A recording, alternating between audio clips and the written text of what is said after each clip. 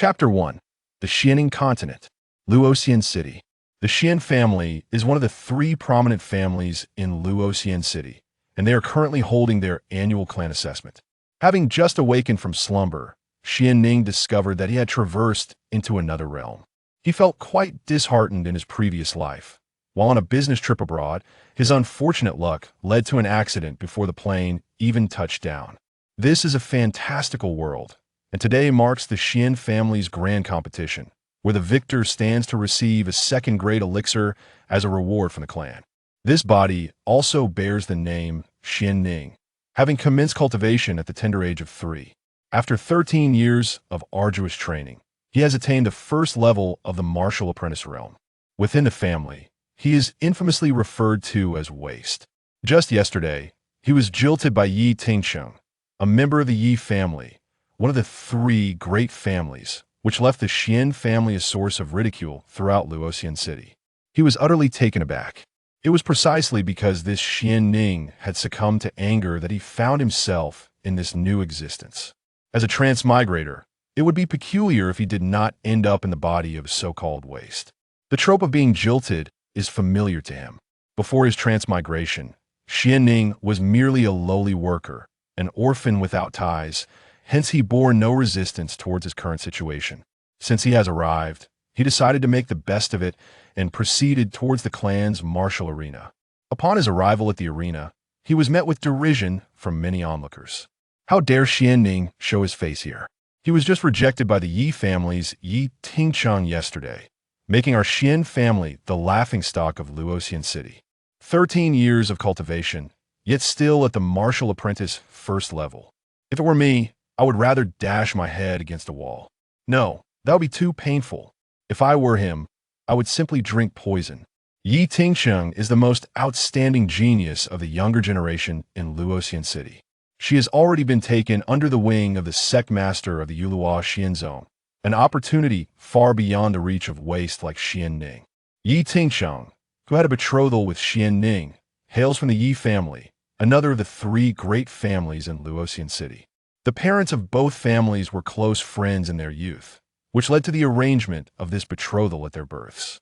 However, after Xuanning's parents went missing 10 years ago while searching for medicinal materials in a place called the Fallen Demon Valley, the relationship between the two families gradually soured.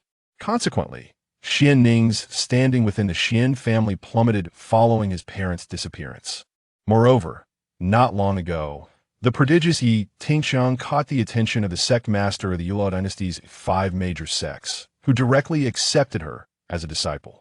Thus, the Yi family seized the opportunity to annul the engagement, as such a paragon would never condescend to marry someone like Xuanning. The annulment dealt a severe blow to the family's reputation.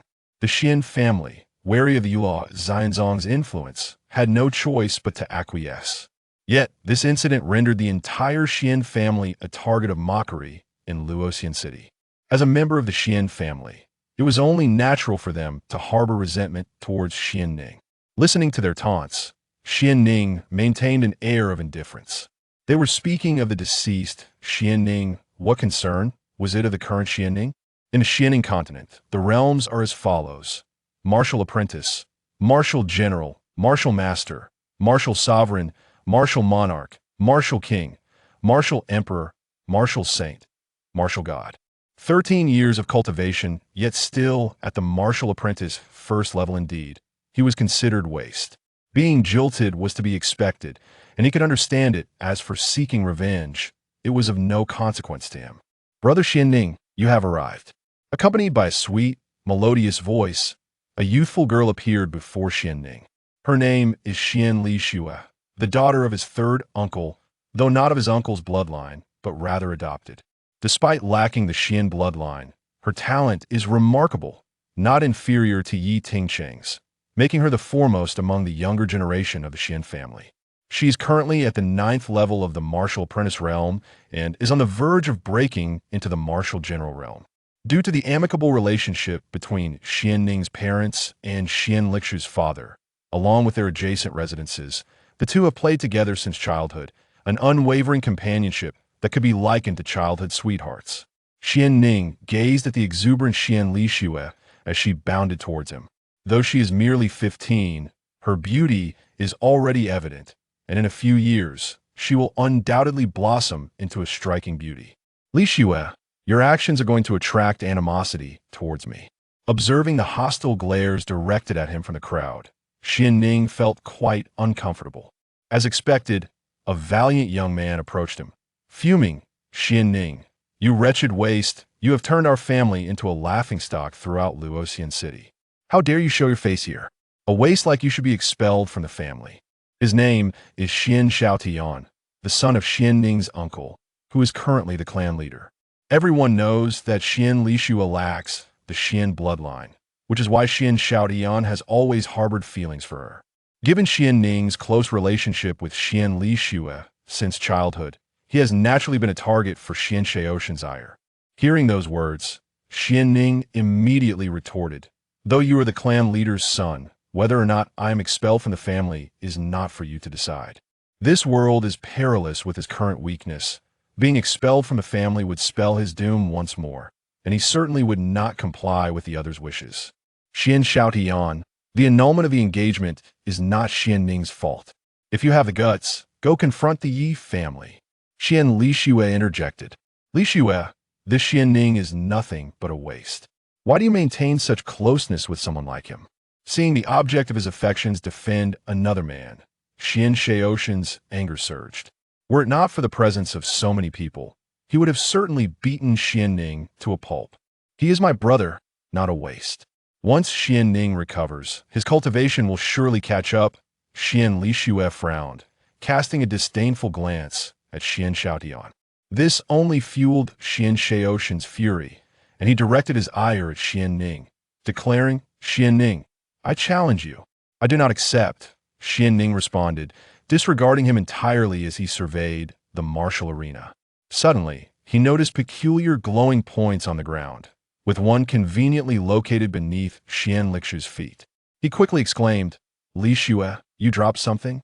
Xuan Li Xue looked down, but saw nothing pouting. She gazed at Xuanning and said, Brother Xuanning, you were just trying to make me laugh. There's clearly nothing there. Nothing? Now it was Xuanning's turn to be astonished. No items? What about those glowing points? Why can't they see them? Are they blind? Then, a spark of realization ignited within Xuanning. Could this be my golden finger? His heart raced with excitement, and his hands trembled as he stealthily approached to pick up the glowing point from the ground. Strength 1. Xuanning was taken aback. What does this mean? How do I utilize this golden finger? As soon as he contemplated this, the glowing point in his hand vanished. He suddenly felt a surge of strength, leaving him thoroughly astonished. Immediately, he shifted his gaze to the other glowing points scattered around the arena, excitedly circling the area to gather them, indifferent to the strange looks cast at him by others. Strength 1. Cultivation 3. Speed 0.1. Stamina 1. Cultivation 5. Cultivation 2. The more Xuanning collected, the happier and more amazed he became. He discovered that the most frequent drops were cultivation points, which could be used to enhance his realm. He was astounded. This meant he only needed to gather cultivation points to elevate his realm. After a flurry of collection, he had amassed dozens of cultivation points. This is martial skill. He picked up a skill called Mountain Split Fist, astonished that even this skill could drop. This is a low-grade, human-level martial skill. He immediately activated it, realizing that Mountain Split Fist had been added to his skills, and his mind was filled with techniques for its use. Not only that, but he also discovered a space had opened up for him to store items, which would expand as his strength grew. Onlookers watched in bewilderment as Xuanning expertly maneuvered on the ground, as if he were picking up money. Brother Xuanning, what are you doing? There's nothing on the ground. Xuan Li Xue observed closely, unable to see anything. It's nothing, I lost something and wanted to see if it was on the ground, Xuanning explained. The clan disciple scoffed, believing he was merely seeking attention, casting him disdainful glances. Yet, Xuanning paid no heed to their thoughts. He used all the attribute points he had collected, reveling in the newfound strength coursing through his body. He realized he could elevate his realm and began consuming cultivation points to do so. His realm surged to the second level of the martial apprentice. His realm advanced to the third level of the martial apprentice. He continued until he reached the 5th level of the martial sovereign before finally pausing. At that moment, a figure appeared at the edge of the martial arena. He gazed at the peculiarly behaving Xuanning, furrowing his brow as he declared, "Xuanning, by the family's decree, should you fail to secure a position within the top 10 in this clan competition, you shall be expelled from the family, never to set foot in the Shien household again." The speaker was Xian Yu, one of the elders of the Shien clan. In terms of familial relations, he was Xuanning's 7th uncle. However, the words he uttered were devoid of warmth. How outrageous! Xuanning's temper flared upon hearing this. The members of the Shien family were shockingly pragmatic, showing no regard for familial bonds. Was it merely a matter of the top 10? Let the competition commence. With the awakening of his unique abilities, Xuanning felt a surge of confidence. Is it truly permissible for such a decision to be made? Does it not seem rather rash? Xian Lishui promptly interjected. This is a matter of great import for the family, and it is not within the purview of a junior to meddle. The decision has been made and is irrevocable, Xian Yu replied dismissively, waving his sleeve without a glance at the two.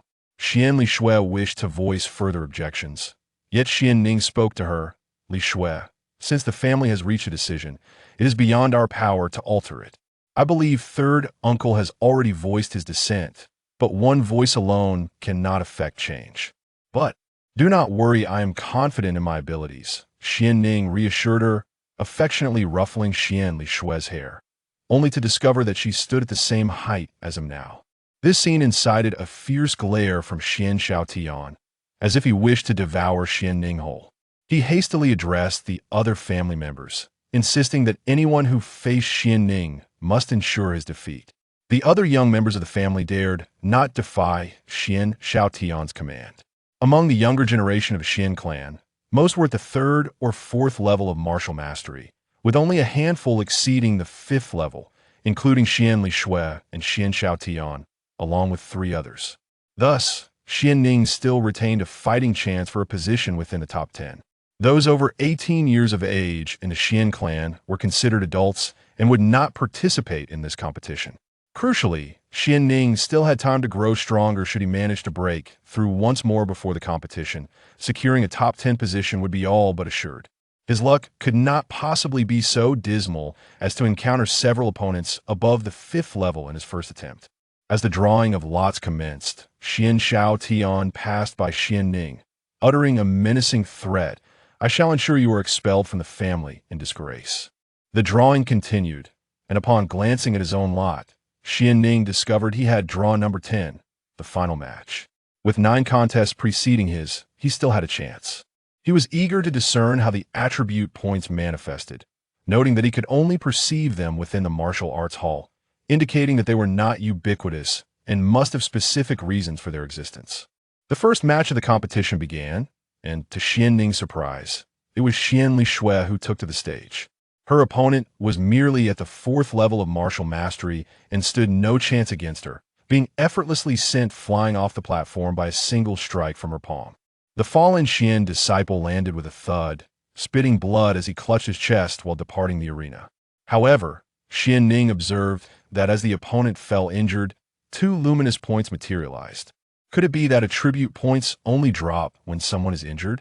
He hurried over to collect the points that had appeared on the ground. Cultivation 10. Health 12. Astonishingly, such a significant amount of cultivation points had dropped. Was it possible that these attribute points would diminish over time until they vanished completely? This was something he would need to validate. Moreover, he had gained an additional attribute, health. Xuanning mused. If his health were to reach a substantial level, it would require considerable effort to bring him down in a fight.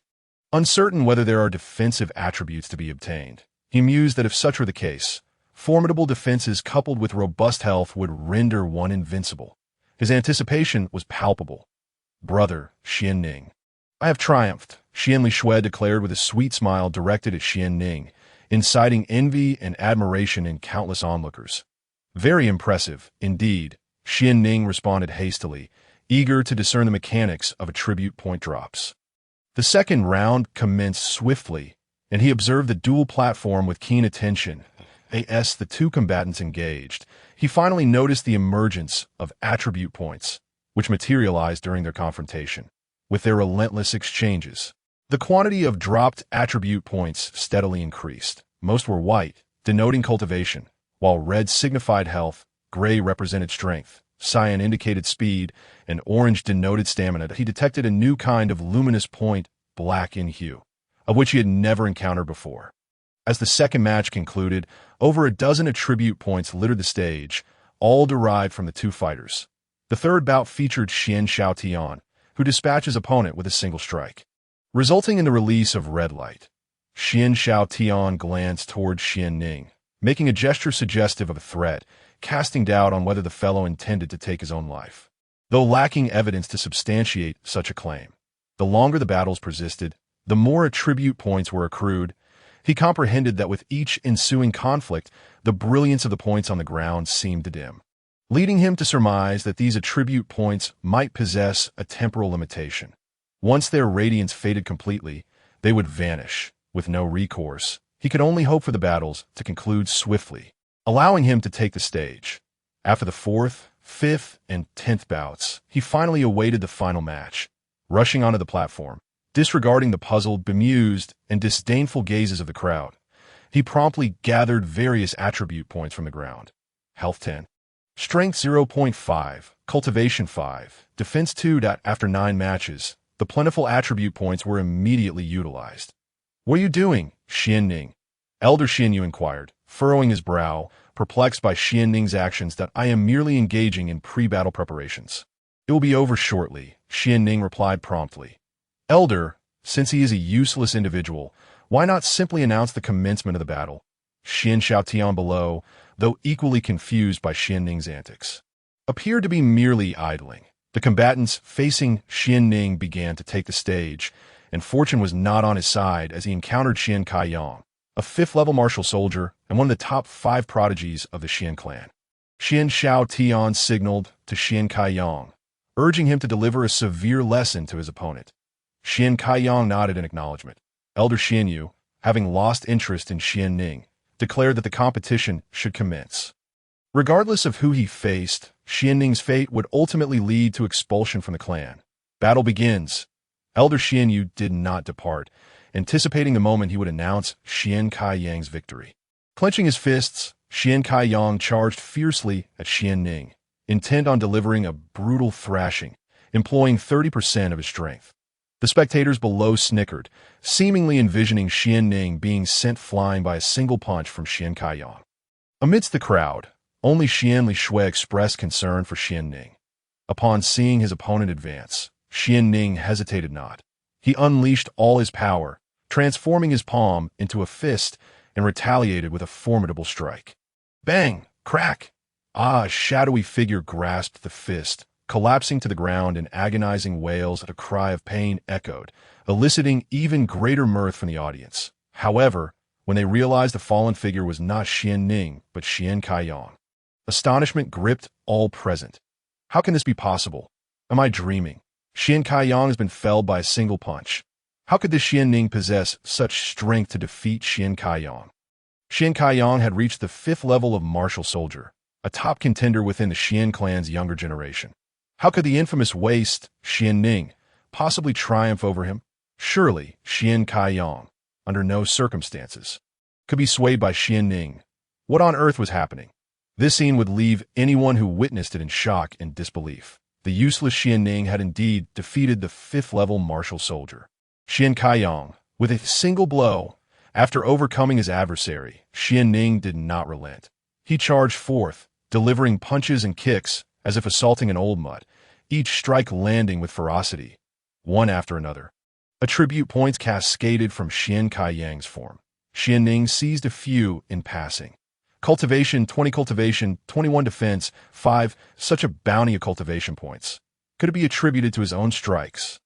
Xuanning pondered. He intensified his assault, increasing his speed to maximize the yield of attribute points. Stop. After his initial shock, Elder Xianyu, witnessing Xuan Caiyang's dire state, urgently intervened. Upon hearing this command, Xuanning began to kick Xuan Caiyang. Elder Xianyu's expression darkened as he rushed forward to separate them, exclaiming, "Did I not instruct you to cease?" Xuanning nodded vigorously. "I have stopped. but you did not tell me to stop kicking. Elder Shien Yu's face turned even darker. You. The onlookers were rendered speechless. Only Shien Lishui discreetly stifled laughter, as she seldom smiled unless unable to contain herself. I end this match. Xuanning emerged victorious. Elder Shien Yu, seething with anger, announced the outcome before instructing the clan's guards to assist Xian Kaiyang in seeking medical attention. I truly underestimated you. You have indeed cultivated to the 5th level of martial soldier. Elder Shien Yu regarded Xuanning with newfound respect, astonished by the transformation. While everyone remained stunned by how Xuanning had reached the 5th level of martial soldier, the next round of draws commenced. Xuan Shaotian realized he had lost his opportunity to expel Xuanning from the clan, fixating on Xuanning with resentment. Xuanning concluded gathering the attribute points from the stage and descended from the martial platform. Do not think that defeating Xian Kaiyang ensures your continued place in the clan. Should you cross paths with me, I will make you pay dearly. Xuan Shaotian clenched his fists. Xuanning cast a glance at Xuan Shaotian, offering a disdainful smirk as he departed, uttering not a word, as if dismissing him entirely. You scoundrel! I shall ruin you! Xuan Shaotian fumed, his fists clenched, longing to charge forth and subdue Xuanning 100 times over. Meanwhile, Xuanning had no time to concern himself with his rival. He hurriedly assessed his cultivation points, discovering he was on the verge of a breakthrough. His realm ascended to the 6th level of martial soldier. Suddenly, he had reached the 6th level. The exhilaration was palpable. He anticipated soon breaking through to the 7th level, feeling no trepidation even if confronted by Xuan Shaotian. In the second round, the draws commenced again. Xuanning was the last to take the stage for the 5th match. Xuan Shaotian, in the first match, effortlessly defeated his opponent with a single strike. Now, at the 7th level of martial soldier, in the 3rd match, Xian Lishui faced Shien, who, a 6th level martial soldier, who seemed cognizant that he was no match for her. He commenced with a martial technique. Mountain split palm, yet was effortlessly countered by Xian Lishui, who gently propelled him from the platform with a single palm strike. From this encounter, a purple attribute point emerged. Xuanning was elated. For the purple luminescence signified a martial technique. He hurriedly approached to collect it. Mountain split palm, this was the martial technique utilized by Xian Hu, yet he had already learned it. He wondered if he could still acquire it. He then attempted to use it, discovering it was possible as the martial technique attribute faded from his grasp. Mountain split palm LV2, he was astonished. Martial techniques could indeed be upgraded. He opened his attribute list. Life, 240, Strength, 20, Speed, 5.1, Constitution, 18, Stamina, 14, Defense, 16, Realm, Martial Soldier of the 6th Heaven, Cultivation Value, 55, Martial Skill, Human Grade Mid-Tier Mountain Splitter Palm LV2. Upon seeing the Mountain Splitter Palm, he was taken aback. This martial skill had originally been classified as human grade low tier, yet it had now ascended to mid-tier. The LV2 designation following the martial skill indicates its level within the human grade mid-tier. With his current realm, coupled with these additional attribute enhancements and a Mountain Splitter Palm LV2, he possessed absolute confidence in battling against Xuan Shaotian, who was at the 7th heaven. However, he remained unaware of what hidden cards his opponent might hold. As the 5th match commenced, Xuanning ascended the stage once more, beginning to collect the attribute points scattered on the ground. Strength 1, Cultivation Value 5, Constitution 2. The onlookers from the Shien family were filled with confusion. Previously, Xuanning had engaged in a similar chaotic search of the heir, which had resulted in his victory over Xian Kaiyang. They were oblivious to the extraordinary technique Xuanning employed. This time, his opponent was merely a martial soldier of the 5th heaven. After gathering all the attribute points, Xuanning broke through again, advancing his realm to the 7th heaven of martial soldiers. A powerful sensation surged through his body once more. As the battle began, his opponent launched a punch toward Xuanning that he deftly sidestepped, then delivered a powerful strike to the opponent's back, knocking him down and unleashing a flurry of punches and kicks. Attribute points erupted from his adversary. Stop! The battle is over, Shien Yu called out urgently. Only then did Xuanning cease his assault, swiftly collecting all the attribute points from the ground before departing the martial arena. Once again, they could not comprehend the extent of Xuanning's strength. Now, only 5 remained. Xuanning had ascended to the top 5 within the clan, leaving everyone astonished. When had this Xuanning transformed from a waste into such a formidable force? In the third round of the draw, Xuan Lixue received a bye. During the first match, Xuanning did not see Xuan Shaotian take the stage. He was set to face Xuan Shaotian next. Xuanning, you won to be so fortunate this time. Xuan Shaotian hissed at him that I have always been lucky. Xuanning replied with a smile. Unfazed, in the first match, Shien Tianhua of the Sixth Heaven emerged victorious. With only a few attribute points falling to the ground. Before Shien could speak, Xuanning leapt onto the martial stage, collecting the points. Cultivation value 15, strength 2. Soon after, Xuan Shaotian ascended, sneering as he addressed Xuanning. This time, I will cripple you and cast you out of the family. I am not Xian Kaiyong. I will not grant you the slightest chance. Xuanning remained silent. After all, one should not stoop to the level of a dog.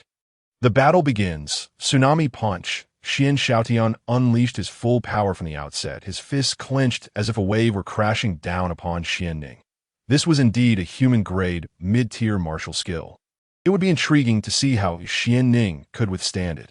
He could not possibly be Xuan Shaotian's match, for Xuan Shaotian was a powerful warrior of the Seventh Heaven, rumored to be on the verge of breaking into the Eighth Heaven. Xuanning felt an immense pressure, but wasted no time in employing the Mountain Splitter Palm. Mountain Splitter Palm, the two closed in rapidly, their fists and palm colliding violently. Everyone understood that the Mountain Splitter Palm was merely a human-grade low-tier skill, incapable of rivaling the mid-tier Tsunami Punch. However, after the two strikes met, Xuan Shaotian surprisingly staggered back several steps, his fist trembling slightly. Meanwhile, Xuanning stood there completely unscathed. How could this be possible? Xuan Shaotian's human-grade mid-tier martial skill was unable to overcome Xuanning's low-tier skill. Heavens, what was unfolding? Surely this was not a dream. The crowd was astounded. Xuan Shaotian was of the Seventh Heaven realm, and with a human-grade mid-tier martial skill, he was still repelled by his opponent. What extraordinary power did Xuanning possess? Xuan Lixue gazed with wide eyes in disbelief. Could it be that her brother Xuanning had fully recovered? Even elder Xianyu exhibited surprise, his gaze fixed thoughtfully upon Xuanning. Xuanning had truly surpassed everyone's expectations that I refuse to believe it. Xuan Shaotian clenched his fists, his face a stormy shade, his brows furrowed in disbelief. How could he accept that his mid-tier martial skill could be countered by Xuanning's low-tier skill? Xuanning, however, had no time to concern himself with Xuan Shaotian's turmoil. He focused on the ground 2 meters ahead, where a purple glow of attribute points shimmered. This was precisely what had erupted from Xuan Shaotian when he had retreated. Xuanning quickly advanced, and Xuan Shaotian, thinking Xuanning was about to attack, hastily assumed a defensive stance. Yet, Xuanning merely crouched down and collected the attribute point from the ground. Tsunami Punch 1. Learning Tsunami Punch LV2. The knowledge of the Tsunami Punch flooded into his mind, as if he had trained it for an extended period. So afraid of me. Xuanning cast a disdainful glance at his opponent, which incensed Xuan Shaotian. Once, such a look had been directed at Xuanning. Now, it was turned back upon him. How infuriating! He charged forward, his aura brimming with aggression as he attacked Xuanning once more. At this moment, Xuanning's strength had far surpassed his opponent's. Apart from his inherent realm, he had amassed numerous attribute points, a significant advantage Xuan Shaotian lacked. Without hesitation, Xuanning summoned all his power and, under the astonished gazes of the crowd, unleashed a mighty punch. Tsunami Punch. As the punch was thrown, the spectators' eyes widened in shock, exclaiming, "Impossible! What? He can also use the Tsunami Punch." No way, this was a human-grade mid-tier martial skill. When had he learned it? Under the astonished gazes, Xuanning's punch struck Xuan Shaotian squarely in the chest, sending him crashing to the ground. Puffed. Xuan Shaotian coughed up blood, lifting his head slightly, his expression a tumultuous mix. His face pale before he collapsed. Xuanning moved forward, but was intercepted by Elder Xianyu. Xuanning wins? Oh yeah, among the dozens of spectators, only Xuan Lixue cheered, creating an oddly discordant scene. After Xuan Shaotian was carried away, Xuanning stepped forward to collect the life attributes that had been expelled. Life 50. The addition of 50 life points revealed the extent of damage he had inflicted upon Xuan Shaotian. As Xuanning descended from the stage, the expressions of those around him had shifted dramatically. No longer were they filled with disdain and derision, but rather astonishment, shock, fear, and even dread. Many averted their gazes, stepping back, for they had previously sided with Xuan Shaotian, having bullied Xuanning mercilessly. Xian Lixue rushed forward, addressing Xuanning. Brother Xuanning, is it because they intended to expel you from the family that you no longer concealed your strength? How could you be so powerful without my knowledge? Xuanning was taken aback. This little girl was incredibly considerate, even providing a rationale for him. I simply did not wish to reveal myself. It does not imply I would allow myself to be bullied. Since Xian Lixue had already devised an excuse for him, he felt compelled to play along. It dawned on everyone that Xuanning had indeed been concealing his prowess all along, and he had done so quite profoundly, achieving such a realm by the age of 15 and defeating Xuan Shaotian with a single move. What talent! Where was the waste in that? Then why didn't you go out to clarify things with the Ye family yesterday? Allowing them to insult you so? Xian Lixue inquired, confused, because I don't particularly care for Yi Qinshang, and I hadn't even seen her face. Since they wished to dissolve the engagement, I merely facilitated their desire. Is that not a win-win? Xuanning replied. The crowd fell silent, realizing why Xuanning had refrained from appearing yesterday. He had indeed sought to nullify the engagement. They comprehended instantly. Nevertheless, the repercussions of this incident on the family were still quite significant. However, once the events of today circulate, the residents of Luoxian City will undoubtedly redirect their attention towards Xuanning. What realm has brother Xuanning attained? Xian Lixue inquired with curiosity. Everyone else perked up their ears, equally eager to ascertain his current level of prowess. Am I not merely a martial disciple of the first stage? Xuanning replied. Brother Xuanning, you still refuse to divulge your true strength.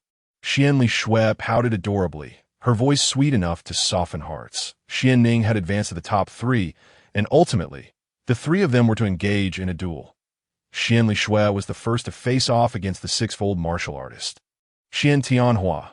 After a few exchanges, she emerged victorious in the second match. Xian Lixue squared off against Xuanning, who, after collecting his attribute points, declared, I concede. Brother Xuanning, Xian Lixue gazed at him. I would never bully my own sister, Xuanning assured her. Following her exit, Xuanning prepared to confront Xian Tianhua. Rather than swiftly dispatching his opponent, Xuanning opted to land blow after blow, intent on extracting as many attribute points as possible. Cultivation value increased by 12. Cultivation value increased by 15. Strength increased by 1. Constitution increased by 2. I concede, Xuan Shaohua exclaimed, his body aching, realizing that Xuanning was toying with him and he could no longer endure the torment. Xuanning secured second place in the clan's grand competition, and the family rewarded him with a bottle of first-grade body refining pill. Xuanning departed the martial arts hall with Xian Lixue.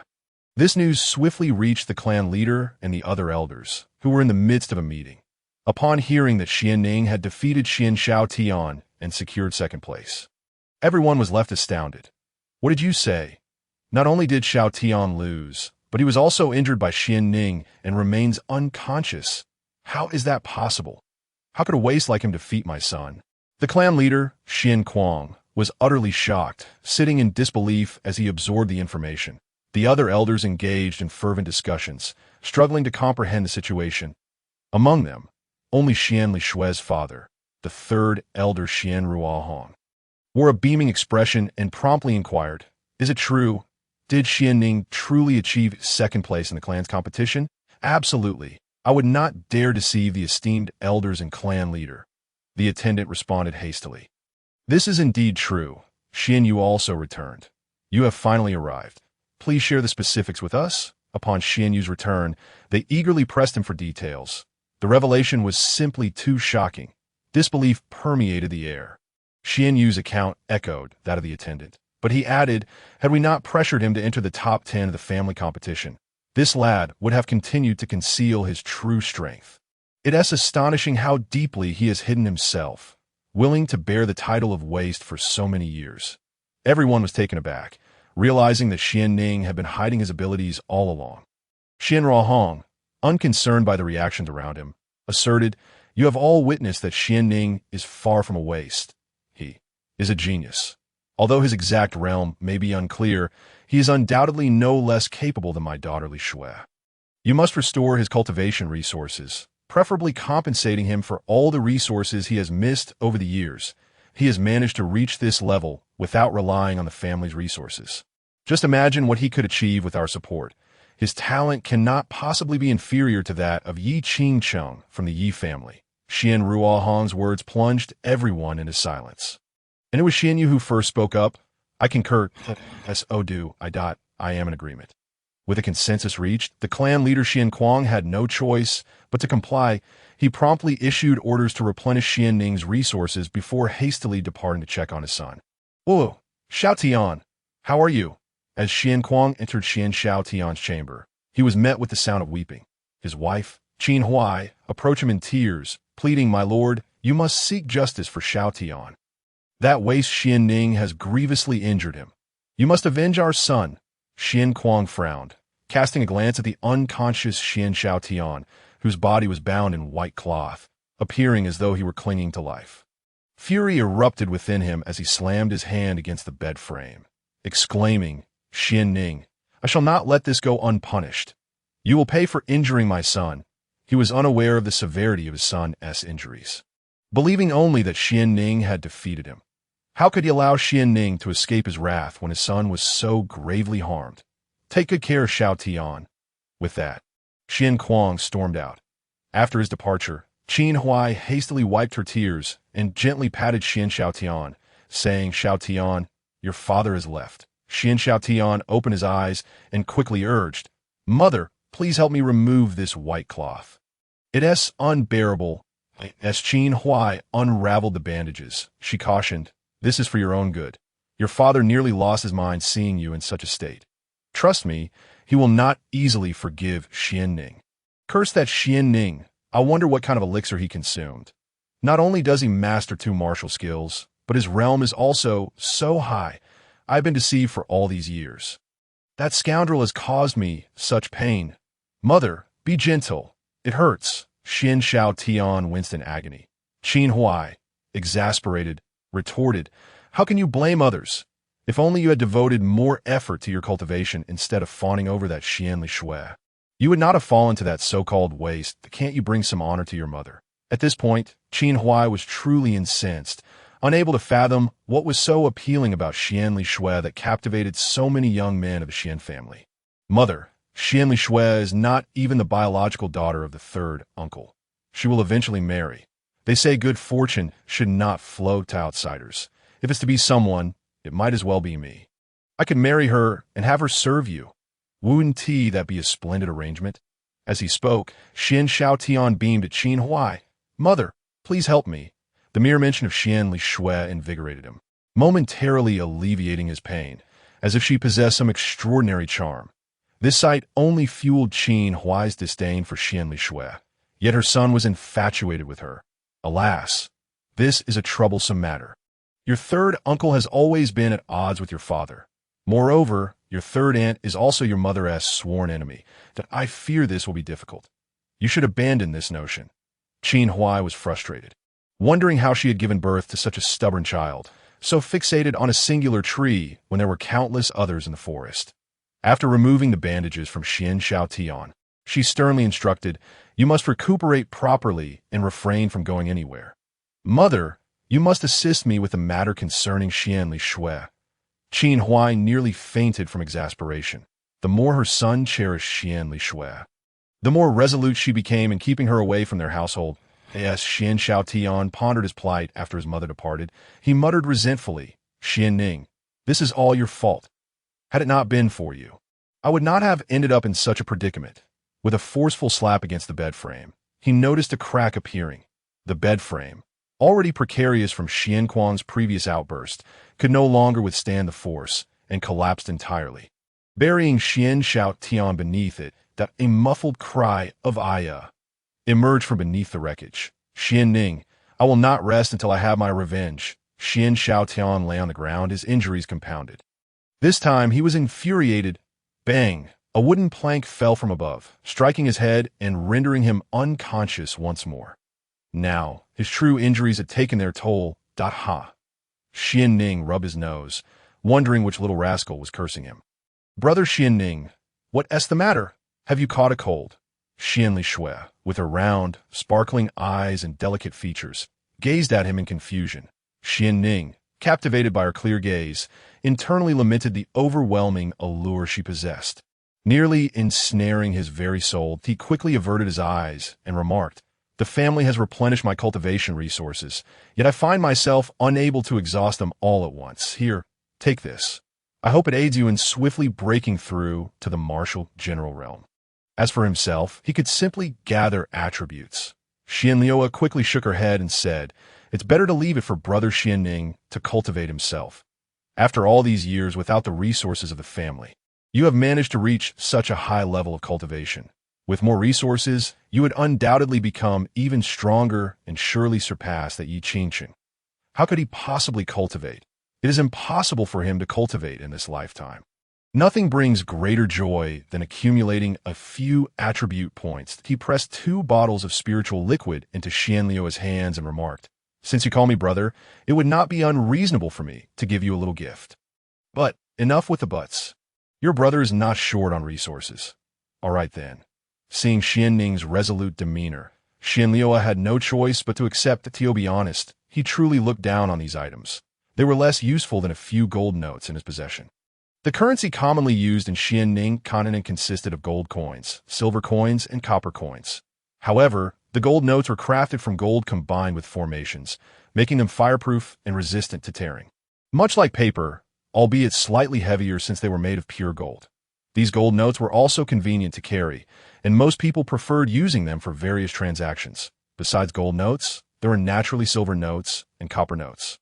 1 gold note equaled 10 silver notes, which in turn equaled 100 copper notes. These notes could all be exchanged for gold coins, silver coins, and copper coins at various banks. Over the years, the family had only supplemented him with 100 gold notes, equivalent to 10,000 copper notes, which was rather meager. Nevertheless, it was better than having nothing, and he certainly would not return it. He had his own plans ahead. He intended to leave the city and venture into the beast forest, which was teeming with beasts, where fierce battles were not uncommon. He believed that within the depths of the beast forest, he would certainly make greater gains. However, this matter could not be known to others, not even to Xianliuo. Moreover, he needed her assistance in keeping it a secret, lest Xuan Shaotian seek an opportunity to harm him outside the city. Thus, he began to devise a meticulous plan. Xuanning ate tea that moment. Someone arrived at the door. It was Xian Ruohong, who greeted Xuanning with a beaming smile, saying, "Well done, young man. You have hidden your talents so deeply that even Xuan Shaotian was defeated by you. And you secured second place in this family competition. Truly impressive, father," Xianliuo greeted politely. "Third uncle," Xuanning responded respectfully. Among the entire Shien family, only third uncle's family treated him the best, ever since his parents went missing. They had taken care of him since childhood. Come. Today, when your third aunt heard that you won second place in the family competition, she was overjoyed and specially prepared a feast to celebrate. "Thank you, third uncle." The group began to celebrate their achievements in the family competition. Third uncle's wife, Lu Yu, cherished Xianliuo dearly, treating her as if she were her own daughter, and similarly cared for Xuanning as if he were her own son. Both Xuanning and Xianliuo excelled in the family competition, bringing immense joy to Xian Ruohong and Lu Yu. Lu Yu had prepared a sumptuous feast to commemorate their accomplishments. "Ninger, you truly astonish me by securing second place in the family competition. If your mother knew, she would undoubtedly be thrilled for you to..." As Lu Yu spoke, she realized she had misspoken and quickly turned to Xuanning, saying, "Ninger, I believe your parents are still alive. They will return eventually." Xuanning smiled faintly, unconcerned, and replied, "Third aunt, I am fine. So many years have passed.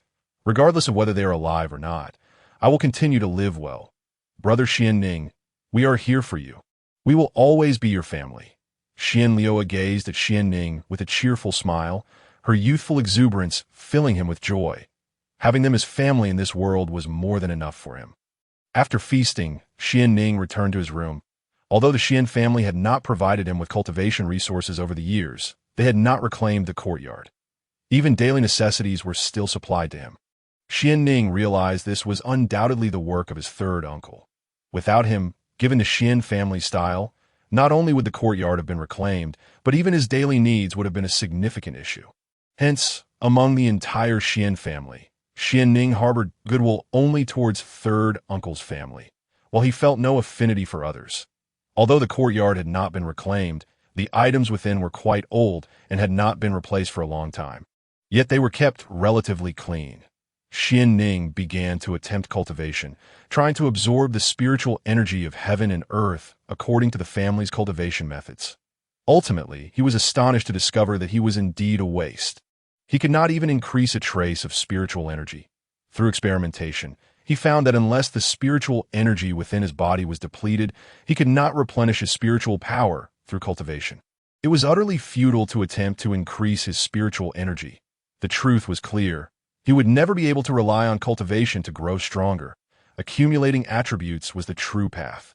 Well, this is fine. I never intended to rely on cultivation to grow strong anyway. Xuanning chuckled, unconcerned. Possessing a golden finger, whether he could cultivate or not, was of little importance, since he planned to leave the Shien family and venture into the beast forest. It was essential to prepare the necessary supplies. Dry rations and clean water were indispensable. Fortunately, he still had the system space, capable of storing many items. He was uncertain how long he would be away. So he prepared an ample amount of seasonings. A traveler. The essential skill of barbecuing could not be overlooked. After all, it was a simple skill. Once the animal's entrails and fur were removed, one could easily start grilling. Having prepared all these, he planned to set out early in the morning. Late at night, while Xuanning was awakened to relieve himself, he suddenly noticed that the door of his courtyard had been pried open. Could it be that little rascal Xian Lioa? Xuanning's first thought was of her, for in the past, Xian Lioa had played similar pranks on him. He stealthily hid, intending to scare her. However, to his surprise, the intruders were not Xian Lioa, but others. The group consisted of Shien family members, and among them was a familiar face, Xian Caiyang. Yet, each of them wielded wooden sticks, clearly up to no good. These individuals were sneaking about, evidently plotting to ambush him. Thankfully, he had caught sight of them. Otherwise, he would have suffered a beating. It seemed the lesson from the day was not enough. Xuanning smirked. Dealing with him would not be so easy. He guessed that these individuals were sent by Xuan Shaotian, as they were clearly acting under his orders, coming under the cover of night to seek revenge. Since they had arrived, he ought to provide them with a little welcome gift. Xuanning chuckled and began to prepare. The group stealthily approached Xuanning's courtyard, muttering, "This Xuanning truly has a charmed life. Living alone in such a large courtyard. Who made him a son of the second elder? What a pity he has been missing for so many years. He is probably dead by now. Indeed, if it weren't for the third elder, this courtyard would have been reclaimed long ago. It's ridiculous that Xian Lioa has always been friendly with Xuanning. I can't understand what is so good about that guy." They spoke enviously. Xian Caiyang quickly interjected, "Keep your voices down. Don't wake up that guy Xuanning. It's late, and he must be sleeping like a pig. All right, let's hurry and complete the task assigned by Xuan Shaotian and leave this place." They swiftly moved toward the courtyard, and then Xian Caiyang halted the others, asking, "Which of you knows which room Xuanning is in?" The others exchanged glances, and not one of them knew. "Never mind. The courtyard is not that big. There are only a few rooms he could occupy. Let's search each one carefully, but be quiet so we don't wake him." After discussing, they began to creep toward one of the rooms. In the shadows, Zhou tossed a small stone at one of them. Xian Caiyang felt a tap on his back, turned, and frowned at the others, saying, "Don't make a fuss." The others, perplexed, exchanged glances, and soon one of them struck Xian Caiyang again. Igniting his ire, he muttered under his breath, "Why are you hitting me?" The others quickly shook their heads, insisting, "We didn't hit you." They exchanged bewildered looks, and one among them, his expression darkening, remarked, "Could it be a ghost?" Xian Caiyang promptly smacked the other's forehead and retorted, "If it were a ghost, would Xuanning still be alive? Think a little, will you? No need to panic. Let us hasten inside and finish off Xuanning." "This place gives me the creeps," suggested one of them. They all agreed, cautiously pushing open the door to a room. only to find no signs of habitation. Meanwhile, Xuan had already entered his own room and leapt onto the eaves. The group soon ventured into another room, ultimately arriving at Xuanning's quarters. Upon opening the door, they advanced towards the bed, and Shien Kaiyang gripped his wooden stick tightly, relentlessly striking the figure concealed beneath the quilt. Believing it to be Xuanning, the others quickly followed suit, battering the quilt with their own sticks while exclaiming, "Let us see you be so arrogant now. We'll beat you to a pulp." It was not long before Shien Kaiyang sensed something amiss. "Stop," he commanded. He then yanked off the quilt, revealing a pale paper figure. One of them screamed, "A ghost!" This sudden revelation startled them, causing two of the group to cling to each other in fear. "Ghost? Nonsense! It's merely a scarecrow covered in white paper," Shien Kaiyang observed closely and quickly exclaimed. The others breathed a sigh of relief, relieved it was not a ghost. To their astonishment, Xuanning had evidently prepared for such an encounter. What a cunning fellow! They were incensed that their nocturnal ambush had failed, never anticipating Xuanning to be so vigilant. Just then, a chilling wind swept through the room, forcefully shutting the door behind them. "What is going on? Why did the door close all of a sudden?" one questioned. "Must be the wind." That moment, the door unexpectedly swung open again. The group's expressions turned grave, and one, trembling with fear, suggested, "Shall we leave? We can just tell young Master Shien that the mission was a success. He is asleep and knows nothing that I concur." They agreed, preparing to depart. However, Xuan suddenly appeared before them, his hair disheveled, clad in white, and hanging upside down in midair. The eerie atmosphere, coupled with Xuan's startling presence, thoroughly terrified them. "A ghost!" they cried out, utterly petrified, scrambling for the exit in a frenzy. Xuanning, observing their sheer terror, could not help but scoff, thinking it ridiculous that these cultivators still believed in ghosts and spirits. What a disgrace! Before long, a striking figure rushed into the room, calling out, "Brother Xuanning!" Xuanning turned, startling Xian Lixua, who nearly cried out in alarm. Upon realizing it was Xuanning, she quickly asked, "Brother Xuanning, why are you dressed like that in the middle of the night? You almost scared me." "It's because young Master Shien sent people to ambush me, so I thought I'd defrighten them instead," Xuanning replied. Upon hearing this, Xian Lixua exclaimed, "Brother Xuanning, such a thrilling event should have included me. I've missed out on a grand spectacle." Imagining the earlier screams, she could easily picture the terrified expressions of those men. "All is well now. You should return to rest," Xuanning advised. "You too, Brother Xuanning. Rest well," Xian Lixua said as she departed. Given how frightened Shien Kaiyang and his companions were, they would certainly not return. Yet, Xuanning was aware that within his family, there were many formidable cousins, older and far more powerful than Shien Kaiyang and his group. Some of them were quite close to young Master Shien. If it were those cousins sent by young Master Shien today, he might have to seek refuge in his uncle's courtyard.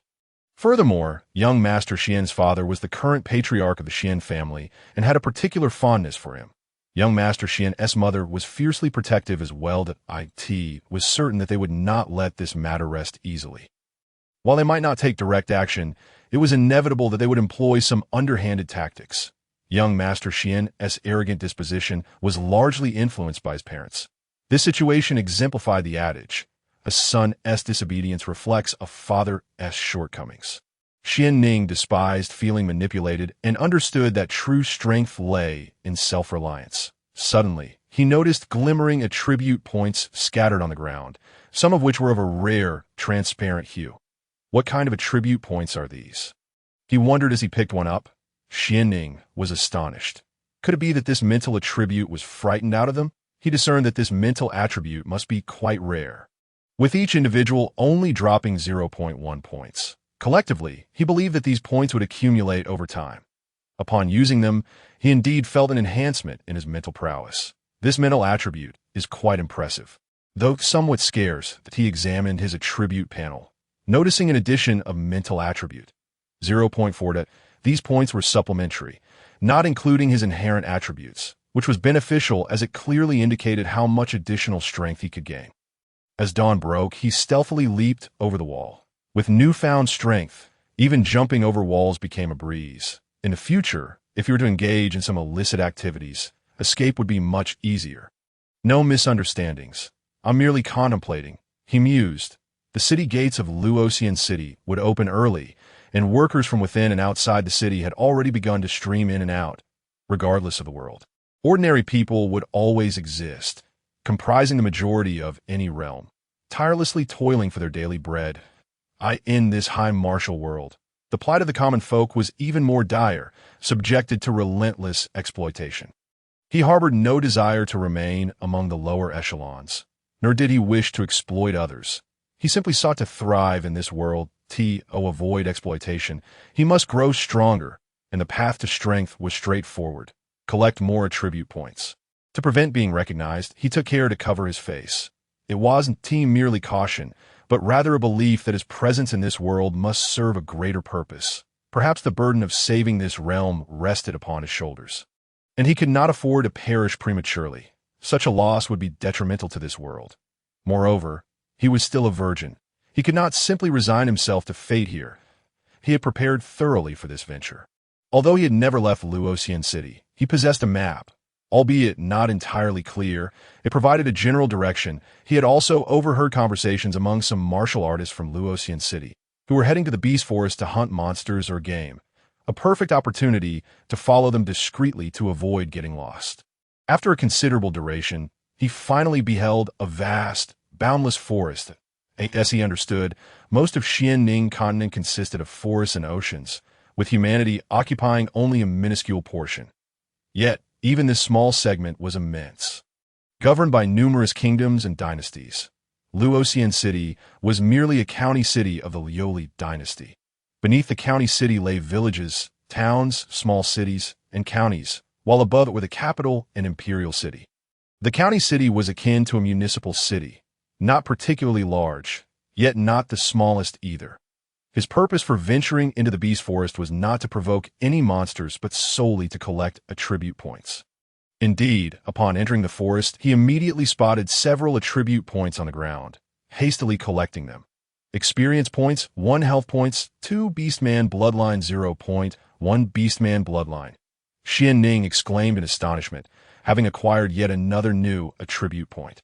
This was likely intended for awakening bloodlines that he had utilized all the attribute points and, to his astonishment, discovered an additional bloodline attribute. Bloodline 0, accompanied by percentage. The 0 point 1 of the barbaric beast bloodline was insufficient to awaken his latent potential. It is said that those endowed with extraordinary talents are destined to awaken formidable bloodlines or innate gifts. Although I possess no such qualifications, I believe that by collecting more bloodline attribute points, I too can awaken a mighty bloodline power. However, he was still unaware of the quantity of bloodline attribute points required for awakening. Yet this realization sparked a motivation within him. Once his bloodline reached 100, the answers would come naturally. The beastly forest was perilous, and he treaded carefully, ever vigilant even while gathering attribute points. Although encounters with beasts were not common, the forest was fraught with danger, and he understood that while attribute points were plentiful, his life was singular and precious, necessitating caution. Despite the abundance of attribute points in the forest, they were often meager, with most yielding only fractions of a point. It seemed these points had been in existence for far too long, resulting in scant rewards.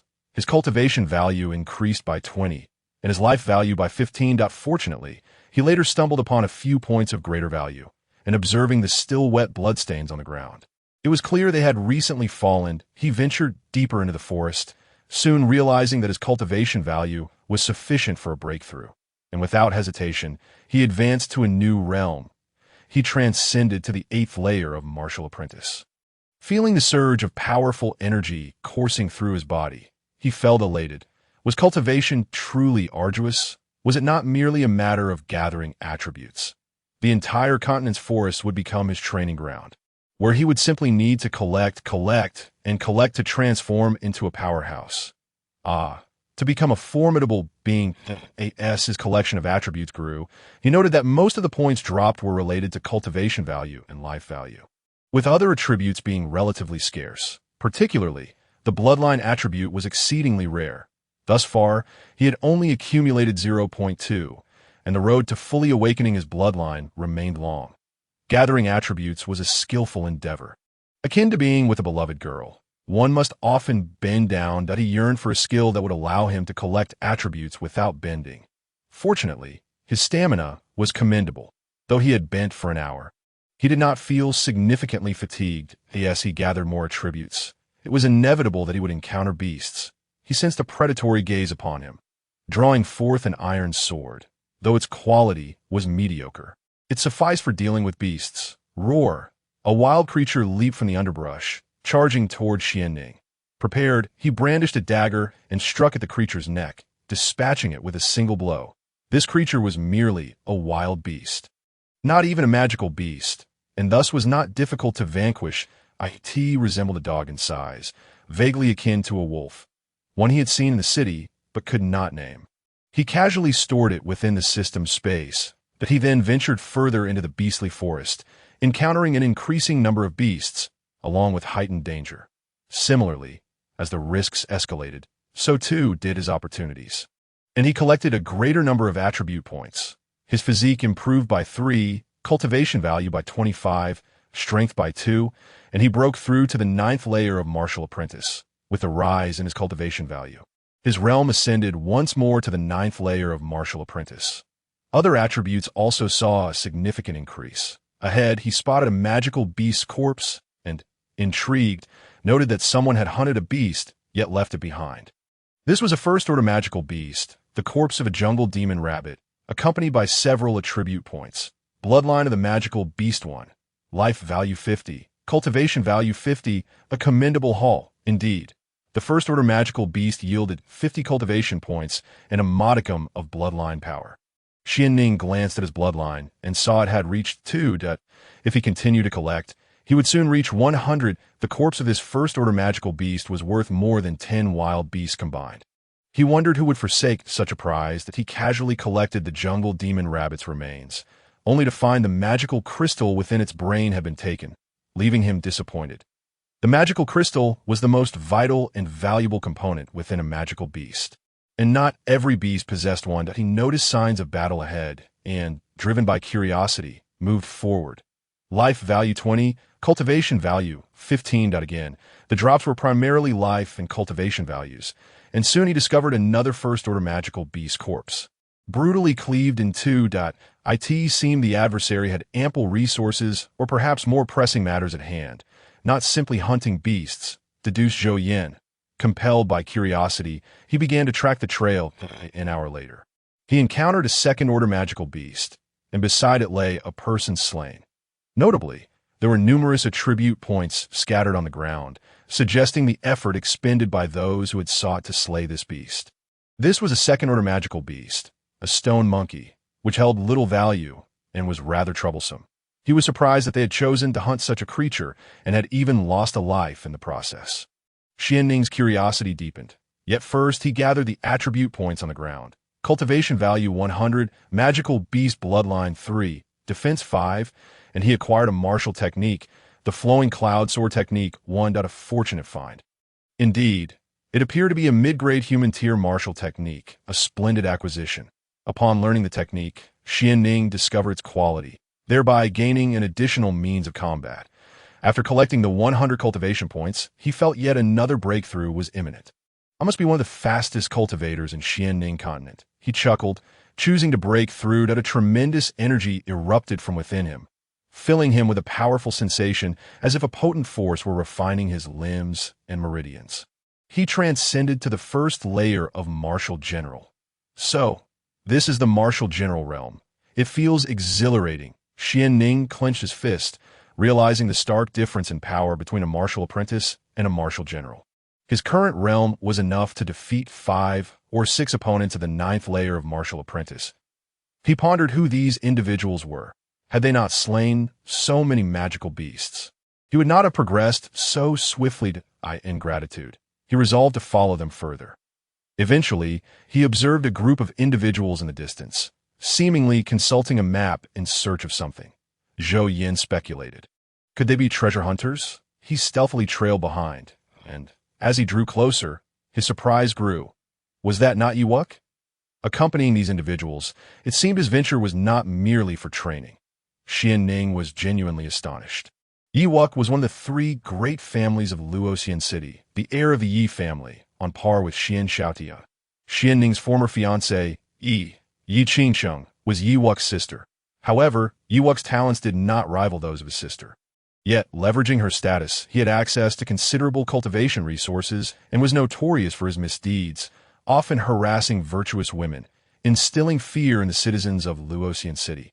Although Xuan Shaotian was arrogant, he dared not act with impunity, as Yiwuk did. The primary reason for Xuan Shaotian's restraint was the absence of a powerful sect backing him. With his enhanced abilities, he heard the conversation among the group. After all this time, why have we not yet found the location?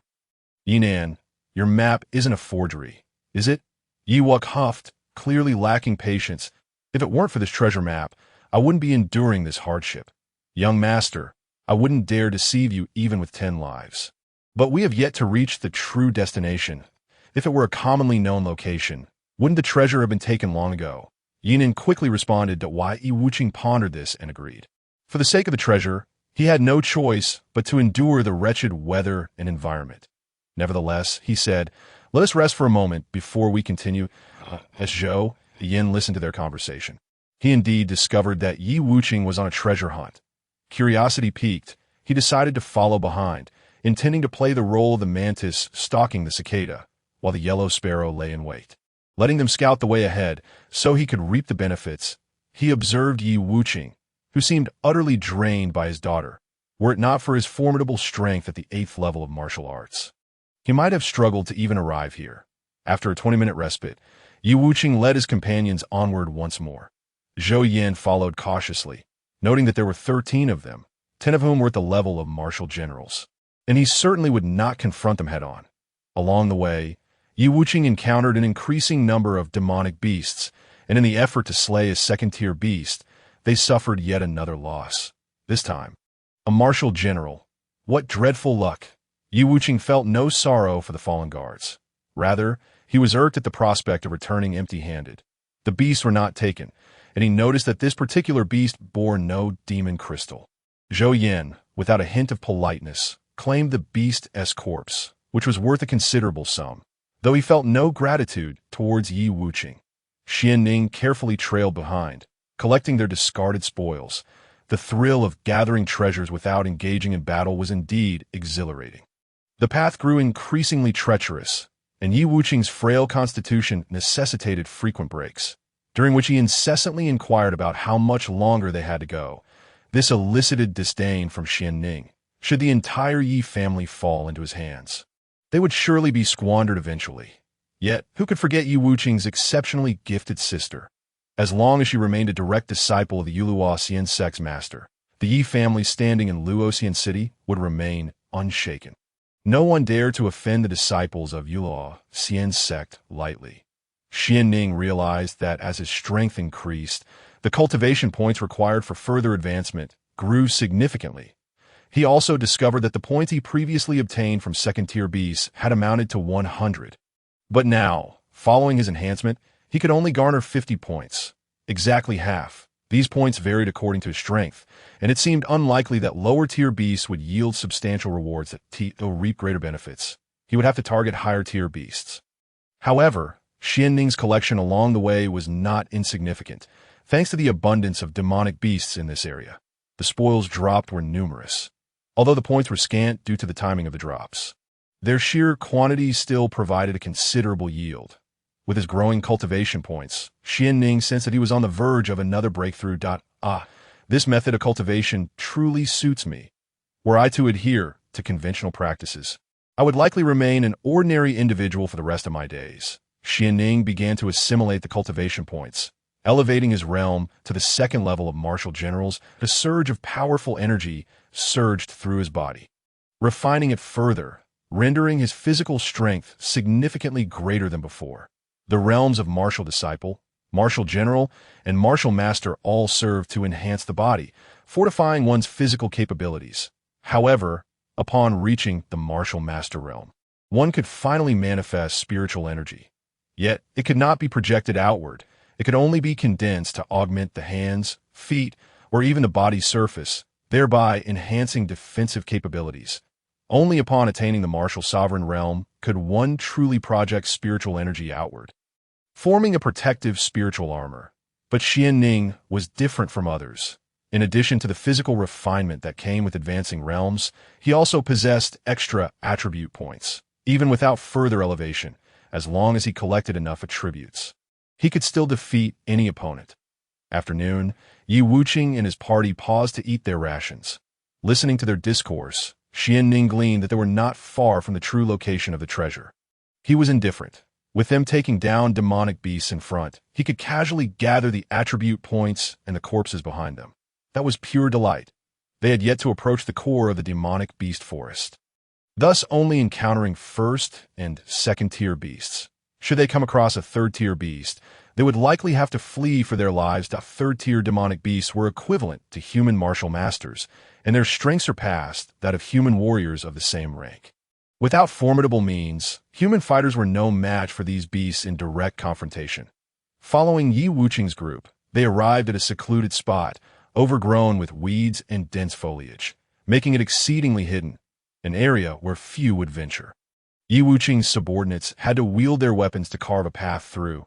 This place was indeed quite obscure, and an ordinary person would have no reason to come here, which afforded the treasure an added layer of security. It was precisely because of such concealment that the treasure had remained hidden until now. Otherwise, it would have long since been claimed by others. They meticulously searched for the cave entrance, and Ye Wuqing vowed that if he were to acquire something valuable, he would not forget them. Upon nearing the treasure's vicinity, Ye Wuqing let out a sigh of relief. This cursed place he wished never to revisit. Ensure his subordinates would serve him diligently. He made them a promise. He understood the importance of winning hearts, relying solely on his own strength. Surviving to reach this point was already a feat. Ye Wuqing's subordinates began to disperse, seeking the treasure's entrance, while Xuanning concealed himself more thoroughly. With his current strength, he was still not a match for so many adversaries. After a while, Ye Wuqing heard a shout from his subordinate. "Young master, we found a cave here." Upon hearing this, a smile spread across Ye Wuqing's face. The treasure was within reach, and he quickened his pace. That moment, Ye Wuqing felt invincible, believing he could handle all three women. Upon hearing the discovery of the cave, the others rushed toward the source of the shout. Much like vampires drawn to the scent of blood, their faces alight with excitement. The cave was well hidden, obscured by a thicket of weeds that Ye Wuqing beamed at the subordinate. Patting him on the shoulder, "You have done well. If there's treasure inside, I will certainly reward you. Stick with me, and you shall not go unrewarded." "Thank you, young master," the subordinate exclaimed, elated. They existed in this world primarily for wealth. Otherwise, who would risk their lives for Ye Wuqing? Prepared, they lit torches and began to venture inside. Ye Wuqing did not send anyone ahead into the cave, as he believed that such a desolate place would not harbor any other souls. Moreover, he feared potential dangers lurking within, so he remained at the center of the group. Xuanning, observing Ye Wuqing and his companions enter the cave, also contemplated advancing. However, he then spotted a 10-meter-long black-bellied serpent, a second-tier advanced beast, and quickly concealed himself. Daring not to move, he could not afford to be discovered. After ensuring the beast had not noticed him, he breathed a sigh of relief. He then approached the cave entrance, masking his features to avoid unnecessary trouble before stepping inside. The cave was deep. After traversing several hundred meters, he still had not reached the end, nor did he find any signs of beast habitation. Approximately a kilometer in, Xuanning heard Ye Wuqing's boisterous laughter. We truly have found treasure. The Wang's map deserves the credit. Ye Wuqing, will not shortchange you. Upon our return, whatever you desire, I shall grant." "Thank you, young master. All I wish for is Suwa. I hope young master can fulfill this request," Zhuang eagerly replied. "Suwa, my mother's maid? No problem. Upon our return, I shall betroth her to you." Ye Wuqing was quite pleased. After all, a mere maid was of little consequence to him. Besides, he had already had his fill of the one called Suwa and felt no interest in her whatsoever. Indeed, there was treasure hidden in the shadows. Xuanning felt a surge of desire to seize the treasure for himself upon hearing the confirmation. However, he currently lacked the strength to contend with his opponent, so he began to devise a plan. Eureka! Suddenly, an idea struck him. He stepped outside the cave and quickly spotted the previously encountered unicorn black-bellied snake. With a smile, he picked up a stone and hurled it at the serpent. The unicorn black-bellied snake, upon being attacked, straightened its body and turned its gaze towards Xuanning's direction, then charged towards him without hesitation. What incredible speed! Xuanning quickly dashed into the cave, which was relatively spacious and filled with scattered rocks. Once inside, he promptly retrieved a vial of powder capable of masking his presence and sprinkled it over himself before leaping behind a large stone. The entire sequence of actions was executed with remarkable fluidity. As if he were well practiced, he cautiously peered into the passage and observed a dark shadow rushing in. Xuanning couldn't help but grin, thinking to himself, "Ye Wuqing, it's merely your misfortune. Whether you survive from this point onward depends on your own fate." Before long, he heard unexpected sounds of panic emanating from within. "This is bad, a beast." How could a beast suddenly appear? A unicorn black-bellied snake at that. It was a high-level second-tier beast, young master. "Flee. This beast is beyond our capabilities. Damn it. My treasure is still here. Young master, your life is paramount. The treasure 1T vanish. We can always return with more people to retrieve IT. IT appears we have no choice. Protect the young master and leave at once. If anything happens to him, none of us will survive." Xuanning soon heard intense sounds of battle echoing from the depths of the cave, accompanied by several anguished cries. Moments later, a few figures emerged from the cave, looking battered and disheveled. Not long after, a long dark shadow followed in pursuit. The unicorn black-bellied snake was chasing after Ye Wuqing as he made his escape. Once the sound subsided, Xuanning ventured deeper into the cave, discovering abandoned torches strewn across the ground. By the flickering light, he beheld 3 lifeless bodies, each gripping a weapon, all having met a gruesome end at the jaws of the unicorn black-bellied snake. Surrounding them were numerous attribute points scattered about. Do not hold me accountable. This world inherently follows the law of the jungle. Although a twinge of guilt struck Xuanning, he acknowledged the cruelty of his surroundings. He felt no fear towards the deceased. Rather, he experienced a slight discomfort that he forced himself to confront. Such scenarios would become commonplace in his future. He could not afford to cower or falter. His attention shifted to the remaining attribute points, which he gathered up, along with the weapons from the 3 fallen warriors. These 3 weapons were superior to what he currently possessed. He also discovered some gold notes and even a vial of elixir, the nature of which he could not discern, but decided to keep for now. Experience gained, 24. Health points, 18. Defense, 3. Dragon bloodline, 10. The dragon bloodline must have dropped from the unicorn black-bellied snake. Though these bloodlines varied, he could directly utilize them to enhance his bloodline awakening. After consuming the dragon bloodline, his awakening progress reached 30, but only 70 remained until full awakening. Xuanning picked up a torch and illuminated the surroundings, revealing 5 large chests, all of which had been opened. Scattered across the ground were numerous treasures of gold and silver, causing a radiant smile to bloom on Xuanning's face. He was thoroughly elated. Thanks to Ye Wuqing, he had stumbled upon such a windfall. With a beaming smile, he hurriedly collected the treasures into the chest that Ye Wuqing's sister, Ye Qingsheng, had called off their engagement, leading to Xuanning's humiliation. Thus, this bounty served as compensation. He placed all 5 chests into his spatial storage. Fortunately, after each breakthrough in rank, his storage space expanded. Otherwise, he would have found it impossible to carry all 5 chests. He had no time to inspect the contents of the chests. He needed to depart swiftly. Just as he was about to leave, he caught sight of a beam of purple light emanating from a particular spot in the cave. Curiosity piqued, he approached to discover a desiccated skeleton on the ground, next to a purple orb of light. The corpse had evidently been deceased for many years and was now a mere husk. The purple glow signified a martial skill. Could it be that martial skills do not fade with the passage of time? Xuanning was taken aback. His face lit up with joy as he exclaimed, "If this is indeed the case, it would be a most unexpected delight." He collected the purple light from the ground. Wind Control Palm 1, that he was uncertain of the skill's quality, but began to utilize it. Learning Wind Control Palm LV7, A powerful surge of information flooded into Xuanning's mind, detailing various techniques for employing the wind control palm. Upon mastering the skill, his brows shot up in astonishment, and his eyes widened in disbelief. This was, in fact, a low-grade Shien tier martial skill. Shien tier martial skills were exceedingly rare. Even the entire Shien family possessed only 5. Furthermore, the price for Shien tier martial skills was exorbitant, with even the lowest grade fetching no less than 100,000 copper coins. Such skills, upon appearing in Luoxian City, would ignite fierce competition among the various factions. He had heard that the Shien family had acquired 3 Shien tier martial skills through auctions at the Wanjin Alliance Merchant Guild. Moreover, he discovered that the wind control palm not only allowed him to control the wind, but also enabled him to draw items towards himself. This meant he could directly utilize this technique to gather attribute points from the ground without needing to bend down. After thoroughly inspecting the cave and finding no other treasures, he made haste towards the exit. Noticing traces of the unicorn black-bellied snake's movement outside, he skillfully avoided them and proceeded in another direction. Having arrived at this place, he certainly could not leave empty-handed.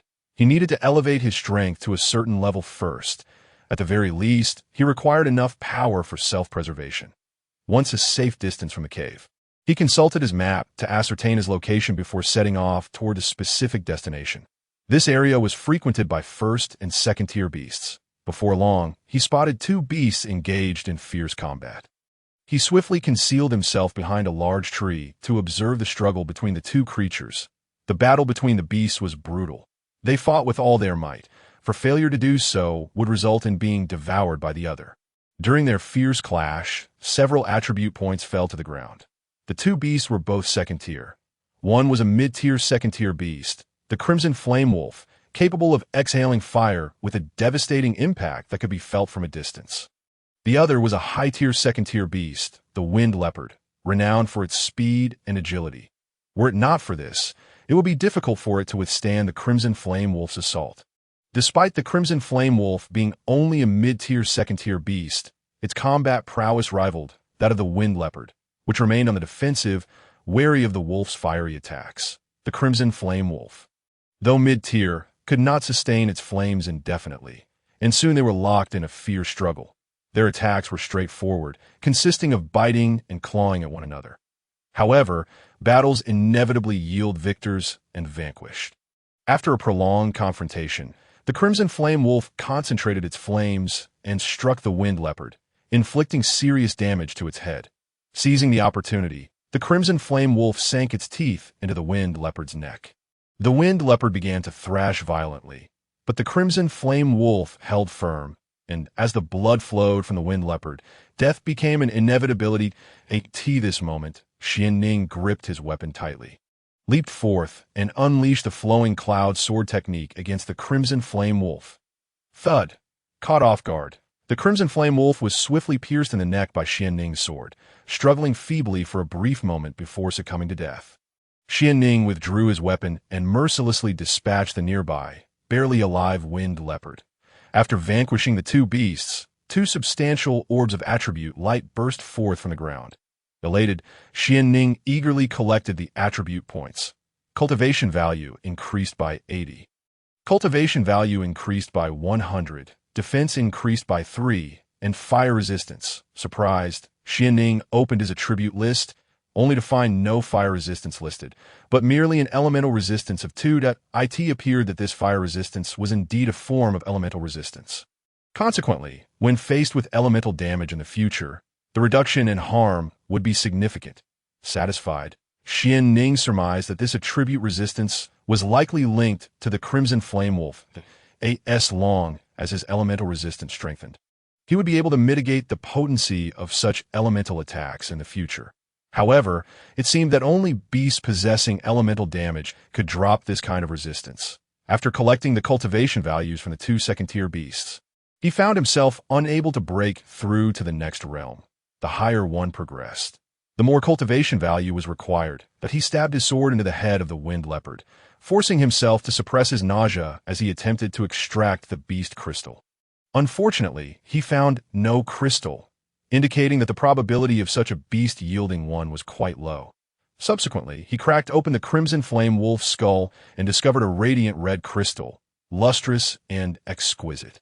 Gritting his teeth against the nausea, he inserted his fingers into the cavity to retrieve the beast crystal, holding in his palm for careful inspection. This is the beast crystal. It resembled a gemstone, emanating a warm sensation. The crimson flame wolf, being of the fire attribute, had condensed this valuable fire attribute beast crystal, which he stowed away. Afterward, Xuanning collected the corpses of the two second-tier beasts. Noticing the encroaching night, he realized that remaining in the beast forest after dark was perilous, as many powerful beasts roamed at night. Contemplating the dangers of staying outdoors, he resolved to return to the city. On his way, Xuanning encountered yet another beast attack. However, his strength had already reached the second level of martial general, augmented by profound martial techniques and various attribute boosts, allowing him to confidently confront even high-level second-tier beasts. Moreover, the beasts he encountered were merely first-tier, which he dispatched with ease. Engaging personally with these creatures resulted in more attribute points dropping, and as he traversed the forest, he utilized the wind control palm technique to gather these points. Finding it exceedingly effective and convenient, he was either collecting attributes or on the path to collect them. Cultivation value increased by 60, strength increased by 2, beast bloodline increased by 0.5, speed increased by 0.3, defense increased by 5. By the time he exited the beast forest, his cultivation value was sufficient to break through to the next realm. Without hesitation, Xuanning initiated his breakthrough. Martial General Level 3. Achieving 5 small breakthroughs in a single day would astonish even the most prodigious talents of the continent, leaving them dumbfounded by his rapid cultivation speed. And no matter how remarkable one's talent might be, it paled in comparison to his extraordinary progress that he reveled in his prowess, feeling a sense of pride. Upon returning to Luoxian City, he produced a second-tier beast corpse and approached a shop within the Shien family dedicated to purchasing beast remains. Concealing his identity, he was not recognized by the shopkeepers. After some negotiation, Xuanning successfully sold the corpse. He then visited several other establishments to dispose of the remaining beast corpses in his possession.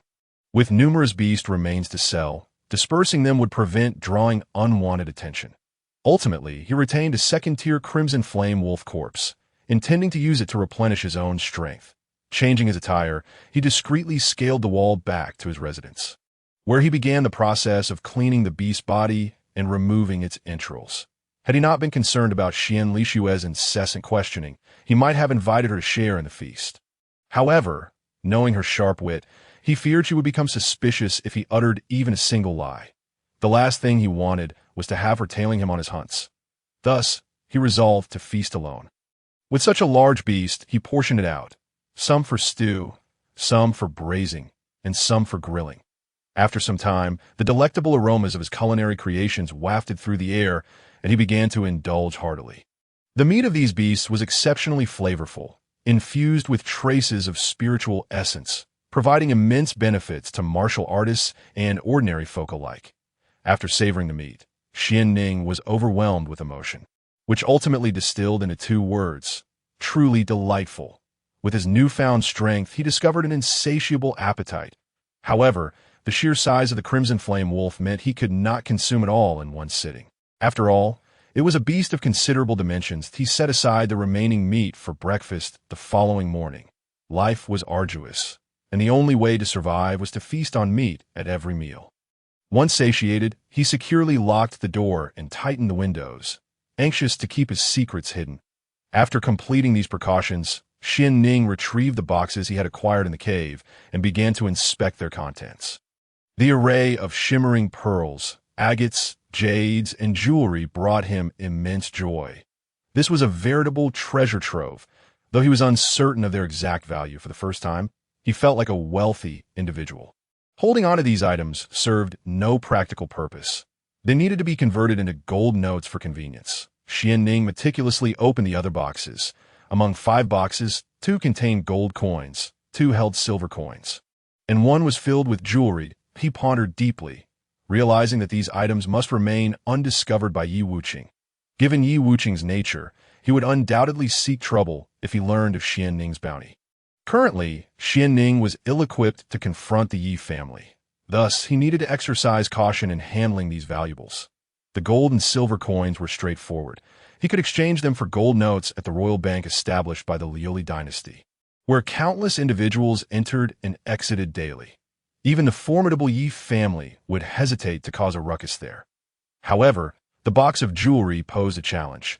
It could not be seen in shops beneath the influence of the three great families, lest it attract attention. The only establishments in Luoxian City capable of discreetly acquiring such jewelry without leaving a trace were the Wanjin Alliance and the Feihuang Auction House. Both entities possessed significant influence and maintained strict confidentiality regarding their clients. The headquarters of the Wanjin Alliance was not located within the Lioli dynasty. It was said to have been established by merchants from various dynasties, with the founders being elders whose shops spanned dozens of nations. Boasting immense power as for the exact location of their headquarters, Xuanning was unaware. The Wanjin Alliance specialized in commerce, and if he sold these items there, the prices would likely be heavily suppressed, which was not ideal since he was in dire need of money. Thus, after careful consideration, Xuanning resolved to sell the treasures to the Feihuang Auction House. The Feihuang Auction House wielded considerable influence as a local merchant in the Lioli dynasty, with branches in every city of town status and above within the dynasty. Checking the time, he noted that it was not too late, and the night was conducive for business. Stealthily, he slipped out of the Shien residence and made his way to the streets. The nighttime ambience of Luoxian City was vibrant and enchanting. As a county city, the streets were adorned with crimson lanterns illuminating the pedestrian thoroughfare.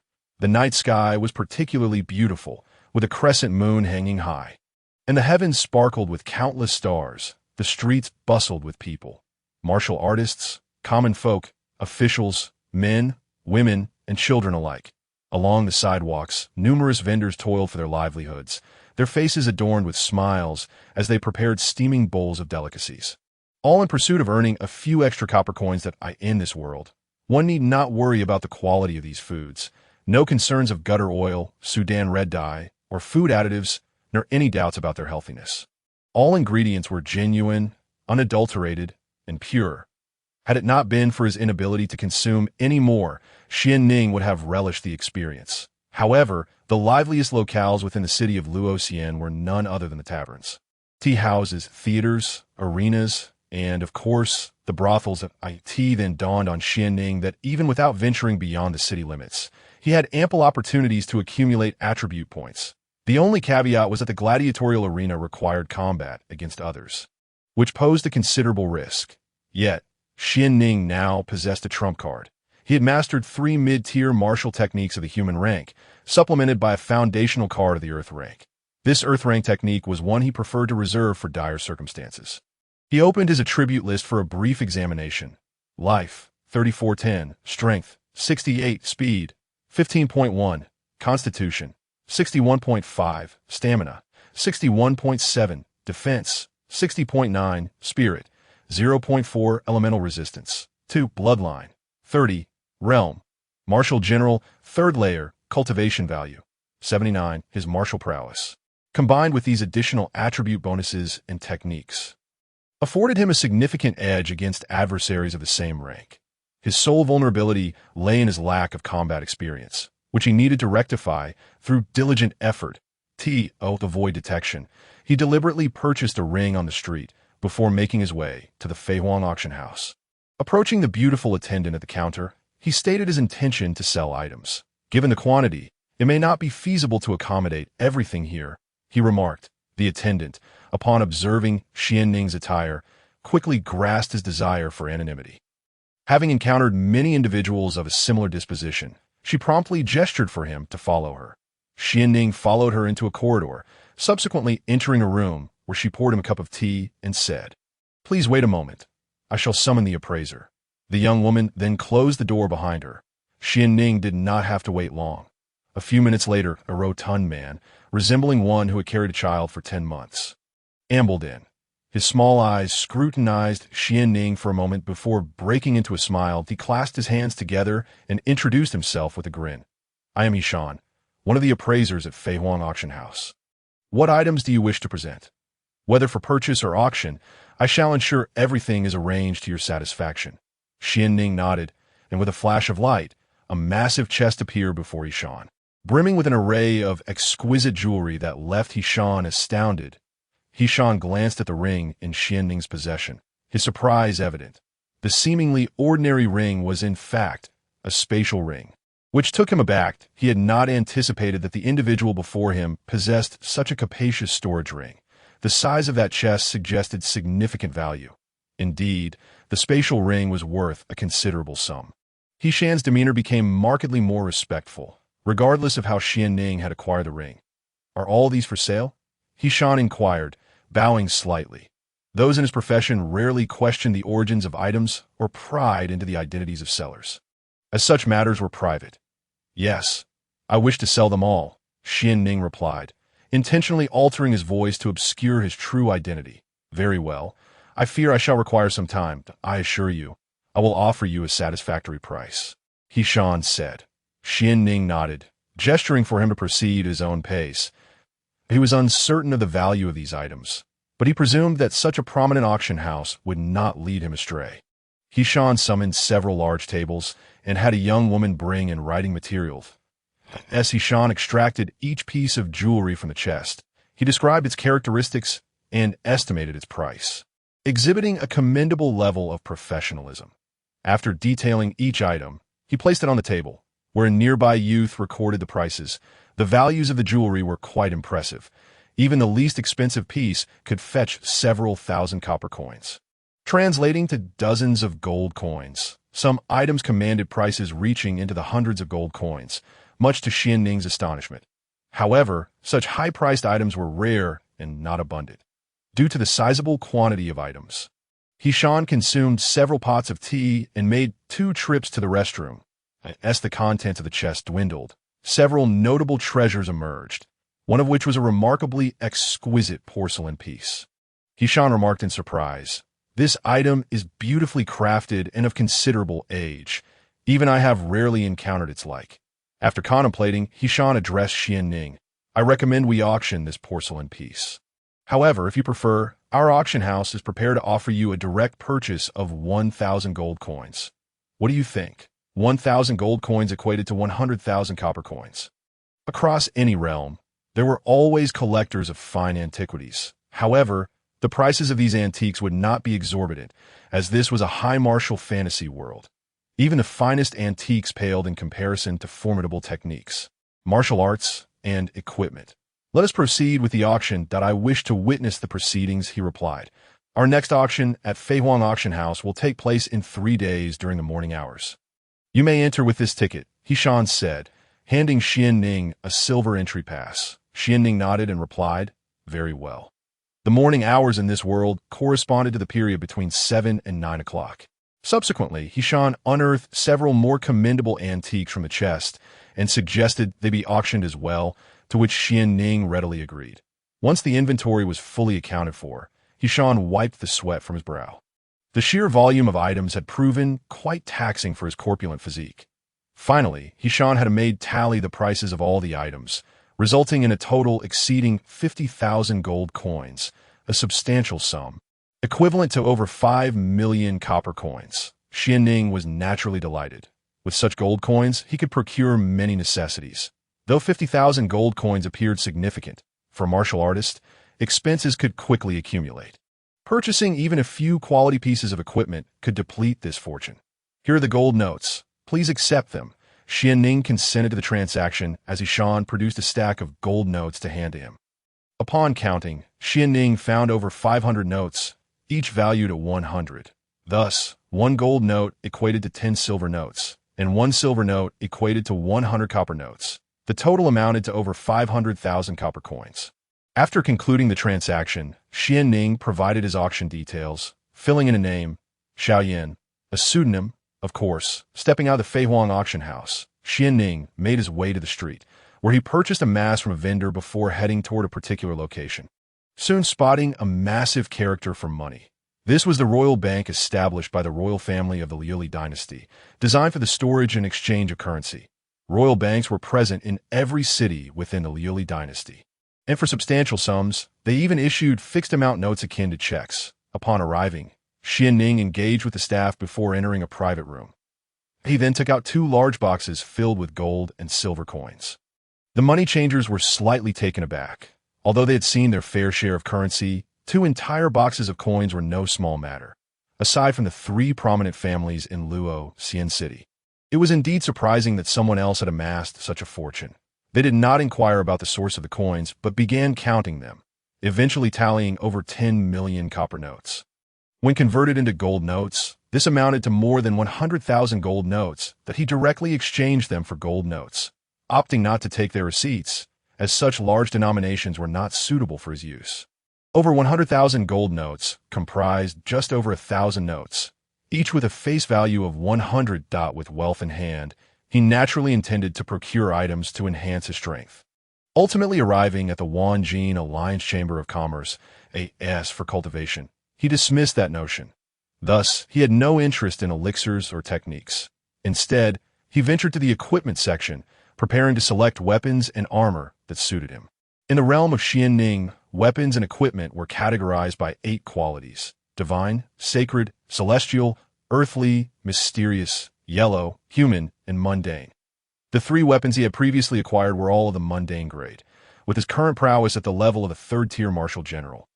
Weapons below the human grade were no longer suitable for him, and he held no regard for those inferior weapons. He walked directly to the area designated for yellow-grade weapons. After examining the prices of yellow-grade weapons, he found them ranging from a minimum of 100 gold notes to a maximum not exceeding 500 gold notes.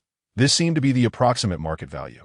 Out of curiosity, he glanced at the prices for mysterious-grade weapons, only to discover that even the lowest-priced mysterious-grade weapons started at 1,000 gold notes. The Wanjin Alliance Chamber of Commerce only sold mysterious-grade weapons, with not a single earth-grade weapon available, as they were exceedingly rare and typically appeared only at auctions.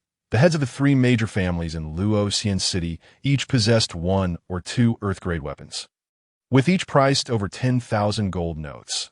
Observing this, Xuanning thoughtfully stroked his chin, realizing that purchasing overly fine weaponry would inevitably attract the attention of those with ulterior motives. The yellow-grade weapons were clearly the standard equipment for all martial artists, making them the most suitable choice for him. Consequently, he purchased a well-crafted sword and armor, selecting the finest available, which cost him a total of 100 gold notes, or 100,000 copper notes. To remain prudent, he also acquired a mysterious-grade weapon priced at 500 gold notes, intending to keep this sword as a hidden trump card. After securing sufficient supplies, he returned home. However, upon entering his room, he noticed that candles had been lit, prompting him to become cautious. Who could it be? The front door had not been opened. If it were someone sent by Xuan Shaotian, they certainly would not have lit candles. Could it be? With a sense of curiosity, Xuanning stepped into his room, and indeed he spotted a familiar silhouette. At that moment, Xian Lixue was seated on a stool, her head resting on her hand atop the table. Having fallen asleep in such a position, observing the slumbering beauty, with her long black eyelashes and delicate oval face, he noticed a small indentation next to her red lips. When she smiled, her adorable dimples were particularly enchanting. How did this girl fall asleep here? Xuanning approached Xian Lixue, a gentle fragrance wafting into his nostrils. He recalled that she particularly enjoyed cultivating flowers, her presence imbued with various floral scents. Although Xian Lixue was still young, her development was remarkable. In less than 2 years, she would undoubtedly blossom into a stunning beauty, especially considering her promising talent. She was set to participate in the disciple assessment of the 5 major sects of the Liuli dynasty in a month. With her abilities, entering one of the 5 major sects would not pose much of a challenge, and Xuanning intended to participate as well. He carefully supported Xian Lixue's delicate waist with one hand and her increasingly slender legs with the other. Gently lifting her into his arms and placing her on the bed, he removed her shoes and tucked her in with a blanket. Then, he laid down on the table himself and drifted off to sleep. As dawn broke, Xuanning was stirred by the sound of footsteps. Upon opening his eyes, he found Xian Lixue gazing at him with her round, sparkling eyes. With a look of curiosity, she asked, "Where did you go last night?" "Brother Xuanning, you returned so late. I went for a stroll and brought you a little gift," he replied, quickly reaching into his bosom to retrieve a white jade hairpin he had prepared earlier. This exquisite hairpin, chosen from among the jewels, was intended specifically for Xian Lixue. Upon receiving the hairpin, Shien Lishua beamed with joy, her charming dimples and sweet smile making her irresistibly captivating. However, her expression soon shifted as she pouted and said, "Brother Xuanning, you are so mean. You went out shopping without inviting me." Then, as if recalling something, she added, "You must have gone out to do something bad. After all, the front door was still locked from the inside when you left." Hearing this, Xuanning thought her questions were excessive and quickly responded, "Well, I locked the door, but you jumped over the wall to get in, didn't you? Besides, how many times have you come here through the front door?" The two houses were separated by merely a wall, and Shien Lishua always climbed over when she visited. For martial practitioners, such a trivial wall posed no challenge whatsoever. "Regardless, I don't care. Next time you go out, you must take me with you," she insisted. All right, Xuanning acquiesced, and she left contentedly, scaling the wall back to her own courtyard. After having breakfast, Xuanning proceeded to the family's training grounds, and upon his arrival, he was delighted to see numerous attribute points scattered across the ground. Xuanning. A group of people turned to look at him, their expressions filled with astonishment. In the past, Xuanning had never visited this place. However, after the family competition, they recognized that he was now stronger than the vast majority of them. Some even deliberately avoided him, including a few who were close to Shien as Xuanning approached the glimmering points of light. Those individuals assumed he intended to confront them and began to step aside. Xuanning activated his wind control technique, further frightening them into keeping their distance, as they believed he was about to attack. In reality, he was simply using this technique to collect the attribute points scattered on the ground. When had he become so intimidating? Adding 0.5 to strength, 5 to cultivation points, as he neared a cluster of larger light points. Two individuals blocked his path. Xuanning lifted his youthful yet confident head to gaze at them, showing no sign of fear. These two were brothers closely associated with Xuan Shaotian, among the older members of the family. Both in their 20s, they participated in the 5 major sect assessments each year, but had been eliminated every time. After turning 20, they could no longer enter the 5 major sects and remained in the family to assist with various tasks. Previously, Xuanning would have avoided the training hall, but now that he had reached the level of a 3rd-tier martial general, he felt no trepidation facing them. Moreover, he had come to hone his skills and gain combat experience. "Xuanning, don't think that just because you achieved a little success in the family competition, you can look down on us. You still have a long way to go to catch up with us," declared Shien Hu, hands on his hips and a scornful smile on his lips. "Even if you place 2nd in the family competition, I'm already a martial general level powerhouse, so I can easily disregard you." "Xuanning, since you were here, why not have a spar with me?" suggested another, Xian Long, his eyes glinting like a serpent, with a subtle smile that hinted at ulterior motives, clearly intending to bully Xuanning. Xuanning, upon hearing this, promptly declined. "You're at least 5 or 6 years older than me. It would hardly be fair for me to fight you." Xian Long produced a vial of elixirs, smiling slightly, and said, "This is a bottle of 1st-grade elixirs containing 10 spirit pills, the same type as the one you acquired last time. Each spirit pill is worth 5 gold coins if you can defeat me. This bottle will be yours." Hearing this, Xuanning chuckled inwardly. Since they were so eager to gift him elixirs, how could he refuse? "Is what you said true?" Xuanning exhibited an expression of enchantment. His gaze fixated intently on the vial of elixir, his greed unmistakably evident. Of course, Xian Long remarked with a smirk in his heart upon observing the other's countenance. It was a clear sign of his deception. Xian Long did not regard Xuanning as a worthy adversary. After imparting a lesson to him, he was certain it would please Xuan Shaotian's father. To that point, their family standing would ascend further. "I accept your challenge," Xuanning replied immediately, portraying a willingness to risk everything for the elixir, though in truth, he held the item in disdain, knowing he could cultivate through attribute collection, treating it merely as a sweet.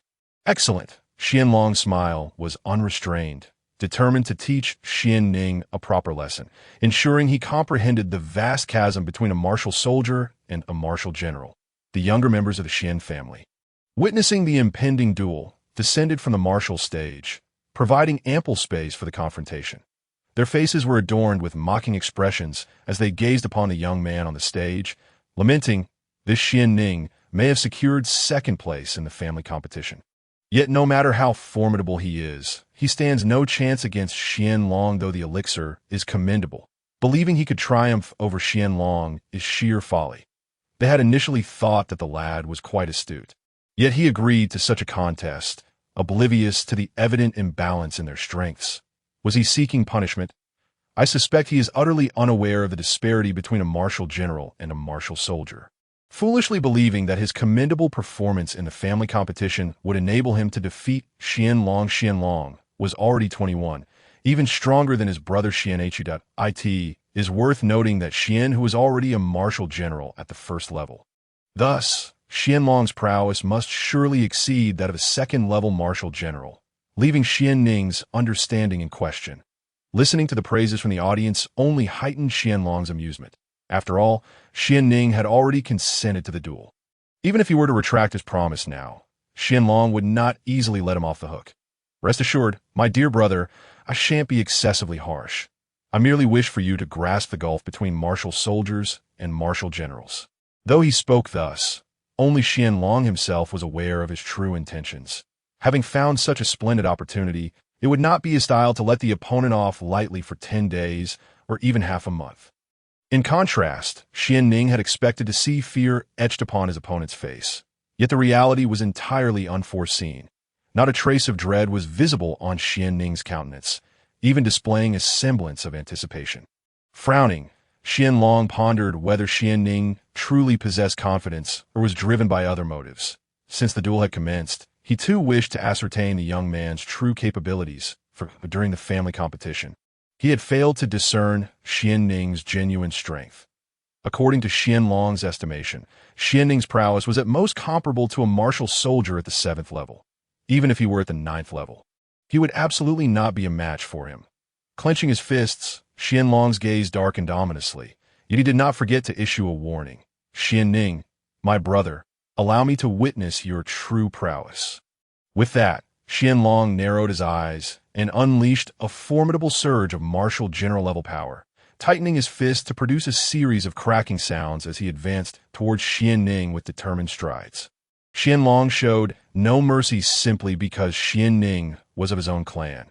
His demeanor clearly indicated an intent to inflict severe injury, instilling fear among the younger onlookers. A martial general's strength was not something a martial soldier could withstand. Xianning was undoubtedly in for a brutal encounter. Xianning, however, quickly discerned the ferocity of his opponent's attack. In light of this, he felt no need to hold back with a steely gaze. He raised his hand, transforming it into a fist, and with a powerful leap from one foot, he launched an attack towards the oncoming Qianlong bang. The might of his 3rd-level martial general strength, combined with additional power, rendered Xianning's punch immensely formidable, colliding fiercely with Qianlong's fist. Under Xianning's tremendous assault, Qianlong felt an overwhelming force strike his fist, followed by a loud crack as his attack collided with Xianning's arm. Ah! Qianlong cried out in agony, retreating uncontrollably while clutching his injured arm with his other hand. In that singular strike, his arm had been dislocated by his opponent.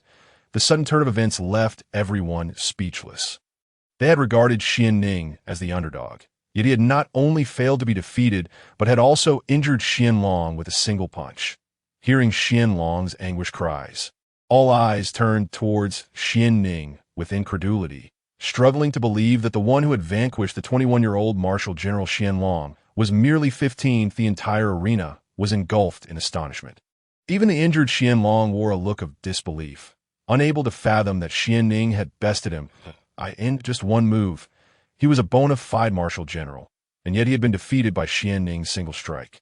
Elder brother, Shien, who, witnessing the scene below, was equally stunned, quickly regaining his composure as he leaped onto the martial stage, rushing to Qianlong's side. Elder brother, how are you? My arm is dislocated. It hurts terribly. Cold sweat beaded on Qianlong's forehead as he gritted his teeth, his eyes fixed on Xianning, still unwilling to accept the reality of the injuries inflicted upon him. Seeing his brother in such distress ignited a fierce anger in Xianhu. He clenched his fists, producing a cracking sound, and glared at Xianning, declaring, Xianning, I will make you pay. Xianhu, stand down. You are no match for him. Qianlong, enduring the pain, seized his uninjured arm and firmly grasped Xian Hu's shoulder, preventing him from acting rashly if he, a second-level martial general, had been defeated in one strike. There was no need to mention Xian Hu, who was merely a first-level martial general. Upon hearing his brother's words, Xian Hu calmed down, unclenching his fists, and turned to Qianlong, stating, "Brother, let me take you to see Dr. Zhang."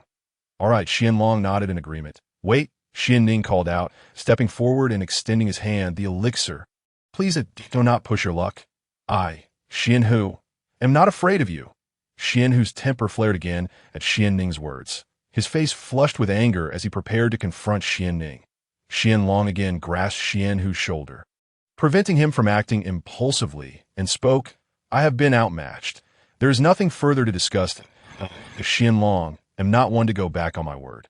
With that, Qianlong retrieved the vial of first-grade elixir from his robe, casting a reluctant glance at it before tossing it to Xianning, saying, "Here you go, elder brother." Xian Hu protested vehemently, glaring at his brother. While the elixir was not exceedingly precious, he still resented the idea of giving it to Xianning so easily. "Let us leave," Qianlong urged, fearful of Xian Hu's impulsiveness. This brother could be stubborn at times, and given Xianning's formidable strength, he did not wish to see his sibling meet the same fate as himself. Observing his brother's suffering, Xian Hu could only assist him towards the family physician for treatment.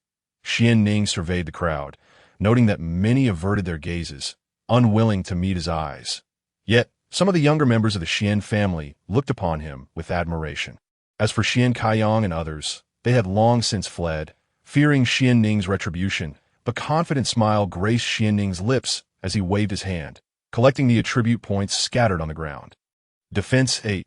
With both hands resting behind his head, Xianning strolled away with an easy gait, having transformed into the pride of the Shien family, no longer bearing the label of a mere wastrel. This incident swiftly spread among the younger members of the Shien family throughout the clan, leaving everyone utterly astonished. Xianning had, in a single blow, defeated the second-level martial general Qianlong. Upon leaving the Shien family estate, Xianning encountered Yi Wuqing leading a group of individuals towards the outskirts of the city. This fellow seemed remarkably fortunate. Xianning was somewhat taken aback. Such a feeble individual had managed to survive.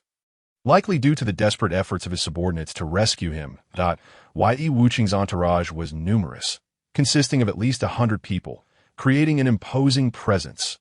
Upon witnessing them, the onlookers swiftly cleared the streets to allow their passage.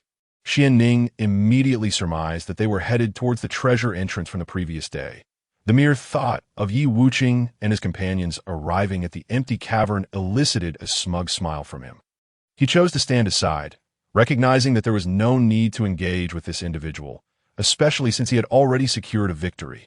Suddenly, a vine ball flew from an alleyway towards Yi Wuqing, striking him squarely on the head. A few small children, around 5 or 6 years old, joyfully dashed out of the alley, eager to retrieve the vine ball. However, upon seeing Yi Wuqing's group, they froze in fear. Yi Wuqing, momentarily dazed by the impact, soon transformed his pale visage into a menacing scowl, his eyes glinting with malice as he glared at the vine ball on the ground. With a fierce stomp, he crushed it underfoot. Fuming, Yi Wuqing pointed a finger at the terrified children and bellowed, "You wretched creatures dare to assault this young master. Come here, I shall have your legs broken." One of the nearby guards, feeling a pang of sympathy, addressed Yi Wuqing, "Young master, they are merely children. Perhaps I should teach them a lesson without resorting to breaking their legs." At this remark, Yi Wuqing's fury intensified. Without hesitation, he raised a hand and struck the guard. Slap! A red mark appeared on the guard's face, who, too intimidated to meet Yi Wuqing's gaze, lowered his head in shame. "Are you attempting to instruct me on how to act?" Yi Wuqing glared daggers at him. The other guards, sneering at their comrade, feigned outrage, bowing to Yi Wuqing. "Young master, this fool dares to defy your command. It is right to punish him for this insolence. They dared to assault your esteemed self. Even death would be too lenient." They added, "They are but worthless little urchins. We shall bring them to you so you can personally deal with them. Indeed, you hold a prestigious position. How could these commoners dare to strike at you? We shall seek vengeance on your behalf." Hearing the flattery from the guards, Yi Wuqing's mood improved slightly. "You are commendable. Remain by this young master's side from now on." "Thank you, young Master Yi," they replied, sharing a knowing smile before striding menacingly towards the bewildered children. The onlookers, though sympathetic, felt powerless against the Yi family, one of the three prominent families in Luoxian City and the foremost among them. They could only sigh over the misfortune of the children, fearing to speak against Yi Wuqing. Xuanning, witnessing this scene, felt a surge of anger. They were merely innocent children. To threaten to break their legs for such a trivial incident was utterly despicable. Clenching his fists, he resolved to intervene. Though he was not a saint, he could not stand idly by while three children suffered such a fate. If he allowed Yi Wuqing to break their legs, he would never forgive himself. Quickly, he concealed himself, wrapping his head in cloth, making it difficult for others to discern his true identity. The three family guards, grinning maliciously, approached the retreating children, taunting, "Little brats, your misfortune lies in crossing paths with our young Master Yi." The three children, merely innocent souls, were paralyzed with fear at the sight of the three fierce figures approaching them, bursting into tears. Just as the guards were about to seize the children, Xuanning sprang forth. Delivering a swift kick that sent one guard flying, then swiftly dispatched the other two with a series of powerful punches. "Run quickly.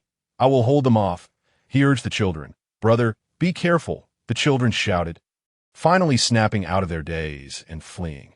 The crowd exhaled in relief, admiring Xuanning's bravery, but soon grew concerned for his safety, knowing that facing such a formidable group would be perilous. Yi Wuqing, enraged to see someone daring to interfere with his affairs in Luoxian City, scowled even more darkly. "Seize that man. I will make him pay dearly," he seethed, pointing furiously at the valiant Xuanning. The guards, hearing their master's command, swiftly advanced, drawing their weapons menacingly as they lunged at Xuanning. The children, realizing they had not escaped far enough, feared being recaptured. Thus, Xuanning stood his ground, prepared to confront the oncoming threat. Despite being outnumbered, he felt capable of defending himself. As the group charged at him, Xuanning felt a flicker of trepidation. His experience in combat was limited, especially against so many opponents. Yet he refused to cower. A true man must stand and fight when the time calls for it. Drawing a long sword he had purchased the previous day, he executed the flowing cloud sword technique, thrusting at the foremost assailant. Xuanning's strength proved formidable. Before his opponent could react, he inflicted a grievous wound, causing an attribute point to drop. However, he was soon encircled, a flurry of weapons descending upon him.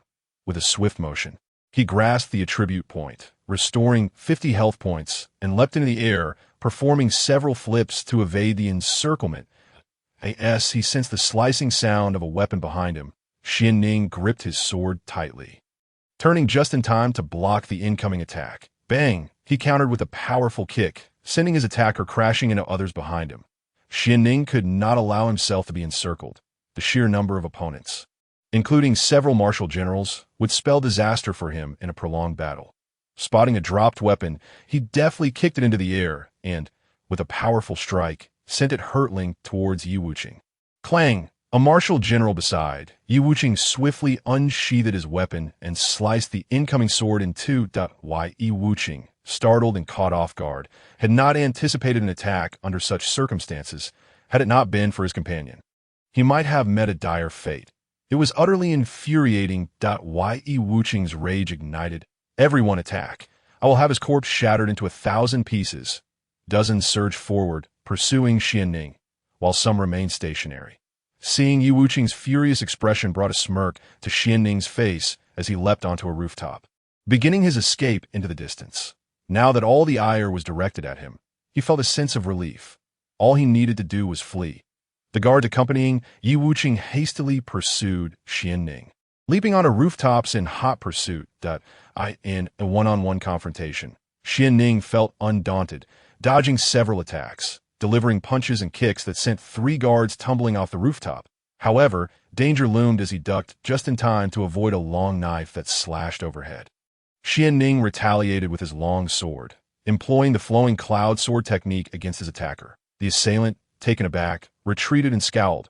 "Who are you, And how do you wield the flowing cloud sword technique? This technique belonged to the Ye family, and witnessing Xuanning's mastery of it puzzled his opponent. Yet, Xuanning remained silent to avoid revealing his identity. After repelling the attack, he continued his escape across the rooftops, knowing only a fool would answer such questions. After him, upon noticing Xuanning slip out of his sight, Ye was filled with indignation. He turned to the formidable warriors beside him and inquired, "Why do you not pursue him? Young master, should we leave? What if that scoundrel turns back to seek you out?" "The master has instructed us to ensure your safety," replied one of the martial generals. Ye, upon hearing this, recognized the truth in the statement and ceased his protests. "Young master, shall we proceed to the outskirts of the city today?" another individual queried. Only then did Ye recall his purpose for the day, though he had not anticipated that his splendid enthusiasm would be so rudely shattered by that detestable fellow. Contemplating this, a dark cloud once again shadowed his expression. Looking around, Ye noted the presence of about 10 individuals, most of whom were martial generals, with even 2 being martial masters. They had all been dispatched by his father to provide him with close protection, capable of vanquishing even the black-bellied unicorn they had encountered the previous day. He then turned his gaze to a shifty-eyed character and commanded, "Ikuei, I entrust this matter to you. You must ensure that this scoundrel is captured. Upon my return, I wish to see him torn asunder." Hikuei's eyes twinkled with delight at the command, and he quickly responded, "Rest assured, young master. Even if I must turn the entire city of Luoxian upside down, I will certainly bring him to you." Ye expressed his satisfaction, stating, "If you find yourself short on manpower, return to summon reinforcements. I refuse to believe that scoundrel can escape." With that, he waved his hand and declared, "Let us depart. May the young master have a safe journey." Hikuei promptly nodded and bowed. Meanwhile, Xuanning fled in haste, skillfully maneuvering through the obstacles of the streets. Thanks to his innate swiftness, he quickly evaded most of his pursuers. However, a few martial generals above the 5th level continued to tail him closely. Xuanning soon found himself in a bustling marketplace, teeming with people and vendors, providing ample opportunity to elude those on his trail. Yet, the strength of his remaining pursuers was formidable, and although he had shaken off several, one still closely followed. "This won't do. I must devise a way to lose him." Xuanning veered into a secluded area and spotted an ornately designed estate. Without a second thought about its owner, he leaped inside. Once within the estate, he glanced towards the distant buildings and dashed into a nearby room. However, upon entering, he realized the room appeared to be a lady's boudoir. Just as he prepared to leave, he heard footsteps approaching from outside. To avoid detection, he surveyed his surroundings and looked up at the eaves. With a powerful leap, Xuanning ascended to the rooftop, concealing himself. "Wait for me to change, and then I'll come out." A melodious voice rang out, sweet and enchanting. "Understood." As the door swung open, Xuanning peered down to see a beautifully dressed young woman enter the room. She approached a wardrobe and began selecting garments, her face beaming with delight as she found a dress she favored. Xuanning could only exclaim inwardly, "One must not gaze upon what is forbidden." He widened his eyes, captivated by the sight of the woman below. He could not help but acknowledge her exquisite beauty. Her skin was as flawless as jade, and her delicate figure stirred within him an overwhelming impulse. A fleeting thought crossed his mind. "Who are you? Call for help. There is an intruder." Suddenly, 2 maidservants' panicked voices echoed from outside. Zhou Yuyao was startled and quickly covered herself with her clothing, anxiously asking, "Xiachan, Dong Shui, what is happening outside?" "Miss, 3 outsiders have broken in, claiming to be in pursuit of an assassin," Xiachan replied hastily. Zhou Yuyao hurriedly donned her attire, her expression darkening. This sudden intrusion marred the beauty of the scene that Xuanning had been appreciating. With a stern countenance, Zhou Yuyao opened the door, confronting 3 menacing figures who were now encircled by her guards.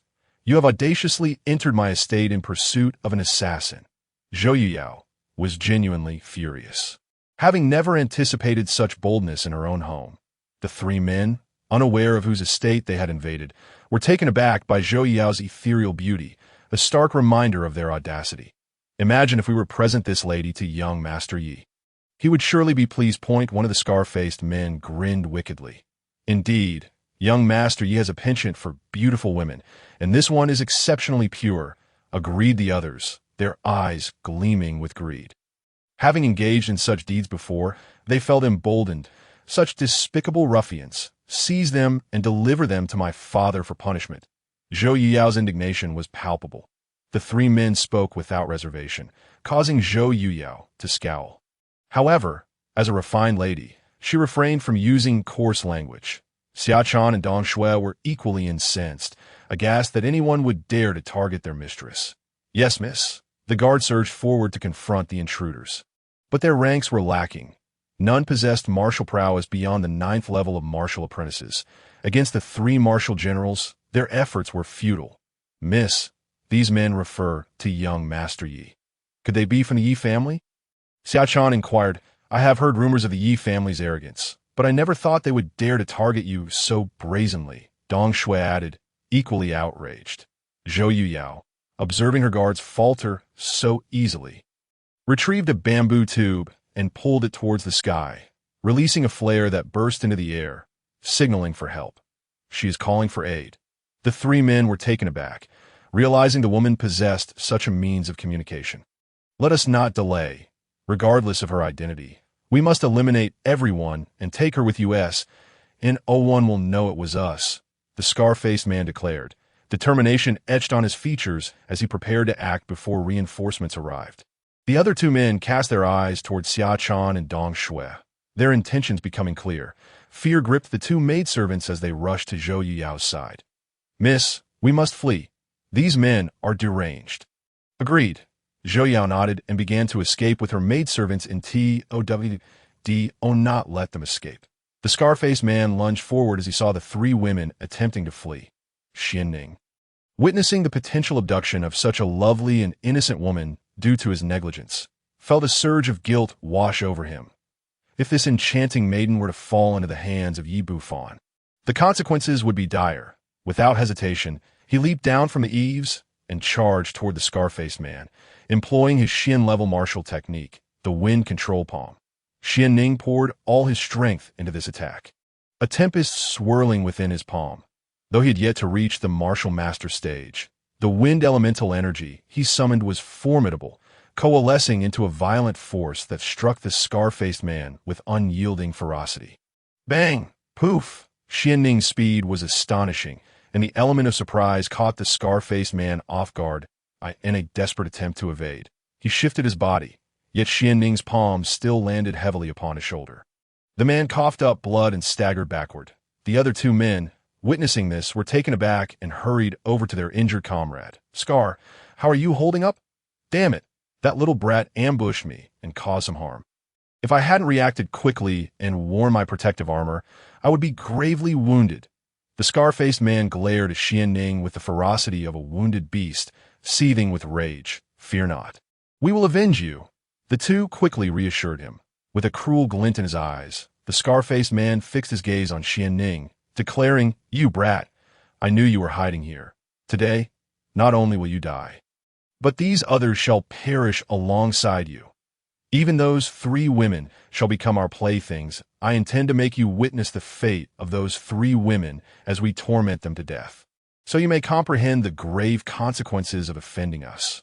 Upon hearing this, Xiaotian, filled with fury, retorted, Do you know who our young lady is? She is none other than the daughter of the city lord. If you dare to lay a finger on her, not even the Yi family will be able to protect you. The daughter of Lord Zhou Tiansu. The 3 were instantly taken aback. Astonished that their adversary was the daughter of the city lord, it was rumored that Zhou Tiansu's youngest daughter was at odds with her stepmother and unable to cultivate. Little did they expect her to reside here. I have heard that she was driven out by her stepmother, suggesting she holds little status within the city lord's manor. Nonetheless, she is still the city lord's daughter, and if her father were to discover this, we would likely not survive. In light of this, it would be better to act decisively. We must move swiftly. That woman just signaled for help, and thankfully, we are still a considerable distance from the city lord's manor. They exchanged glances, their eyes growing more ruthless, revealing a murderous intent. This is bad. They harbor intentions to kill. You all must flee. I will hold them off. Xuanning did not anticipate such brutality from the opponent. Now that he knew their identity, he had no thought of letting them go. Their arrogance was beyond measure, and he had underestimated the few guards of the Ye family, who were brazen enough to disregard even the city lord's daughter. After hearing Xuanning's words, Zhou Yuyao's face was filled with concern, and she looked at Xuanning, asking, "What will you do?" Xuanning was taken aback by Zhou Yuyao's kindness, even at this moment. She still cared for her, although he found her somewhat foolishly endearing. Such a woman, so loyal and righteous, was indeed rare. Even knowing that Scar and his companions wished her harm, she still remembered to care for others. Despite them being strangers, that do not worry. As long as you escape, they will not be able to harm me, Xuanning replied hastily. Miss, please hurry, Xiaochan and Dong Shui urged. Take care of yourself, Zhou Yuyao reminded Xuanning before she began to flee.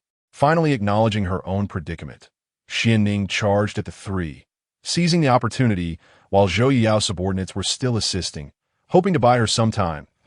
As long as reinforcements arrived, she would be safe. While rushing forward, he did not forget to use the wind mastery technique to gather the attribute points scattered on the ground.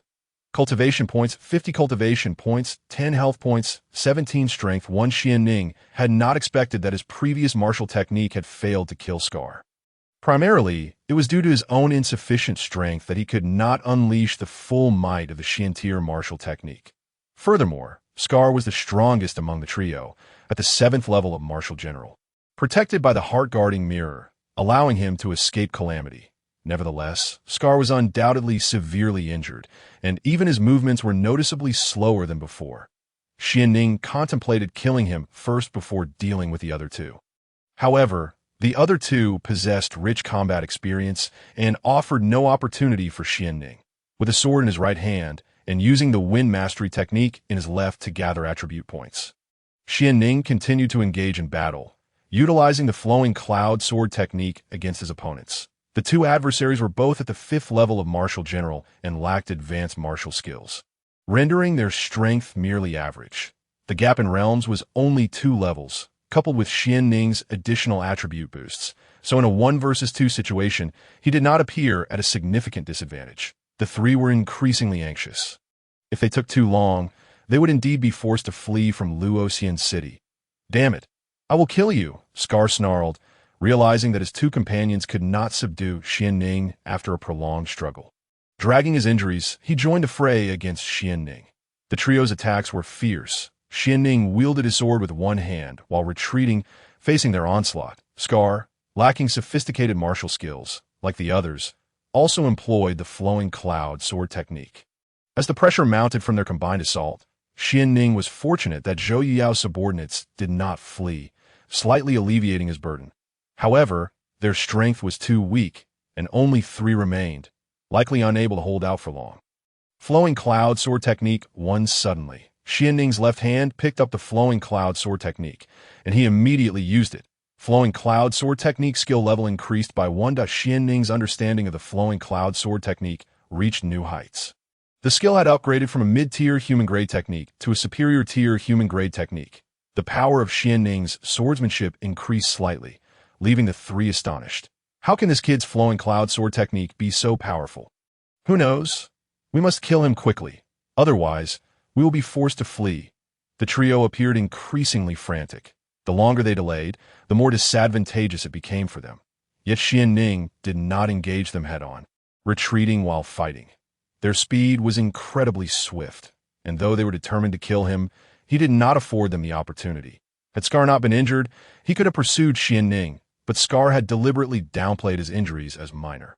Zhou Yuyao's 3 subordinates were entirely killed by Scar, allowing the 2 to focus their attacks solely on Xuanning. Boy, surrender, and spare us the trouble of torturing you, Scar declared. Xuanning dashed toward the attribute light points while evading their attacks. He scoffed. I believe it is you who will be running. By now, I imagine they have already fled far away. Kid, I forgot to mention, our people have blocked the entrance. I instructed them not to let anyone escape, and I suspect they won't even be able to reach the gate. Scar spoke, attempting to unsettle Xuanning's composure to create an opportunity to kill him. Xuanning had indeed not anticipated that Scar had reinforcements.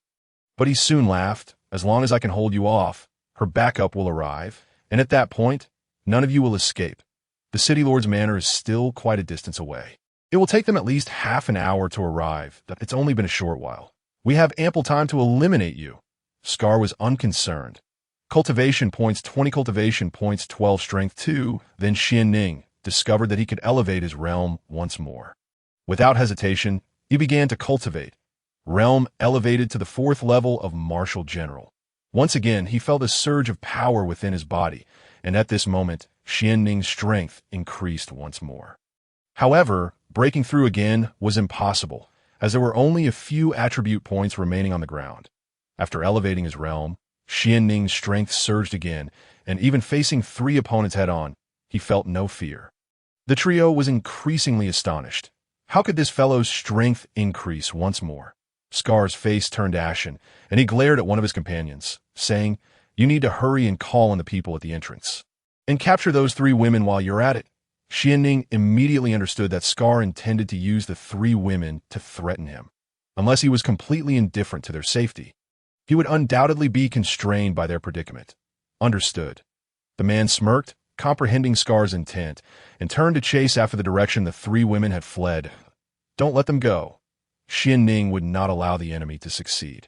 Gathering formidable power in his left hand, a gust of wind manifested once more, and he began to use the Shien tier low-grade martial skill, Wind Mastery, again, launching an attack toward the fleeing opponent.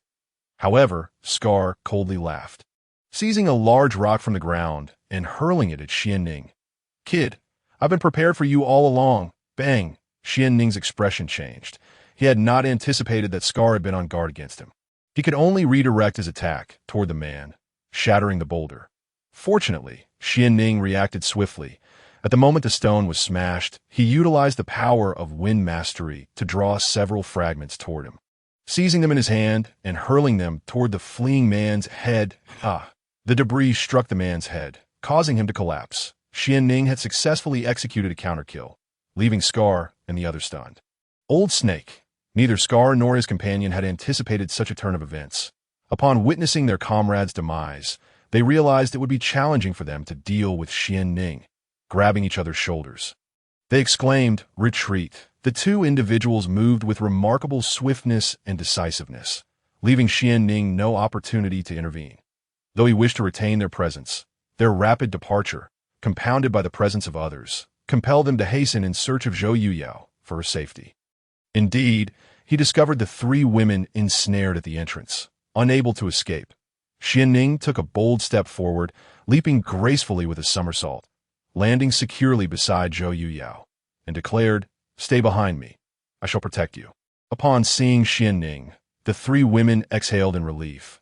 Yet Zhou Yuyao, with a hint of anxiety, grasped his left hand and cautioned, "You must be careful.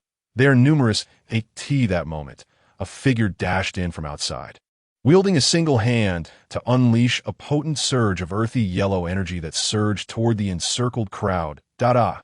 Those struck by the terrifying force shrieked before collapsing to the ground.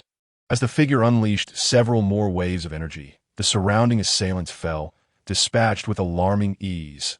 However, 2 individuals remained, grievously injured but alive. How audacious! Dare to lay hands on my daughter, Zhou Tiansu. His brows furrowed in deep fury. Zhou Tiansu unleashed a powerful grip, seizing the 2 wounded men by their throats, and coldly demanded, "Speak! Who sent you?"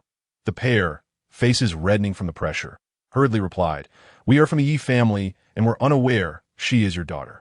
Had we known, we would not have dared such an affront." Outside, a swift assembly of armored soldiers wielding icy blades approached, their uniforms indicating a well-trained militia, all affiliated with the Lord's manor. Upon hearing the exchange, Zhou Tiansu's countenance darkened with rage, and he discarded the 2 men to the ground, exclaiming, "What audacity from the Ye family to even touch my daughter! Do they truly think me an easy target?" His fists clenched with a cracking sound. He turned to command, "Bind them and collect the bodies. I demand an explanation from the Ye family." "Yes." The soldiers promptly advanced to secure the 2 captives and began clearing the fallen. "Father, you have finally arrived. Had you come a moment later, my life would have been in jeopardy." Zhou Yuyao breathed a sigh of relief upon seeing her father, her face reflecting a mixture of grievance and concern. Zhou Tiansu quickly suppressed his anger, rushing to his daughter, his expression transforming into one of concern. My daughter, I apologize for my tardiness. Are you unharmed? He then turned his attention to the still-masked Xuanning, forcefully removing the cloth covering his face, sternly inquiring, Who are you? Father, do not harm him. He saved me. Zhou Yuyao interjected hastily, glancing at Xuanning, unexpectedly noting his youthfulness. Zhou Tiansu understood that Xuanning bore no ill intent towards his daughter. Otherwise, he would have already struck him. However, raising an eyebrow, he admonished her, Now that the danger is past, why do you still clutch his hand? As a young lady, such behavior is unbecoming. Upon hearing this, Zhou Yuyao lowered her gaze, realizing she still held Xuanning's hand tightly. Her face flushed crimson as she hastily released her grip, shyly fidgeting with her hair, stammering, I was simply frightened before. Zhou Tiansu looked at his daughter with affection, but then turned to Xuanning. Feeling a surge of unaccountable annoyance at the sight of their earlier hand-holding, he pushed Xuanning aside, positioning himself protectively beside his daughter, and demanded, What manner of person are you? Hiding your face and appearing here. What are your intentions? Feeling the weight of Zhou Tiansu's imposing presence, Xuanning respectfully replied, I am Xuanning. I merely intervened when I witnessed the Ye family bullying a few children in the street, and I fled here. Given Zhou Tiansu's formidable capabilities, he knew the truth would come to light easily, so he spoke candidly. Zhou Tiansu's expression darkened further, his aura intensifying. So, you are the one who attracted these ruffians? You have quite the nerve to frighten my daughter. How should I deal with you? My lord, you do not understand. Xiaotian. Zhou Yuyao, hearing Xiaotian about to divulge previous events, swiftly covered her mouth. If her father learned that Xuanning had hidden in her room, he would undoubtedly execute him without mercy. Noting her father's questioning gaze, she hurriedly explained, Father, it is nothing. There were merely 3 ruffians from the Ye family who claimed. Being a refined young lady, Zhou Yuyao found it difficult to articulate the entire incident, trailing off in silence, her expression one of distress that would move anyone who beheld her. Zhou Tiansu, grasping the situation, felt his anger surge anew. Had it not been for his daughter's presence, he would have unleashed his wrath. He vowed that the culprits would pay dearly, and the Ye family would owe him an apology. He would not let this transgression against his daughter go unpunished. With a heart full of concern for his daughter, Zhou Tiansu swiftly drew Zhou Yuyao into his embrace, saying, Yaoer, I understand. It is my fault for failing to protect you. I shall ensure you are guarded by formidable protectors in the future. Father, do not blame yourself. I simply did not wish for those in the manor to protect me. Zhou Yuyao quickly replied. Lord, all bodies have been dealt with, a soldier reported, bowing to Zhou Tiansu. Behind him, 2 soldiers carried forth a corpse. Zhou Tiansu scrutinized it, inquiring, Qian Ku, who is this? Reporting to the Lord, this individual is a guard from the Ye family, known as Zhang Shi, colloquially called Viper, a martial general at the 5th level. Qian Ku promptly responded, Martial general at the 5th level? Are you certain? Zhou Tiansu asked, astonished, glancing at Xuanning and then at the lifeless Zhang Shi. My subordinate witnessed him in action not long ago. There is no mistake, Qian Ku affirmed. Zhou Tiansu, taken aback, turned to Xuanning and asked, You're Xuanning, the one recently mentioned in the family competition, who claimed 2nd place, correct? Xuanning nodded, clasping his hands respectfully. I am Xuanning, at your service, my lord. Realizing the truth, Zhou Tiansu inquired, Did you kill this man? It was merely luck, Xuanning replied. Luck?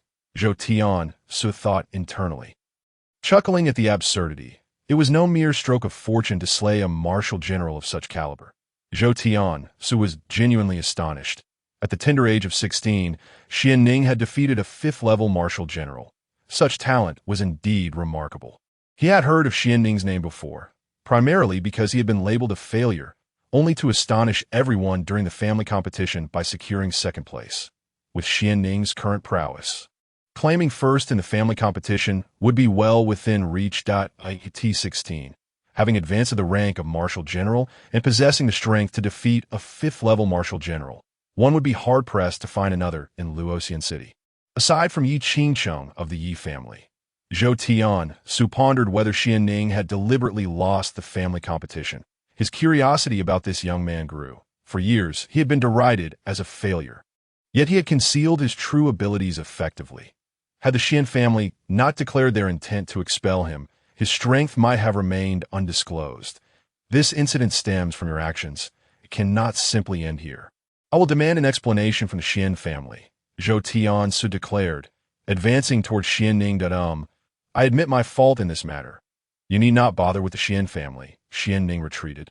Aware of his precarious position, the Lord's strength was at least at the martial sovereign level, and Xuanning recognized he stood no chance against him. Upon hearing this, Zhou Yuyao quickly positioned herself in front of Xuanning, blocking her father's path. Father, I am unharmed now. Please do not hold this against him, that if not for him, I might never have seen you again. This entire situation was instigated by him. Without him, nothing would have transpired. Zhou Tian's words were not without merit.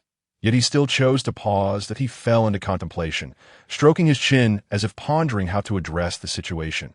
Suddenly, he turned to Xuanning and proposed. How about this? If you agree to protect my daughter for half a year, I shall let you go.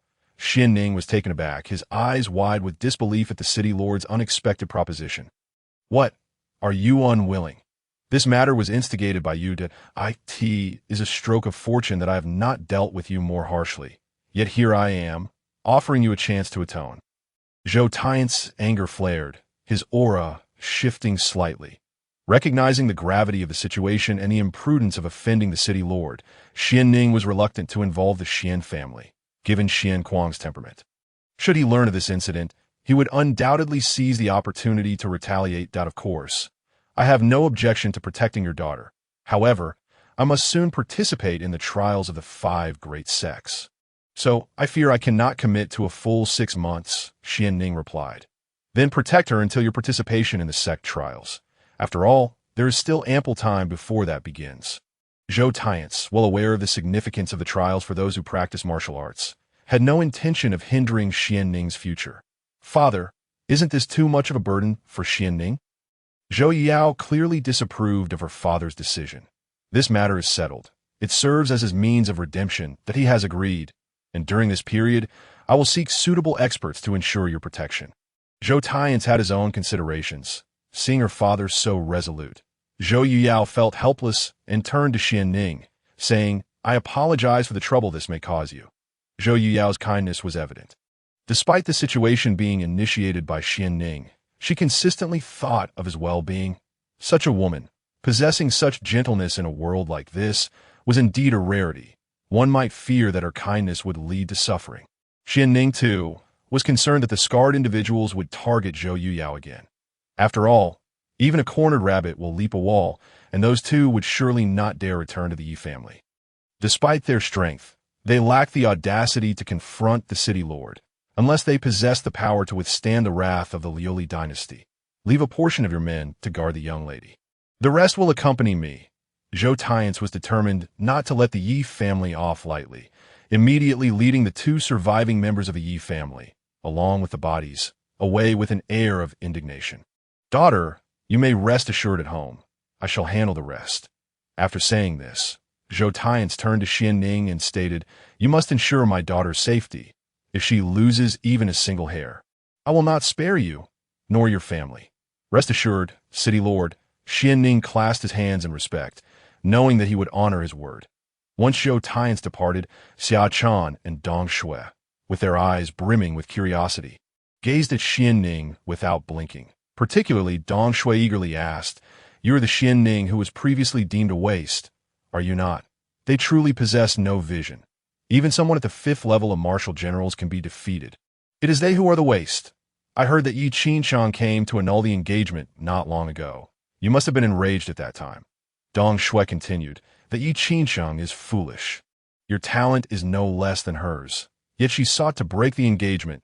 If it were me, I would certainly teach her a lesson. Dong Shui chattered incessantly like a sparrow, bombarding Xuanning with questions. While Xiaochan did not inquire much, her curiosity about him was palpable. The 2 young women were indeed strikingly beautiful. Xiaotian was tall with a cherubic face, and her figure was undeniably alluring. Dong Shui, lively and charming, possessed a graceful stature that invited one to pinch her cheeks. You too? What a lack of decorum! Zhou Yuyao observed their behavior with exasperation. Offering a gentle smile, she addressed Xuanning with grace. I apologize, Xuanning Gongzi, for the disturbance. Dong Shui stuck her tongue out and quickly positioned herself behind Zhou Yuyao. This indicated a close relationship between Zhou Yuyao and the two girls, not merely that of a servant. Xuanning quickly interjected, "It is entirely my fault. Had I not intruded here, you would not have been startled. Miss, Xuanning was hiding in your room, and you were changing." Dong Shui's eyes widened, covering her mouth in shock. Gasping, "Then didn't you see everything?" Zhou Yuyao. Xuanning. No one anticipated that Dong Shui would suddenly bring up such a matter, leaving both Zhou Yuyao and Xuanning in an awkward predicament. What nonsense are you spouting? This matter must remain confidential. Otherwise, the young lady's reputation will be at stake if it reaches the city lord's ears. Do you think Xuanning Gongzi will still have his life? Xiaotian hastily pulled Dong Shui aside, gravely emphasizing the seriousness of the situation. Yet, Dong Shui felt it was unfair to Xuanning. This is too advantageous for him, she thought, feeling a sense of injustice for her mistress. Enough. Let us pretend this never occurred. Zhou Yuyao's face flushed with embarrassment as she lowered her head, clutching her garment, unable to meet Xuanning's gaze. After taking a few steps, she halted and declared, "Do not mention this again, nor let my father know." Understood. Dong Shui realized she had spoken out of turn. Xiaotian and Dong Shui promptly followed behind Zhou Yuyao as they departed. Xuanning gathered the attribute points scattered on the ground. Defense 3. Strength 2. Cultivation value 15. Xuanning had not anticipated the turn of events. Originally, he had planned to visit the royal arena for a competition and to collect attribute points. However, plans are often upended by unforeseen circumstances. Observing Zhou Yuyao's departure, Xuanning followed and found her sitting gracefully in a pavilion, holding a book in her delicate hands. Her serene demeanor was reminiscent of a celestial being, embodying the essence of classical beauty. Xuanning could not help but marvel at Zhou Yuyao's captivating aura, for few men could resist her charm. As a normal man, he too found himself drawn to such a woman. However, to admire is one thing, while pursuing is another. His affection did not necessitate a pursuit of this enchanting lady. Just as one might admire a beautiful actress on television, it does not imply an obligation to chase after her. Approaching her with curiosity, Xuanning inquired, "Where were you planning to go just now?" Upon hearing his question, Zhou Yuyao set down her book with a sigh and replied, "Today, the Wangwe Pavilion is hosting a poetry competition, which I had intended to attend, but now my heart is not in it." The poetry competition, Xuanning mused, stroking his chin. This was his first encounter with such an event. In a nation, both culture and martial prowess are indispensable. It was not surprising to have a poetry competition. My lady, if you do not attend, would that not be a pity? After all, the Wangwe Pavilion holds this event only once a year. Should you miss it today, you would have to wait until next year to participate. Dong Shui looked on with disappointment, her expression pleading as she gazed at Zhou Yuyao. "Miss, many have traveled from other cities just to witness the poetry competition. You must go." Winter Snow chimed in, "Miss, you have prepared for this event for so long. If you do not attend, would it not sadden those scholars who have eagerly awaited your presence?" Dong Shui added quickly. "They say many have come from afar just to catch a glimpse of the poetry competition splendor. Miss, you should indeed attend."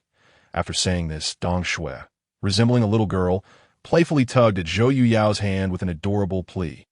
Zhou Yuyao gazed at Dong Shui helplessly and softly replied, "It is clear you are simply eager for excitement." Dong Shui scratched her head playfully and smiled. "I merely feel it would be a shame. You are the foremost talent of Luoxian City, and it would be too regrettable if you did not attend AT that moment." Xuanning noticed several peculiar attribute points scattered on the ground. Among them, one particularly stood out as a golden attribute point, shining impressively. Astonished, Xuanning reached out with one hand, summoning an invisible force to draw the attribute points into his grasp. Mental power 0. 1. Comprehension 0.1. Talent 0.1. Xuanning was utterly taken aback. Mental power, comprehension, and talent. These were indeed exceedingly precious attribute points. The spirit power need not be discussed further. He has only obtained a mere 0.4 thus far. And even that is an unexpected windfall for Shien and the others AS for comprehension and talent. It is a first for him to witness such rarity that he never imagined that Zhou Yuyao, an utterly untrained woman, could possess such precious attribute points. Reflecting on this, he realized that during his time protecting Zhou Yuyao, he had not only incurred no losses, but had also continually garnered such rare attribute points. With this thought, Xuanning felt a surge of excitement coursing through him. He promptly utilized the 3 attribute points, and in an instant his mind became remarkably clear, as if he had gained a newfound intelligence. He touched his head, relieved to find it still full of hair. Xuanning sensed that his understanding of various skills and techniques had deepened, and even his comprehension of cultivation had become more profound. He felt a sense of elation within. Attribute points, such as spirit, comprehension, and talent were indeed invaluable treasures that he could not afford to overlook. Although 0.1 points seemed insufficient, he could sense that if he had an abundance of these points, he would be able to grasp anything with utmost clarity, including mastering a plethora of martial stances. Zhou Yuyao, despite not practicing cultivation, could still drop such rare attribute points, which he surmised was linked to her frequent reading. If that were the case, it stood to reason that by visiting places frequented by scholars, he could amass a multitude of rare attribute points. With this realization, Xuanning eagerly stood up and addressed Zhou Yuyao. Miss Zhou, I wholeheartedly agree with what Miss Xiaotian and Miss Dong Shui have said. This poetry competition is a rare opportunity. If we miss it, we would have to wait until next year. How many more years will life grant us? We cannot leave ourselves with regrets, lest we face lifelong remorse. I firmly believe you should participate in this poetry competition. Miss Zhou, rest assured, with me here, your safety will be well protected. Trust me, were it not for the allure of those rare attribute points, he would have little interest in attending the poetry competition, upon hearing Zhou Yin refer to them as sisters. Xiaotian and Dong Shui felt a delightful novelty in the term, which brought them joy. The 3 of them gazed at Zhou Yuyao with eager anticipation, hoping she would agree to participate. Not wanting to disappoint their hopeful expressions, Zhou Yuyao furrowed her brow and replied, "However, I am not in the best state today. I might not be able to produce anything of merit and fear you may mock me. That is quite all right. We can simply enjoy the spectacle without the necessity of reciting poetry, right?" Xuanning insisted, unwilling to let such a splendid opportunity to gather rare attributes slip away. The participants of the poetry competition would undoubtedly be literati. The potential gains for him would be significant, and he could not afford to miss this chance. Once this opportunity passed, he would have to wait another year. Miss, Xuanning is absolutely right. We can attend without the obligation to recite poetry. Let us simply enjoy the event. The 2 women concurred with Xuanning's sentiments. Miss Xiaotian and Dong Shui implored Zhou Yuyao with their yearning gazes. The 2 women were strikingly beautiful, one exuding intelligence and agility, while the other possessed an entirely adorable lowly charm. Unbeknownst to them, their expressions were utterly enchanting and captivating. Xuanning, being a gentleman of integrity, viewed them with a straightforward appreciation. Devoid of any ulterior motives, he stood upright, his gaze fixed upon the 3 women, his countenance free of any malice, embodying the admiration of a normal man.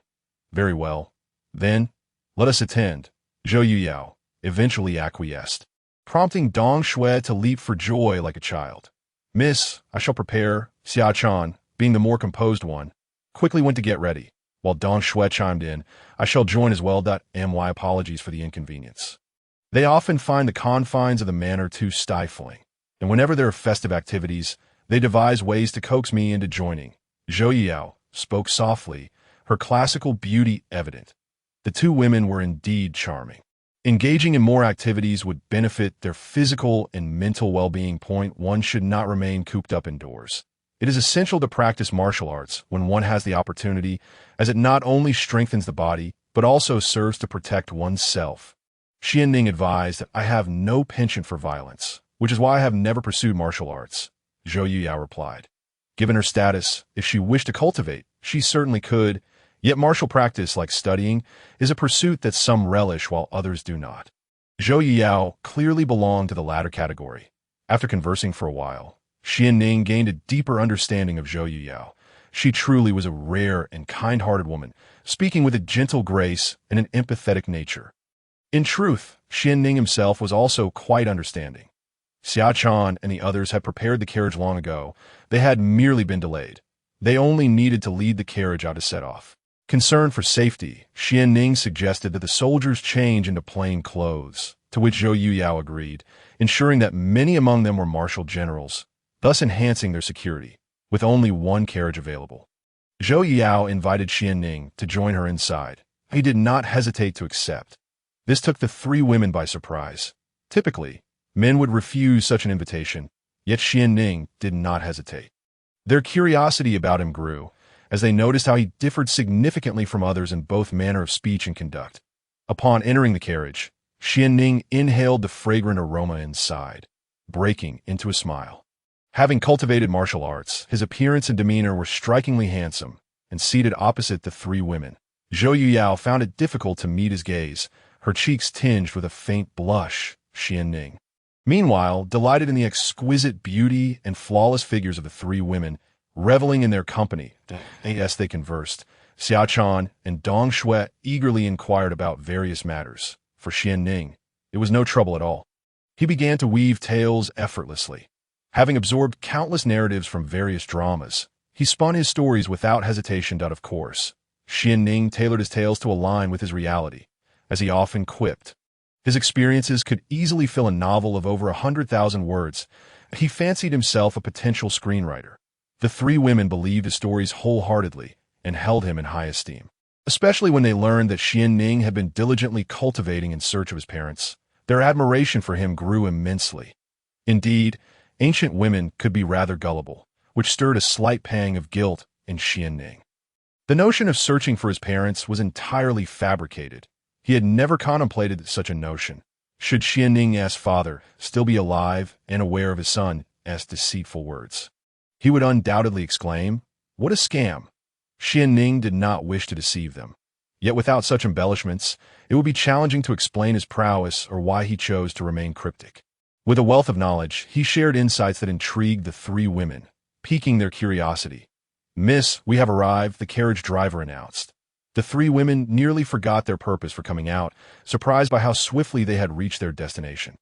The carriage halted before the Wanhua Pavilion. Before disembarking, Zhou Yuyao and the others donned veils, clearly wishing to remain incognito. As they alighted, Zhou Yuyao instructed her entourage, "You may wait outside." "Yes," they replied, standing by as the carriage driver parked in the designated area. Xuanning observed numerous young gentlemen with folding fans, exuding an air of elegance, making their way toward the Wanhua Pavilion. Furthermore, it seemed that entry to the poetry competition required an invitation.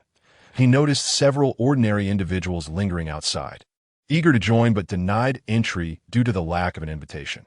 However, no instances of anyone insulting those individuals were observed. Otherwise, Xuanning would have had the opportunity to show off once again. These noble scions, clad in silks and satins, each maintained an air of elegance, and upon encountering acquaintances, would courteously clasp their hands and exchange flattering greetings such as Brother Zhang or Young Master Wang. Xiaochan produced an invitation that was markedly different from the others, and soon someone was designated to guide them upstairs to the second floor. It was a quaint room where Zhou Yuyao sat by the window, opening it to reveal a stage-like area below, where she explained to Xuanning that this would be the location for the forthcoming questions. Zhou Yuyao elucidated the rules of the poetry competition to Xuanning, which were quite straightforward. The organizers would present a topic, and participants would compose poetry in response, ultimately receiving critiques from several esteemed elders, thereby earning their rankings, due to the large number of participants. The initial rounds would eliminate a group, with only the victors permitted to continue composing. Dong Shui could not help but interject, "Xuanning, you may not know this, but our young lady began reading at the age of 3, penned poetry by 5, and has participated in the Wanhua Pavilion's poetry competition since she was 13, winning first place for 3 consecutive years." Xuanning looked at Zhou Yuyao in surprise. Truly, she was deserving of her title as the Lord's daughter. With exceptional talent, virtue, appearance, and demeanor, likely unmatched in the entire Luoxian city when it came to literary prowess, Dong Shui. Zhou Yuyao promptly urged her to cease speaking, then turned to Xuanning, saying, "No matter how beautiful the poetry may be, it pales in comparison to your remarkable cultivation at such a tender age. The Lioli Empire, known for its martial prowess, revered strength above all. Most would prioritize martial pursuits, resorting to literary endeavors only if they lacked talent. In this world, strength was paramount, and those with power commanded respect wherever they went. In contrast, literati were oft overlooked. Regardless of their eloquence, few would take notice unless they encountered a discerning patron of talent. Miss Zhou, you need not be modest. With your intellect, I am confident you will undoubtedly clinch the top prize in this poetry competition," Xuanning remarked. Zhou Yuyao was a renowned literary talent. She was exempt from preliminary rounds and could directly participate in the final poetry contest, where she would compete against the 9 victors. Even before the competition commenced, many had already begun composing verses, and Xuanning noticed a few attribute points scattered on the ground, albeit in limited quantity. Bang! With a resounding noise, a strikingly graceful woman, tall and possessing an enchanting allure, gracefully ascended the stage. This woman was indeed stunning. Her naturally arched brow, complemented by a subtle smile and an alluring figure, making every movement captivating as she appeared. Xuanning observed the men below, their eyes fixated on her with an unmistakable glimmer of desire. He surmised that their presence was less about the poetry and more about this woman. She exuded a seductive charm, embodying a bewitching allure that rendered her the epitome of many men's fantasies. "Who is she?" Xuanning inquired curiously. "She is the proprietor of the Wangyue Pavilion, known as Lu Yi, and also a member of the 3 major merchant guilds in the Lioli Imperial City." Zhou Yuyao replied, "Isn't Miss Lu stunning? Many men are utterly captivated by her," Dong Shui remarked enviously. Xuanning nodded in agreement, acknowledging she is indeed beautiful. He then glanced at Zhou Yuyao and her companions, adding, "You are no less than her." The 3 women felt a surge of joy at his words, though they believed themselves inferior. Yet, which woman does not relish being complimented? "I sense you are quite the charmer," Dong Shui noted, having previously felt slighted by Xuanning's gaze upon Zhou Yuyao's figure, but now she found him rather amiable. "You, girl, are easily satisfied by mere words," Xiaotian quipped, casting a disapproving look at her. The poetry competition was about to commence, and Zhou Yuyao gazed downwards. The others turned their attention to the stage outside the window, where Lu Yi had a red cloth-covered easel presented, and with a graceful pull, she unveiled the character Bamboo. The theme of this round was indeed bamboo, and participants were to compose a poem based on it. They had the time of a burning incense stick, and failure to produce a poem or delivering an unsatisfactory one would result in elimination. The literati and nobles below fell into deep contemplation upon seeing the topic. Subsequently, a man in splendid attire appeared to have an epiphany. Confidently, he stepped forward, opened his fan, and recited, "The spring breeze suddenly stirs the rain. As shadows fall in the bamboo grove, I long to catch the sound of the flute. Yet this sorrow is one without a confidant." Upon hearing this verse, the crowd erupted in applause, and the elder judges were equally impressed. Lu Yi smiled. "This esteemed gentleman, please come upstairs." Immediately, a maid led the man to the upper floor. With the first success, more than a dozen others began to recite their compositions, yet their verses failed to impress. Only one managed to barely qualify and was invited upstairs. Soon after, another approached, his gaze fixed on Lu Yi, and with a gleam in his eyes, he exclaimed, "I've got it." Then, feigning the demeanor of a cultured poet, he proclaimed, "Bamboo, bamboo, how beautiful you are, yet you cannot compare to Lu Yi, whose beauty is beyond compare." The crowd burst into laughter at his attempt, recognizing it as little more than a declaration of affection. Lu Yi, covering her mouth with a light laugh, responded, "Thank you, young Master Zhao, for your poetry. However, I fear it may not suffice for advancement." The man, known as young Master Zhao, remained unfazed, gazing adoringly at Lu Yi, and remarked, "Ah, I am no poet. I came solely to see you, and that alone brings me joy." With that, he willingly stepped down from the stage and took a seat to watch others compose. Afterward, more individuals began to recite their verses, Yet most were unsatisfactory, failing to please the elder judges. The so-called talents of Luoxian City are hardly impressive. Only one has advanced, a boisterous voice rang out, accompanied by 4 arrogant figures who mockingly surveyed the gathering. Naturally, the attendees were incensed. They were among the finest talents in Luoxian City and could not tolerate such insult. "Who are you?" the crowd inquired. The newcomers, brimming with arrogance and disdain, retorted, "You lot are not worthy of knowing our names." Such audacity was met with disdain from the assembly. "You cannot even compose a decent poem. What right do you have to know my name? We have traveled all the way from Taixia City to see what talents Luoxian City possesses. But to our dismay, we find there are none, merely a gathering of buffoons."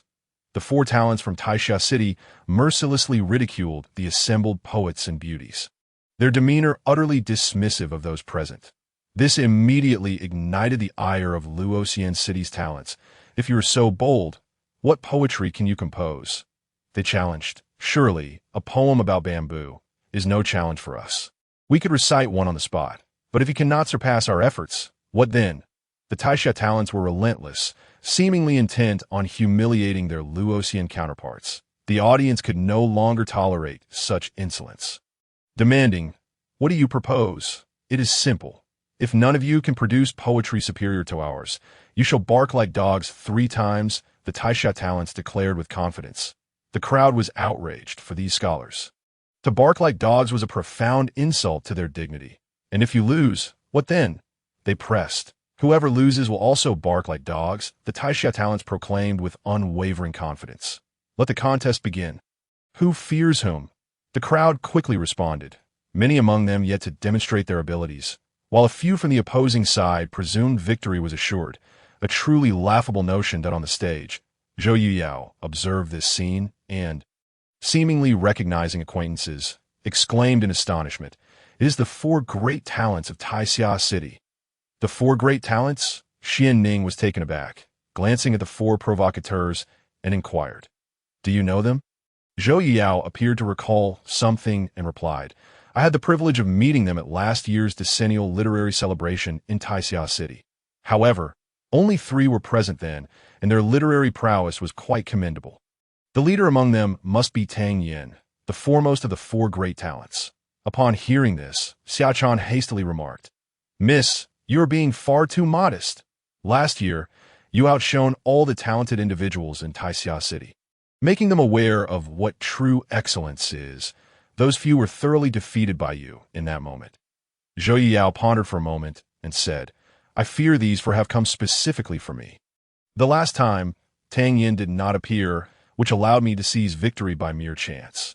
Had he been present, I doubt I would have been a match for him. Miss, we have faith in you. Even if Tang Yin excels in literary talent, he shall not surpass you." Xiaochan and Dong Shui expressed their unwavering belief in Zhou Yuyao. However, Zhou Yuyao shook her head and replied, "That is not certain. Tang Yin is indeed formidable that a talent from Luoxian City stepped forward first, declaring, 'I am but an unworthy individual, yet I shall compose a poem.' Very well," the talent from Taixia City responded nonchalantly. "Autumn pond. New rain falls, bamboo leaves dance in the sky. Fish leap toward the dragon gate, alas, destined for the pot." This verse carried a hint of sarcasm, likening the 3 opponents to fish in a pond, foolishly aspiring to leap over the dragon gate, only to end up in a pot.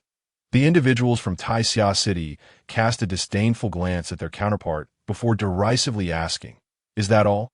Though the poet's talent was lacking, he managed to reject the talents of Taixia City with a poem, much to the amusement of those present. "It is your turn now," the Luoxian City talent said, directing his gaze toward his companions. "Wenzheng, you go to." A man named Wenzheng disdainfully regarded the individuals from Luoxian City before stating, "The bamboo stands tall against the frost, green amidst the winter's chill. Pure in heart, I seek only appreciation. The tender shoots have yet to become stalks." As soon as this poem was uttered, the crowd fell into contemplation. The depth of its meaning and the quality of its composition far exceeded that of the previous speaker, causing the Luoxian City talent to grow visibly uncomfortable. The talents from Luoxian City exchanged glances, each struggling to conjure a more impressive verse to counter their opponent. Tang Yin surveyed the crowd and remarked, I have heard that the foremost talent of Luoxian City is Zhou Yuyao. I have come this time to witness the prowess of the woman who bested my brothers. It is truly regrettable that we did not meet last time in Taixia City. Upon hearing this, the talent from Luoxian City realized that they were indeed in the presence of the renowned four great talents of Taixia City, explaining their remarkable eloquence and literary skill. It became clear that their objective was Zhou Yuyao, who had previously triumphed over all talents in Taixia City, including 3 of the 4 great talents, thus diminishing their prestige. They had come seeking retribution, which clarified their provocations toward the talents of Luoxian City. The crowd quickly grasped the identities of these 4 individuals and understood their purpose for attending this gathering. Lu Yi, upon seeing the 4, proactively suggested, how about this? Since the 4 great talents of Taixia City have arrived, let us proceed directly to the final competition, allowing the 4 of you to engage in a poetic duel with the talents of Luoxian City. Upon hearing Lu Yi's words, the 4 great talents nodded in agreement and responded, since Miss Lu has so graciously proposed this, we are more than willing. However, I trust the talents of Luoxian City will acknowledge the prior wager. Well, the talents below hesitated, now aware of their opponent's identities, and turned their gazes toward Zhou Yuyao above. Zhou Yuyao knew she could not refuse, nor could she avoid the challenge. Regardless, she had to muster her courage and accept. Very well, I hope the 4 great talents will not disappoint this humble lady. Zhou Yuyao approached the window, fully aware that these 4 had come specifically to compel her acceptance. Go, Miss Zhou, show them your prowess. The crowd cheered, their voices rising in support of Zhou Yuyao. Miss, facing all 4 of them alone is terribly unfair, Xiaotian exclaimed urgently. Indeed, aside from you, no one else from Luoxian City stand a chance against them. This will be exceedingly difficult for you, Dong Shui added, her concern evident. Xuanning had not initially considered intervening, but upon witnessing the audacity of the 4, he resolved to teach them a lesson. While he lacked knowledge of poetry, he could always replicate others' works. As a traveler, he had acquired some ancient verses, albeit rather rudimentary. Thus, Xuanning confidently declared, who says your lady must face them alone? I am here as well. Xiaotian and Dong Shui exchanged doubtful glances at Xuanning's bold claim. They recognized his martial talents and knew he was formidable, yet they harbored little faith in his poetic abilities. Nevertheless, they appreciated his willingness to assist. The group descended from the loft, disregarding the notion that Xuanning could truly aid them. The individuals remaining above were few, and aside from Zhou Yuyao, the others who had advanced were not worthy opponents for the 4 great talents. The 4 great talents paid little heed to anyone else, maintaining a courteous demeanor toward Zhou Yuyao as she approached. Holding their folding fans, they bowed respectfully and said, You must be Miss Zhou Yuyao. I am Tang Yin, and I have come to see what remarkable talent resides in the woman who bested my brothers. Last year, I merely escaped defeat by chance, and I do not possess any extraordinary talent compared to you 4 illustrious figures. Zhou Yuyao was polite, displaying no trace of arrogance. Her humble demeanor elicited admiration from the surrounding talents and ladies. Winning is winning. There is no need for further discourse. I have come to Luoxian City specifically to seek guidance from Miss Zhou. Tang Yin stated plainly, revealing his intentions without pretense. The crowd turned to Lu Yi, who remained silent, allowing the poetic competition to unfold and letting the quality of their work speak for itself. Lu Yi clapped her hands, and a maidservant brought forth a basin of flowers, with a branch of peach blossoms elegantly arranged within. Let us use the theme of peach blossoms, Lu Yi instructed the 2 parties.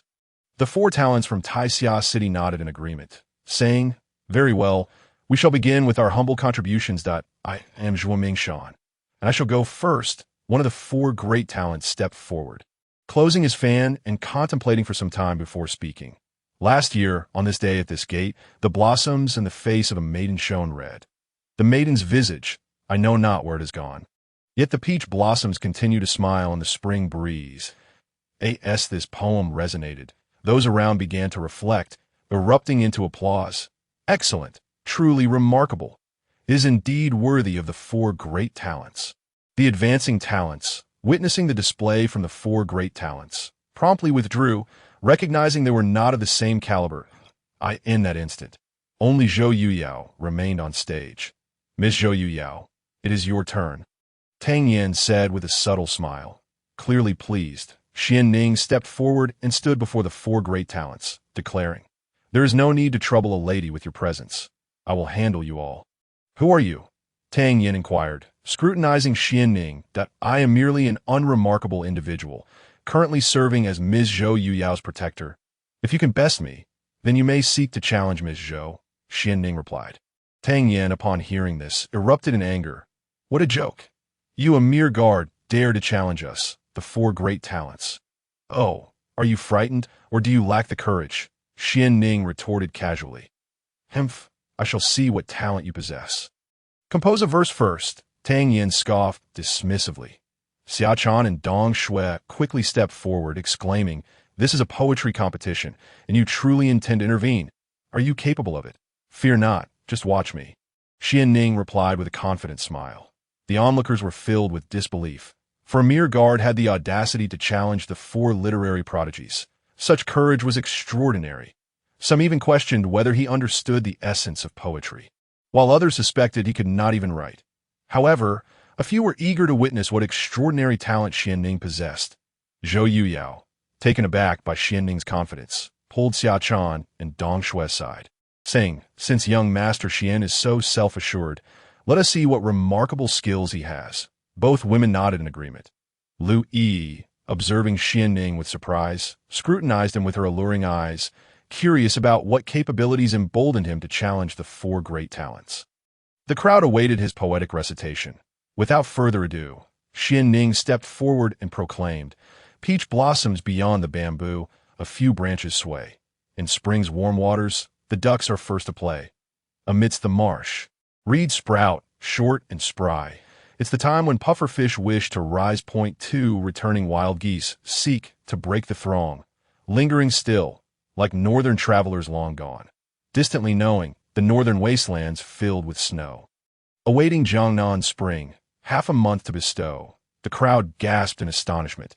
Even Tang Yin and his companions were taken aback, their gazes toward Xuanning transformed entirely. They were utterly shocked. This individual possessed such remarkable literary prowess. The surrounding spectators shared the same sentiment. Initially perceiving Xuanning as merely a guard lacking any poetic knowledge, no one anticipated he would effortlessly compose such a poem. The hall erupted in fervent applause, exclaiming, "Well done! Well done!" Zhou Yuyao, equally astonished, gazed at Xuanning in disbelief, exclaiming, "He can indeed compose poetry."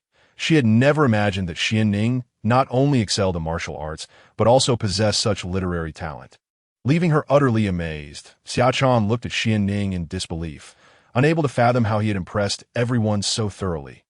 "Miss, Xuanning's poem appears quite commendable."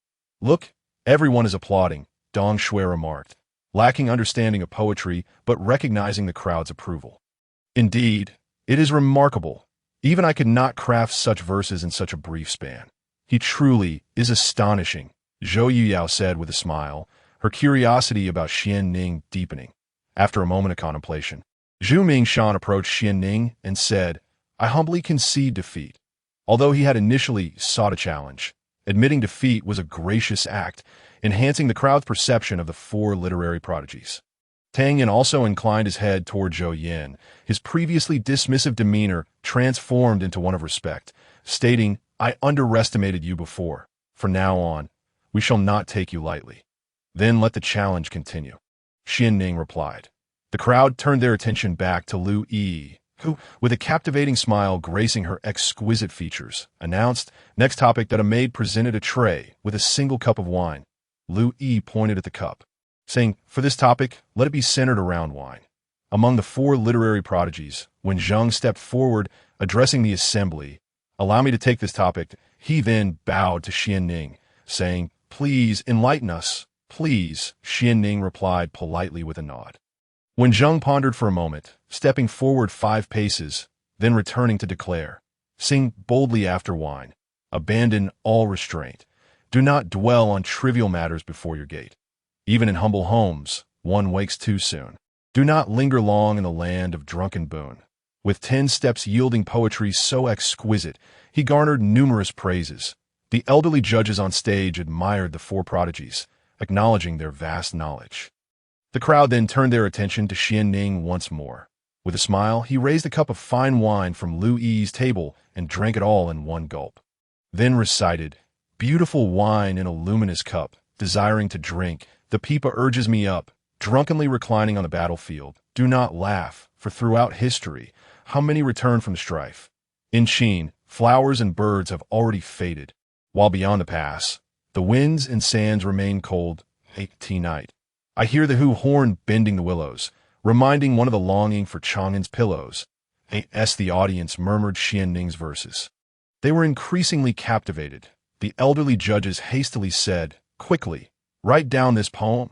The astonishment was palpable throughout the hall. Even Tang Yen stood there, dumbfounded. Yet Xuanning continued, "Let me present another." The audience gasped again. One poem was not enough. And he dared to compose another in such a short span. How many could match such talent? Everyone was astounded and eagerly awaited his words. Xuanning pointed to the azure sky and declared, "Do you not see the yellow river's waters descending from the heavens, rushing toward the sea, never to return? Do you not see the bright mirror in the high hall mourn white hair, morning like black silk, evening turned to snow? In life, one must revel in joy. Do not let the golden goblet face the moon empty. Heaven has bestowed upon me talents of worth. Even if gold is scattered, it shall return. Let us enjoy lamb and beef, for we must drink 300 cups. Masterson, Dan Xiao, let us raise our cups, do not pause. With you, I sing a tune. Please lend me your ear. Drums and jade dishes are not worthy of praise. I wish to remain in drunken bliss, never to awaken. Throughout history, sages have been solitary. Only drinkers leave their names behind. In the past, Chun Wang hosted a feast of joy, 10,000 cups of wine, reveling in mirth. Why does the host speak of scarce funds? He should procure more wine for our toast. 5-flower steed, a cloak worth 1,000 gold. Call the children to exchange for fine wine, to dissolve the ancient sorrows together. As he concluded, the hall erupted in astonishment once more. The three elderly judges exclaimed, "Such talent! Such talent!" The four literary prodigies were utterly stunned by Xuanning's 2 poems. "I am outdone." When Zheng shook his head decisively, standing on stage, Xuanning's handsome visage captivated countless hearts. Martial and literary prowess combined, he was a man no woman could resist. Tang Yen furrowed his brow and asked Xuanning, "Are you truly merely Miss Zhou Yu Yao's guard? I promised her father to protect her for a time." Xuanning replied, "I see. You must be no ordinary person. I am genuinely pleased to encounter such a worthy opponent." Tang Yen expressed with a respectful demeanor.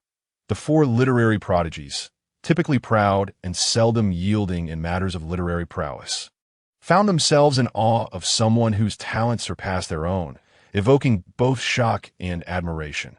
"You flatter me," Xuanning replied with a smile, never one to shy away from acknowledging the works of others. Lu Yi, thoroughly captivated by Xuanning's poetry, could not help but inquire, "This poem must have a title, correct?" Turning back, Xuanning replied, "It is called Song of the Wine." "What a splendid title for Song of the Wine. This piece shall undoubtedly endure through the ages," the three elderly judges proclaimed without hesitation.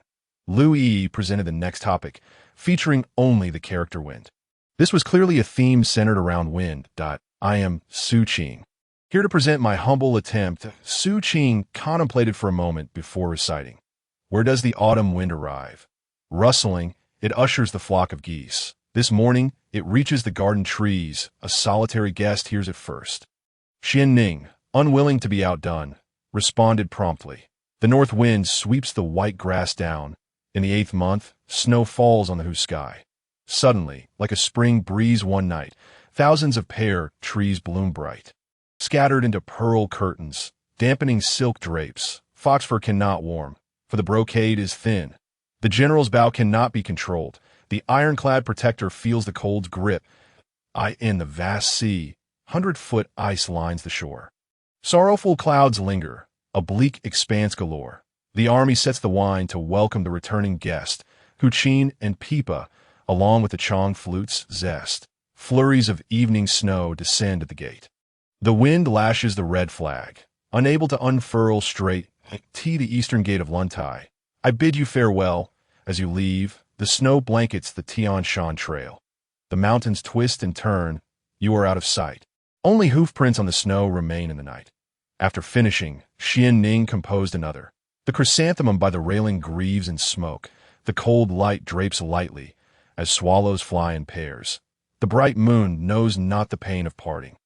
Its slanting rays penetrate the vermilion door at dawn. Last night, the west wind withered the green trees. I climbed the high tower, gazing at the endless road, wishing to send a colorful note and a brief letter. In this vast expanse of mountains and waters, where art thou? Once again, a chorus of praise erupted, as two consecutive compositions left countless spectators astounded, and one had anticipated the sheer magnitude of Xuanning's talent.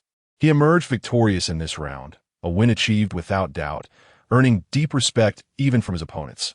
Once again, I am an Suqing displayed no trace of disappointment. Losing to someone like Xuanning was hardly a cause for shame.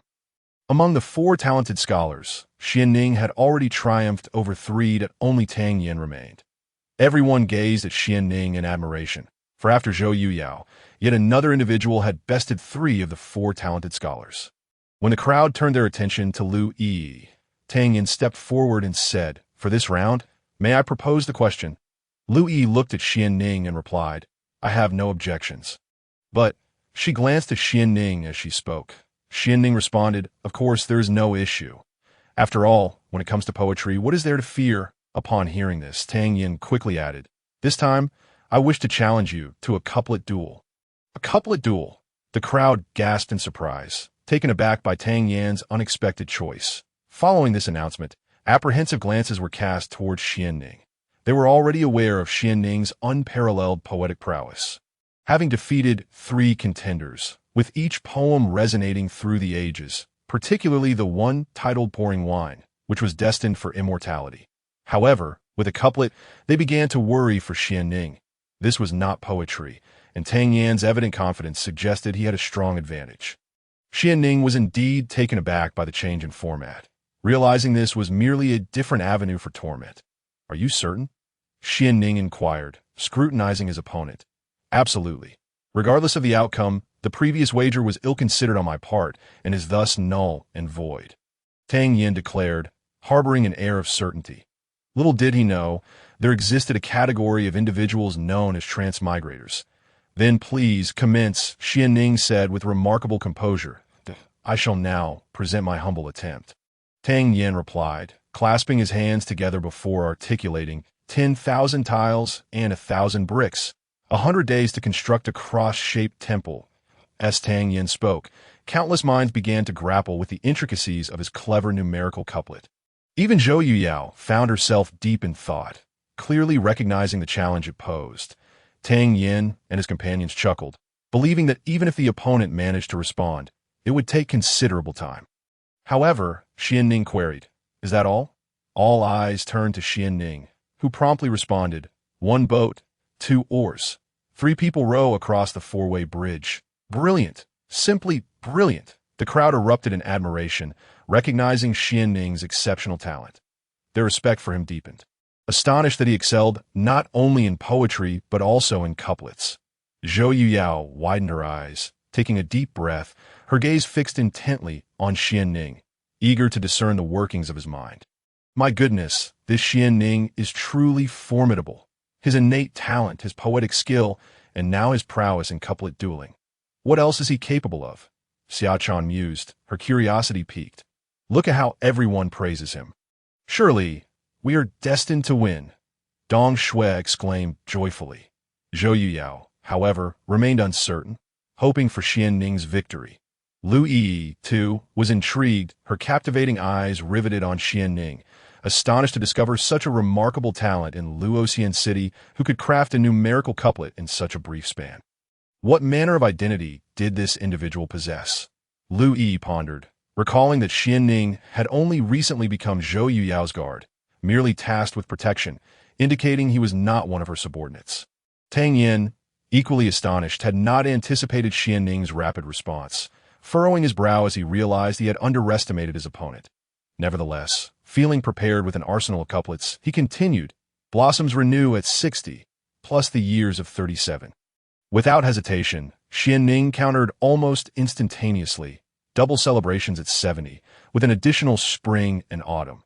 The speed and precision of Xuanning's responses garnered widespread applause, dispelling prior concerns about his capability in couplet crafting. It became evident that he excelled in both poetry and couplets. Their confidence in Xuanning surged anew.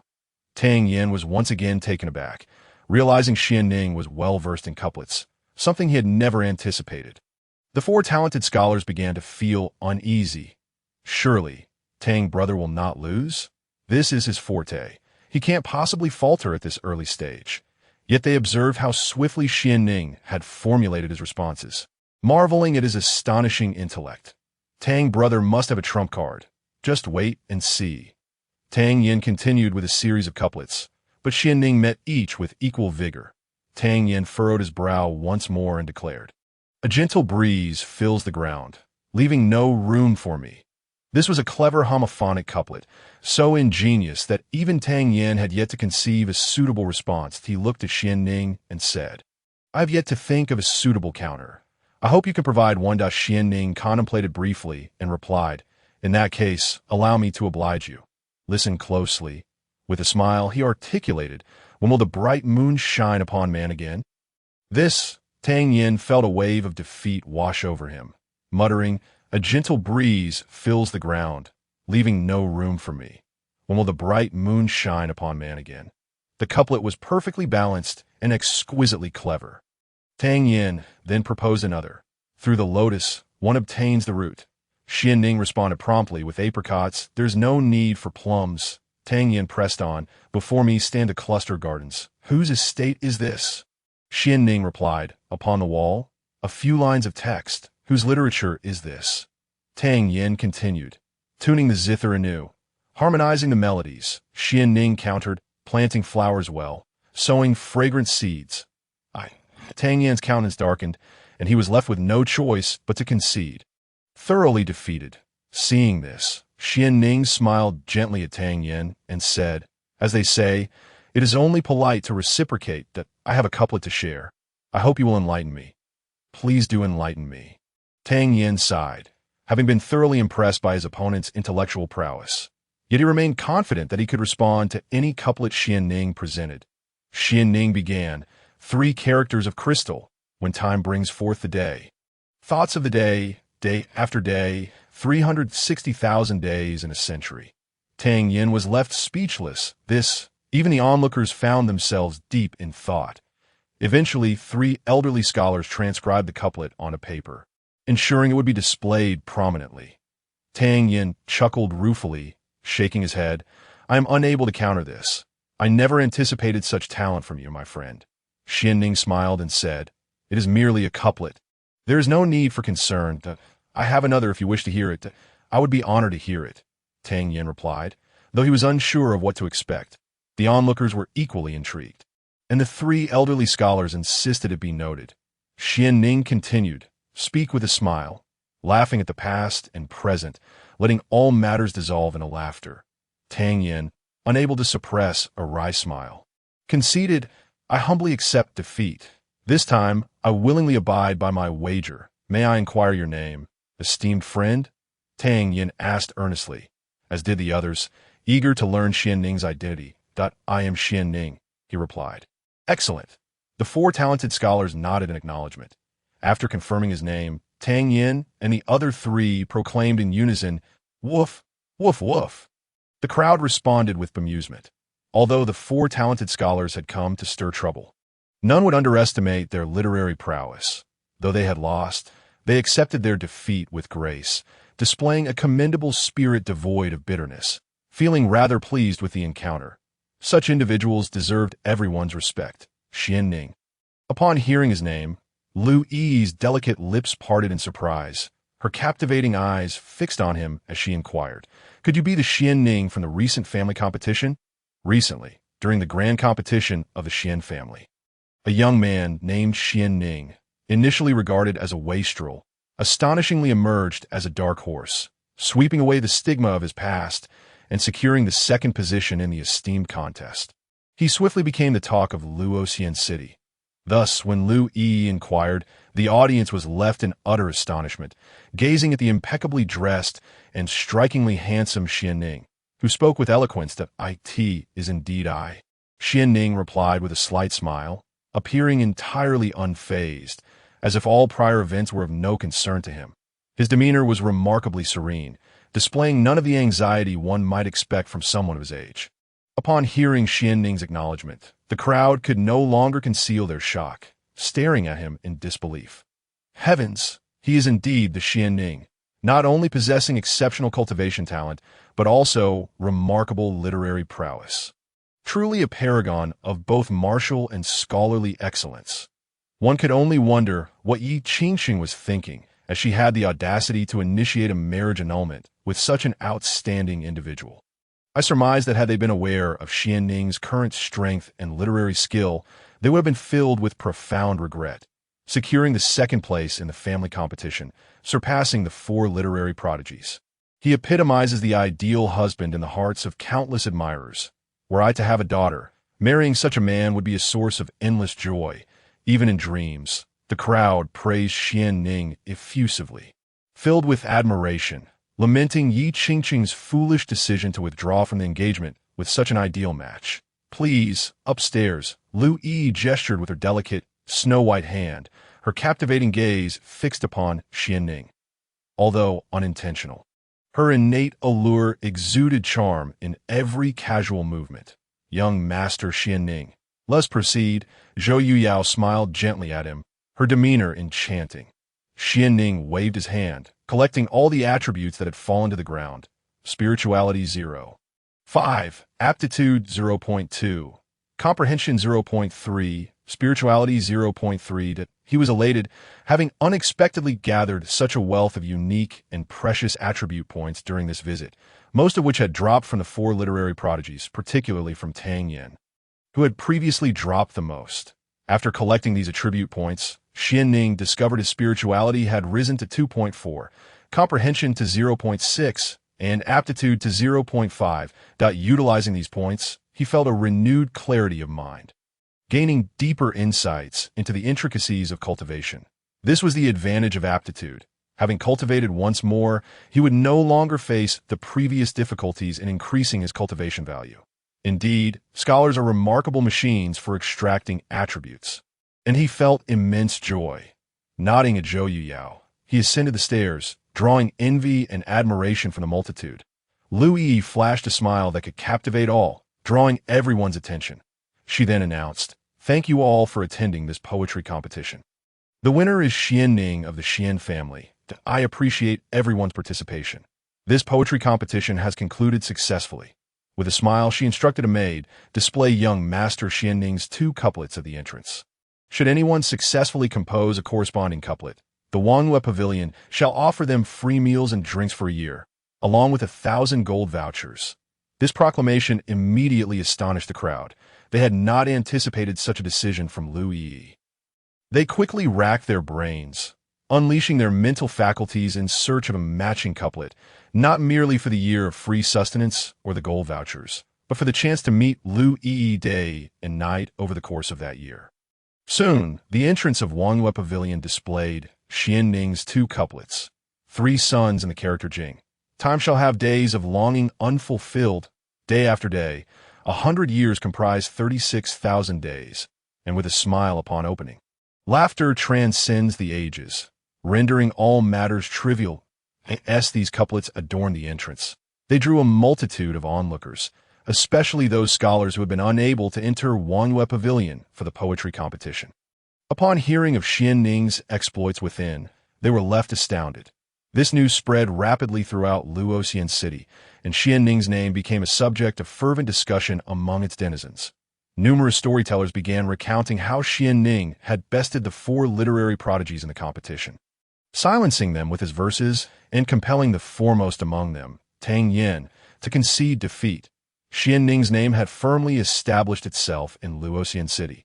Meanwhile, his couplets were the talk of the town, prompting all talented individuals and beautiful ladies to ponder the corresponding lines. Within the Wangyue Pavilion, Zhou Yuyao, Xiaochan, and Dong Shui gazed at Xuanning with wide, curious eyes, captivated by his presence. "What is it?" Xuanning asked, smiling at them. "You are truly exceptional," Dong Shui stated candidly. "It is nothing. I merely learned a little out of boredom," Xuanning replied nonchalantly. The three ladies were left speechless, especially Xiaochan, who felt as if she had received a blow to her pride. To excel so remarkably from mere boredom was unfathomable. Zhou Yuyao also felt a sense of disbelief. After years of reading, she found herself outmatched by Xuanning's casual knowledge. Such is the disparity of talent. Lu Yi soon approached, swaying her alluring figure, instructing the maid to serve a variety of dishes. Come, no need for formality. These are the signature dishes of our establishment." Lu Yi then seated herself beside Xuanning, pouring him a glass of wine. With a gentle lift of her cup, she said, "I have displayed young Master Xuanning's couplets in the establishment. I hope you do not mind. I in the presence of such an alluring beauty, whose allure far surpassed that of Zhou Yuyao, Xuanning found himself drawn to her mature charm, particularly at such close proximity. He could not help but notice her voluptuous figure. While this woman possessed the power to evoke desire, Xuanning remained largely unaffected, regarding her with an appreciative gaze. "Isn't she just a woman? I have encountered many in my previous life, especially those enchanting ladies from certain island, who were alluring beyond comparison in every conceivable manner. That of course not. They say knowledge is boundless. It is my fortune that Sister Lu values my couplets," Xuanning replied, downing his drink. Lu Yi was indeed captivating, yet he was not swayed by her charms. For Xuanning, Lu Yi's decision to display his couplets in her establishment was advantageous. As patrons pondered the lines, he could return daily to collect rare attribute points. Lu Yi's actions ultimately benefited him, and he saw no reason to refuse such a fortuitous opportunity. It seemed he would have to frequent the establishment more often. Not for any other reason, but for those precious attribute points. Lu Yi chuckled lightly, saying, "Young Master Xuanning is quite the charmer. Since you've called me sister, do come here often for meals. As long as you visit, all food and drink will be complimentary." "Thank you, Sister Lu." Xuanning graciously accepted the offer, relishing the prospect of free meals. Thus, the group engaged in lively conversation, with Lu Yi occasionally posing subtle inquiries to Xuanning. This clever woman did not press directly for answers, but sought to uncover his secrets through indirect questioning. However, Xuanning skillfully deflected her inquiries, aware that uncovering his secrets would be an impossible task. Even if she were to lie beside him, that he was not one to become flustered in the presence of women. After all, when the lights went out, they were all the same. After 2 hours, Zhou Yuyao and Xuanning bid farewell to Lu Yi. Upon descending the stairs, Xuanning found the ground bustling with scholars, all drawn in by the couplets, each deeply engrossed in the challenge of composing a matching line. Seeing the ground littered with attribute points, he chuckled softly and began to stroll from table to table, collecting the fallen points. Aptitude 0.1. Unfortunately, most of the points were related to spirituality, with aptitude and comprehension being exceedingly scarce. After his round, he had only managed to gather a mere 0.1. It seemed these points were contingent upon individual talent and knowledge. With the 4 great talents to take the stage, the fallen would be far more than these. Although Zhou Yiao's 3 daughters were deeply intrigued by Xuanning's actions, they refrained from voicing their thoughts. After departing from Wanghua Pavilion, Xuanning escorted Zhou Yuyao back to the manor, claiming he had matters to attend to before parting ways. The direction in which Xuanning departed led him straight to the royal arena. Before entering, he donned a black iron mask, concealing his visage. The royal arena was constructed by the Liuli dynasty, with branches only found in cities above the county level. While smaller towns may have similar establishments, they are merely organized by locals and cannot be compared in scale to the official royal arena. It was Xuanning's inaugural visit to this venue. Thus, he was not entirely familiar with the arena's rules. Upon entering, he inquired with the staff about the conditions and regulations for participating in the competitions. The attendant handed him a document detailing the fundamental rules of the arena. It outlined various tiers of challenges based on differing strengths, including a perilous challenge involving battles against monstrous beasts. Failure in such a challenge would result in becoming the beast's prey. Despite the inherent danger, the rewards were substantial, enticing many to risk their lives for profit, while others sought to hone their skills against these creatures. Prior to a challenge, participants must first have their strength assessed. Otherwise, a warrior of considerable prowess could unwittingly engage in combat designated for mere foot soldiers. Consequently, the arena typically pairs opponents of similar strength. Of course, should someone wish to challenge a more formidable opponent, the arena staff would accommodate their request accordingly. The Royal Arena also offered competitive medals, categorized into 7 tiers: black iron, bronze, silver, gold, platinum, diamond, and royal medals. Advancement was no easy feat. One must maintain a winning streak to quickly accumulate points and elevate their competitive medal status. Each victory granted 1 point, while consecutive wins could yield additional points, up to a maximum of 10 points for a 10-win streak. Wins beyond 10 would still only add 10 points in addition. There was the option for tier-jumping challenges, where one could gain an extra point for defeating an opponent one minor realm higher. However, few could successfully challenge those significantly stronger than themselves. After reviewing these rules, Xuanning addressed the staff, declaring, "I wish to participate in the competitive challenge. Please complete the registration form, then proceed to the strength assessment." The attendant replied. Xuanning glanced at the form, filling in a name, Shaotian, and listed his age as 18. That although he was only 16, and his name was not Shaotian, it mattered little, as no one would recognize him. The arena staff were indifferent to participants' true identities. Once the form was completed, Xuanning approached a testing monolith, where a nearby individual advised, "Place your hand upon it and relax your body." Following the instructions, Xuanning placed his hand on the stone, and a peculiar energy surged into him, revealing his strength as 4th layer Martial General. Impressed by the accuracy of the testing stone, he noted its precision in determining his current level. Subsequently, his information was recorded, and upon exiting, he submitted a registration fee of 10 gold coins, ready to select his competition. Xuanning had come specifically to compete, so he naturally opted to participate immediately. Before long, he received a numbered token and entered arena number 3 for the competition. Upon taking his seat, he noticed a dozen others already present, each of them at the Martial General rank, the most common level among the populace of Luoxian City. The other participants cast casual glances at Xuanning, but did not engage with him. Unperturbed, he spotted several attribute points on the ground, approached, and effortlessly collected them. 0.5 cultivation points, 12 health points, observing Xuanning's actions. The others furrowed their brows, perplexed by his behavior.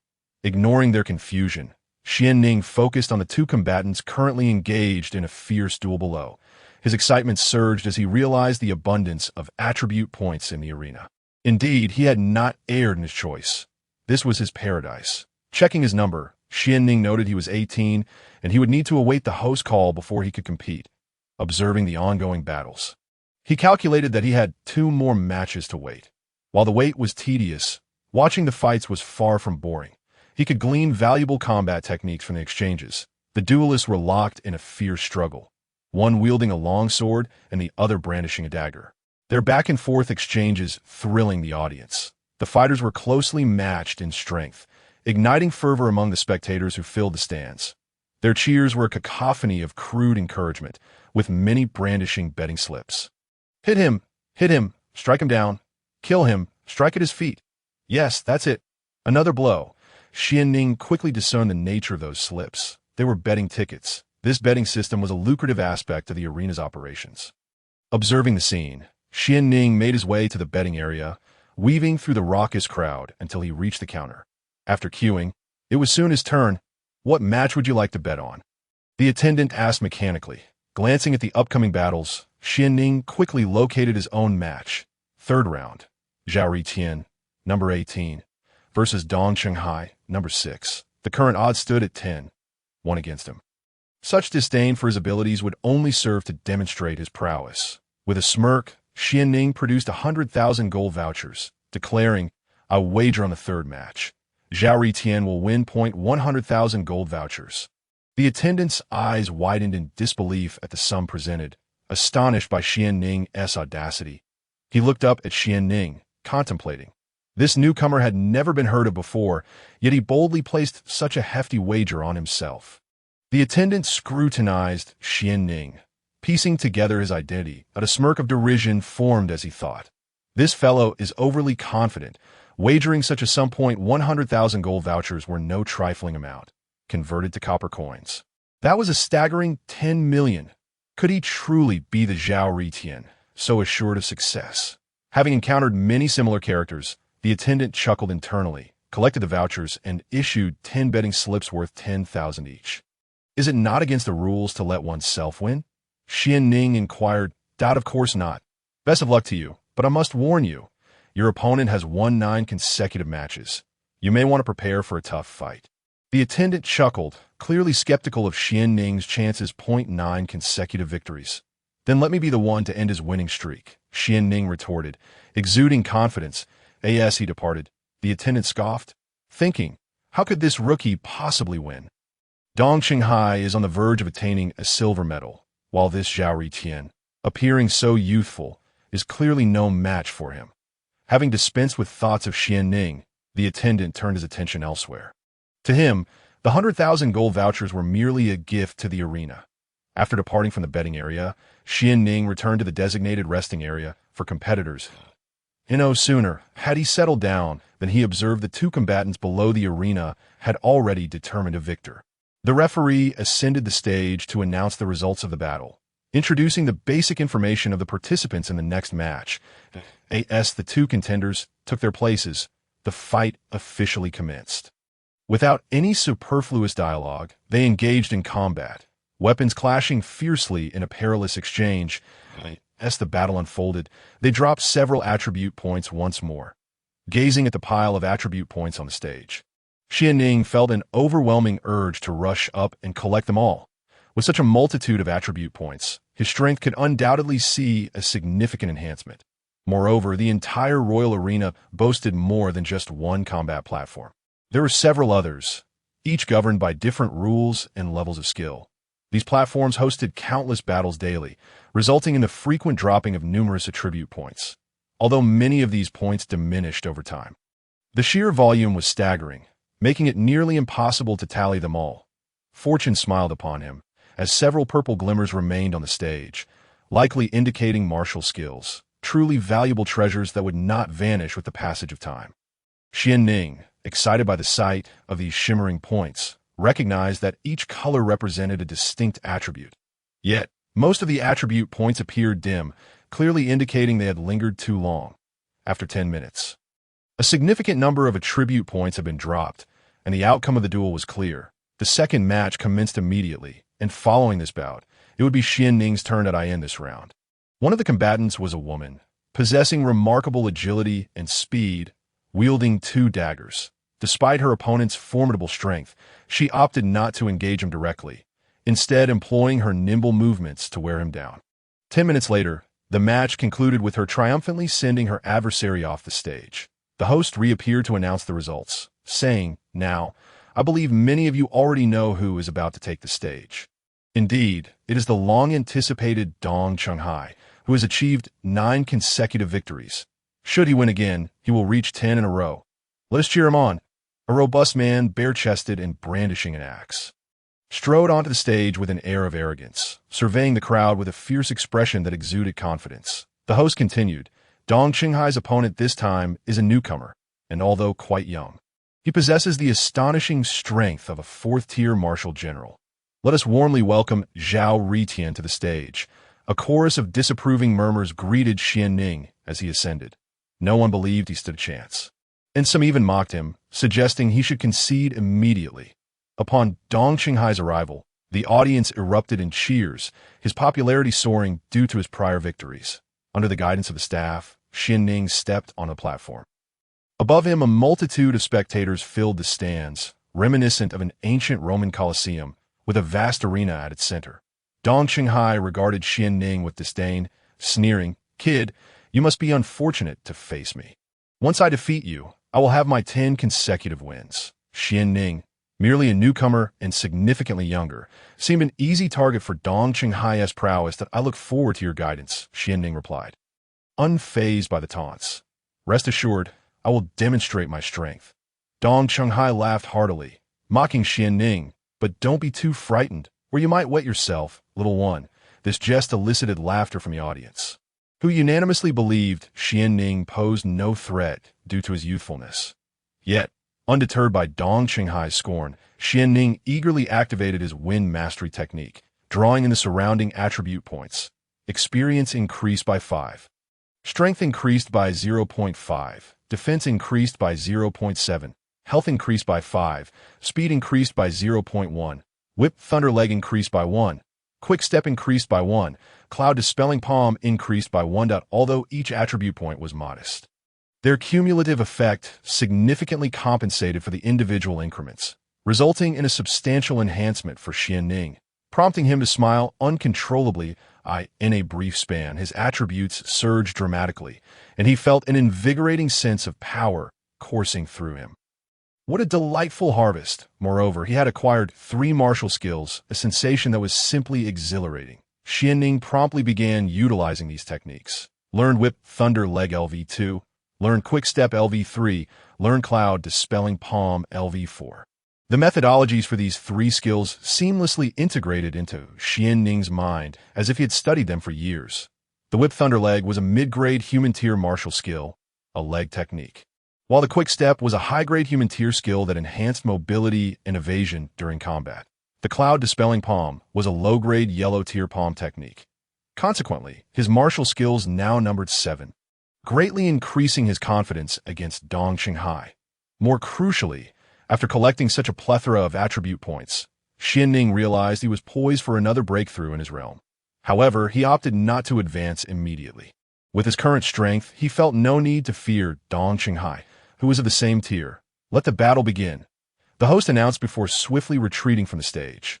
Dong Qinghai cast a cold glance at Xuanning, raising his axe as he declared, "Kid, let me see the combat prowess of a 4th-tier martial general." With that, Dong Qinghai let out a roar, charging at Xuanning with remarkable speed, raising his axe to deliver a vicious strike. Had Xuanning been lacking in strength, this blow could have cleaved him in 2. Yet, upon witnessing the attack, Xuanning remained unperturbed, deftly employing his quick step to evade and calmly collect the nearby attribute points. The surrounding spectators watched in confusion, unable to comprehend Xuanning's peculiar actions. However, the woman from the previous match furrowed her brow as she recognized the familiar movement technique Xuanning was employing. Puzzled by its resemblance to her own quick step, bang! The stone platform bore the brunt of Dong Qinghai's axe, leaving a gaping hole and spiderweb-like cracks in its wake, frustrated by his failure to connect.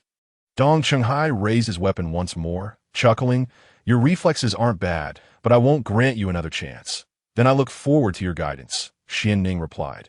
His hesitation to strike stemmed from his desire to prolong the encounter. There were still attribute points to collect, and he was not in a rush to finish off his opponent. After all, to thrive in this arena long-term, he needed to conceal the extent of his strength while continually amassing attribute points and wealth. With his quick step enhancing his speed and reflexes, Xuanning deftly dodged several of Dong Qinghai's attacks while collecting all the attribute points on the ground to avoid revealing any weaknesses. He finally raised his weapon and engaged in battle with his opponent. "So you finally decided to fight back. Allow me to show you my true strength," Dong Qinghai exclaimed, preparing to unleash a powerful strike against Xuanning. Clang! The clash of the axe and sword reverberated through the arena, producing a metallic resonance. Dong Qinghai had anticipated that Xuanning would falter, yet to his astonishment, their strengths appeared evenly matched. Xuanning's power was no less than his own. "This kid has some impressive strength." As Dong Qinghai cast a glance, his brow furrowed tightly, and his expression turned serious. He held a profound confidence in his own strength, yet this Shaotian astonishingly matched him blow for blow.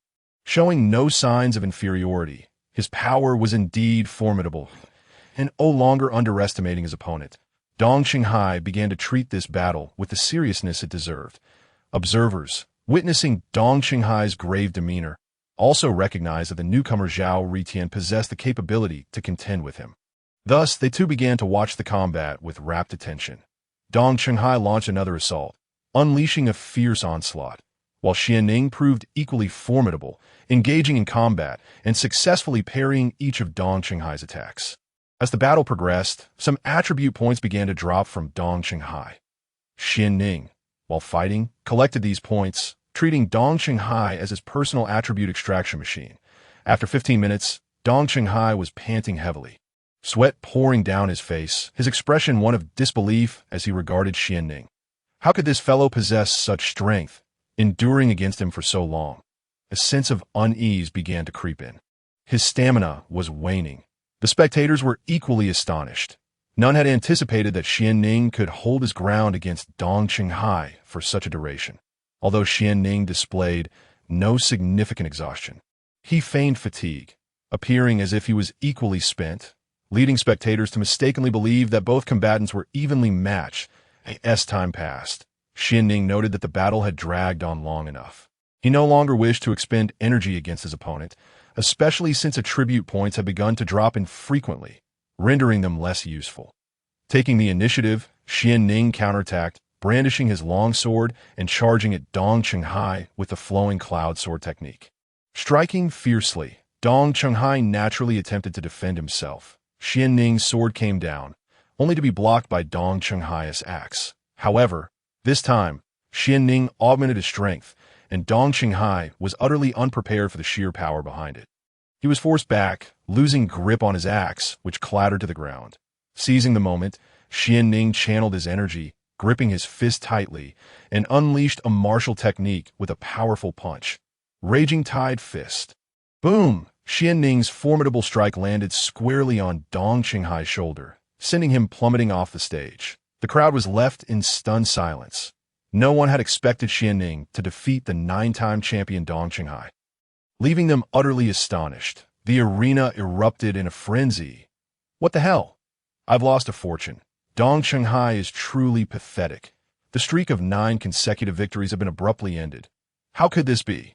Shaotian's strength was astonishing. Having bested even Dong Qinghai, it was indeed a remarkable battle, revealing that Shaotian was far superior to Dong Qinghai.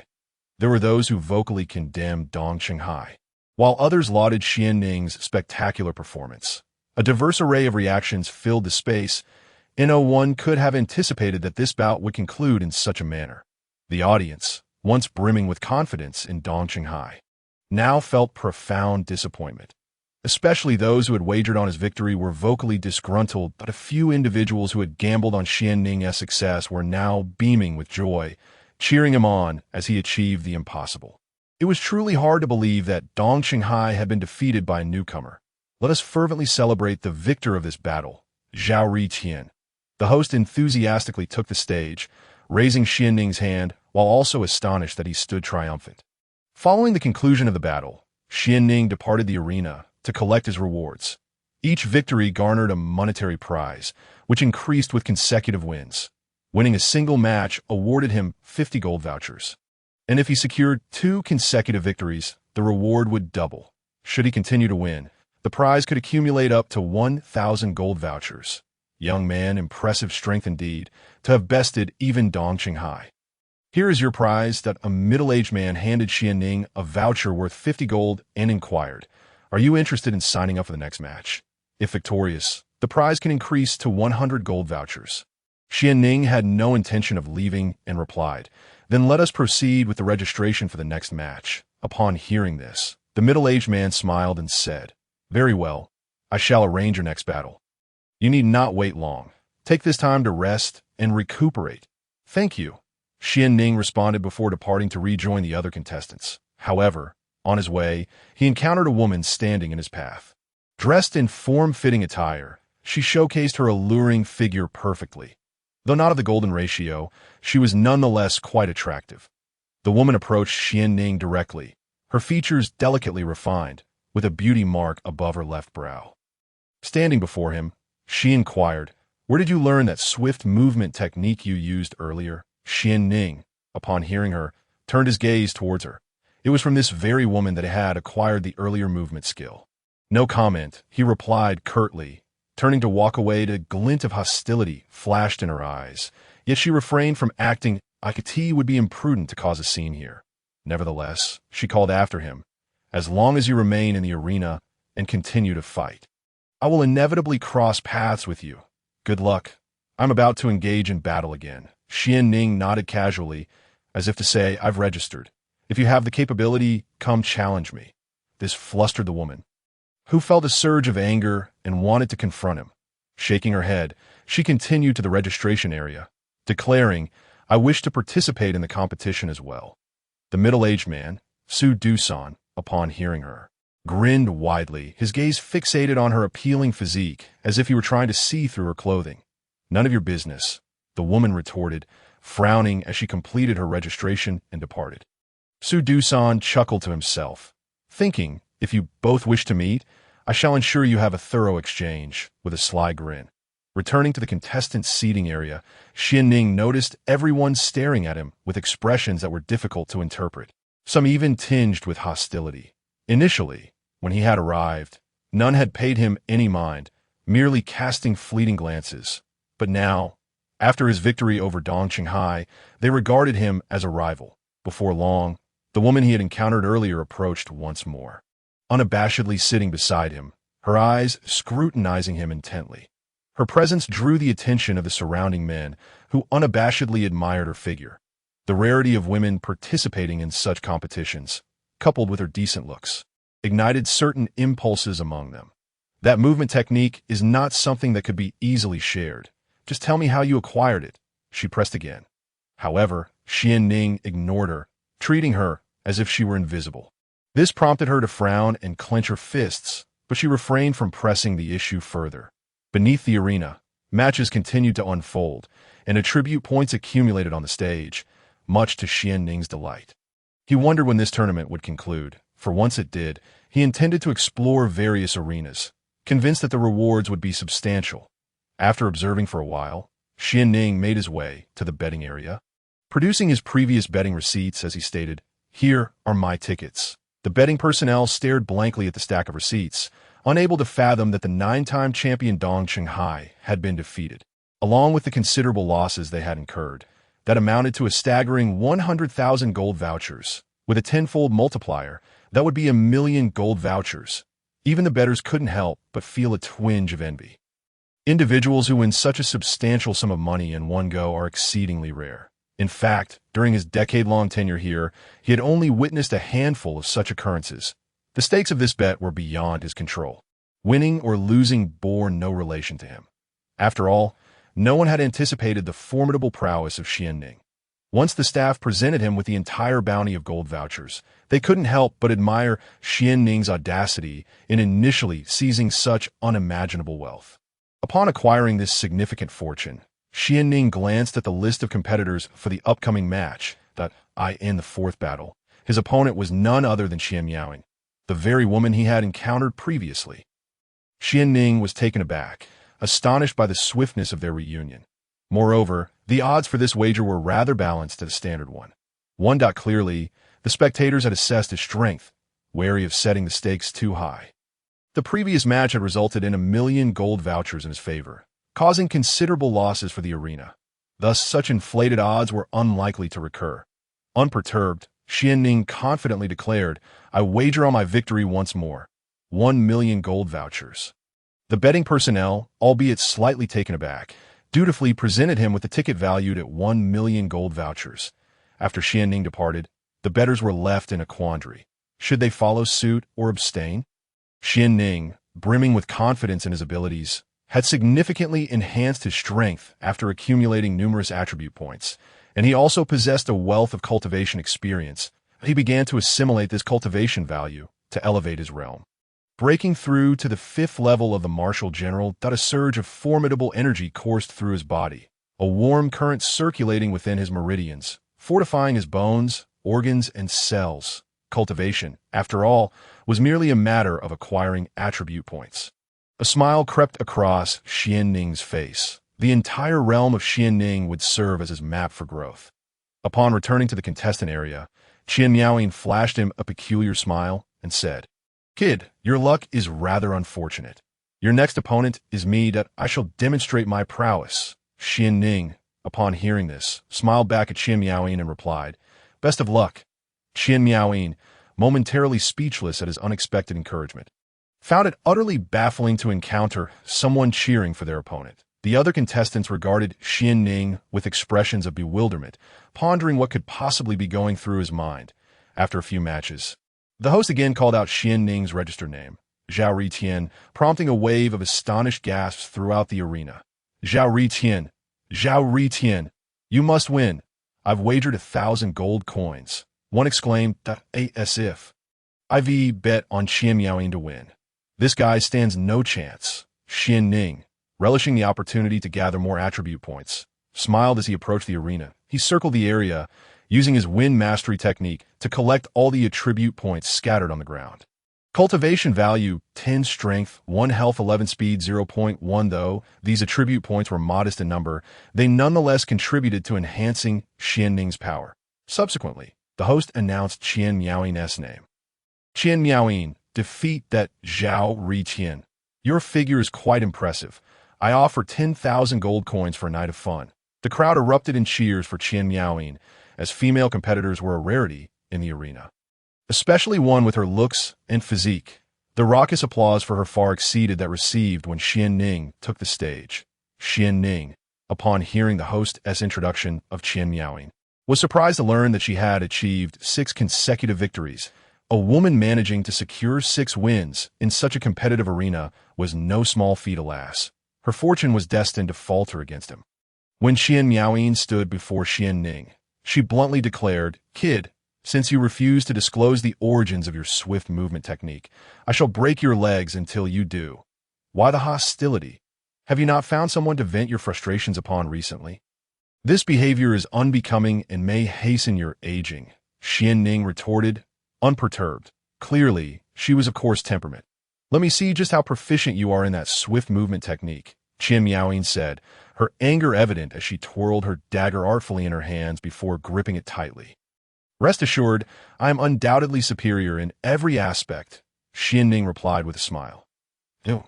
Xuanning was furious, her eyes blazing with rage, itching to subdue Xuanning. "Let the battle commence," the host proclaimed as the duel began. Xuanning swiftly employed her agility, lunging towards Xuanning with her dagger poised to strike mercilessly at his throat. In her fury, her attacks were fierce and relentless. Should she connect, Xuanning's life would be in jeopardy. Indeed, a woman of venomous intent. Xuanning, realizing the gravity of the situation, did not dare to underestimate her and responded with his own swift movement technique. Utilizing similar agility, Xuanning deftly dodged Xuanning's lethal strikes, moving with a casual grace as he evaded her assaults. She showed no mercy. Each attack was executed with lethal precision, reminiscent of a furious assassin. Xuanning unsheathed his weapon, countering her dagger with a flurry of strikes that sparked in a shower of sparks. After a few exchanges, it became apparent to Xuanning that Xuanning was no ordinary opponent. His strength was formidable, and engaging him directly would spell disaster for her. Thus, she resolved to leverage her speed to gain the upper hand. However, Xuanning was equally swift. Intercepting each of her attacks with remarkable agility, he was determined to extract every ounce of value from Xuanning before conceding defeat. No opponent could be taken lightly.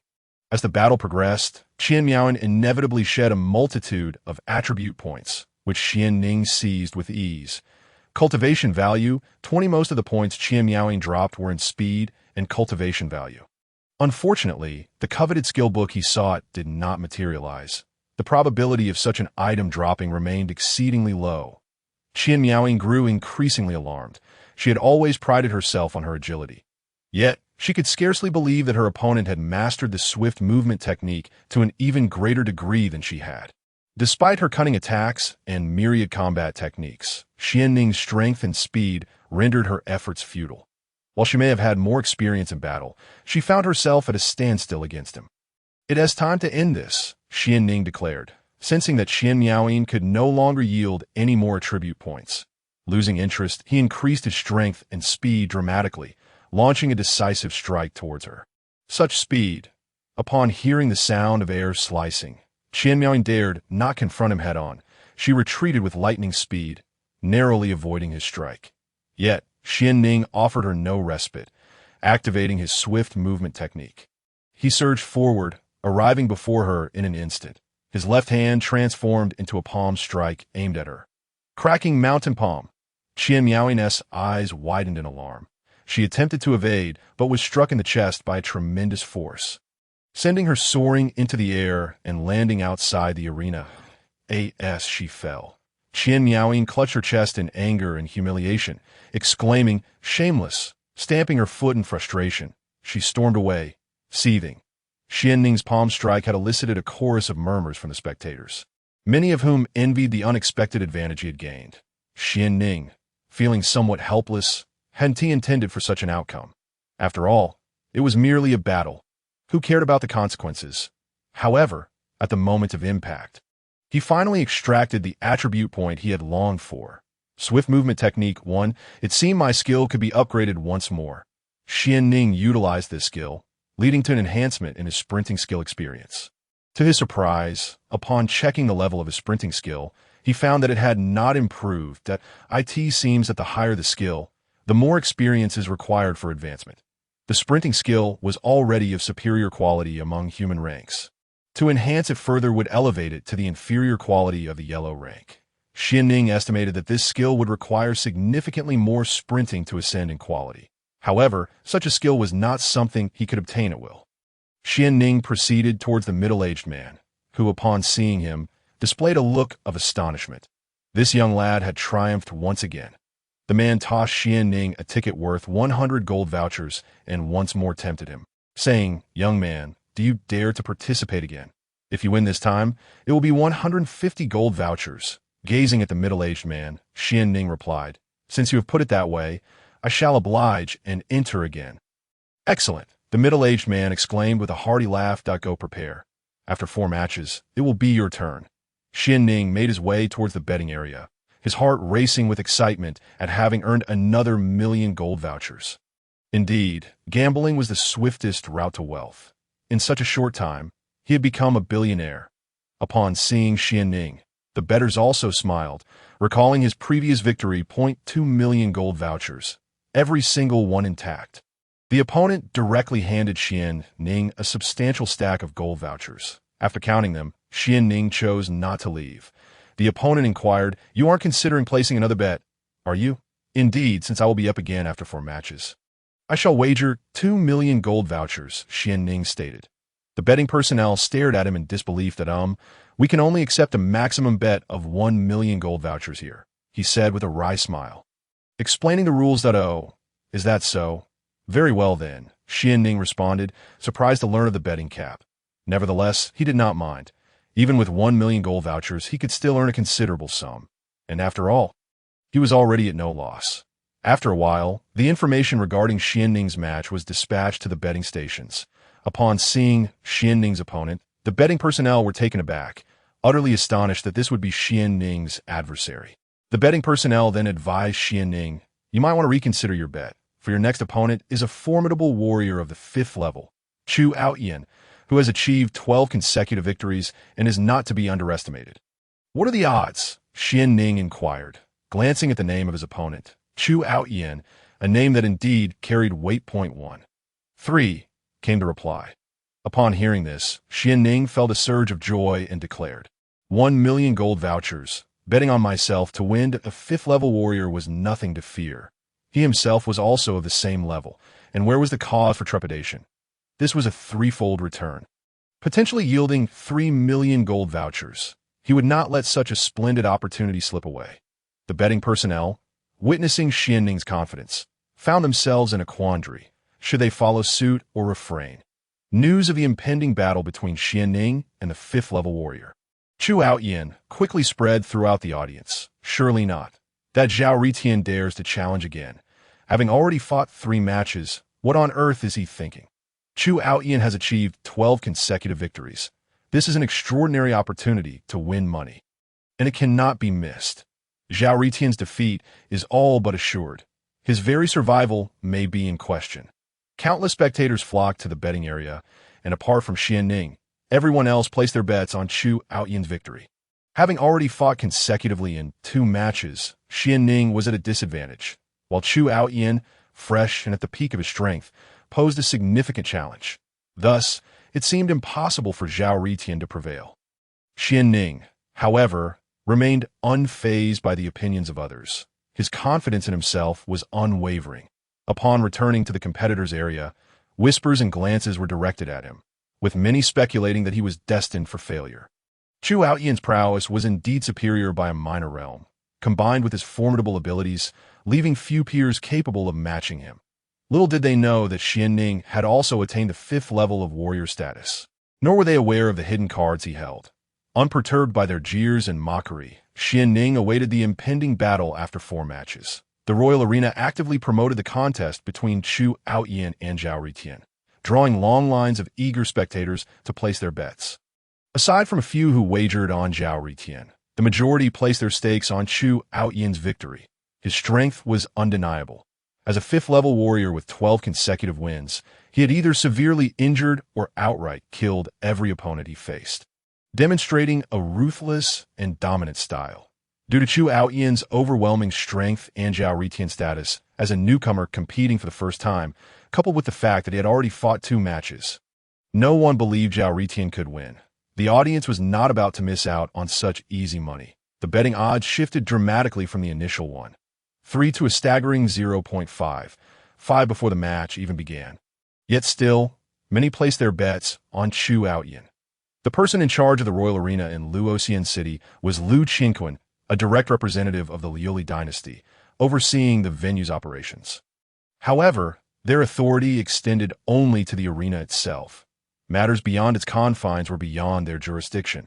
The annual revenue generated by the Royal Arena significantly enriched the Liu royal family. Yet these funds did not contribute to the national treasury, instead being classified as royal private income. Lu Qinquan, the head of the Royal Arena, was a royal himself, albeit distantly related to the direct line, having been in charge of the arena for a decade and possessing keen insights. After observing Shaotian's previous bout, he had a sudden inspiration to pit this Shaotian against Xuan and publicize the event, resulting in the expected outcome. Countless bets placed on Xuan's victory. Master Xuan. While Shaotian appears lackluster, he surely cannot contend with Xuan. Can he? Your grand promotion has led many to bet on Xuan winning. Even though the odds have shifted to 0.5, the funds placed on him remain substantial. If Xuan wins, our losses could be considerable, but a man in his 40s, the ostensible manager of the Royal Arena, gazed at Lu Qinquan with confusion. Lu Qinquan, appearing to be in his 20s, but actually 30, had managed the arena for a decade and possessed considerable acumen. Lu Qinquan surveyed the confident Shaotian in the distance and replied, "I observe that young man's battles closely. He has been concealing his true abilities. If I did not possess absolute certainty, do you think I would take such a gamble?" Jin Sheng, still puzzled, queried, "But what if that young man proves to be weak? Wouldn't it result in a significant financial loss? And you might face repercussions? That young man has bet on himself to win, hasn't he? 1 million gold vouchers is no trifling sum. His confidence is substantial, so I shall join him in this wager. After all, within this arena, are we not all gamblers?" Despite Lu Qinquan's words, his expression radiated confidence, as if he were certain that Shaotian would bring him a significant surprise. However, Jin Sheng remained concerned and asked, "Should we not allow Xuan to throw the match intentionally?" Lu Qinquan's demeanor shifted immediately. The smile vanished, replaced by an icy glare as he coldly responded, "I recall informing you that deception is intolerable here.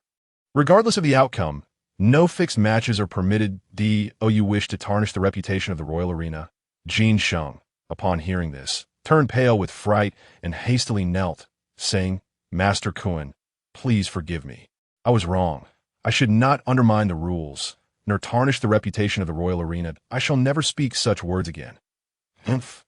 Remember, anyone who dares to fix a match or engage in such conduct will not escape my wrath." Lu Qinquan declared with authority, "Yes, I understand." Although Jin Sheng is the person in charge here, the true authority lies with Lu Qinquan. Lu Qinquan represents the royal lineage, and upon hearing that Lu Qinquan bore no reproach towards him, Jin Sheng hastily wiped the sweat from his brow before departing. The audience on stage was rapidly increasing. After 3 bouts, the seating was nearly filled to capacity, all gathered to witness the clash between Shaotian and Xuan. As they had all placed their bets on Xuan's victory, Once the fourth match concluded, the host ascended the stage with great pomp and, gazing at the packed audience, remarked with a smile, "It has indeed been a long time since I have seen such a full house. It appears everyone is eagerly anticipating the next contest. Without further ado, let us welcome the familiar and long-awaited figure who has achieved 12 consecutive victories, Xuan." As the host's words resonated, the crowd erupted in cheers for Xuan, their jubilation stemming from their collective bets on his triumph.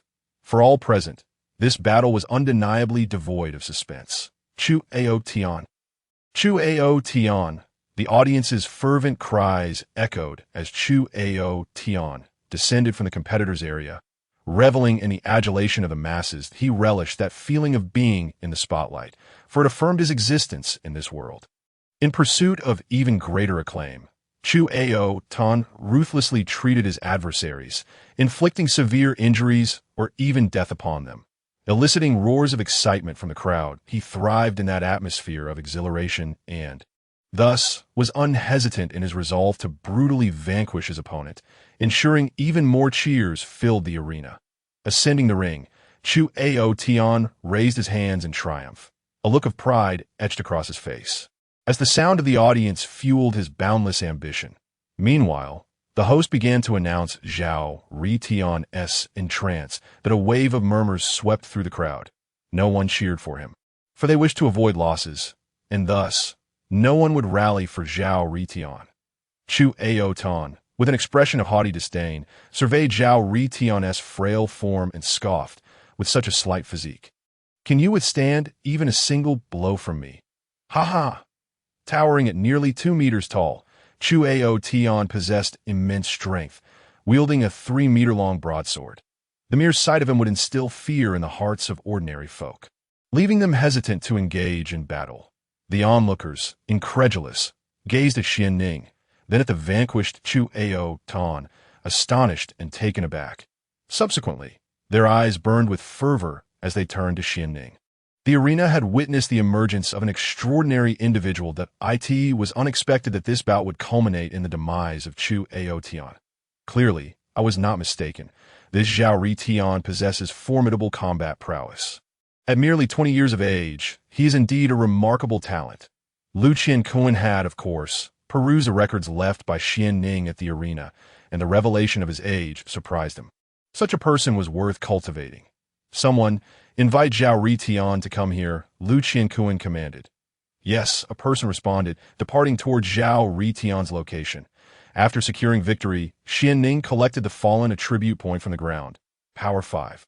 Cultivation value 30. Critical hit 2. Xuanning marveled at the new critical hit attribute point, pleased to find it. This attribute would enhance the potency of his attacks. Unfortunately, he had failed to extract any skills from his opponent this time. Glancing at the deceased Xuan, Xuanning's expression remained unchanged. The man had brought his fate upon himself, having repeatedly sought to end Xuanning's life. Therefore, Xuanning showed no hesitation in claiming the attribute points that had emerged from Xuan's demise. Cultivation value 150. This was a considerable amount, and the points awarded for defeating an enemy were plentiful. Regrettably, there were no additional rewards. The stronger the opponent, the more attribute points they dropped. Xuan had yielded a total of 200 cultivation points, which could be considered a fitting end. Xuanning returned to the middle-aged man to claim his 150 gold tickets. The man expressed his satisfaction, but did not require Xuanning to compete again, only encouraging him to strive for excellence. After receiving his reward, Xuanning promptly sought out his betting winnings. "Xuan, you have finally arrived," one of the bettors exclaimed, elated to see him, as he had once again placed a successful wager and earned a fortune. Xuanning handed his betting slip to the individual, who reciprocated with the gold tickets owed to him. Upon inspecting his stake, Xuanning was astonished to find it had transformed to 0. 5. Resulting in a staggering win of 5 million gold tickets. The exhilaration of winning was intoxicating.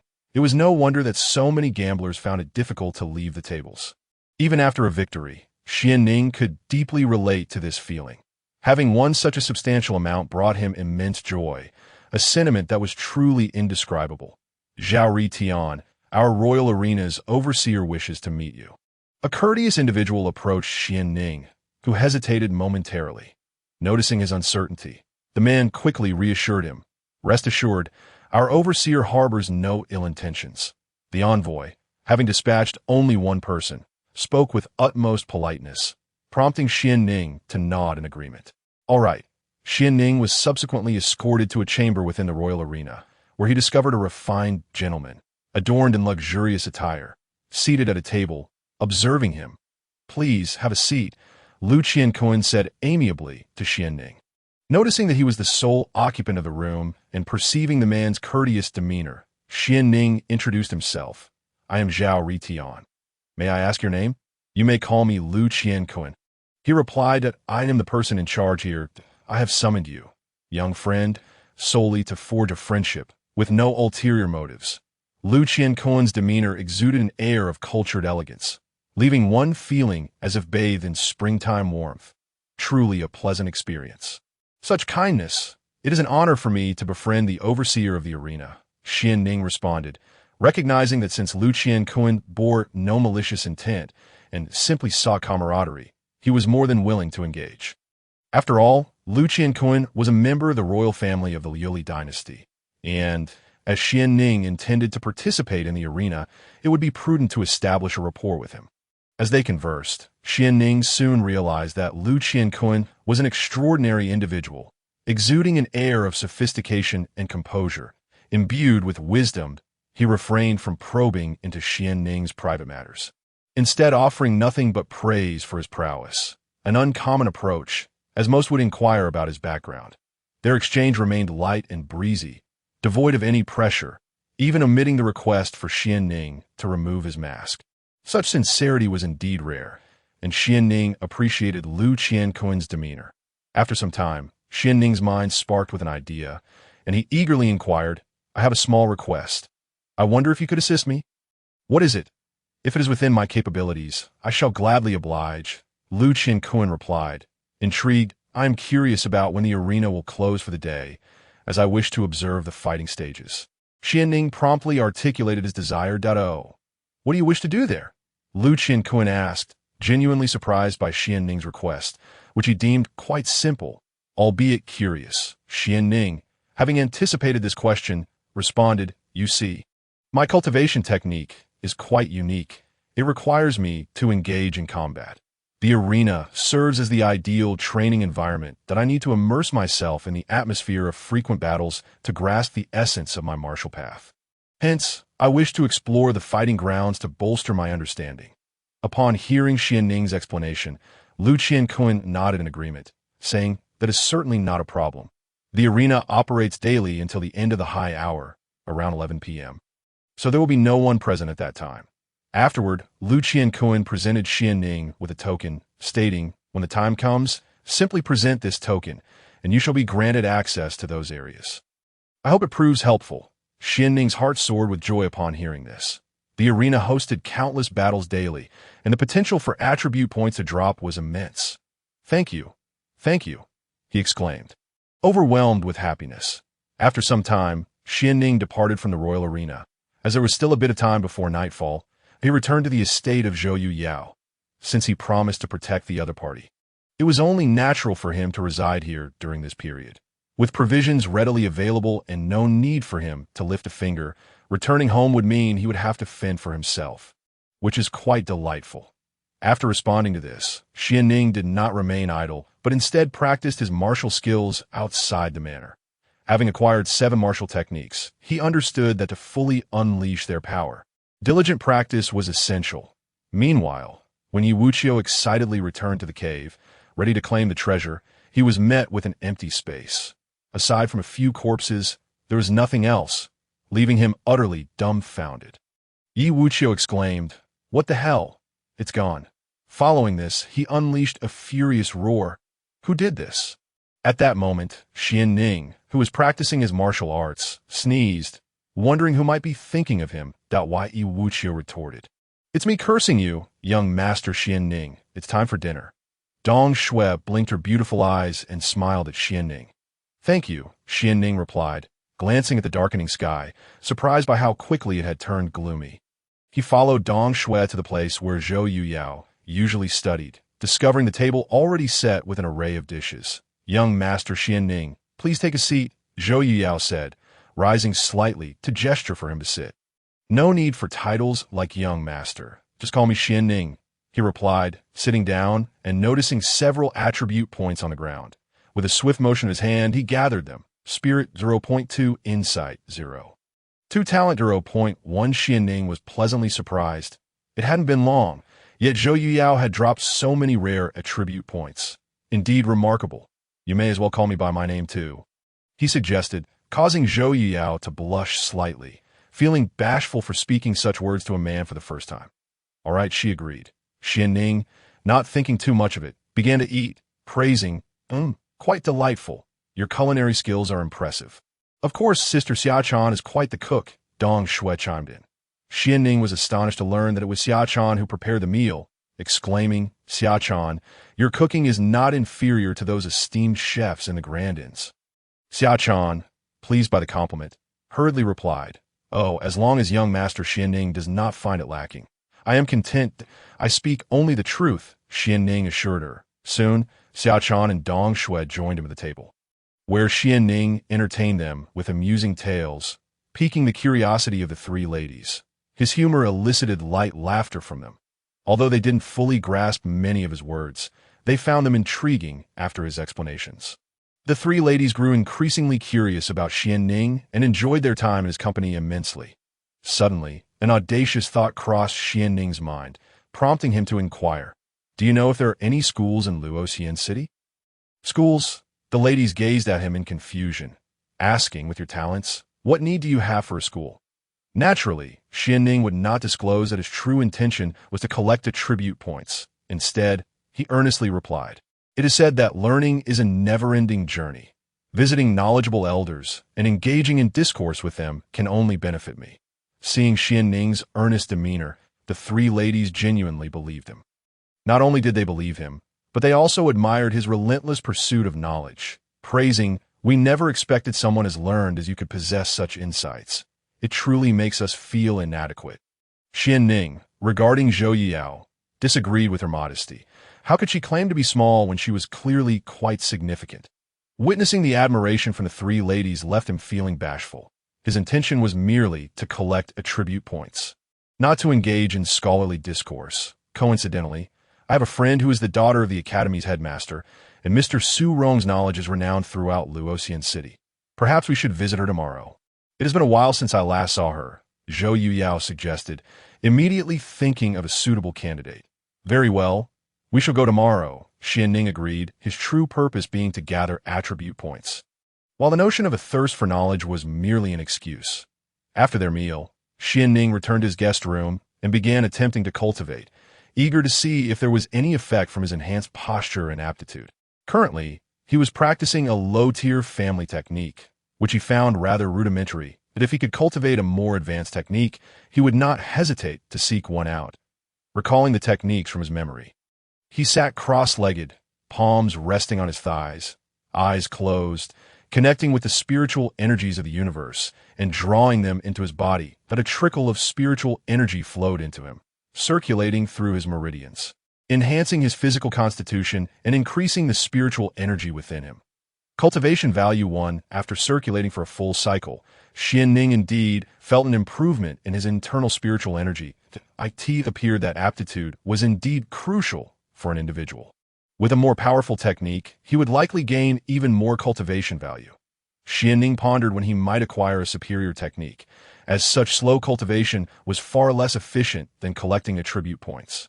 Noticing the time was still early, he decided to continue his practice, reasoning that even the smallest gains were worthwhile, and he must learn to manage his time effectively. When Xuanning awoke again, time had nearly passed, and upon opening his door, he found the entire manor enveloped in tranquility. Residing not far from Zhou Yuyao, he noticed several guards stationed at her door, and even during the night, patrols roamed the estate, significantly enhancing its security. As Xuanning exited the manor, no one obstructed his path. The streets of Luoxian City lay silent, and as he walked along the quiet cobblestones, he felt a hint of solitude. He made his way to the royal arena. The once bustling arena had succumbed to the stillness of the night, akin to the end of a performance. Yet there were still guards stationed outside. Xuanning approached, presenting his token, which granted him entry. As he reached the front desk, he was met by a lovely young lady who promptly inquired, "You must be Zhao Ritian, right? The manager instructed me to wait for you here." Xuanning was taken aback, surprised at how meticulously Lu Qianquan had arranged matters. After all, he was merely an inconspicuous individual, and yet he garnered such attention, leaving him astonished. "Thank you," he replied, taking note of the young lady's tall stature and charming appearance. As she walked, she explained, "This is the arena for martial practitioners. The venue is slightly smaller than others." Upon entering, Xuanning observed that, indeed, it was smaller compared to the arena for martial generals. However, he was unfazed and immediately stepped into the arena, where he discovered numerous attribute points scattered across the ground. Awaiting his collection, he hurried over, employing the wind mastery technique to gather them all.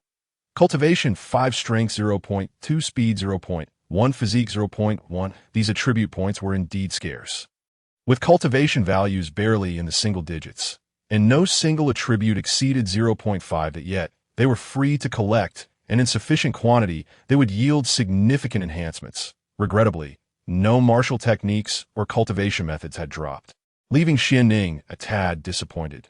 The young lady, naturally intrigued by his actions, observed him closely. Xuanning then closed his eyes, feigning contemplation before smiling and stating, "Not bad." Turning to the puzzled young lady, he suggested, "Shall we proceed to the next arena?" "Certainly." Though the young lady was filled with curiosity, she dared not ask too many questions. The next arena was the very one that Xuanning had visited during the day. After such a lengthy interval, a considerable number of attribute points had once again been dropped. Xuanning eagerly gathered the points strewn across the ground. Strength 2, cultivation value 14, defense 2. The gains here were quite satisfactory. Although modest, they surpassed those from the previous arena. Subsequently, the young lady led Xuanning to the next arena. However, as soon as Xuanning stepped into the passage, he was met with a fierce, savage roar reminiscent of a wild beast. Were those the cries of demon beasts? Xuanning recalled that within the royal arena, there existed another form of combat, one against demon beasts who were confined within and from whom the sounds emanated. Indeed, they were all demon beasts.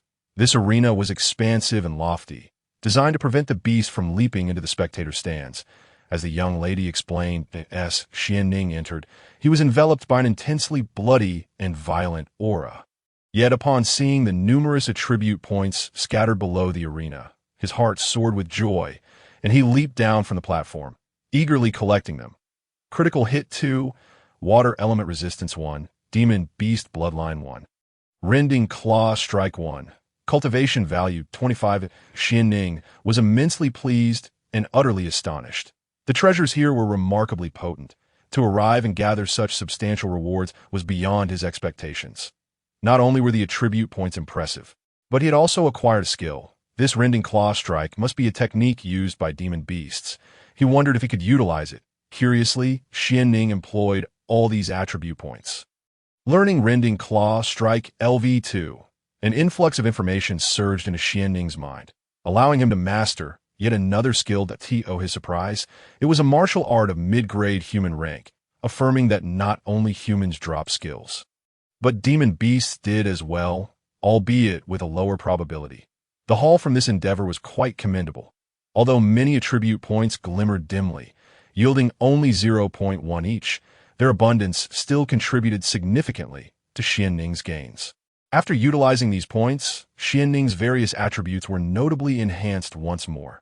The cultivation value here was relatively scant, yet the points for strength, vitality, physique, and demon beast bloodline were plentiful. His bloodline awakening degree had risen to 32. While he still had much ground to cover for a complete awakening, Xuanning possessed ample patience and time.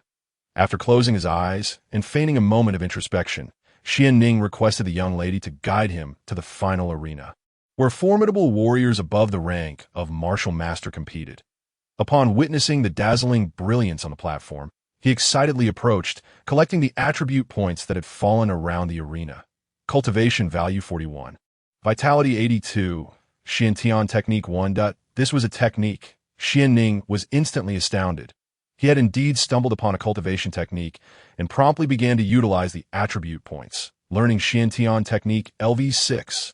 An intricate stream of information entered Xianning's consciousness, bestowing upon him a far more profound method of cultivation, one that surpassed the techniques he had previously mastered by countless magnitudes. He could sense the infinite subtleties of this technique. And it was indeed exceptional that IT was even a top-quality yellow rank technique. After reviewing the information on this technique, Xianning was pleasantly surprised, his face beaming with joy. This would enable him to gain a considerable amount of cultivation value even when practicing alone. Shortly thereafter, a notification from the system emerged. Would you like to decompose Gathering Qi Technique LV1? This was a low-level technique Xianning had learned earlier, and he had not anticipated that techniques could be decomposed. Decompose, Xianning commanded.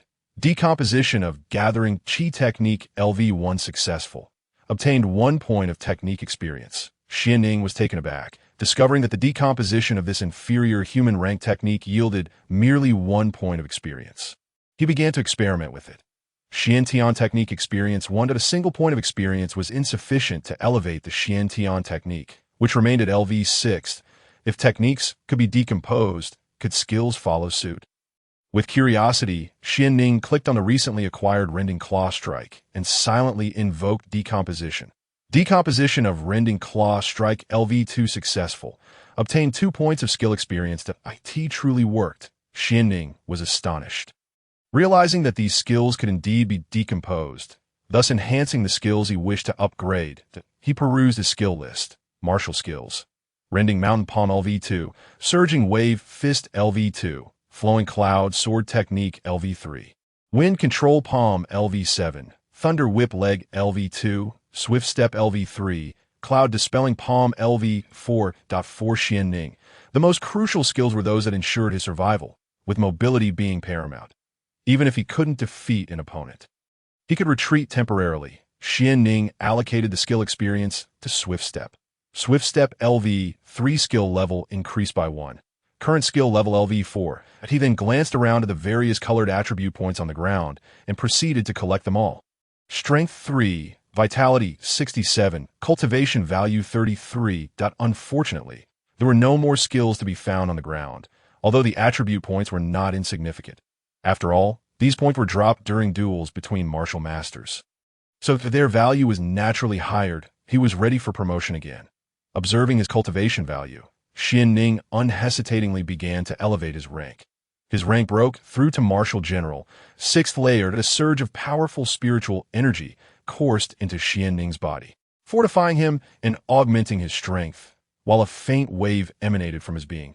The young lady beside him was thoroughly astonished, staring at the aura radiating from Xianning.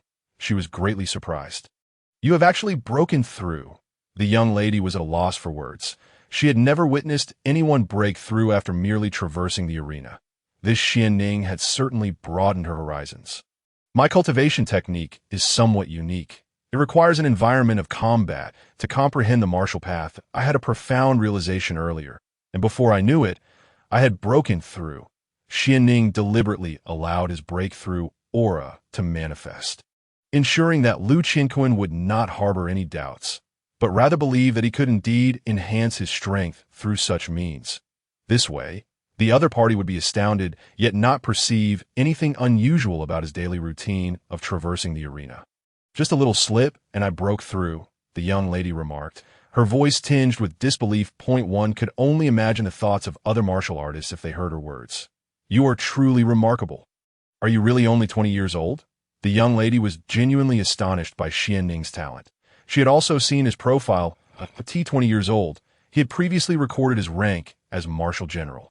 4th layer. This breakthrough had surely elevated him to the 5th layer. However, she was unaware that Xianning's actual rank had already reached the 6th layer. Indeed, Xianning replied, then added, "Thank you very much. I must return to consolidate my rank and shall not disturb you further." "Very well. Allow me to escort you out?"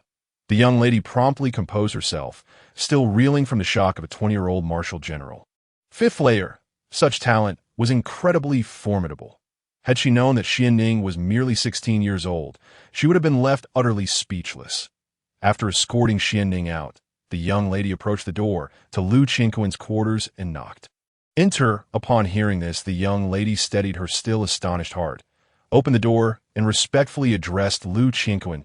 Young Master Lu, the Zhao Ritian has broken through, and it happened right before my eyes. Oh, he has broken through. Lu Qingquan, seated on a stool, was taken aback by her words, then smiled and said, "Please elaborate on the details." Yes, the young lady recounted every detail of Xuanning's journey to Lu Qingquan, sparing no specifics. Upon finishing, Lu Qingquan nodded and instructed her, "I understand. From now on, treat him as you did today and foster a good relationship. He is an intriguing individual." "Yes, young Master Lu." The young lady was naturally delighted. The task was exceedingly simple. After she departed, Lu Qingquan tapped his fingers thoughtfully on the table, contemplating if he did not believe the information left by Xuanning was entirely genuine and planned to discreetly investigate the whereabouts of this Zhao Ritian. Clap. Clap. Lu Qingquan clapped his hands, and from the shadows emerged a figure, bowing respectfully to him. "Young master, you summoned me." Lu Qingquan cast the image data from his hand towards a shadow, the paper soaring through the air as if following a predetermined path. Landing directly in the shadow's grasp. Investigate his true identity discreetly, but exercise caution. Do not let him discover you, nor should you take any action against him. Such a person is meant to be befriended. Lu Qingquan instructed. Understood. The shadow, clutching the documents, departed the room without delay. Xuanning had made significant gains this time. Instead of returning to the Shien family, he made his way back to Zhou Yuyao's estate, foregoing sleep as he eagerly began to explore the potency of the newly acquired Xintian technique. As he settled into meditation, Xuanning swiftly entered a state of cultivation. Almost immediately, he felt a powerful spiritual energy being drawn into his body. Prior to acquiring the Xintian technique, the spiritual energy he absorbed felt like mere strands of hair. Now, it flowed like a fine thread. The disparity was immense. Advanced techniques, indeed, proved their might, and it was clear that only by obtaining such superior methods could ordinary individuals hope to break through to higher realms. Inferior techniques yielded little in terms of advancement and were agonizingly slow in cultivation speed. Xuanning was acutely aware that within the Xuanning continent, an advanced technique was worth far more than martial skills. Once a technique became formidable, both strength and realm would surpass that of others. Conversely, if a martial skill lacked a powerful force to wield it, possession itself would be meaningless as the spiritual energy flowed into Xuanning's body and circulated through a complete cycle. He noticed a significant increase in his cultivation value. His cultivation value rose by 6, and after completing a cycle, the gains were 6-fold. This was indeed a monumental difference. Xuanning resolved to return to the Shien family the following day. With his current strength and realm, he was now well equipped to select superior martial skills and techniques from the family. He would not refuse what was freely offered. After all, those techniques could be decomposed into experience to enhance his skills and techniques further. After his cultivation session, Xuanning found himself invigorated, feeling as though he had no need for sleep. The crowing of a rooster tore through the veil of night, heralding the arrival of day. Following a sumptuous breakfast, Zhou Yuyao, Xiaotian, and Dong Shui adorned themselves with care. Their exquisite beauty, accentuated by a touch of makeup, rendered them irresistibly charming. Xuanning regarded them with admiration, exclaiming, "You all look splendid." The three women smiled in response before boarding the carriage, setting off towards Qianxin Academy. On the way, Zhou Yuyao spoke of the academy, mentioning Su Rong, a broad-minded and erudite individual who had taught many students in Luoxian City. Most of his pupils hailed from ordinary families, while families like the Shien clan employed dedicated tutors to cultivate their children's literacy, focusing primarily on common knowledge. Their main pursuit was martial training. Only those lacking significant talent, yet possessing an interest in learning, would wholeheartedly delve into academia, striving through rigorous examinations for a chance at official positions. After a while, they arrived at Qianxin Academy.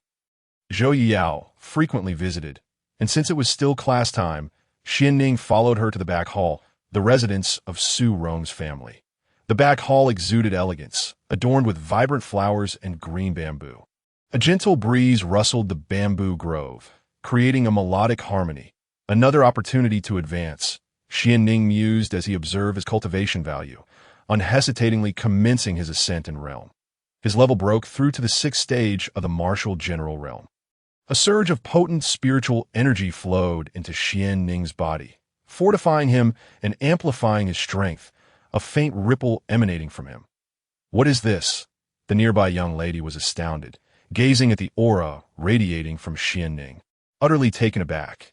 "You actually broke through," she exclaimed, incredulous, having never witnessed anyone achieve a breakthrough merely by traversing the arena. Xuanning had indeed broadened her horizons. The MY cultivation method is rather unique, requiring insight into martial arts within such a combative environment.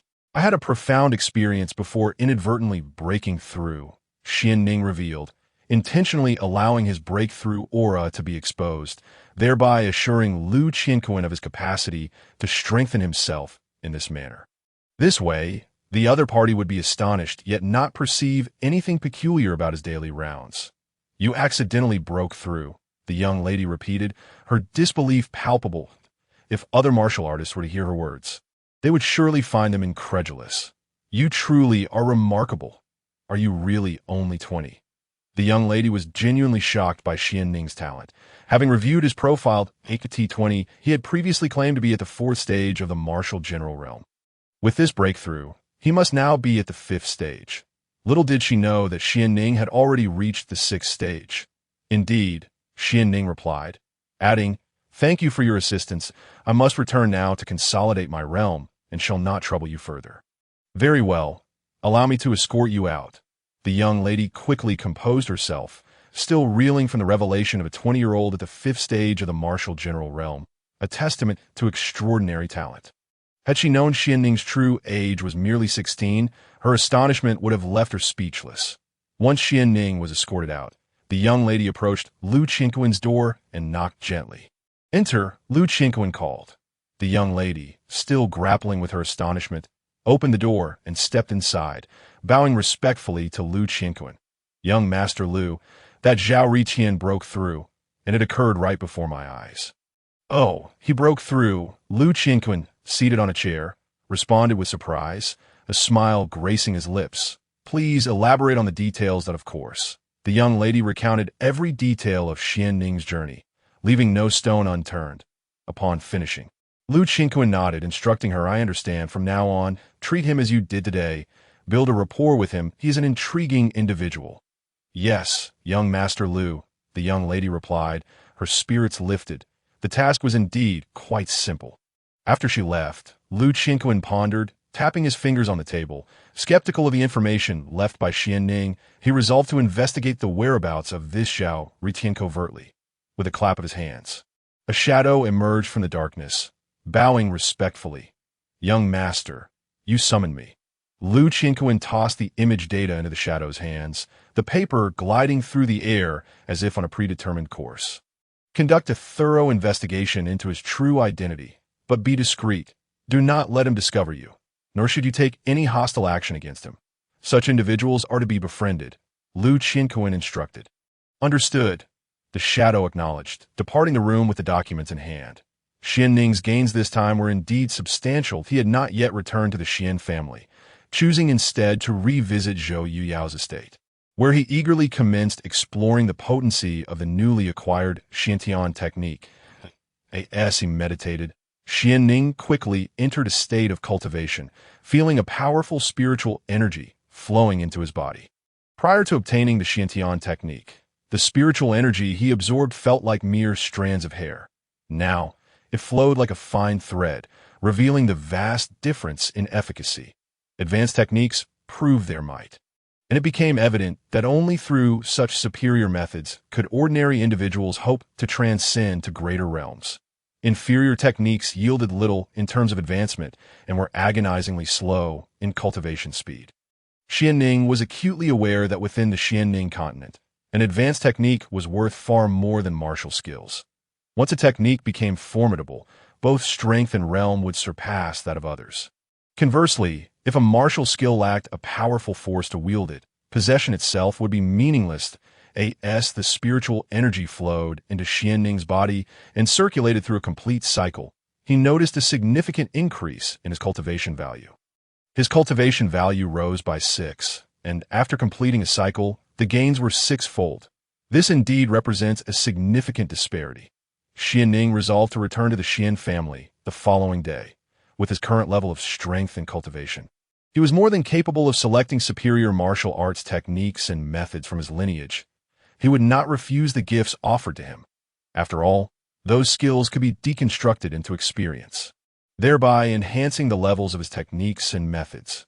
After engaging in cultivation, Xuanning discovered that he felt invigorated, even without the need for sleep. The crowing of a rooster pierced the veil of night, heralding the arrival of day. After indulging in a sumptuous breakfast, the 3 young women, Xuan Shaotian and Dong Shui, dressed themselves with great care. Their stunning visages, accentuated by a touch of makeup, rendered them exceedingly enchanting. Xuanning gazed at them with admiration, exclaiming, "Very good, truly beautiful." The 3 women exchanged smiles before boarding the carriage, setting off towards Qianqian Academy.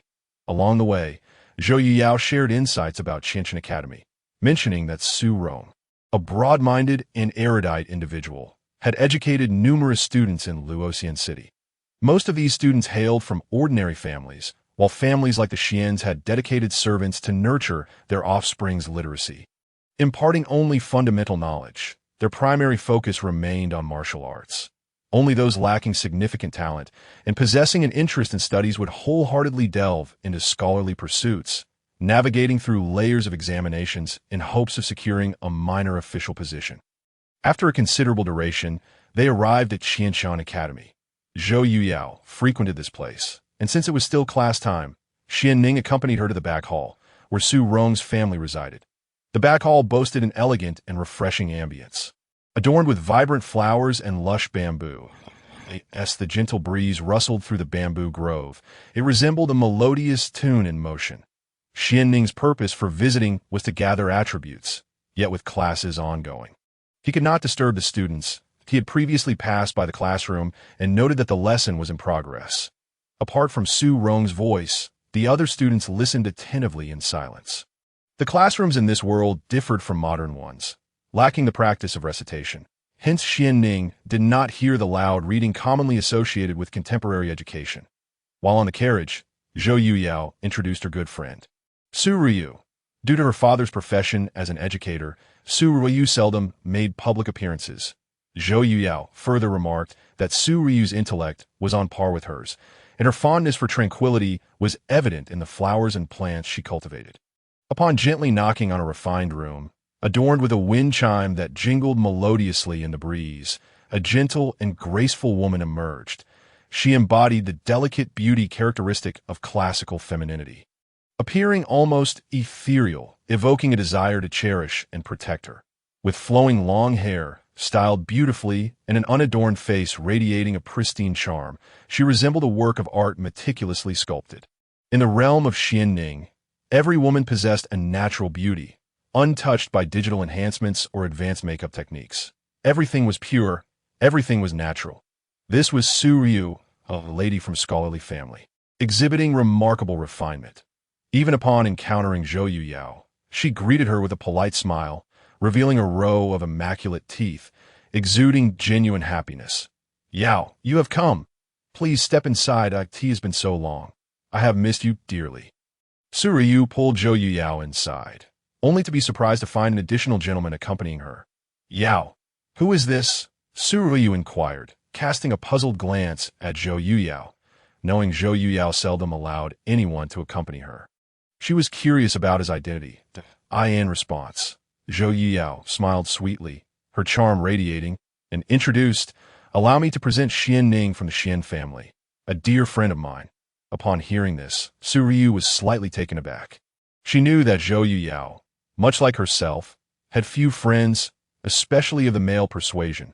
For a man to be considered a friend by Zhou Yuyao must indicate exceptional qualities. Suddenly, Su Ryu recalled something, her eyes widening in surprise as she regarded Xuanning. "I heard that someone defeated the 4 great talents of Taixia City yesterday and left behind 2 couplets that became renowned in Luoxian City. That person is also named Xuanning. Could it be you?" "Indeed, it is I," Xuanning replied with a smile and a respectful clasp of his hands. Upon hearing his confirmation, Su Ryu beamed. I never imagined I would meet the esteemed Xuanning. It is truly a stroke of fortune for me. The couplets you composed yesterday, along with those poems, have left me in profound admiration. After much contemplation last night, I finally devised the two corresponding lines, and I hope you both can assist me in evaluating their suitability. Xuanning was astonished.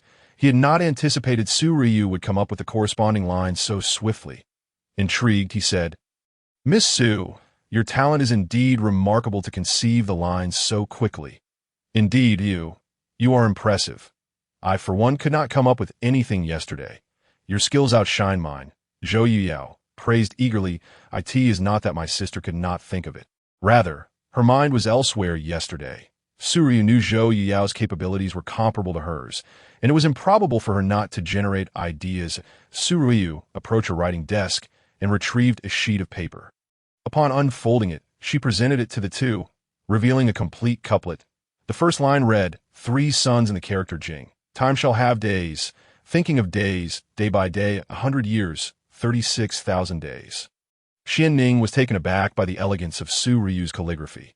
The characters, though not large, exuded a delicate charm and were exceptionally neat. The adage a person's writing reflects their character rang true. As her handwriting mirrored her, clean, graceful, and profound, unmistakably crafted by a refined woman. The corresponding line beside it read, 3 mouths in the character pin. One ought to open their mouth and open their mouth again. Drink to your heart's content. Upon reading this line, Zhou Yuyao immediately praised Ryu. Your scholarship is indeed superior. I am humbled in your presence. Xuanning could not help but admire Su Ryu's skill. The correspondence was exceptionally well-crafted and clever, marking her as a truly rare talent, that he marveled at the fact that Luoxian City was home to 2 extraordinary women, Zhou Yuyao and Su Ryu, who excelled both in beauty and intellect. Zhou Yuyao and Su Ryu were both remarkable beauties, each possessing unique charms. Zhou Yuyao was gentle and kind-hearted, wise and considerate, while Su Ryu was delicate in nature, her voice soft and soothing, speaking with a measured grace that made listening to her a delightful experience. Xuanning mused that her laughter must also be melodious. On Su Ryu's desk lay other sheets of paper, each inscribed with calligraphy, including the couplets exchanged during Xuanning's encounter with the 4 great talents. Among them were the poems he composed yesterday, each written with care, showcasing a neat and meticulous style. Observing the writing was akin to admiring exquisite artwork, pleasing to the eye. Noticing Xuanning's attentive gaze upon the writings, Su Ryu's cheeks flushed, and she said, I did not expect the esteemed Xuanning to visit. I must have embarrassed myself. Why handwriting is far less refined than yours. Xuanning, however, was not jesting. His own writing was likely only recognizable to him. Prior to this, he had devoted himself entirely to martial arts, leaving little time to practice calligraphy, resulting in a rather unsightly hand. It was unfortunate that the previous Xuanning, despite diligent training, had remained stagnant in cultivation for 13 years. Where others would have long since given up that moment, Xuanning's gaze fell upon the ground, where he noticed some glowing attribute points, surprising him. The colors of these attribute points differed from those he had encountered previously. He hurried over, employing the wind control technique to gather the points from the ground. Calligraphy experience 5, wisdom 0.5. Xuanning was utterly astonished. What on earth is Su Ryu? How could she yield 3 different types of attribute points? Calligraphy experience enhances my calligraphy skills. He had never imagined that such attribute points could even drop. Thus, his future struggle with the aesthetics of writing may indeed be resolved. Furthermore, the attributes of wisdom and luck have also dropped for the first time. How delightful! Luck, a most rare attribute, has unexpectedly manifested from Su Ryu. It seems that Xuanning shall be frequenting this place in hopes of acquiring more of such fortunate properties. Luck is a treasure indeed, and to have obtained it from Su Ryu is beyond his expectations. One wonders if more remains to be found. Xuanning promptly utilized all those attribute points. His calligraphy skill advanced by 2 levels. After using them, Xuanning discovered a significant enhancement in his writing technique, leaving him astonished as he glanced at Su Ryu. This woman has indeed proven to be of great assistance to him. Xuanning felt a newfound confidence. Should he attempt to write again, he was certain his penmanship would surpass his previous efforts by several magnitudes. Opening his attribute list, he noticed the addition of a new life skill, calligraphy, LV3. Additionally, his luck attribute had increased by 0.1. Subsequently, Xuanning surveyed his surroundings and discovered several more attribute points. Eagerly collecting them, he was puzzled as to why the attributes dropped by Su Ryu differed from those of Zhou Yuyao. Then it struck him. Su Ryu's father is a learned scholar, a man of great wisdom, and her talents are likely inherited from Su Rong. Perhaps this explains why she yields wisdom attributes. To ascertain the truth, a visit to the academy would suffice. He was quite curious about the potential drops within those hallowed halls, observing Xuanning joyfully meandering about Su Ryu's chamber, performing peculiar gestures. Zhou Yuyao and the others were taken aback and bewildered. Particularly, Su Ryu's face flushed crimson, resembling a ripe apple. Especially when Xuanning approached her bed, Su Ryu felt a tinge of embarrassment at the thought of being seen. Xuanning discovered an attribute point granting 1 life value. Xuanning? He was taken aback. How could Su Ryu drop such an attribute? Then it dawned on him. It seems every woman has her days. Young Master Xuanning, it may not be proper for you to casually inspect a lady's chamber. Xiaochan promptly approached and whispered to him. Realizing this was ancient times, and such behavior was indeed quite impolite, Xuanning stepped outside. Noticing Su Ryu's blushing visage, he rubbed his nose, feeling a bit sheepish. He had forgotten the customs of this era. Xuanning approached Su Ryu earnestly and said, "I apologize. I was merely intrigued by the exquisite arrangement of your room. Hence my wandering." "Oh," Su Ryu replied, her cheeks still aflame. Unable to meet Xuanning's gaze, it was Zhou Yuyao, who intervened, prompting Xuanning to compose poetry, which effectively alleviated Su Ryu's embarrassment. Living up to expectations, Xuanning began to recreate verses from his past life, inspiring Zhou Yuyao and Su Ryu to engage in poetic exchanges. Mental strength increased by 0.5, wisdom by 0.5, aptitude by 0.3, and luck by 0. 3. As the two women recited poetry, Xuanning witnessed numerous attribute points drop from them. A delightful sensation to be in the company of such beauties while simultaneously enhancing his own prowess. The wisdom attribute was particularly remarkable. Upon utilizing it, Xuanning felt a sudden surge of intelligence that put it simply, it was as if a 3-year-old who knew only addition and subtraction suddenly grasped multiplication. This wisdom attribute significantly facilitated his understanding of various skills, techniques, and martial arts. After some time, Su Rong's lessons drew to a close, and Xuanning was finally able to proceed to the academy. Addressing Zhou Yuyao and Su Ryu, he stated, "I shall seek Mr. Su Rong for some guidance." The two women nodded. Su Rong's vast knowledge often attracted inquiries from eager learners, so Xuanning's intentions were hardly surprising. At that moment, the academy was devoid of anyone but Su Rong. Upon seeing Xuanning, Su Rong inquired, "Who are you?" "I am Xuanning, seeking to pose a question to you, sir." Xuanning feigned a pretext. His eyes drawn to the attribute points scattered on the ground. As he suspected, there were indeed a plethora of attribute points here. Though most glimmered faintly, their sheer number was overwhelming. Unable to resist, he activated his wind manipulation skill and began collecting them. Wisdom 0.2, Comprehension 0.1, Aptitude 0.1. That the more he collected, the more exhilarated he became. The abundance of attribute points spoke volumes about the diligence of these scholars. Su Rong, puzzled, remarked, "If you have a question, do feel free to ask." Observing Xuanning wandering about the academy, chuckling to himself, Su Rong found him quite perplexing, suspecting him of being a simpleton. After swiftly gathering all the attribute points, Xuanning turned to Su Rong and posed his query. "I have a small question that I hope you can elucidate." "Pray tell." Su Rong replied. Point 1 child states, "I approach the sun at dawn, yet distance myself at noon." Another child asserts, "At dawn, the sun appears as large as a cart cover, yet at noon, it resembles a plate. Does this not imply that the distant sun appears smaller while the nearer sun appears larger?" One child states, "At dawn, the sun feels cool, yet by noon, it feels like boiling water. Does this not suggest that the nearer sun is hot while the distant one is cool?" Xuanning gazed at Su Rong and inquired, "What is your perspective, sir?" This is a conundrum even the venerable Confucius would find challenging to address. Asking this old scholar should yield a certain answer. Observing Su Rong's bewildered expression, deep in thought. Xuanning chuckled softly, then noticed the cluster of attribute points at Su Rong's feet and collected them once more. Wisdom 5, aptitude 2. Xuanning felt immense joy. Indeed, such a wise scholar was a treasure trove of attributes. And he would likely return here frequently to gather more. Su Rong smiled wryly and said, I am unable to provide an answer. Do not fret, sir. There is no singular correct answer to this question. The interpretation varies based on perspective, hence the answers differ, Xuanning promptly replied. His intent was merely to find an excuse. Faced with classical texts, he would find himself utterly lost. Xuanning, are you not the one who triumphed over the 4 literary prodigies of Taixia City yesterday? Su Rong pondered for a moment before recalling the name. Merely a stroke of luck. Nothing remarkable, Xuanning replied, surprised to find himself regarded as a figure of note. Indeed, you possess remarkable talent and intellect. Su Rong expressed his admiration, engaging in a lively conversation with Xuanning, even inviting him to stay for dinner.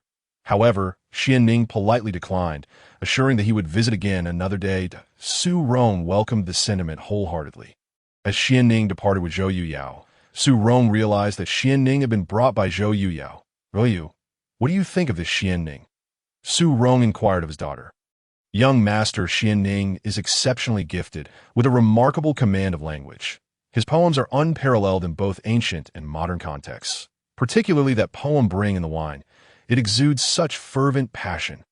Moreover, I have heard Yao mention that Xuanning not only excels in literary pursuits, but also possesses extraordinary martial talent, having attained a formidable realm of the 4th level of martial arts.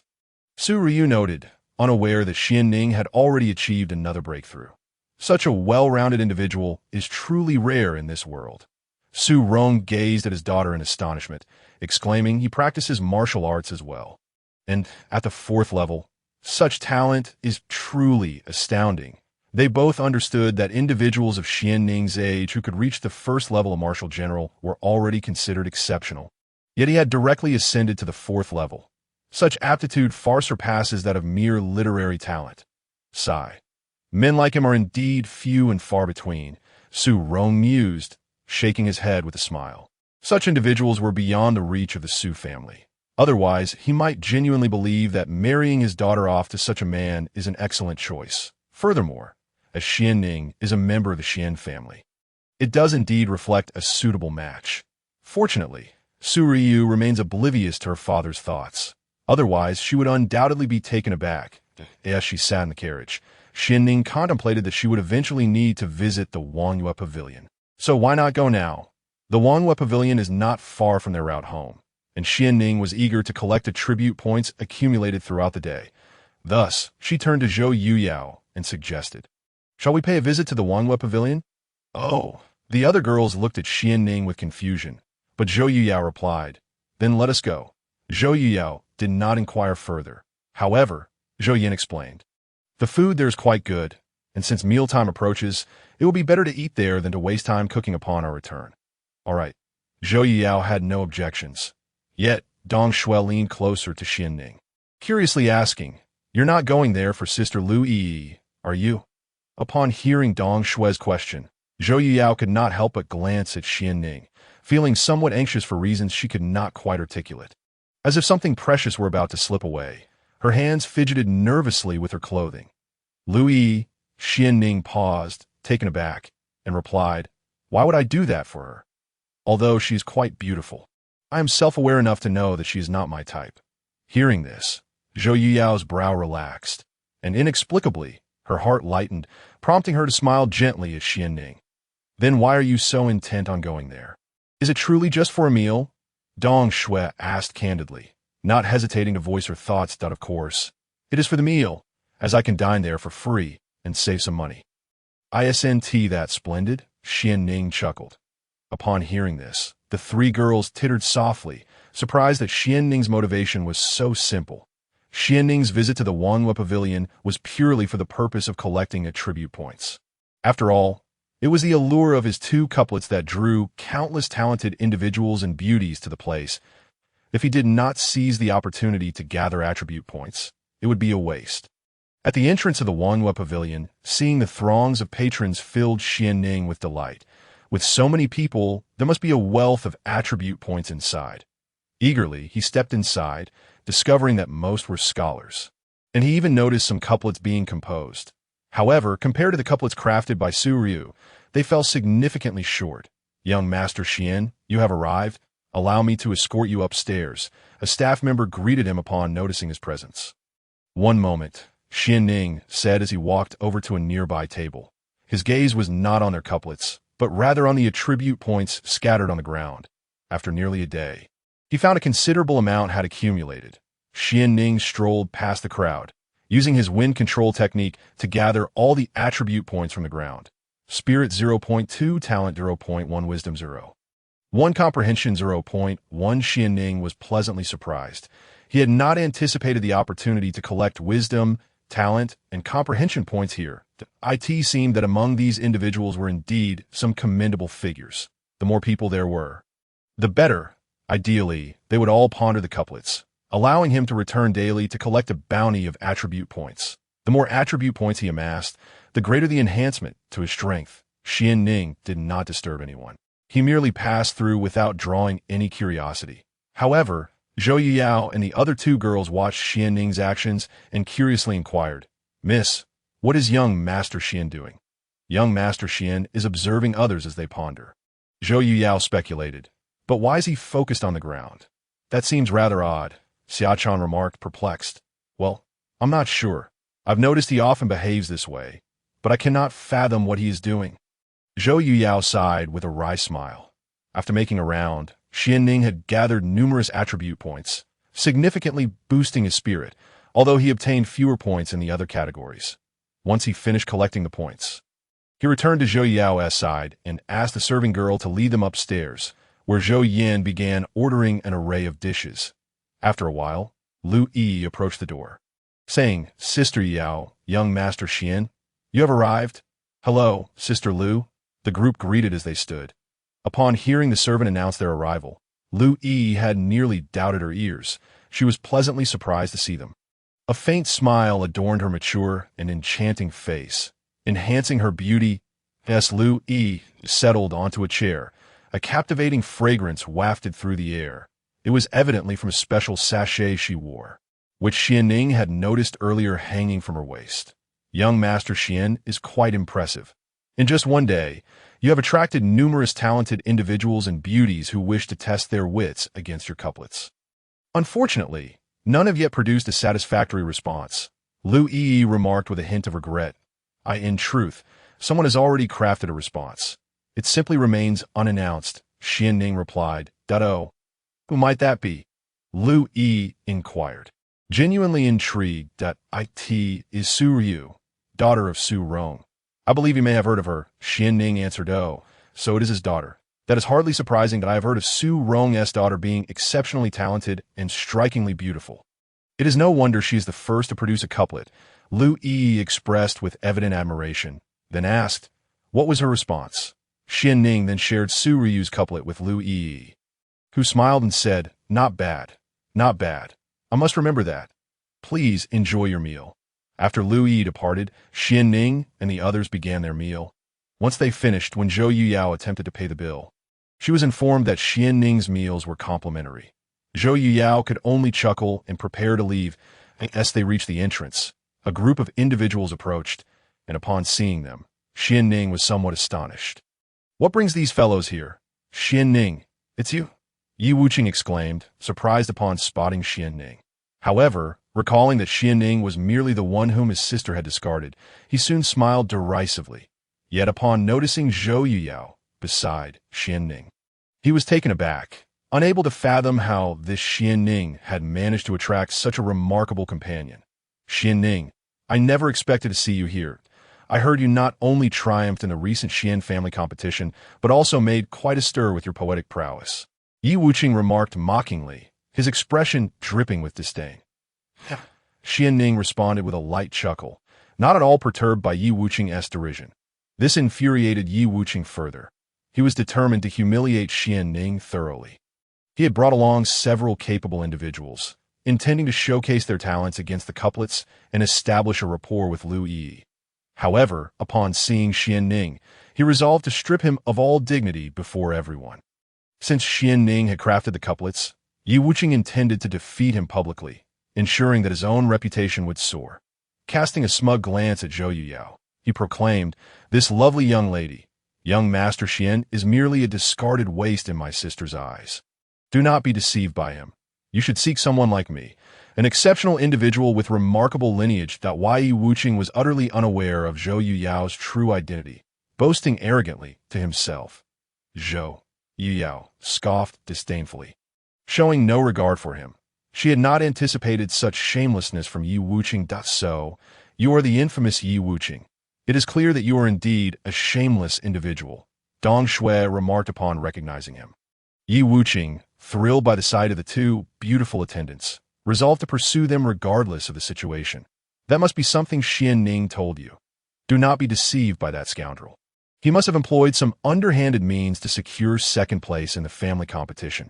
He is certainly adept at deception." Ye Wuqing cast a disdainful glance at Xuanning and remarked, "Xuanning, with your kind of demeanor, who would ever take an interest in you? You are but a worthless individual cast aside by my family, a discarded betrothal to my sister, and now you've resorted to deceiving others." Subsequently, Ye Wuqing raised his voice for all to hear, proclaiming, "I have heard that this Xuanning has produced 2 couplets, but I assure you, you have all been deceived. These couplets must have come from some unknown source." Perplexing everyone, the surrounding crowd quickly gathered, their curiosity piqued, pointing and whispering among themselves, "So, this is Xuanning, the one responsible for the poetry and couplets. Could it all be a fabrication? Impossible, for the 4 great talents are indeed genuine. How could they possibly be fraudulent? You must be unaware of the grievances between the Yi family and Xuanning. Have you heard of Ye Wuqing's sister, Yi Qingsheng? She is the one who was taken as a disciple by the master of Yulua Xinzong, the pinnacle of genius in Luoxian City and the entire Liuli Empire, who was originally betrothed to Xuanning. However, recently, the Yi family publicly annulled their engagement, and their relationship has understandably soured, making their encounters fraught with tension. It appears that Ye Wuqing has no intention of letting Xuanning off lightly. His derision is utterly contemptible, especially since it was they who ended the engagement, yet they still believe they are in the right. Keep your voice down. That Ye Wuqing is known for his vengeful nature, and he is also quite the lecher. Surely he has his eyes set on the woman beside Xuanning. What do you intend to do?" Ye Wuqing, Xuanning remained unruffled. Even when Ye Wuqing publicly revealed the annulment of their engagement, he displayed an air of indifference, as though he were merely an outsider, utterly composed. This poise garnered admiration from many. At such a young age, to withstand such public humiliation without losing one's temper or feeling ashamed is no small feat yet. Xuanning remained as tranquil as still water, a quality not easily achieved by most. Ye Wuqing, taken aback by Xuanning's calmness, sneered, "Aren't you quite skilled in poetry and couplets? How fortuitous, for I have brought along 2 exceptionally talented gentlemen who have journeyed through many cities, their knowledge unparalleled. They are eager to gauge your poetic talents. Do you dare to accept? Challenge me. Why should I heed your call?" Xuanning retorted, hands on his hips, exuding an air of indifference. "Listen closely, everyone. You see it for yourselves. This fellow is trembling with fear, cowering and retreating, just like how the Yi family once approached the Shien family to annul the engagement. He doesn't even dare to show his face. He is nothing more than a coward. A weakling." Ye Wuqing seized a moment to unleash a barrage of taunts, his glee palpable, as though he had just won a fortune. However, Xuanning interjected, "Who said I am afraid? I merely question why I should compete with you. Who do you think you are? I certainly am not nothing." Ye Wuqing hastily replied, "Ha ha ha." The surrounding crowd erupted in laughter. Upon hearing the laughter, Ye Wuqing's anger flared. "Do you dare call me nothing? Ha ha ha." Ye Wuqing's face darkened. His countenance twisted with fury as he glared at Xuanning, fists clenched like a ravenous beast. "Xuanning, you scoundrel! Will you accept the challenge or not? Since you are so earnestly pleading for me to accept, I shall graciously oblige your challenge." However, Xuanning smirked at Ye Wuqing. "It cannot be so simple. And how would you propose we proceed? Ye Wuqing vowed to ensure Xuanning would be thoroughly humiliated, determined to trample him underfoot. If you lose, you shall kneel before me, bow your head 3 times, and loudly mimic a dog-esque bark. Do you dare? Xuanning countered, intent on turning the tables on Ye Wuqing.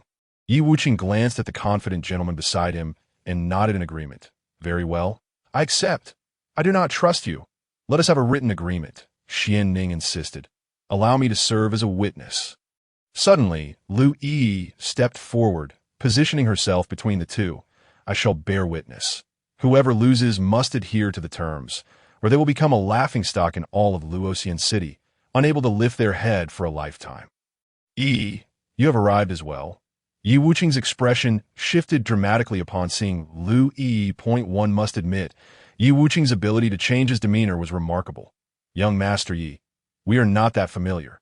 Simply call me Lu Yi or Miss Lu, she replied, disregarding Ye Wuqing's displeasure. Bring forth the ink and paper. Several servants hurried to fetch the necessary materials and inscribed the wager on parchment, turning their attention toward the 2 participants. Both men inscribed their names and pressed their seals onto the document.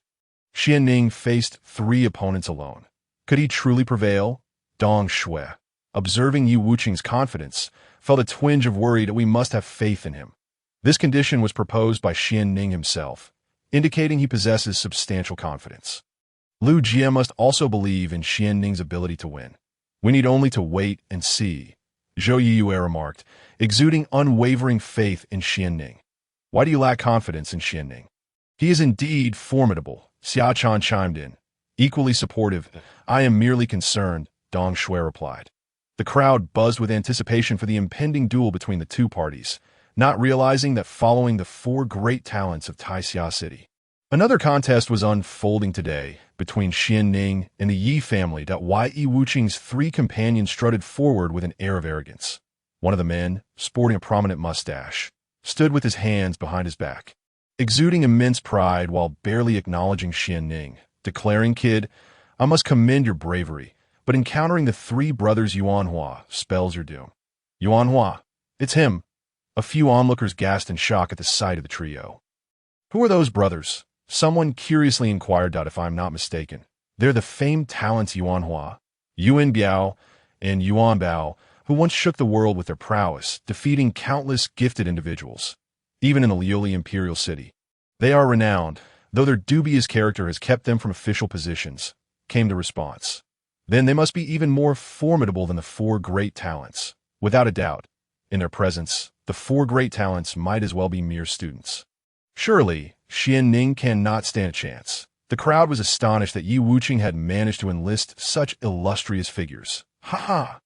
Ye Wuqing, elated by the murmurs of the crowd, declared, Xuanning, prepare yourself to bark like a dog. Did you think this young master would sign such a wager without confidence? Expect your reputation to be utterly ruined. Xuanning scoffed. What reputation do I possess? In the eyes of all, it is your name. Young Master Yi. That carries weight. Even if I were to mimic a dog, it would be a justified action. Humph, we shall see how you grovel before me, barking away. Ye Wuqing retorted angrily upon hearing this. Xuanning clapped his hands and remarked, Young Master Yi, you truly have mastered the art of imitation. You and I, Ye Wuqing, witnessing the laughter surrounding him, turned an array of colors, his anger simmering beneath the surface as he glared at the 3 men. Gentlemen, be sure to teach him a lesson. Rest assured, young Master Yi. Just prepare the promised bounty for us, the trio replied. The crowd then learned that the 3 had been handsomely rewarded for their involvement. Xuanning locked eyes with the trio and inquired, What are the rules? In the interest of fairness, each side will present a couplet, and after they are matched, the opposing side will provide the next couplet until one party fails to respond. Yuanhua explained. Xuanning nodded, affirming agreed. Lu Yi interjected, Let me record both parties' couplets for future reference. Soon, a dozen individuals appeared, armed with ink and paper, ready to document the couplets prepared by both sides that I shall take the lead. Do not be frightened. The 3 individuals utterly disregarded Xuanning. Unfazed, Xuanning boldly confronted all 3, displaying no hint of trepidation, and this wager ignited the anticipation of all present. Yuan Hua was the first to interject. Winter melons and potatoes are not fruits. They are vegetables. Ning chuckled and disdainfully retorted. The turtle and the toad were not born for you. They were born for me. Upon hearing this, the crowd paused to savor the remark before erupting into uproarious laughter. Ning's wit was impeccable, not only delivering a sharp rebuttal, but also casting aspersions upon his adversaries. Infuriated, the trio exclaimed, "How dare you, you scoundrel!" Taken aback by the insult, they were incensed to discover that their initial words had been met with scorn from Ning. With a mocking tone, he challenged, "Oh, do you wish to brawl? Come on, don't accuse me of bullying you. I'll let you use 1 hand and 2 feet. Distinguished gentlemen, there is no need for you to engage in physical combat. Let us duel in words instead," suggested Yuwak, somewhat displeased that he had been insulted at the outset, feeling it reflected poorly on himself. Indeed, the trio was initially taken aback by Ning's audacity, their displeasure mounting as they resolved to teach him a lesson in humility, stating, "It is your turn to present the first line." Ning smiled and began his line. "On the day of your birth, you desire gold, silver, and wealth, gathering red and white indiscriminately, oblivious to the north or south." This line was steeped in sarcasm, leading the audience to admire Ning for his cleverness, many expressing their respect for him. The trio, however, were not to be underestimated. Yuan Biao quickly replied, "The common folk deserve their fate. The rice is unripe. The wheat is unripe. The sorghum remains green and yellow. What can be offered?" The crowd glared at the trio, realizing they were indeed of a dubious character, even insulting the common people. They eagerly anticipated Ning delivering them a deserved reprimand, instructing them on proper conduct. "You truly are scholars, yet I am curious to know what you consume, utilize, and where you dwell. Are these not bestowed upon you by the common folk, or do they descend from the heavens?" Ning mocked. The others regarded the trio with disdain, disapproving of their derogatory remarks. Nonetheless, they had to concede that the trio's erudition was commendable to we, the learned, are far beyond comparison with those lowly commoners. The trio, oblivious to their own faults, remained smug. Yuan Bao then stepped forward with a smile, declaring, "Listen well, my upper line is, trees are planted upon your family grave." The audience gasped at the audacity of such words. Ha ha ha. "Well said. Bravo, gentlemen," Yuwak remarked, appreciating the dual nature of the insult and the literary exchange. "My dear lady, those 3 are indeed not good people. It is no wonder they cannot hold official posts. Should they attain power, it would spell disaster for the common folk," stated Dong Shui, her distaste for the trio evident. "Rest assured, young Master Ning will undoubtedly retaliate fiercely. We need only await the outcome." Xiaochan expressed confidence in Ning. Zhou Yiyao nodded in agreement, saying, "I too believe in Ning. He consistently brings forth the unexpected." Lu Yi, glancing at the 3 ladies, smiled slightly. "You all have such faith in Ning. Yet these 3 are no simple foes. It will not be an easy victory for him." Zhou Yiyao exchanged amused glances with Lu Yi. "Ning, you must respond swiftly. If you cannot think of a retort, then concede." Yuwak urged impatiently, convinced Ning had reached the limits of his creativity. Without even glancing at him, Ning replied, "To come without reciprocation is impolite. Since you were so courteous, I shall respond. A tree shall serve as your coffin, awaiting your occupation." The response ignited an uproar among the crowd. "Excellent, excellent," they applauded, marveling at the cleverness of the retort, which not only countered the trio, but also turned their insult back upon them. Yuan Hua regarded Ning, exclaiming, "Good lad, you've got some talent." Ning looked at them and suddenly remarked, "I just thought of a line that suits you perfectly." The trio, aware that Ning's line would not be complimentary, nonetheless asked, "What is it?" With a playful smile, Ning leisurely replied, "A turtle, a weakling, and a toad have come to visit the city of fallen immortals." "Ha ha!" The moment the words left his mouth, the crowd erupted in laughter, as Ning's retort was both swift and masterful. The 3 brothers were visibly enraged, their faces darkening with fury, but Wai Wuk hastily admonished, "He has insulted you. You must quickly think of a suitable comeback. Do not fret. I have already devised a response." Yuan Hua, somewhat irritated, felt that Ye was buzzing around them like an annoying fly. Were it not for the promise of gold, they would have gladly rebuked him. Then hurry, Ye urged.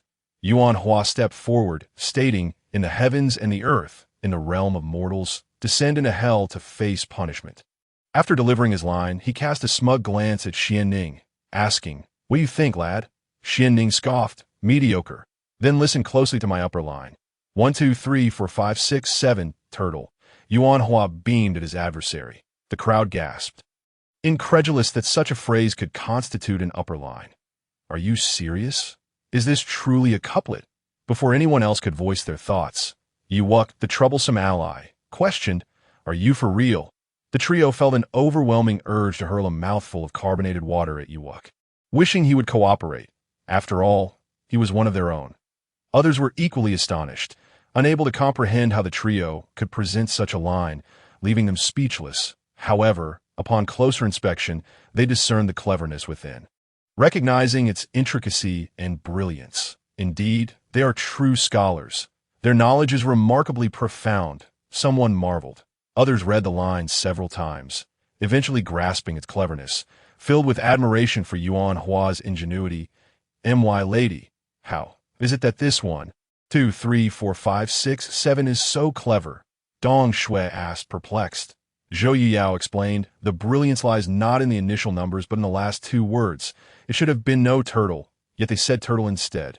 Dong Shui finally understood, exclaiming, so this is an insult.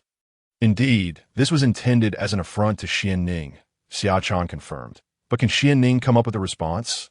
Dong Shui questioned, her concern evident. It may be challenging. I have yet to think of a suitable retort. Zhou Yiyao replied. As the crowd began to appreciate the cleverness of the couplet, they all turned their gazes towards Xuanning. This couplet was masterfully crafted, and crafting an appropriate response would be no easy feat. Lad, concede. You cannot possibly win, Xuan taunted, chuckling merrily. You are celebrating prematurely, Xuanning replied with a smile. For my lower line is filial piety, brotherly love, loyalty, trust, propriety, righteousness, and integrity, shamelessness. Upon hearing Xuanning's response, the crowd erupted into recitations, their expressions shifting to shock, ultimately bursting into applause, exclaiming, what a remarkable talent to conceive such a perfect lower line in such a short time. It is truly astounding. Impressive. Ye grumbled, his face darkening like that of a fearsome beast. Sensing the moment was ripe, Xuanning declared, next, I shall present a couplet that is no trivial matter. I suspect that few in the world could possibly respond to it. Bring it on.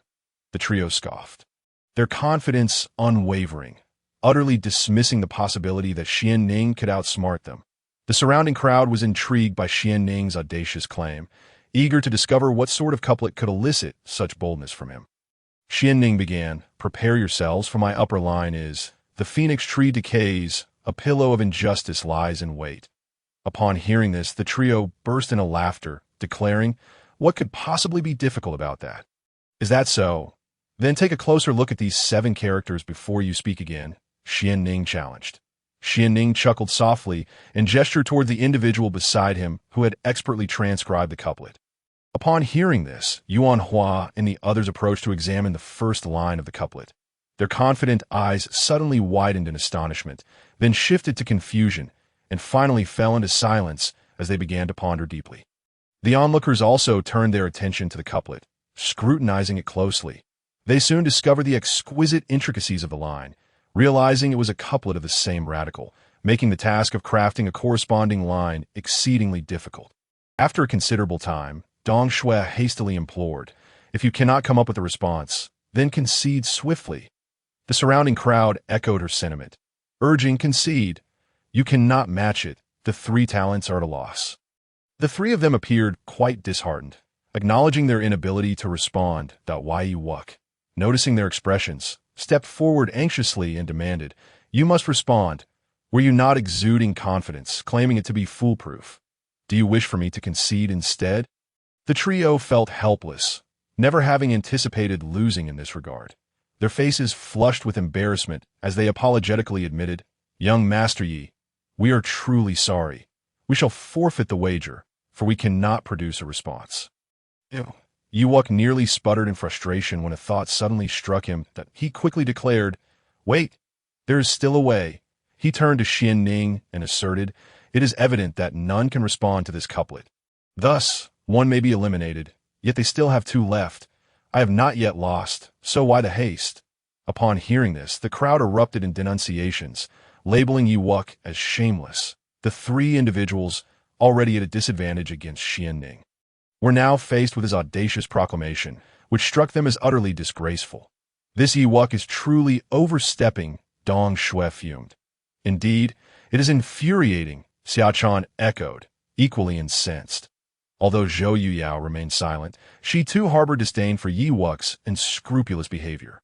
However, Xuanning burst into laughter, capturing the attention of all present, who were curious to see how he would respond. "Very well, if you wish for me to simultaneously defeat all three of you, I shall present two more lines, rendering you speechless," Xuanning declared with a cold smirk.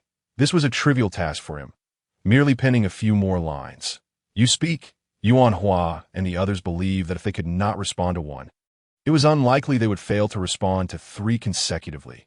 "Listen closely. The first line is, 'Tall trees stand tall, pines, cypresses, phoenix trees, and willows.' The second line is, 'Mist shrouds the pond's willows.'" Xuanning articulated two lines in quick succession, prompting the crowd to reflect intently. Lu Yi instructed her subordinates, "Hang up these two lines." Soon, the lines were displayed for all to see, eliciting widespread admiration. What literary brilliance! It was simply unbelievable. Good heavens. The first line was yet another with the same radical, a level of artistry unparalleled throughout history. The second line, astonishingly, was a five-element couplet. How could Xuanning possibly conceive such brilliance? Countless individuals gazed at Xuanning in awe, their admiration for him soaring to new heights. Upon seeing the two couplets, Yuan Hua and his companions turned pale. Even they had to concede their defeat. "Young Master Yi, we take our leave." They had not anticipated being bested by such a young upstart as Xuanning and felt utterly humiliated. Wishing to depart from this disheartening scene, that Wai Ewok's expression darkened as he too desired to leave. "Young Master Yi, have you forgotten our wager? Kneel, bow, and bark like a dog. You imitated it quite well before." Xuanning interjected, blocking Ewok's escape, that he had no intention of letting Ewok slip away unscathed. "Xuanning, do not take this too far. Ewok would never stoop to such a level. He was the heir of the Ye family. After all, Dawai Ibu Fan. The evidence speaks for itself. Are all members of the Ye family so fickle?" Lu Yi stepped forward with the evidence, supporting Xuanning's stance. The surrounding crowd chimed in, criticizing the Ye family, further darkening Yi Bufan's countenance. "Stand aside." Ewok dismissed them, unwilling to succumb to the humiliation of kneeling and barking like a dog, which would render him the laughingstock of the entire city. "Complete your task, and I shall spare you." Xuanning remained unyielding. "You seek death." Ewok finally erupted in rage, clenching his fists and lunging toward Zhou Yin. Xuanning dismissed him with ease, capturing his fist with one hand and binding his arms behind his back, leaving Ewok astonished at Xuanning's undeniable strength. Yet he refused to surrender, struggling against his captor in furious defiance. "Xuanning, you had better release me. I am the heir of the Yi family, and my sister is a disciple of the Ulaw, immortal sect. If she finds out, she will not let you off lightly.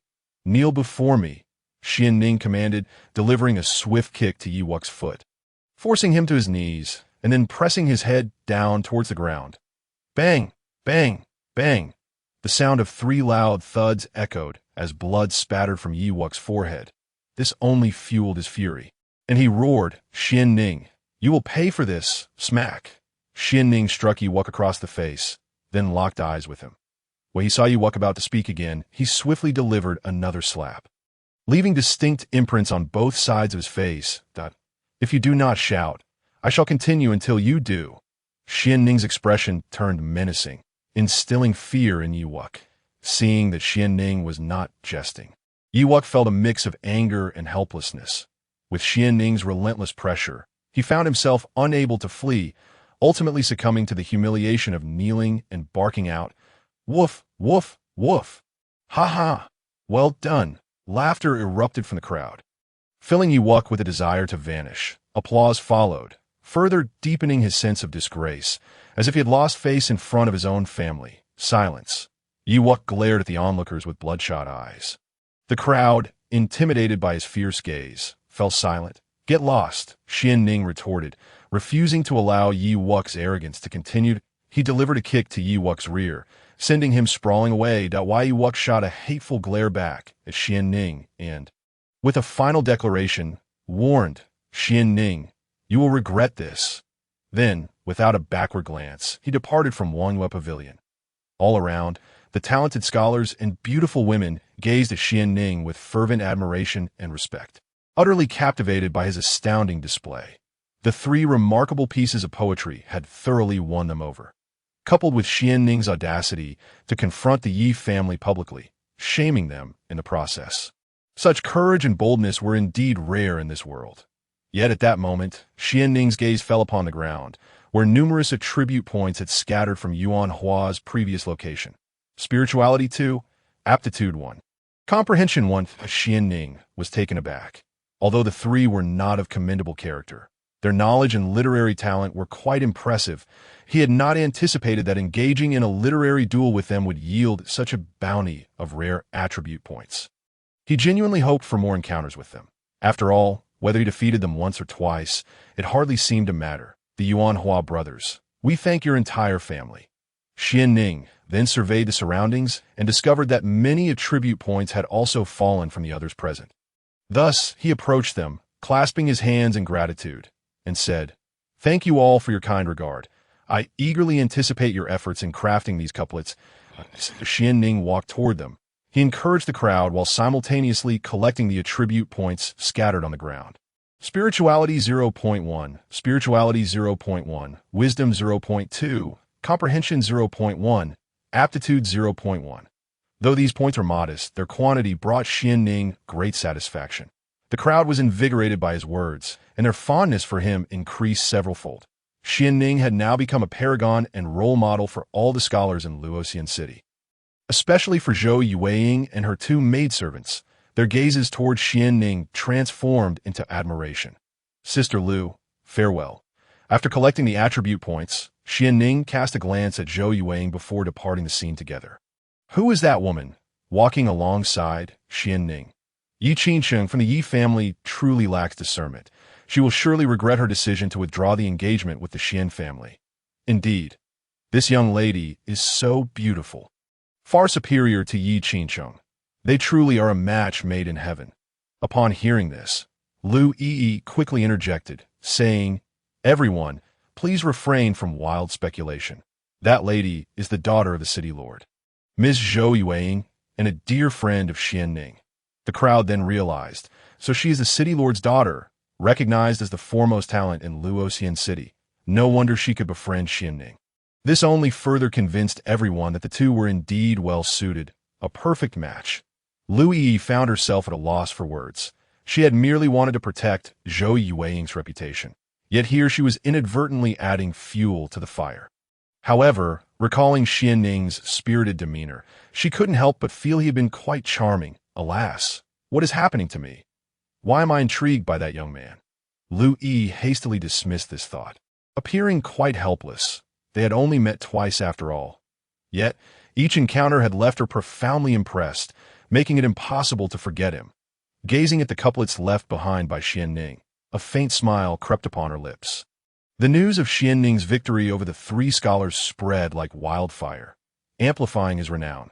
The incident involving Yi Wuqing kneeling, bowing, and barking like a dog became a source of ridicule throughout Luoxian City.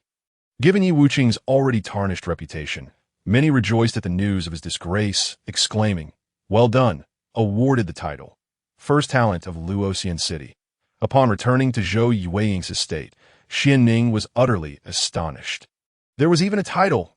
He was pleasantly surprised and promptly clicked on the title to examine it. Title: First Talent of Luoxian City LV1 Attributes. Comprehension 10, Aptitude 10, Wisdom 10, Spirituality 10, Damage taken -10. After reviewing this title, Xuanning was once again taken aback. It actually increased 4 attributes by 10 points each. Furthermore, it included a damage reduction of 10 points. These 5 attributes were indeed impressive. He had not anticipated such bonuses from this title. Xuanning hastily donned the title. Instantly, his comprehension, aptitude, wisdom, and spirituality each surged by 10 points, making him feel not only smarter, but also granting him a deeper understanding of martial arts. These attributes were undeniably formidable, and it seemed there was potential for further enhancement. Though he was uncertain how to achieve that, perhaps he needed to continue garnering admiration, Xuanning pondered. This title must be related to his 2 literary duels, and to upgrade it, he would require more admirers, which necessitated opportunity. These events naturally reached both the Shien and Ye families. Upon hearing of Xuanning's remarkable literary prowess, the members of the Shien family were left in disbelief, exclaiming it was impossible. Even Shien Lishua questioned whether it was a mix-up or perhaps a case of mistaken identity. However, after repeated confirmations, they realized this was indeed Xuanning of the Shien family. In an instant, Shien Lishua felt a sense of grievance. How could her brother Xuanning have kept such a secret from her? When he returned, she would certainly demand a proper explanation. For the time being, the entire Shien family was utterly astounded, especially Xuan Shaotian, who, upon hearing the news, believed he must have misheard and found it utterly ridiculous. How could that Xuanning possess such literary talent? However, as he continued to investigate, Xuan Shaotian was astonished to discover the truth of the matter, which only fueled his jealousy towards Xuanning. When had Xuanning acquired such literary skill, not only had he secured second place in the family competition, but now he was also exceptionally gifted, having consecutively defeated the 4 great scholars of Taixia City and even the 3 renowned scholars of the Lioli Empire. Is this truly our Xuanning? When did he cultivate such talent? It was simply unbelievable that all of this was accomplished by Xuanning. How could this fellow hide his capabilities so well? It was truly hard to fathom. In the Shien family's High Council, a gathering of elders convened in the main hall. The clan leader, Shien Kuang, sat upon the family seat, flanked by 5 elders. 3rd Elder Shien Ruahong, 4th Elder Shien Yi, 5th Elder Shien Taisheng, 6th Elder Shien Qingze, and 7th Elder Shien Yu. Upon seeing that everyone had gathered, Shien Kuang remarked, "I believe you have all heard about the recent events. Let us discuss how to handle Xuanning." The 3rd Elder, Shien Ruahong, immediately voiced his discontent. "I failed to comprehend the clan leader's intentions. Xuanning has brought immense honor to our family. Yet instead of rewarding him, you wish to punish him? Is that not disheartening?" Shien Kuang, upon hearing this, showed no surprise. It was precisely the reaction he had anticipated. However, he remained indifferent. A single Shien Ruahong could hardly stir the waters. Indeed, Xuanning's literary talent was unexpectedly commendable, earning him the admiration of many scholars. Yet what can a group of bookworms achieve?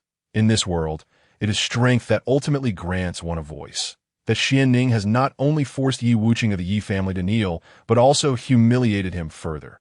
Do you believe the Yi family will simply overlook this? Shien Ruahong felt a chill in his heart at this, retorting, "The Yi family initiated the engagement withdrawal, causing our Shien family to lose face. Now that Xuanning has rightfully won the literary duel, compelling Yi Wuqing to kneel and humiliate himself. What crime has he committed? Xuanning has not only restored our family's honor, but also caused Yi Wuqing to disgrace himself. Yet the clan leader not only refrains from rewarding him, but seeks to punish him instead. I truly do not understand the rationale behind your actions, Shien Ruahong. What do you mean by that?" Shien Kuang thundered. "What do I mean? I merely wish to inquire what my elder brother intends to accomplish." Shien Ruahong boldly asked, "What do I intend? I only wish for the Shien family to remain undisturbed, to develop properly. The Yi family has the support of Yulua Xianzong as their backing, while our Shien family has nothing but ourselves to rely on. Xuanning has recklessly provoked the Yi family, causing them significant embarrassment. Do you think they will let us off the hook? Xuanning has already made our Shien family enemies of the Yi family. Do you think we stand a chance against them?" Everyone is discussing the matter, pondering whether to confront the Yi family should they demand an explanation from us if we were to sever ties with the Yi family. The entire Shien clan would inevitably face oppression, leading to our downfall, perhaps even to our ultimate demise. Alternatively, we could surrender Xuanning to placate the fury of the Yi family. after much deliberation. I believe that Xuanning, who has brought about unnecessary trouble, would eventually become a liability even if he were to remain with the Shien clan. Thus, it would be prudent to relinquish him to the Ye family for their handling. Shien Kuang, standing for the greater good of the family, openly stated Xuanning's faults. "I es it worth sacrificing the Shien family's future for the sake of one individual? We can no longer withstand turmoil. It is wiser to seek peace." Elder Shien, he also expressed his agreement, clearly aligning with Shien Kuang's sentiments. Elder Shien Taisheng added, "Despite Xuanning restoring some dignity to our family, he should never have forced Yi Wuqiu to kneel and beg like a dog. Such actions have positioned the Shien family in direct opposition to the Yi family. If the Yi family seeks vengeance, it could spell disaster for us. Therefore, I too concur with the patriarch's viewpoint. This Xuanning stirs up trouble at the slightest hint of success, that if he remains with the Shien family, we are likely to face unrest." Elder Shien Qingze, a supporter of Shien Kuang, readily stood by his side. Declaring he had no objections, Shien Yu has always been indecisive, indifferent to the decisions made. With a resounding bang, Xian Ruahong slammed her palm on the table, exclaiming in anger, "Xuanning has already lost his parents. Yet you all refuse to show him mercy. This is utterly excessive. All the tribulations stem from Xuanning's own actions. Xian Ruahong, do you truly wish for the Shien family to be buried alongside one individual?" Shien Kuang, equally incensed, felt disregarded by Xian Ruahong's remarks. At the tea that moment, a guard from the Shien family entered, reporting, "Patriarch, esteemed elders, the head of the Yi family has come to visit." Upon hearing this, Shien Kuang sprang to his feet, casting a furious glance at Xian Ruahong, stating, "You see, the Yi family has come to demand an explanation in person." After speaking, Shien Kuang hastily departed to greet the head of the Yi family. The other elders followed suit, leaving Xian Ruahong alone, furrowing her brow in contemplation. Had her second brother, Xian Tiance, still been alive, the position of patriarch might not have fallen to Shien Kuang, and the Yi family would likely not have escalated matters to this extent. She recalled how her second brother, Xian Tiance, and Yi Haya had been close friends, almost like brothers. Unfortunately, ever since Yi Qinsheng became a disciple of the Yulua Xianzong, the ambitions of the Yi family had swelled, seeking to usurp the other two prominent families in the region. Moreover, Xian Tiance had always had a contentious relationship with Shien Kuang. Given this opportunity, Shien Kuang would undoubtedly relinquish Xuanning without hesitation. Yi Haya was no longer the same as he once was. He would not let past friendships with her second brother dictate his actions regarding Xuanning. She realized the dire consequences of allowing Xuanning to fall into the hands of the Yi family. With this thought, Xian Ruahong hurried home, intending to warn Xuanning to leave the Shien family and escape from Luoxian City. In the Shien family's reception hall, Shien Kuang greeted Yi Haya with a smile, saying, "Brother Yi, it is good to see you. What brings you here?" Yi Haya arrogantly occupied the seat of honor, failing to rise or even acknowledge basic courtesies, immediately demanding, "Isn't it time for the Shien family to provide us with an explanation?" Shien Kuang, sensing the gravity of the situation, feigned innocence, asking, "Brother Yi, what do you mean by an explanation?" With a resounding thud, Yi Haya slammed his hand on the table, causing it to splinter, and rose in fury. "Shien Kuang, we are all reasonable people here, so do not attempt to obfuscate the matter. Xuanning has brought disgrace upon the Yi family and forced my son to kneel and beg like a dog. How can we possibly endure such an affront? If we ignore this, what would prevent anyone from trampling over the Yi family?" His indignation was palpable, and he exuded an air of arrogance, confronting Shien Kuang with vehemence. Shien Kuang, internally cursing Xuanning, regretted not expelling him from the family earlier. Had Xuanning been banished then, Shien Kuang would have had ample grounds to deflect any repercussions from the Yi family. Alas, regret is a luxury that cannot be afforded. "Brother Yi, please calm down," Shien Kuang urged, attempting to placate him. "I am currently investigating this matter. It would be unwise for our two families to suffer irreparable damage over one individual." Such words were only uttered by Shien Kuang, since the Yi family rescinded the engagement, had felt their disregard for the Shien family's dignity. Now, as they sought an audience for an explanation, Shien Kuang found himself retreating step by step. Moreover, Since the disappearance of Xianning's father and the fact that Yi Qinsheng had become a disciple of the sect's leader, the Yi family's ambitions had only grown more pronounced, seeking to dominate Luoxian City by absorbing the other two esteemed families. Over the years, covert conflicts had escalated, extinguishing any semblance of cordiality. Xian Kuang, I only wish to know how you plan to resolve this situation, Yi Haya inquired, his expression menacing. Surrender Xianning, expel him from the family tree, and allow Brother Yi to deal with him as you see fit. Whether to kill or maim, it is entirely your discretion, Xian Kuang stated without hesitation, having long desired to cast Xianning out. Had it not been for prior mishaps, Xianning would have ceased to be a member of the Shien family. The current predicament only deepened Xian Kuang's regret for not having expelled him outright previously. Yi Haya showed no surprise, clearly having anticipated Xian Kuang's decision, but he desired more than just the boy's expulsion. Why Yi Haya had long sought to absorb the two families in Luoxian City. And this was a prime opportunity he would not let slip by. From now on, the Yi Street shall fall under the control of the Yi family, he declared, unveiling his intentions. Xian Kuang's heart sank at the audacity of Yi Haya's demands. Yi Street was a vital economic lifeline for the Shien family. If it were to be relinquished, the Shien family would indeed face ruin. Yi Street is our ancestral estate. We cannot simply hand it over. Xian Kuang asserted, resolute in his refusal. We cannot sacrifice our heritage for a mere Xianning. The elders behind Xian Kuang echoed his sentiments, their faces burning with indignation. Yi Street represented half of their family's economic foundation, and should it fall into the hands of the Yi family, their demise would be imminent. This was a matter of principle that they would not compromise. That is simply out of the question. Xian Kuang firmly refused, recognizing that agreeing would lead the Shien family into irreversible decline. Even if he were to concede, the other elders would never acquiesce. Xian Kuang was not so foolish as to overlook that fact. Are you suggesting that the Yi family should resort to seizing it by force? Yi Haya glared at Xian Kuang, his expression darkening. Yi Street has been under the Shien family's stewardship for centuries. We will not hand it over to outsiders. As for Xianning, I will gladly present him to you. All these troubles originated from him. We had already resolved to expel him from the family prior to your arrival. He is no longer associated with us, Xian Kuang insisted, steadfast in his position that he would not allow the fate of the Shien family, which had thrived for centuries, to be dictated by a single individual. The well-being of Xianning was of no concern to him. The other elders of the Shien family supported Xian Kuang's stance, agreeing to surrender Xianning without hesitation. However, any threat to their foundation was unequivocally non-negotiable.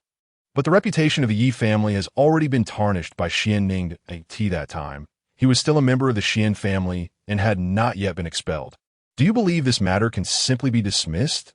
Yi Haya would not let such an opportunity pass, intent on extracting a significant concession from the Shien family. The demand for Yi Street was merely a pretext. He had no intention of swallowing the Shien family whole in one go. I am aware that the Yi family has long set its sights on the mine outside the city. Let the losses incurred by the Yi family be compensated with that mine, Xian Kuang proposed. Xian Kuang pondered for a moment and could only endure the pain of relinquishing the family-controlled mine to the Yi family. With that settled, he decided to take his leave. Upon hearing the desired outcome, Yi Haya nodded in satisfaction and stated, tomorrow, I shall send someone to take possession. It would be best if your people vacate the premises today. Moreover, ensure that Xianning is handed over to me without delay. Yi Haya received a gratifying response and felt content. Indeed, a single mine was sufficient to offset the losses incurred by the Yi family this time. Furthermore, he had never been one to concern himself with so-called reputation.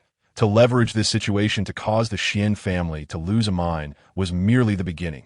Next, he would completely engulf the Shien family, and subsequently turn his attention to the Lin family, thereby securing his position as the sovereign of Luoxian City. Once Yi Haya departed, the other elders of the Shien family approached in indignation and inquired, Elder brother, are we truly going to hand over that gold mine so easily? Yi Haya has long anticipated that we would never cede control of Dong Street to them, which is precisely why he compelled us to offer alternative compensation. Their intentions were solely focused on that gold mine. Such a cunning strategy. The sixth elder, Xian Qingze, was exceedingly furious, recalling how the family's mine yielded substantial quantities of gold each year, and now they would simply relinquish it to the Ye family, leaving him utterly displeased. Shien was equally enraged and helpless. He rubbed his forehead, recognizing that such a decision weighed heavily on anyone's conscience. Yet if it did not proceed this way, how could Ye be easily placated? Enough of this discussion. I have deliberated deeply. Even if we do not give a mine to the Ye family, it would hardly yield for many more years. We need not dwell too much on it. Nevertheless, it could still produce around 100,000 gold coins annually. For the family, this was no trifling sum. It effectively equated to spending several 100,000 gold coins to appease the Ye family. They could only lament the Shien family's lack of a reliable ally. Had there been an accomplished individual within the Shien family, how could the Ye family act so arrogantly and bully them?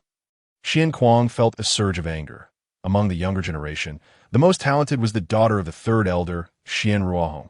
Unfortunately, she was not a member of the Shien family. They could only place their hopes on Xuan achieving success. Perhaps entering one of the 5 major sects and becoming a prominent disciple of a powerful figure at that time, the Shien family would regain its confidence and no longer have to fear the Ye family. Report to the clan leader, Xuanning is not within the family. It has been several days since anyone has seen him return that a guard from the Shien family conveyed this news. Several days without a return. Shien furrowed his brow and exclaimed in anger, "It is all due to Xuanning. Were it not for him, the Shien family would not have had to yield the mine.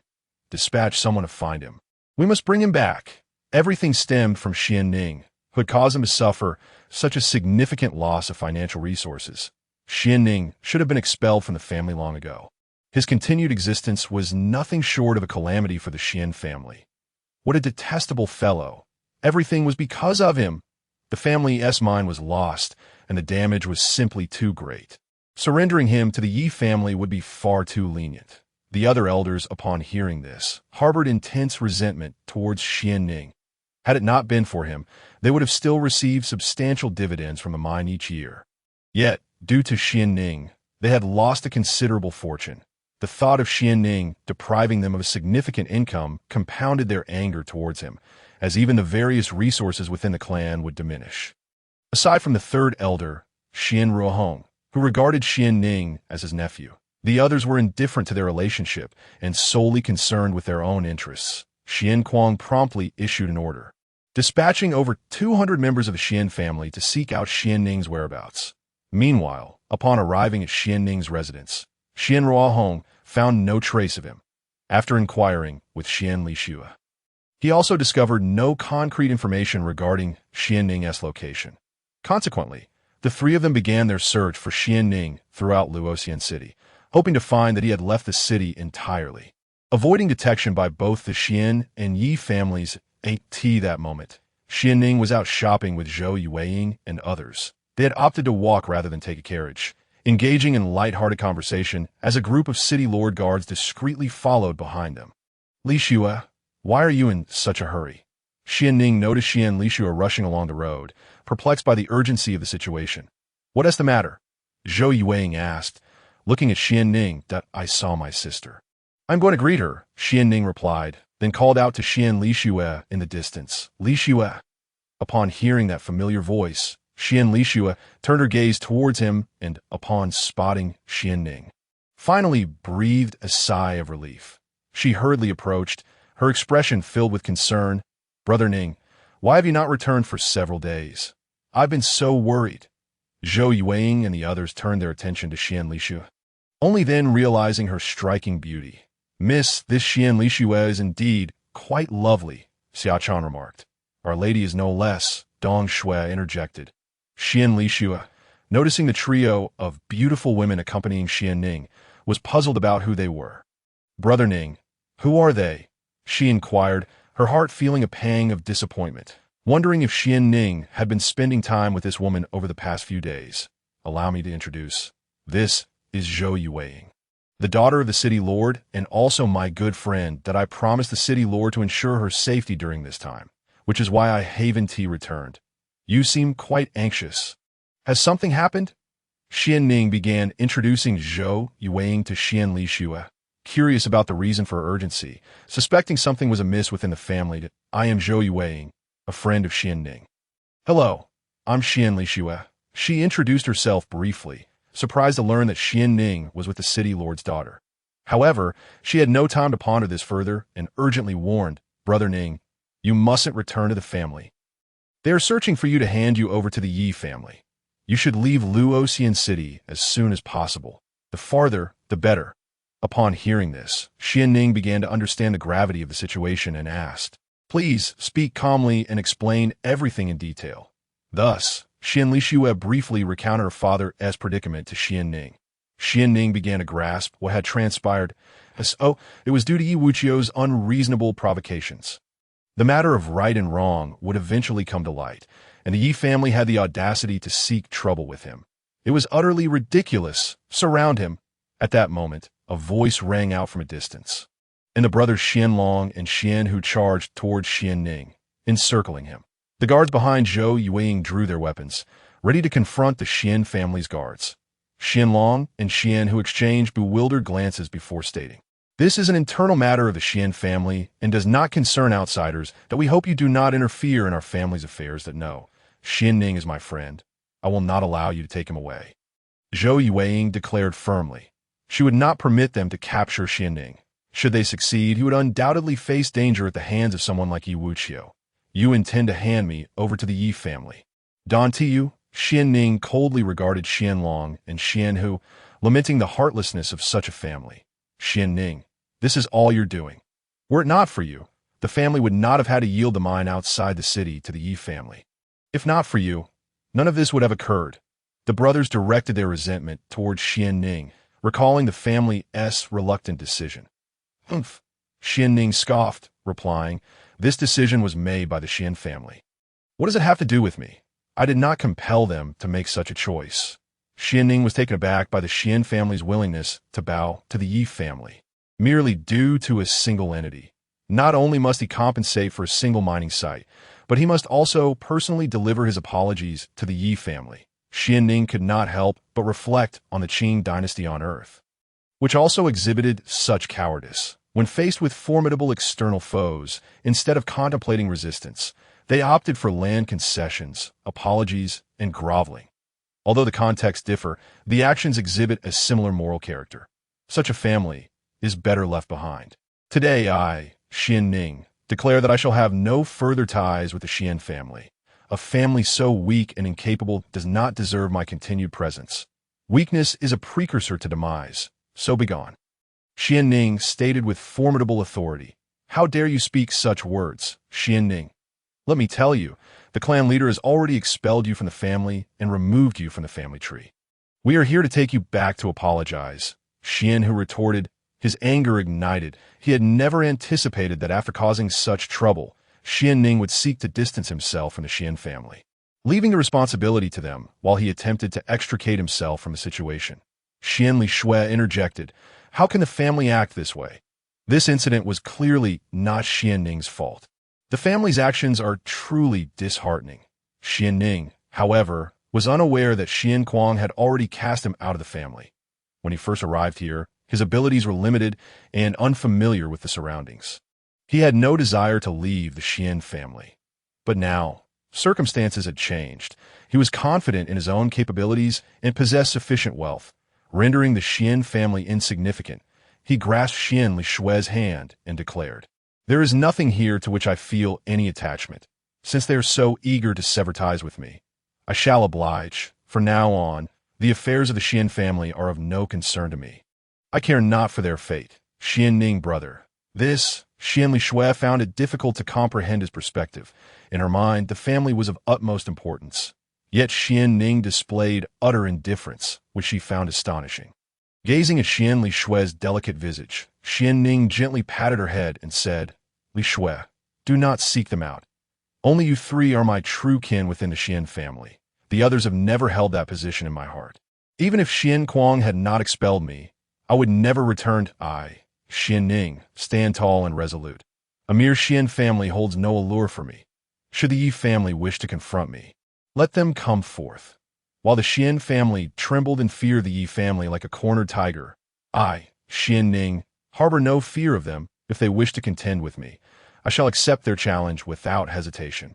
Xuanning possessed substantial confidence. Given time, no martial artist or martial sovereign would pose a challenge to him. However, he was astutely aware that currently, he was not a match for them. Thus, he resolved to leave Luoxian City for a while. As heir, a formidable martial sovereign, posed a significant threat to AS for the specific realm of strength, Xuanning was not particularly well informed. The gap between his current level and that of his opponent was monumental. He was simply no match. Should his adversary take action against him, he would stand no chance. Naturally, someone of Ye's high stature would never personally deal with him. Xuan also needed to avoid confrontation, or he would undoubtedly become a target. Xuanning, brother, are you truly prepared for this? Xian Shui looked at him, her exquisite features marred by concern. Rest assured, dear sister, I am quite measured in my actions.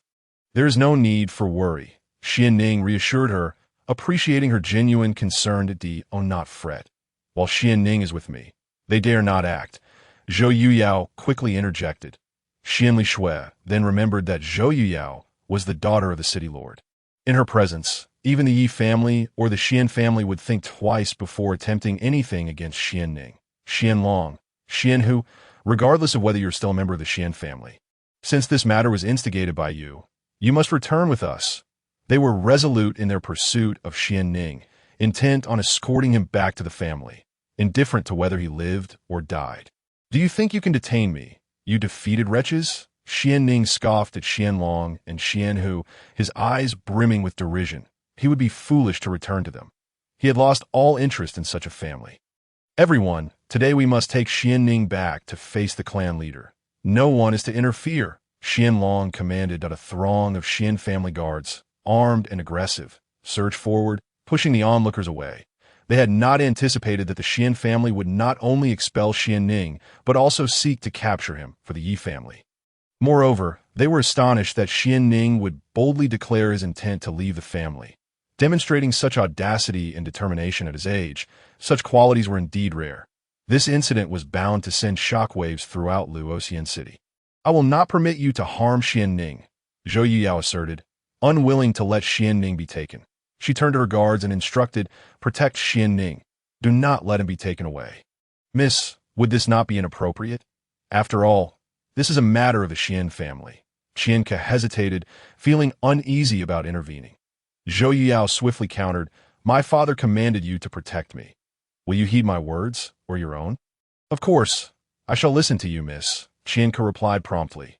Then cease your prattling, Zhou Yuyao said firmly. Understood. Qianke, with no other choice, joined the fray. Xianlong, unconcerned with their identities, declared, seize Xuanning. We must bring him back for judgment today. Thus, the two factions clashed. Xian Shui was initially very worried and considered intervening, but Zhou Yuyao quickly held her back, saying, do not interfere. If you do, you may face punishment, but I cannot let Xuanning brother be taken. If he is returned, he may not survive, Xian Shui protested. Your Xuanning brother is quite formidable. With my people assisting him, he will be fine, Zhou Yuyao replied, surprised by the concern Xian Shui exhibited for Xuanning. Realizing that there were still commendable individuals within the Shien family. You think you can take me away? You overestimate yourselves, Xuanning declared, showing no mercy. They sought to deliver him to outsiders for punishment. Would he simply allow himself to be taken? What nonsense, Shien family, Ye family. I, Xuanning, care not.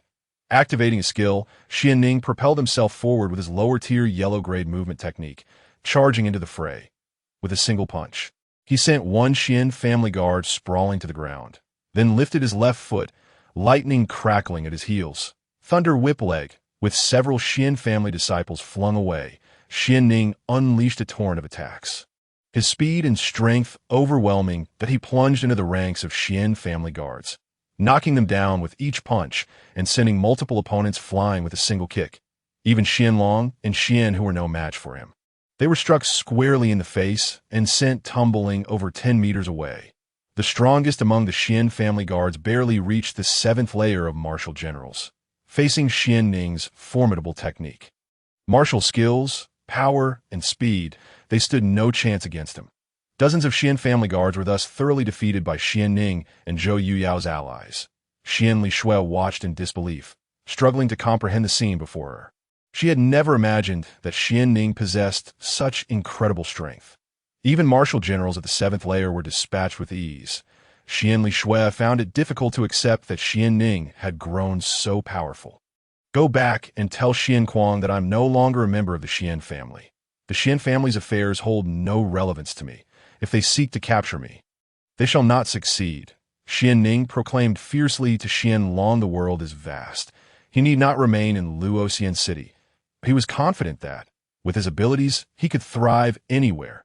Xian Long, clutching his cheek, replied angrily, Xuanning, the clan leader will not let you off easily. Just wait and see that we are leaving. Thus, the Shien family guard departed in disgrace. Xuanning knew full well that Xian Kuang and the others would not let him off the hook.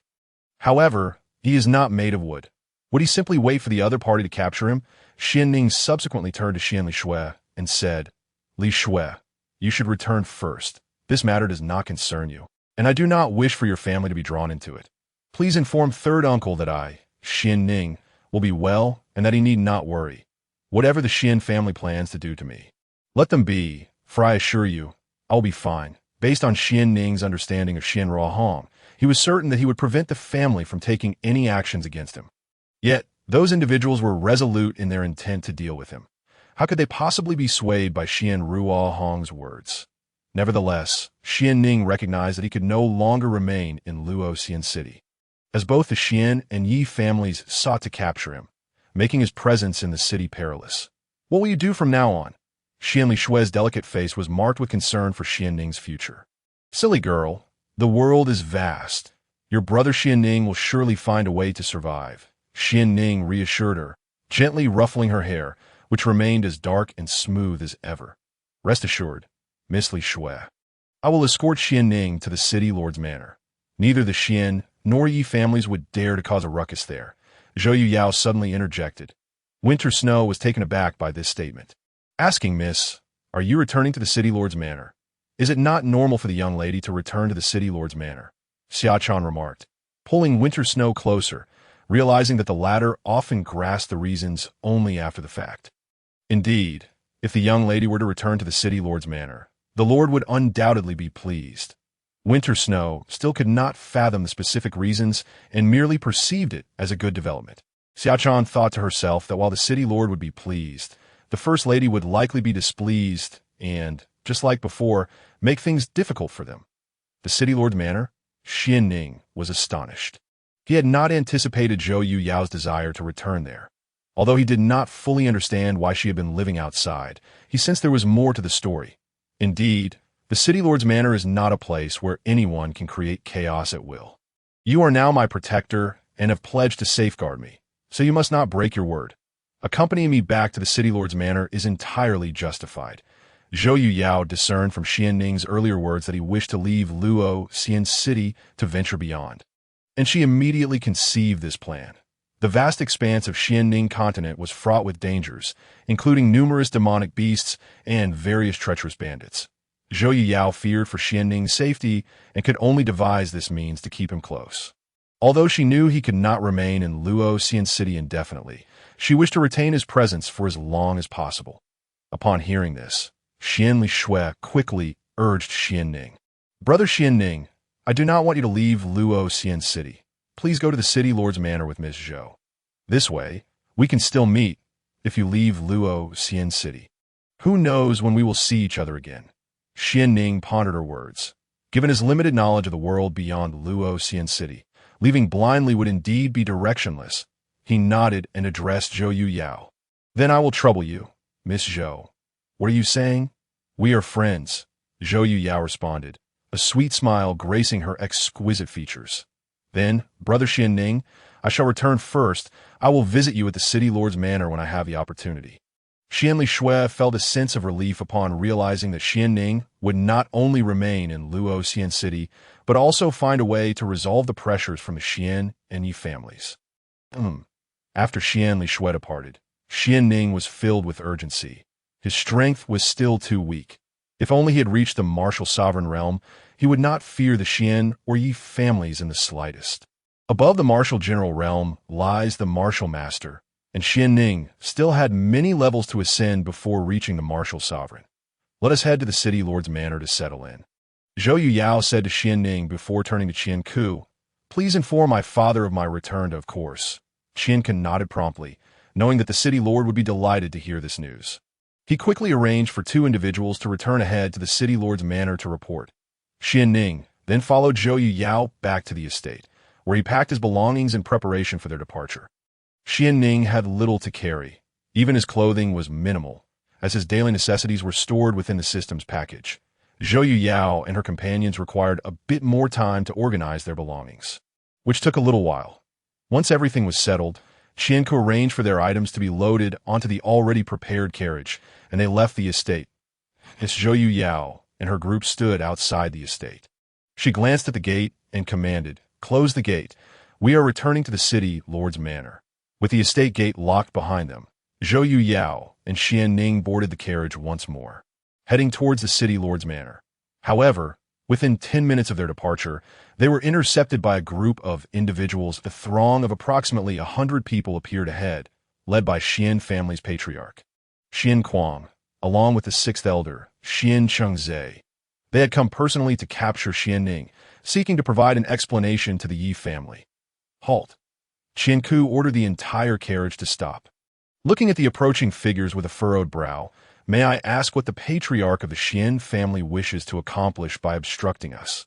The guards of the city lord's manor swiftly drew their weapons, directing their attention toward Shien Kuang and his entourage. Shien Kuang, observing them, was unaware of their identities, only knowing that Xuanning was among them. In all of Luoxian City, few individuals could instill fear in Shien Kuang. However, seeing that they recognized him and showed no fear, coupled with their demeanor suggesting they were not insignificant figures, he refrained from acting rashly and inquired, "May I ask who you are?" Patriarch Shien. The individuals in this carriage happened to be the esteemed daughter of the city lord's manor, Qian Ku announced loudly. The daughter of the city lord's manor, Shien Kuang and his companions were astonished, never expecting that they would encounter the daughter of Zhoutian Su, the city lord. He could hardly fathom how Xuanning had come to associate with her and remained within her company. Inside the carriage, both Xuanning and Zhou Yuyao were equally surprised, never anticipating the patriarch of the Shien family would personally lead a team to capture Xuanning, that's Shien Kuang. "I never expected this old fellow would come himself to seize me." Xuanning took note of this debt, aware that his current lack of strength rendered him incapable of seeking revenge. A wise man avenges himself after 10 years, but Xuanning considered himself no such man. Thus, he need not wait a decade. A year or so would suffice. Once he attained sufficient strength, neither Shien Kuang nor Ye Haiyu would escape. Rest assured, do not venture out. I suspect Shien Kuang will not dare to act against me. Otherwise, my father would not let him off easily. Zhou Yuyao quickly grasped Xuanning's hand, urging him not to act impulsively. Xuanning had no intention of acting rashly. He was merely frustrated that this scoundrel had taken the initiative, demonstrating a resolute desire to eliminate him. "This is fine. The harsher Shien Kuang is with me. The more severe I shall be once I grow stronger."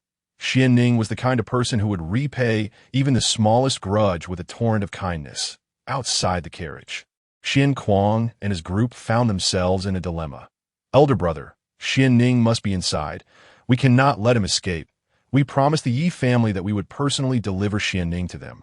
And if we fail to do so, Ye Haiyu is likely to cause further trouble." The 6th elder, Shien Chengzhe, spoke up upon noticing Shien Kuang's hesitation. "I am well aware of this, but we have always maintained a peaceful coexistence with Zhoutian Su. Moreover, Zhoutian Su dotes on his daughter immensely. Offending him would be far more severe than crossing the Ye family. Zhoutian Su holds control over all of Luoxian City, and our 3 families must pay taxes to him annually. If he would make things difficult for us, our lives would become even more unbearable." Shien Kuang pondered the situation further, weighing the implications. Offending Zhoutian Su was simply not an option, yet he could not let Xuanning slip through his fingers. He needed to devise a foolproof plan. Subsequently, Shien Kuang stepped forward and declared, "Ah, I see it is the esteemed daughter of the city lord's manor I am Shien Kuang, patriarch of the Shien family. We have come only to apprehend the family's traitor. Xuanning, it meant no offense to the young lady. Within the carriage, Xuanning sat in silence. Utterly speechless, it seemed that Shien Kuang was quite adept at casting accusations, even labeling him a traitor to his own family. He scoffed at the absurdity, realizing that Shien Kuang's attempts to provoke him were misguided. Upon hearing this, Zhou Yuyao spoke up loudly. Ah, so it is the patriarch of the Shien family. I, Zhou Yuyao, am feeling unwell and shall not be meeting with the patriarch. How did you come to intercept my carriage? Miss Zhou, please do not misunderstand. As I mentioned previously, my sole intention is to apprehend the family traitor. Xuanning, I merely seek your assistance in locating him. We harbor no desire to confront you. Shien Kuang hastily explained, I fail to comprehend your statement, patriarch. Your pursuit of your own kin is of no concern to me. However, your obstruction of my carriage prevents my return home. Should my condition worsen, I will certainly inform my father. You are aware of my father's temperament. He is not one to be trifled with. Not long ago, he caused quite a stir at the Ye family residence, reportedly smashing their doors. If you delay my return to recuperate, and my father would take matters into his own hands at the Shien estate, I would be powerless to intervene, Zhou Yuyao eloquently articulated, recalling recent events that left Shien Kuang furrowing his brow, deterred from any further actions. Xuanning regarded Zhou Yuyao with newfound respect. While she typically appeared gentle and amiable, her capacity for intimidation was clearly formidable. Shien Kuang was well aware of the tumultuous incident involving Zhou Tian's invasion of the Ye family estate, which had been instigated by Yi Wu-K's offense against Zhou Yuyao. The Ye family had been compelled to offer substantial reparations to quell Zhou Tian's wrath, which had initially provided Shien Kuang with a sense of vindication as he berated Ye Haiya for his misfortune. However, he never anticipated that the tables would turn on him. That I would never dare to offend you. Zhou I, Shien Kuang, have always held you in the highest regard and would not dream of disturbing Miss Zhou's recovery. He stammered, sensing the shift in the atmosphere as those present exhaled in relief. Xuanning, come forth. Suddenly, a group of individuals appeared, one of whom was notably arrogant, soaring from a distance to land squarely before Qianke, exuding an air of dominance as he bellowed at the carriage ahead. Why, Ihaya? Qianke fumed, astonished that this individual had also arrived on the scene. Xuanning, too, was taken aback by the involvement of Ihaya, realizing the absurdity of his own insignificance, now entangled in a matter that had drawn the leaders of two prominent families into confrontation. Brother Yi, what brings you here? Shien Kuang queried, surprised by Yi Haiya's personal involvement. If I were to abstain, would you allow Xuanning to escape unscathed? Yi Haiya retorted dismissively, maintaining his characteristic arrogance. A storm of anger brewed within Shien Kuang, yet he stepped aside, thinking, if you're so capable, then show me what you can do. I'm curious to see whether you dare to act, as Qianke glared at Yi Haiya, expressing disdain for his brazen demeanor. What is your intention? Qianke confronted him, irritation etched across his face. Who do you think you are, daring to shout at me? Yi Haiya sneered, unleashing a surge of immense power that sent Qianke hurtling away. Taken aback, Shien Kuang was astonished by Yi Haiya's audacity to strike a member of the city lord's estate. His shock deepened when he witnessed Yi Haiya leap once more, charging directly towards Zhou Yuyao's carriage. Qianke, now alarmed, disregarded his injuries and rushed forward, shouting, Yi Haiya, how dare you? Yi Haiya scoffed at the notion of fear, believing there was nothing within Luoxian City that he would not dare to confront. With a single wave of his hand, he sent the approaching guards flying, easily dispatching them. Inside the carriage, Xuanning could no longer remain passive. He had not anticipated Yi Haiya would possess the audacity to assault those associated with the city lord, let alone target Zhou Yuyao's carriage. That I cannot allow you to be implicated. Zhou Yuyao, stay inside. Yi Haiya's aim is solely at me. If I step outside, he will not harm you, he urged. Absolutely not. If you go out there, you will be putting your life at risk. Why Yi Haiya will not spare you? Zhou Yuyao insisted, blocking his exit. Before anyone could react, she flung open the carriage door and stepped out. Wait, Xuanning began, but Xiaochan grabbed his arm, saying, Xuanning, since the young lady has already stepped out, you should remain inside. What can you achieve by going out now? Xuanning felt a pang of anguish. As a man, it was disheartening to rely on a woman to shield him. Clenching his fists, he grappled with his frustration. He yearned to rush out, but as Xiaotian had pointed out, doing so would only reveal his presence. If he exposed himself, Shien Kuang and Ye would not hesitate to strike. Remaining hidden, even if suspected, left room for doubt as long as Zhou Yuyao did not corroborate the claims. Surely, Ye would not dare to act against Zhou Yuyao. Upon exiting, Zhou Yuyao noticed the brazen approach of Ye, and although she was but a fragile woman, she stood resolute before him. Unafraid, why, Ye, have you forgotten how my father came demanding accountability before? She declared with unwavering confidence.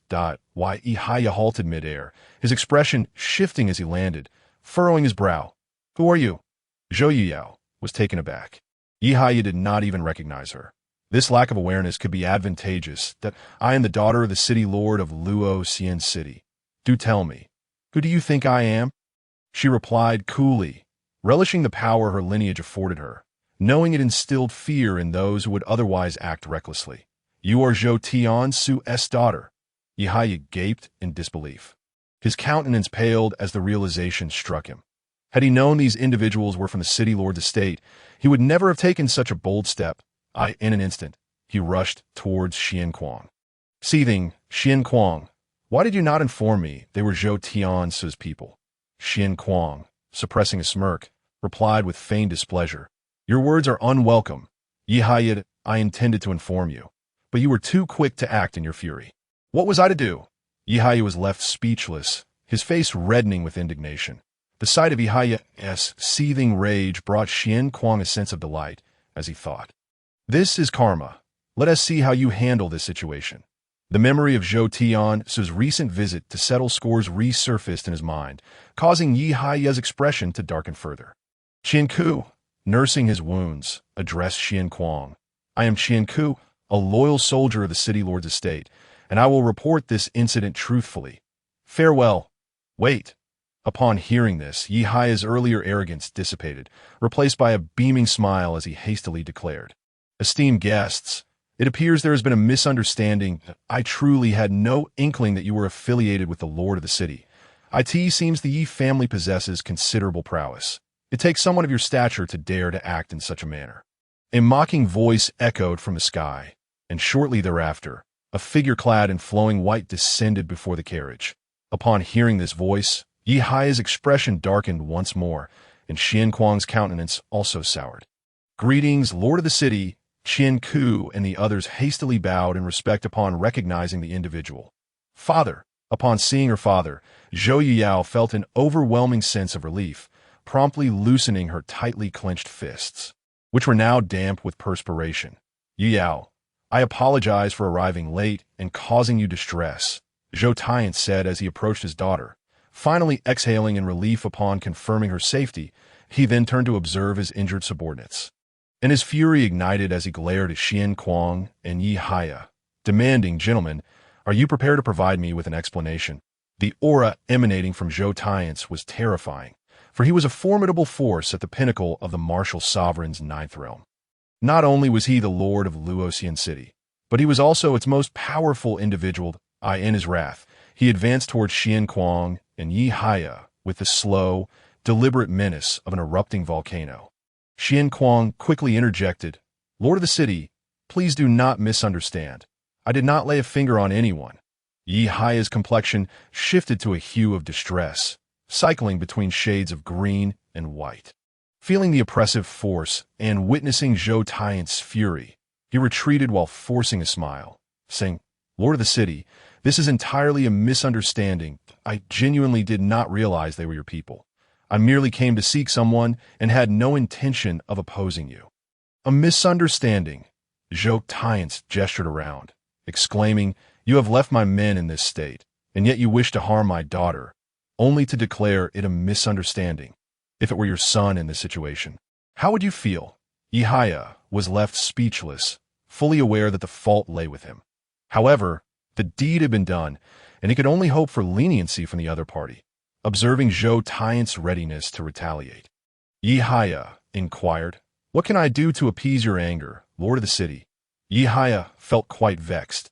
After all, the last time Shaotian had caused such a ruckus at the Ye residence, it had cost him dearly. This time, he feared he would again have to pay a hefty price to placate Shaotian. The thought brought a pang of pain to his heart. Shaotian's voice rose in anger. Ye Haya, this is the second time. My family has held no grievances with yours, yet you persist in attempting to harm my daughter. Do you truly believe I, Shaotian, am easy to bully? Lord of the city, please do not misconstrue my intentions that I, Ye Haya, never meant to oppose you. This time, I was indeed too abrupt, which led to the offense against your daughter. Please, state your terms. I will not shy away from making amends for this misstep.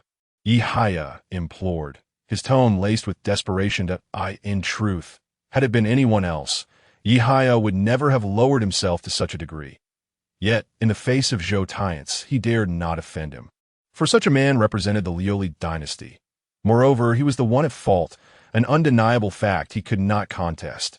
Shaotian, after surveying Shien and Ye Haya, clasped his hands behind his back, maintaining an impassive demeanor before finally speaking. Xuanning is no longer a member of the Shien family, is he? Although uncertain of Shaotian's reasoning, Xuan promptly stepped forward and replied, indeed, he is no longer. Xuanning has disregarded family rules, betrayed the clan, and has been expelled from the Shien family. Our intent was merely to apprehend him and return him for punishment. Shaotian found Xuan's eagerness to distance himself from Xuanning quite amusing. Indeed, this Xuan was a fool. Xuanning, despite his youth, had the capability to slay a martial general at the fifth realm. Such a prodigious talent, and yet Xuan failed to appreciate him. Instead, he chose to expel such a promising genius from the family simply because Ye Haya had come seeking justice. To hand over Xuanning to Ye Haya for punishment was the epitome of folly. With a leader like Xuan, the Shien family was destined for decline. After listening to Xuan, Shaotian nodded and declared, since Xuanning is no longer part of the Shien family, he shall henceforth be considered my adopted son. The Shien family is not to pursue him any longer.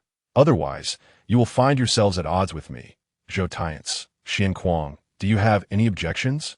Xuan was left utterly speechless, unable to comprehend how Shaotian could make such a decision. What could Xuanning possibly possess that warranted Shaotian's favor? Xuan found himself thoroughly baffled.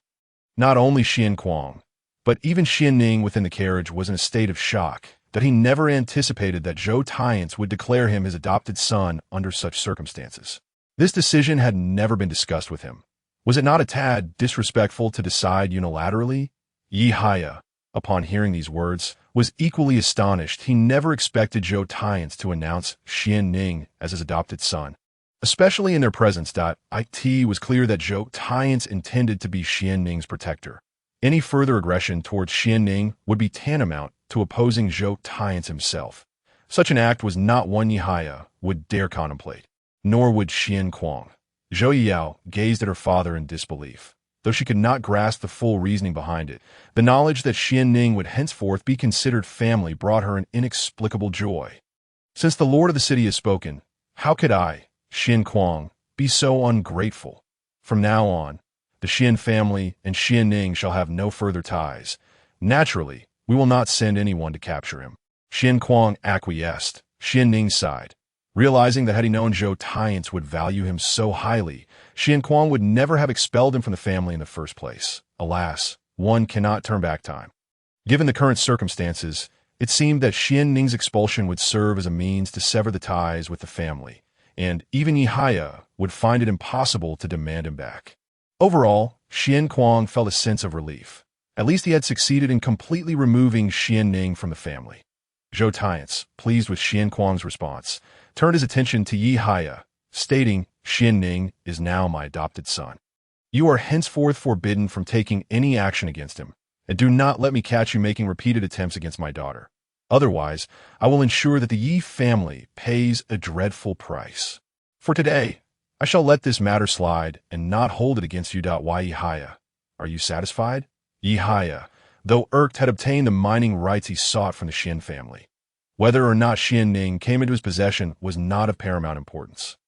His desire for Xuanning stemmed primarily from a sense of indignation over what Xuanning had done to his son, as well as a wish to see Xuanning publicly kneel in apology and have his martial abilities stripped away. However, the notion of killing Xuanning was not something he would pursue. After all, he had once been friends with Xuanning's father, albeit for his own benefit.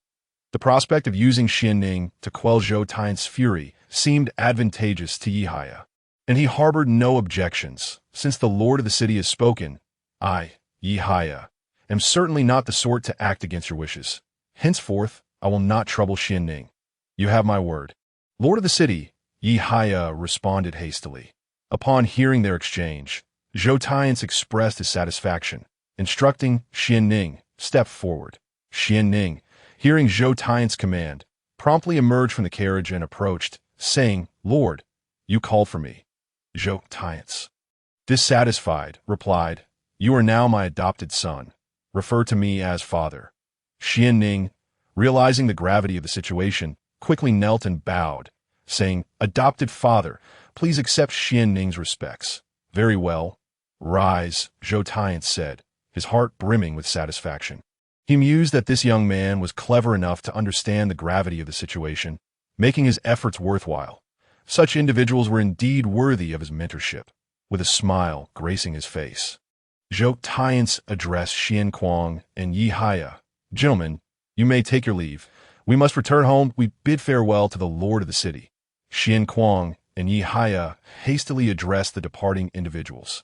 In the future, with Zhou Tian as a pillar of support, Xuanning would soar to unprecedented heights, no longer a target for the arbitrary oppression of the Shien and Ye families. Xuanning, Zhou Yuyao, and Zhou Tian entered the carriage together. Greetings, city lord. Xiaochan and Dong Shui promptly greeted Zhou Tian. He nodded in acknowledgement, and Zhou Yuyao quickly inquired, Father, what prompted you to adopt Xuanning as your son? Although Zhou Yao was elated by her father's decision, she found it somewhat incredulous. Zhou Tian, upon hearing this, replied with gravity, There is no particular reason. I simply felt that the Shien and Ye families have been excessively tyrannical. I'm aware of the matters concerning Xuanning and Ye Wuqiu. This situation is not Xuanning's fault. In fact, he acted commendably, particularly in defending you, Yao. Yet the Shien family's actions are laughable. Not only do they fail to commend Xuanning, but they also expel him from the family. The Ye family, emboldened by their status, seizes this opportunity to oppress the Shien family. I, Zhou Tian, cannot stand by and watch. If they wish to target Xuanning, I shall ensure their plans are thwarted. It is as simple as that. Zhou Tian would not reveal that he was motivated by his belief in Xuanning's potential, masking his true intentions behind these words. Such an explanation was indeed reasonable, though the decision to adopt Xuanning was rather unexpected. Xuanning, since I, Zhou Tian, have publicly declared you my son, this is an immutable fact that I assure you that you will not be wronged. From now on, reside in the city lord's residence. Neither Ye nor Xian will dare to confront you. Rest assured. Zhou Tian regarded Xuanning, a talent of remarkable capability, and lamented how Xian had failed to appreciate such a gem, allowing him to seize this opportunity effortlessly. Truly a foolish clan leader. Thank you, father. Xuanning expressed his gratitude. Though he did not know Zhou Tian well, he was nonetheless appreciative of his kindness. Moreover, Zhou Tian's treatment of Zhou Yuyao revealed him to be a loving father. And with such a formidable ally, Xuanning felt emboldened against the Shien and Ye families in Luoxian City. Excellent. I, Zhou Tian, now have another son, and I'm quite pleased. Here is a gift for you. Zhou Tian casually produced a ring and handed it to Xuanning. Upon seeing it, Xuanning exclaimed in astonishment, This is a space ring. Young man, you have quite the discerning eye. Indeed, it is a space ring. Zhou Tian responded, delighted. He then presented 2 books to Xuanning, stating, You possess considerable talent. Do not squander it. Should you encounter any difficulties, feel free to consult me. After receiving the books, Xuanning was astounded. He had not anticipated Zhou Tian's generosity in gifting him 2 advanced manuals. Point 1 was a mid-tier Shien-level technique, Haoyang Ju, and the other was the upper-tier martial skill, Huajian Ju. The value of these tomes was certainly no less than 100,000 gold coins. That Xuanting would bestow such gifts as a mere introduction left Xuanning in shock. "Thank you, father." Xuanning expressed his surprise, realizing that Xuanting genuinely regarded him as a son. "Now that you are my son, I shall protect you fiercely. Anyone who dares to bully you will face my wrath. Rest assured, as your adoptive father, I will spare no effort in nurturing you." Xuanting indeed intended to do so. Although he had a biological son, he welcomed the chance to cultivate another gifted son, which would only serve to benefit him. Holding the two manuals, Xuanning refrained from using them immediately. For once employed, they would vanish. The manuals could be utilized directly, much like attribute points, which delighted Xuanning. Subsequently, Xuanting inquired about Xuanning's birth date and, upon learning it, remarked, "I have another son who is currently cultivating in the Langya sacred land. When he returns, I shall introduce you to him. You are a few months older than Yuyao. Henceforth you shall be her elder brother, and you must protect her well." Xuanting spoke to Xuanning. Previously, Xuanning had heard Yuyao mention her elder brother. Though they were not born of the same mother, she had fondly spoken of him, noting how he cared for her and regarded her as a true sister. Xuanning surmised that this was likely due to Xuanting's upbringing, as he indeed appeared to be a good father, demonstrating affection for Zhou Yuyao in every way. However, it seemed that Xuanting's wife was not particularly kind to Zhou Yuyao, which explained why she resided in an external estate. "Rest assured, father, I shall treat Yuyao as my own sister," Xuanning assured him. Zhou Yuyao, being exceptionally kind and protective, would not be harmed under his watch. "Wonderful! I have gained another brother," Zhou Yuyao exclaimed joyfully, her exuberance resembling that of a beautiful peacock, radiant and charming. The carriage was filled with laughter and joy, akin to the sound of silver bells. After a considerable time, they finally arrived at the city lord's residence. As the carriage came to a halt, everyone disembarked. A guard approached Xuanting and said, "City lord, there is a matter that requires your attention." Xuanting nodded and instructed Zhou Yuyao, "Yuyao, I have matters to attend to. Please take Xuanning to meet your aunt. Regardless of the circumstances, she is still your mother. For my sake, do not let the situation grow too tense." "Understood, father," Zhou Yuyao replied, clearly reluctant to meet her aunt. Once Xuanting departed, Xuanning curiously inquired, "I noticed earlier that your relationship with your aunt seems strained. Does she have a particularly bad temper?" Xiaochan stepped forward and explained, "Your aunt has always been at odds with the young lady's mother, harboring a dislike for her since childhood, and she frequently makes things difficult for the young lady." "Humph. I suspect that the young lady's mother was likely harmed by your aunt," Dong Shui bluntly asserted. "Dong Shui, do not speak so recklessly," Xiaochan quickly admonished, glancing around to ensure there were no outsiders present. Relieved that no one was within earshot, she shot a reproachful look at Dong Shui. After speaking, Dong Shui realized the gravity of their location, the city lord's residence, and quickly covered her mouth, exhaling in relief once she saw that no one was nearby. However, she still whispered, "I know the young lady thinks the same way. She just lacks evidence." Xuanning observed Zhou Yuyao, noting her troubled expression, which suggested she too harbored doubts. Dong Shui, refrain from making such statements in the future. "Without evidence, one should not speak carelessly," Zhou Yuyao instructed. "Yes, Miss," Dong Shui promptly replied. From Dong Shui, Xuanning learned that Zhou Yuyao's aunt was named Bai Ji and was from the Bai family of Taixia City.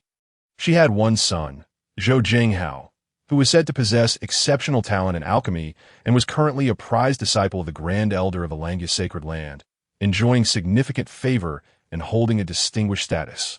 This was also one of the primary reasons Ye Haya harbored apprehension toward Xuanting. The number of alchemists was exceedingly limited, and those with alchemical talent were even rarer, making a distinguished alchemist highly revered wherever they went. With a son of remarkable alchemical talent, especially one who was a disciple of the Grand Elder of the Langya Sacred Land, Xuanting commanded respect and instilled fear in Ye Haya, while Xianquang had even more reason to curry favor rather than oppose him. Furthermore, the only shop selling elixirs in Luoxian City was directly controlled by Xuanting, who procured these elixirs from the Langya Sacred Land before reselling them in Luoxian City. All of this was made possible due to Xuanting's son being an alchemist. Otherwise, he would have found it challenging to obtain elixirs from the Langya Sacred Land. The three prominent families in Luoxian City saw the Ye family dominating the southern and northern streets. Standing as the largest among the three, however, due to the previous offense against Zhou Tian's, the Ye family has relinquished control of North Street to him. The Shien family, being an established clan in Luoxian City for centuries, has maintained dominion over East Street, which is why Xin Kuang and his family vehemently oppose any notion of yielding East Street. Another family, the Lin family, governs West Street. They are a talented and united clan, characterized by harmony, in stark contrast to the arrogance of the Ye family and the waning fortunes of the Shien family, indicating an inevitable rise in their strength. The most prosperous area of Luoxian City.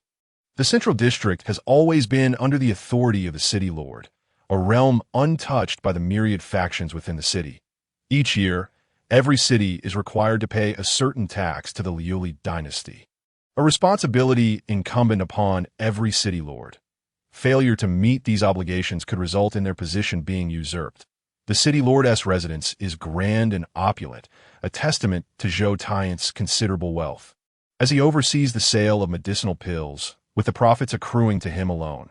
Surrounding cities flock to Luoxian City to procure these pills, as alchemists are exceedingly rare, seldom serving as guest elders in other families. Those lacking medicinal pills have no choice but to purchase from Zhou Tian's. Others yearn for access to such channels, yet these avenues are not easily attainable. In fact, many sects find their internal supplies insufficient, let alone having surplus to sell to outsiders. The two arrived outside a uniquely styled house, and Zhou Yuyao exchanged a glance with Xuanning, both prepared to enter. A maid, upon seeing Zhou Yuyao, expressed her astonishment, exclaiming, "What brings you back?" Dong Shui, overhearing, promptly stepped forward, retorting, "Miss can return whenever she pleases. What business is it of yours?" The maid's expression darkened, and though she wished to protest, she merely replied, "I wouldn't dare. But I am curious as to why the miss would choose to come here. I have brought my second brother to meet our esteemed mother. Please go inside and inform her," Zhou Yuyao said softly. "What? Second brother?" The maid was taken aback, almost doubting her own ears. Had the master taken another illegitimate son? "What are you thinking? This is the city lord's newly recognized adopted son. Hurry and greet the young master." Dong Shui urged. "Oh, I see." The maid finally understood. Regardless, since it was the city lord decision, it was beyond her purview to contest. "Qiushi pays respects to the young master," she said, hastily bowing, "and no need for that. We have come to pay our respects to our adoptive mother," Xuanning replied. Though calling a woman he had never met mother felt awkward, it was only right given Zhou Tian's assistance. "Young master, miss, please wait a moment. I shall report this immediately," Qiushi said, needing to relay the news to the lady quickly. After a considerable time, Qiushi finally emerged and addressed the two. "The lady has summoned you inside." They entered, but Qiushi blocked Xia Chan and Dong Shui, stating, "The lady has only permitted the miss and young master to enter. You may remain outside." "You," Dong Shui was quite displeased, but Xia Chan restrained her, saying, "Since the lady has given her orders, we shall wait here. It's fine. We'll be back shortly." Zhou Yuyao smiled back at Xia Chan and Dong Shui. Upon entering the parlor, they beheld a graceful and elegant young woman seated in the main seat, exuding an air of maturity and nobility, looking far younger than her 38 years. "I have met the esteemed lady," Zhou Yuyao stated. "I have met my adoptive mother," Xuanning added. He was astonished. Had he not seen her with his own eyes, he would have mistaken her for Zhou Yuyao's elder sister, for she appeared remarkably well preserved, not at all showing signs of having borne a child. Baiji nodded, not making things difficult for Zhou Yuyao, appearing quite harmonious, although Xuanning found the true circumstances difficult to gauge. Baiji looked at Xuanning, inquiring, "You are the newly acknowledged adopted son of the city lord, surnamed Shien. Could you possibly hail from the Shien family?" But I have since left the Shien family," Xuanning replied. Baiji sensed there was more to the story and suddenly recalled something, asking, "Isn't there a renowned scholar causing quite a stir in Luoxian City, also named Xuanning? Could that be you?" "I'm unworthy of such a title. I merely dabble in poetry," Xuanning responded modestly. That's so.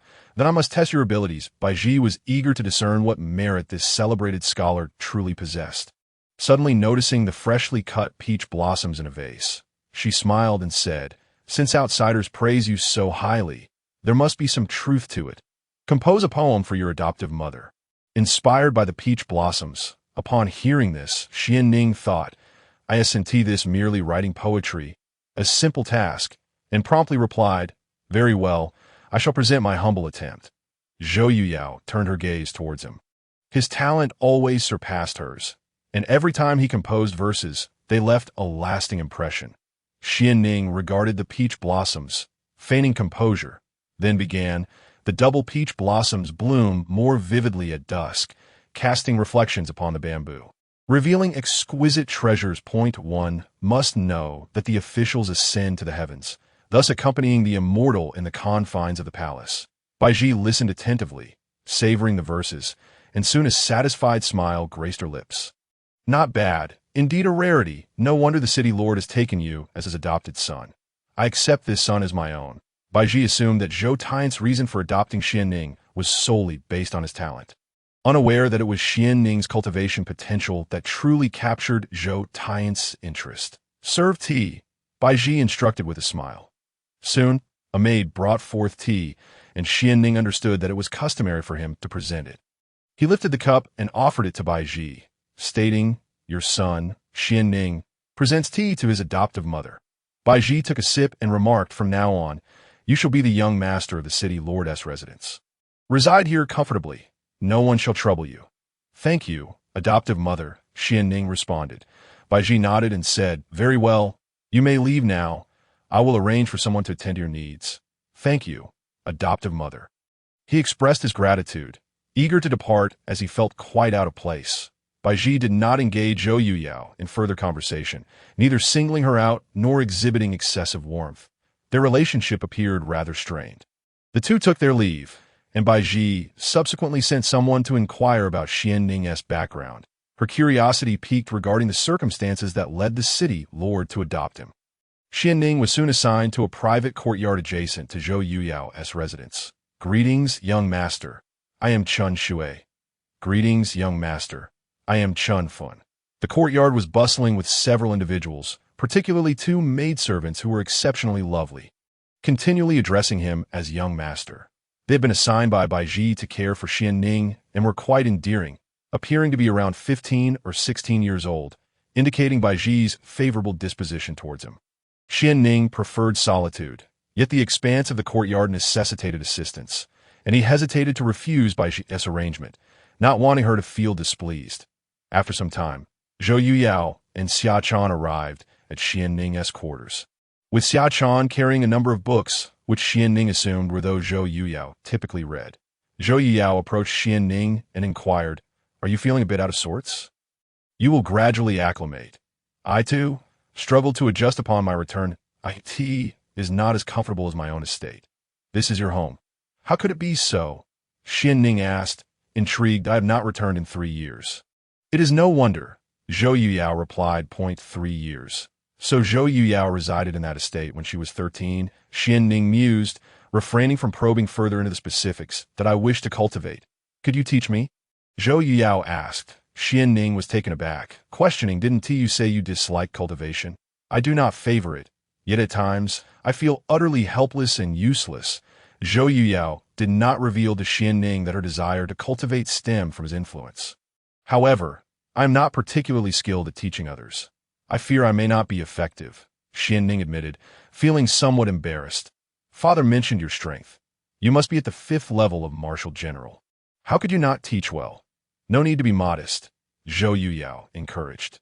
Zhou Yuyao believed that Xuanning was merely being humble, completely unaware that he was speaking the truth.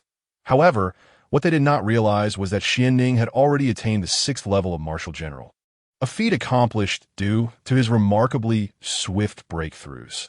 His cultivation relied entirely on gathering attributes, while his comprehension of cultivation was guided solely by the principles of the techniques stored in his mind.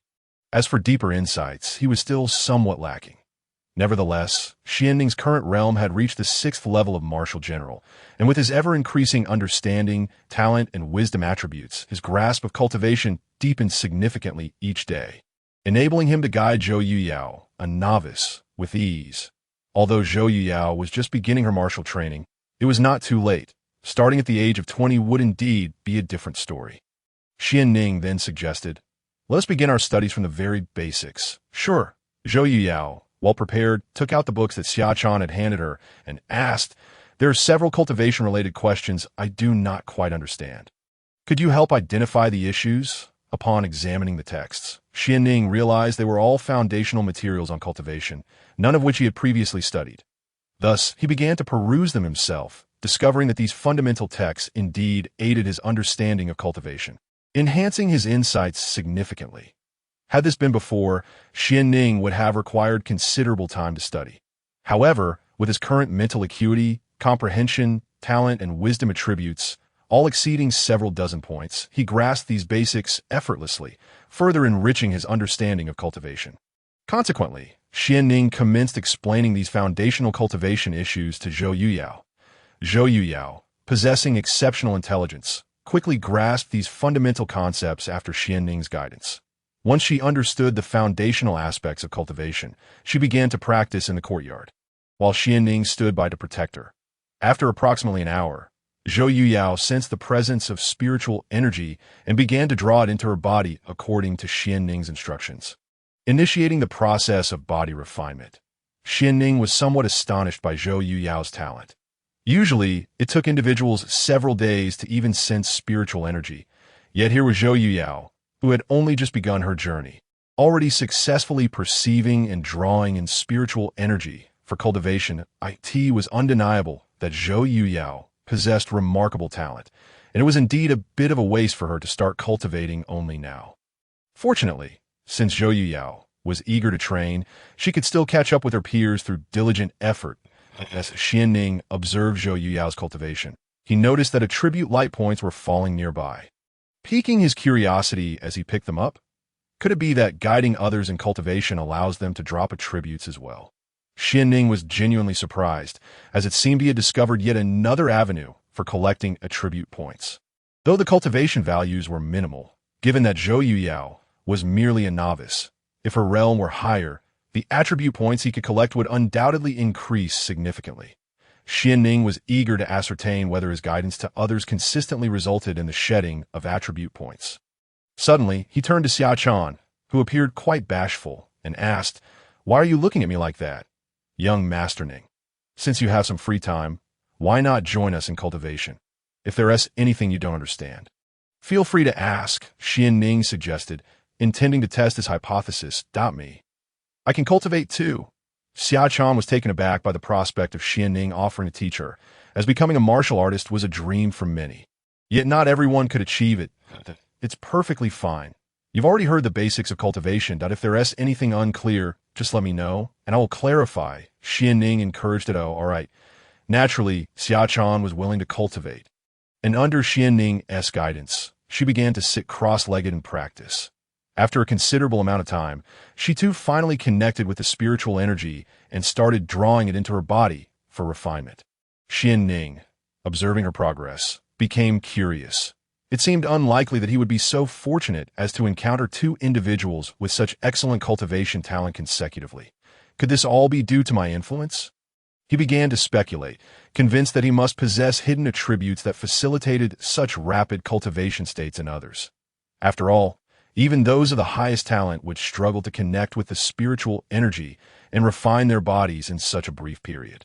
Xuanning theorized that anyone he guided could swiftly enter a state of cultivation, continually providing him with valuable cultivation attribute points. He pondered whether he should seek out more individuals to assist. Oh no. He, Xuanning, merely wished to be a benevolent mentor. Once Xiaochan entered the cultivation state, she too dropped attribute points, which Xuanning eagerly collected, feeling quite pleased. Where is Dong Shui?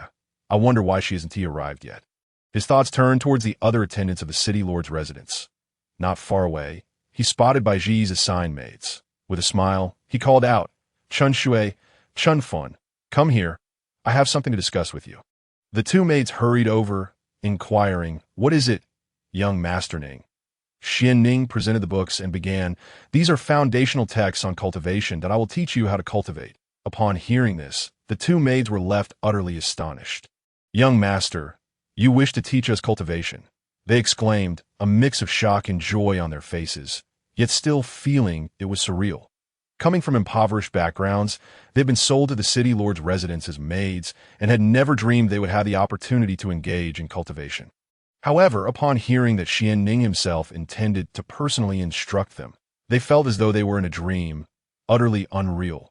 Xuanning, unaware of their feelings, was solely motivated by his desire to continually collect cultivation points for himself. Yet, seeing the happiness in their eyes, he felt somewhat bewildered. He hadn't done anything overly extravagant, had he? Don't cry. Don't see or what, it's just cultivation. Come, focus and listen closely. If anything is unclear, just ask. Xuanning began to guide the two in their training. Although it would initially consume considerable time, once they began their practice, the potential for him to gain a wealth of cultivation points will be well worth the effort. The two maids, being quite intelligent, quickly understood the material and began meditating to practice. Their time spent connecting with the spiritual energy and refining their bodies was comparable to Xiaotian's, indicating that their talents were indeed on par. Moreover, their rapid entry into a cultivation state was undoubtedly due to Xuanning's influence. Xuanning realized that he must possess additional hidden attributes. After all, this situation could only benefit him without any drawbacks. As the four of them immersed themselves in cultivation, attribute points occasionally dropped, which Xuanning merely needed to collect, thereby enhancing his cultivation values without the arduous effort typically required.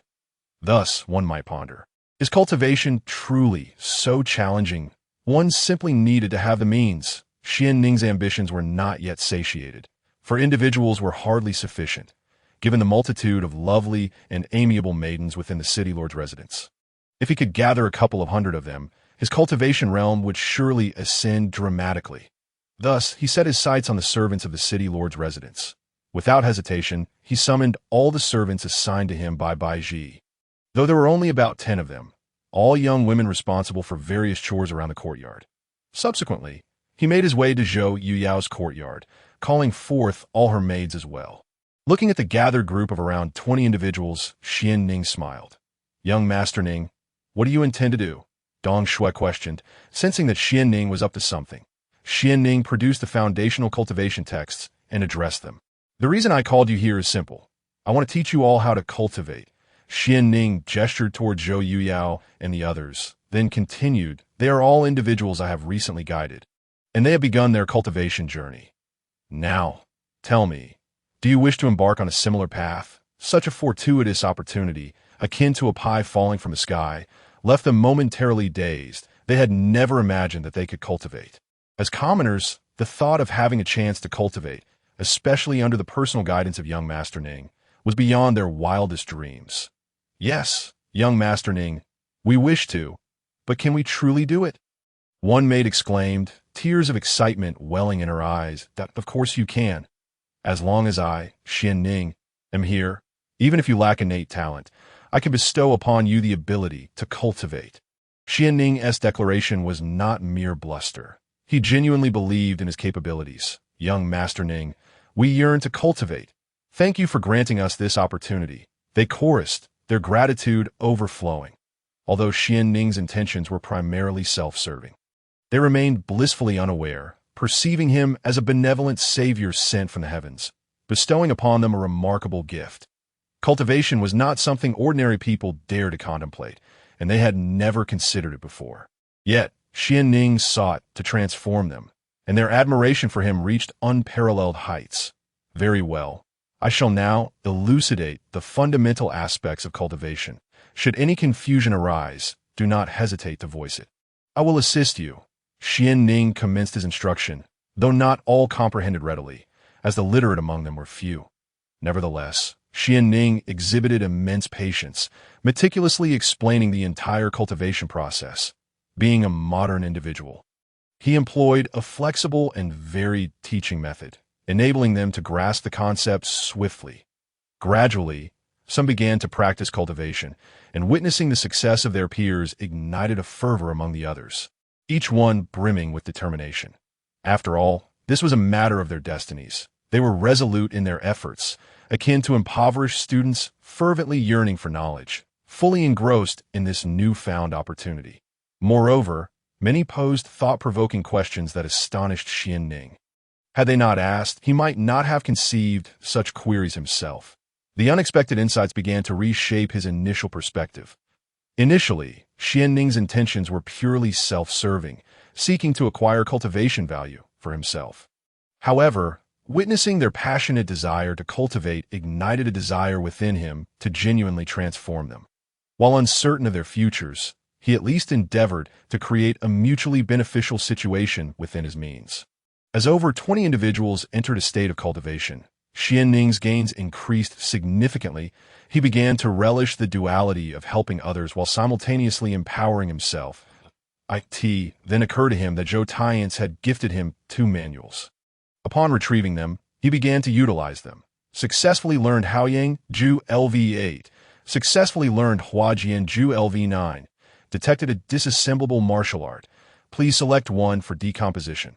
One could only cultivate a single martial art. And Xuanning now possessed 2. The newly acquired Haoyang Ju LV8 and the Xiantian Gongfa LV6, that naturally, he opted to decompose the lower tier Xiantian Gongfa LV6, that successfully decomposed Xiantian Gongfa LV6, gaining 15 points of martial art experience.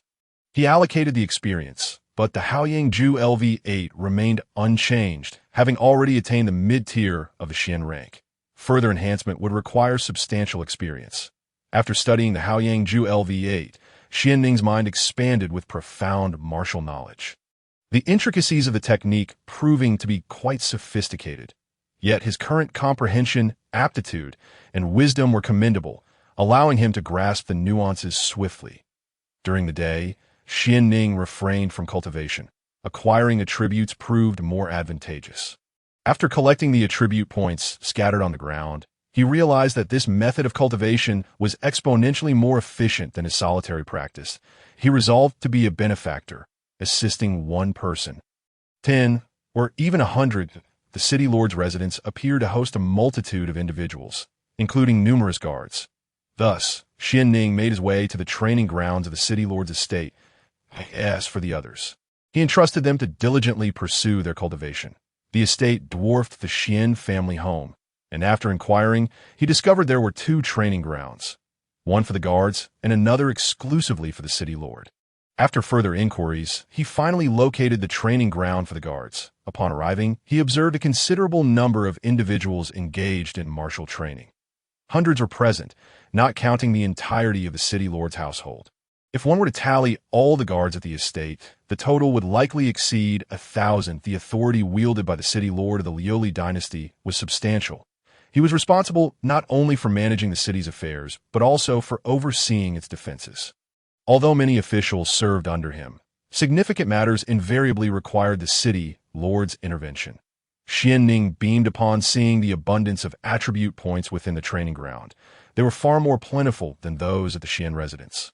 Radiating an even more vibrant glow, he recognized several familiar faces among the guards, notably one who had previously protected Zhou Yuyao. Xuanning, young Master Ning, Qian Ku exclaimed upon spotting him, his surprise evident as he called out to those nearby.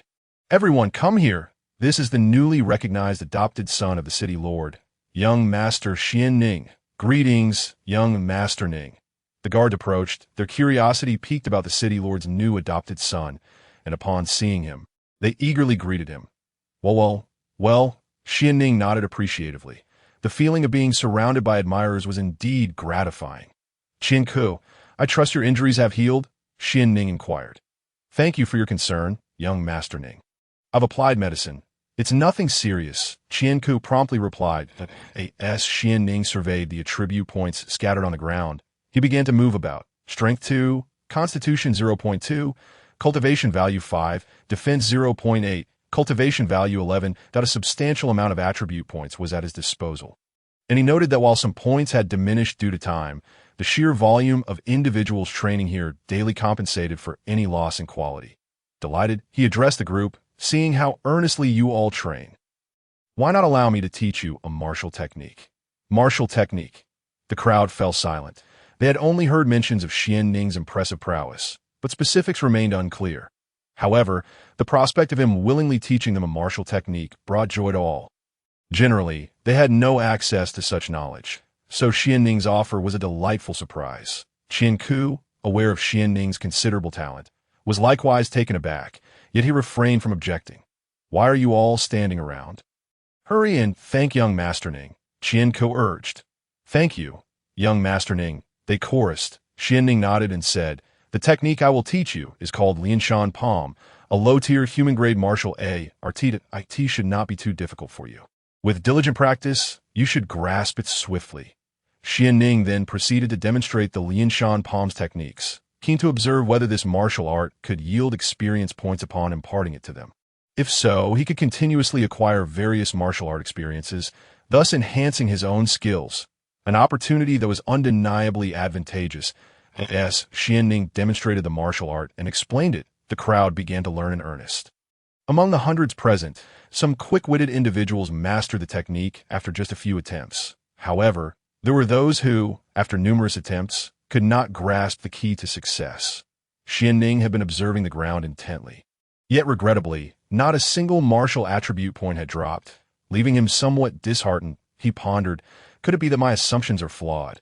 The martial skills entrusted to others do not seem to yield drops like those gained from guiding one's cultivation. After all, they were merely mid-tier human-grade martial skills, not particularly rare treasures, and for Xianning, it was entirely inconsequential. He continued to collect the remaining attribute points scattered on the ground, given that everyone was now practicing the cracking mountain palm. No one paid heed to his peculiar behavior. As the number of attribute points increased, Xianning's strength surged significantly. He accumulated the points and took a moment to assess his attributes. Health, 3562 strength, 95. 2 speed, 17.8 constitution, 86.7 stamina, 82.9 defense, 79 critical hit, 6.4 spirit, 4110 comprehension, 28.710 talent, 3110 wisdom, 30.210 damage taken, -10 luck, 2.2 elemental resistance, 6 bloodline, 31 title. The first talented individual of Luoxian City Realm. 6th layer of martial general, cultivation value. For 198, life skills, calligraphy LV3 martial skills, cracking mountain palm LV2. Surging wave fist LV2, whip thunder leg LV2, flowing cloud sword technique LV3, rapid steps LV4, cloud pushing palm LV4, wind manipulation palm LV7, transforming sword technique LV9 cultivation method, Haoyang method LV8 title. The first talented individual of Luoxian City.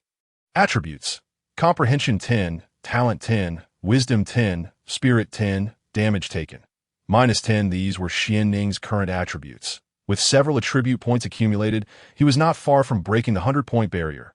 He estimated that after a collection session at the Royal Arena tonight, he would likely surpass that milestone. Xianning began training his martial skills here, while concurrently instructing them in the cracking mountain palm. As they practiced, Zhou Yin could also earn additional attribute points, which was not without its rewards. Strength 1 cultivation value 8, defense 2 suddenly. Zhou Yin spotted a violet attribute point, prompting Xianning's astonishment. This is a skill. He stepped forward to collect it. Cracking mountain palm 1. This skill had dropped from Qianku, and upon glancing at him, Xianning realized that Qianku had already mastered the cracking mountain palm proficiently, whereas the others lacked such perceptiveness. It turned out their familiarity with the cracking mountain palm was insufficient, not that skills could not drop. Thus, his earlier speculation was indeed correct. Xianning smiled. Since skills could drop, he had found a source for skill points. I am truly a clever youth. Xianning doubled his efforts in sharing his insights on the cracking mountain palm, deeply touching the group of guards. They had not anticipated that this young master, Ning, would be so kind to them. Not only did he personally instruct them in martial skills, but he also elaborated on his understanding, a rarity that was hardly encountered elsewhere, even unimaginable. Their gratitude and respect for Xianning grew significantly. Even Qianku held immense admiration for Xianning, astonished by his broad-mindedness and kindness towards the guards, treating them not merely as a group of attendants. Unbeknownst to him, they regarded him with such high esteem.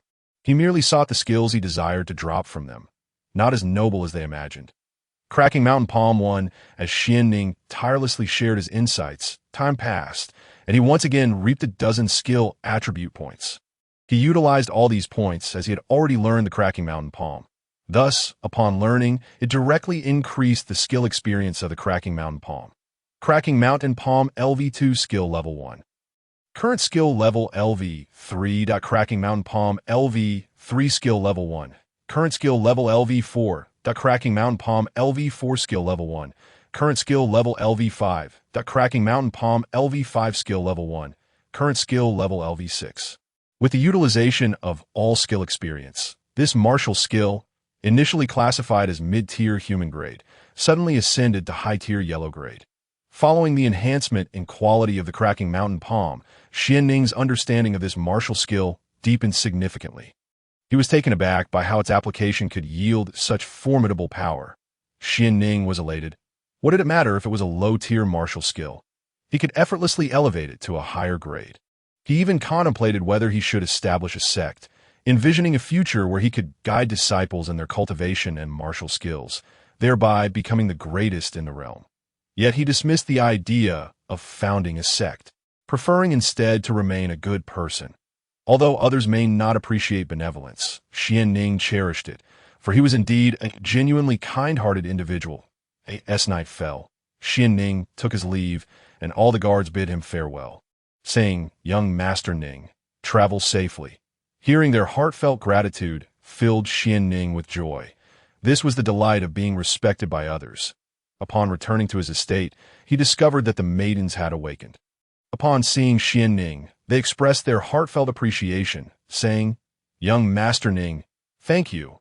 We are now able to cultivate. You are truly remarkable." Xuanning felt a surge of happiness and replied, "It is nothing. Work hard in your training, and once you become martial soldiers, I will teach you martial skills." Upon hearing this, the maidens' gratitude towards Xuanning intensified, and they joyfully exclaimed, "Young Master Ning will personally teach us martial skills." "This is wonderful. Thank you, young Master Ning." As Xuanning listened to their expressions of gratitude and observed their genuine appreciation, he felt immensely satisfied. He arrived at the place where they had been meditating, only to discover numerous attribute points once again. Xuanning realized he was on the verge of a breakthrough in his realm. Indeed, this cultivation was an exhilarating experience. In such a short time, he had advanced from the first layer of martial soldier to the 7th layer of martial general. I could see that moment. A guard approached to report, "Young Master Xuanning, the city lord has returned and requests your presence for dinner." "Understood," he replied, glancing at the sky. It was indeed growing late. Shortly thereafter, Zhou Yao also arrived. Today, she wore a cerulean palace-style gown, having taken care to adorn herself. Her skin was as flawless as snow, her lips as delicate as cherry blossoms, her brows painted like ink, and her gaze like autumn waters, exuding an indescribable charm and grace. The cerulean gown made her even more striking, like rain upon emerald lotuses or mist over solitary mountains. Embodying an ethereal lightness, her melodious laughter added an indescribable allure.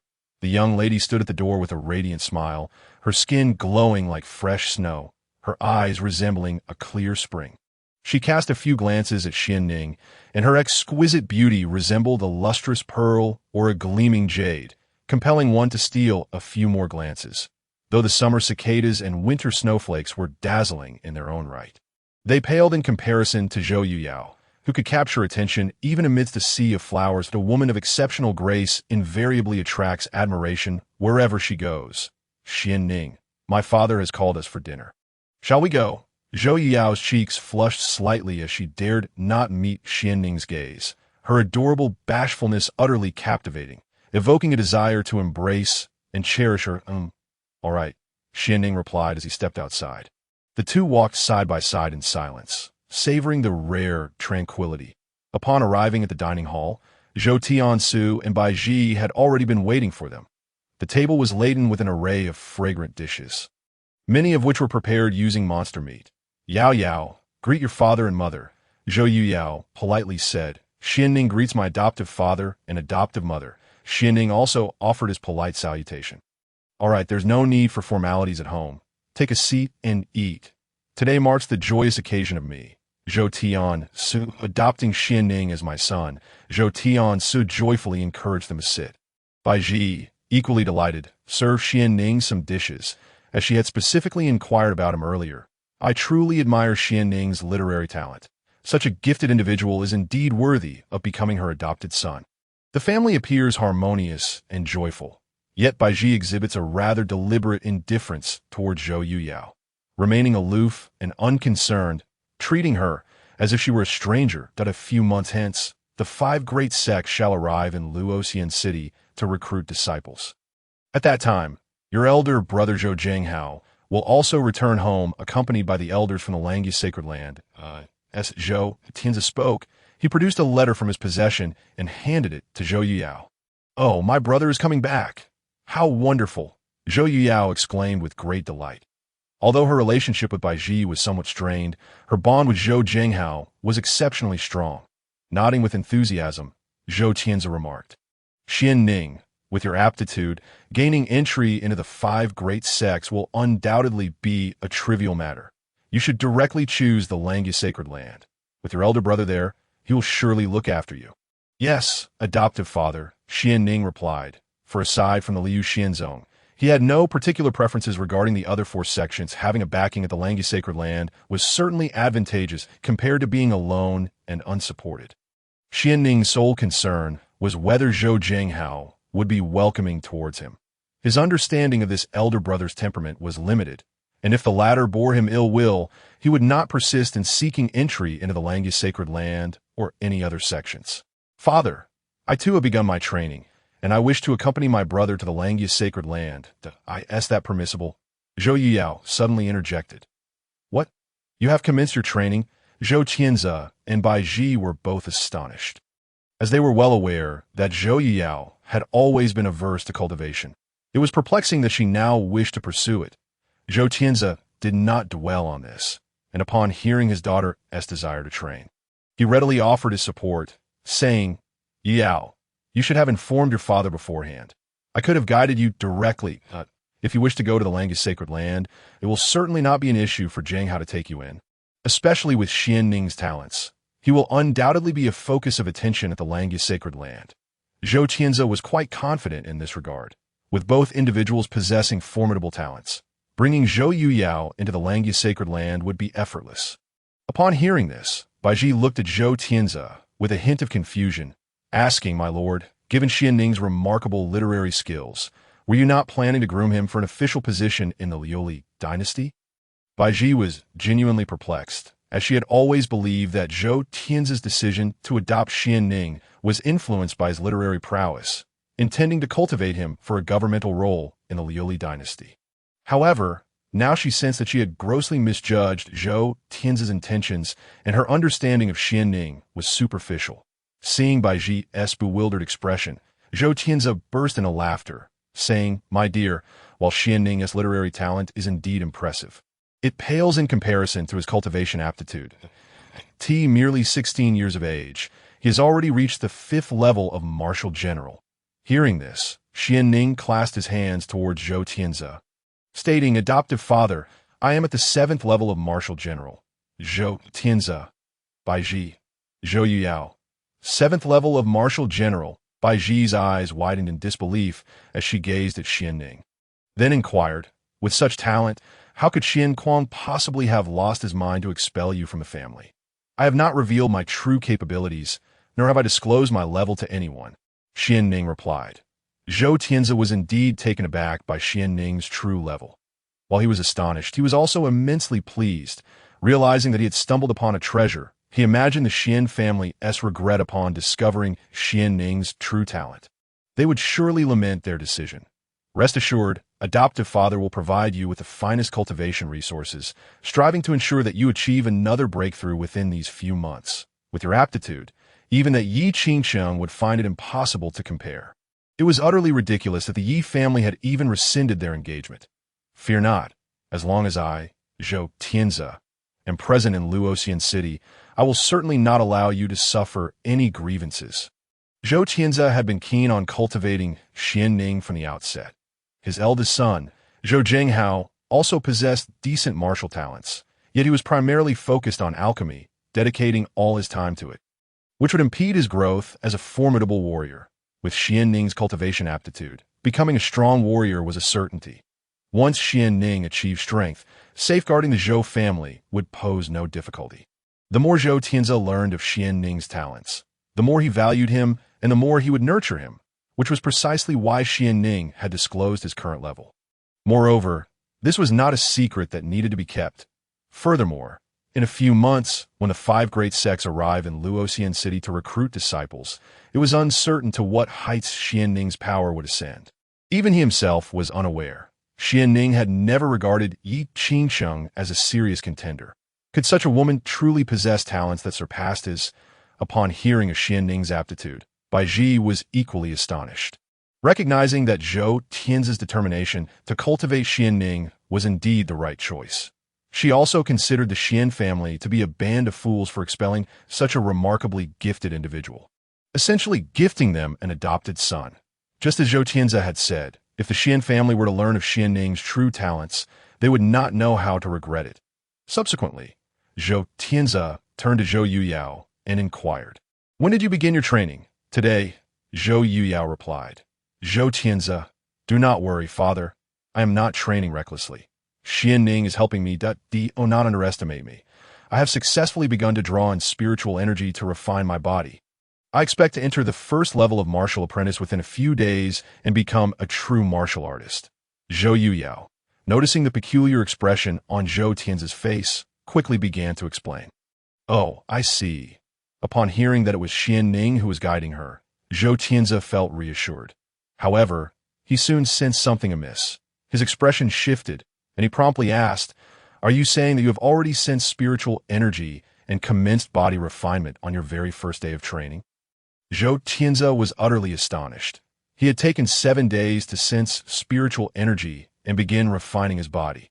Yet his daughter had accomplished this on her first day. What remarkable talent was this? 0q truly shocking.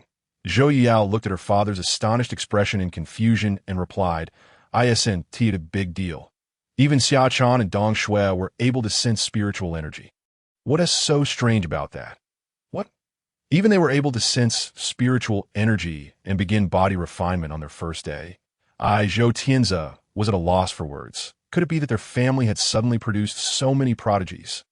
LOL, Xuanning hastily interjected. "Adoptive father, the method I use to guide them differs significantly from others, which is why they were able to enter a state of cultivation so quickly. It is unrelated to their innate talent." "Oh, I see." Zhou Tianze finally understood. Ultimately, this was all credit to Xuanning. Zhou Tianze felt elated. With Xuanning's formidable talent guiding Yao's training, he truly had no need for concern. Good. Let us eat." Zhou Tianze was exceedingly pleased, realizing that ever since he adopted Xuanning, his fortunes had only improved.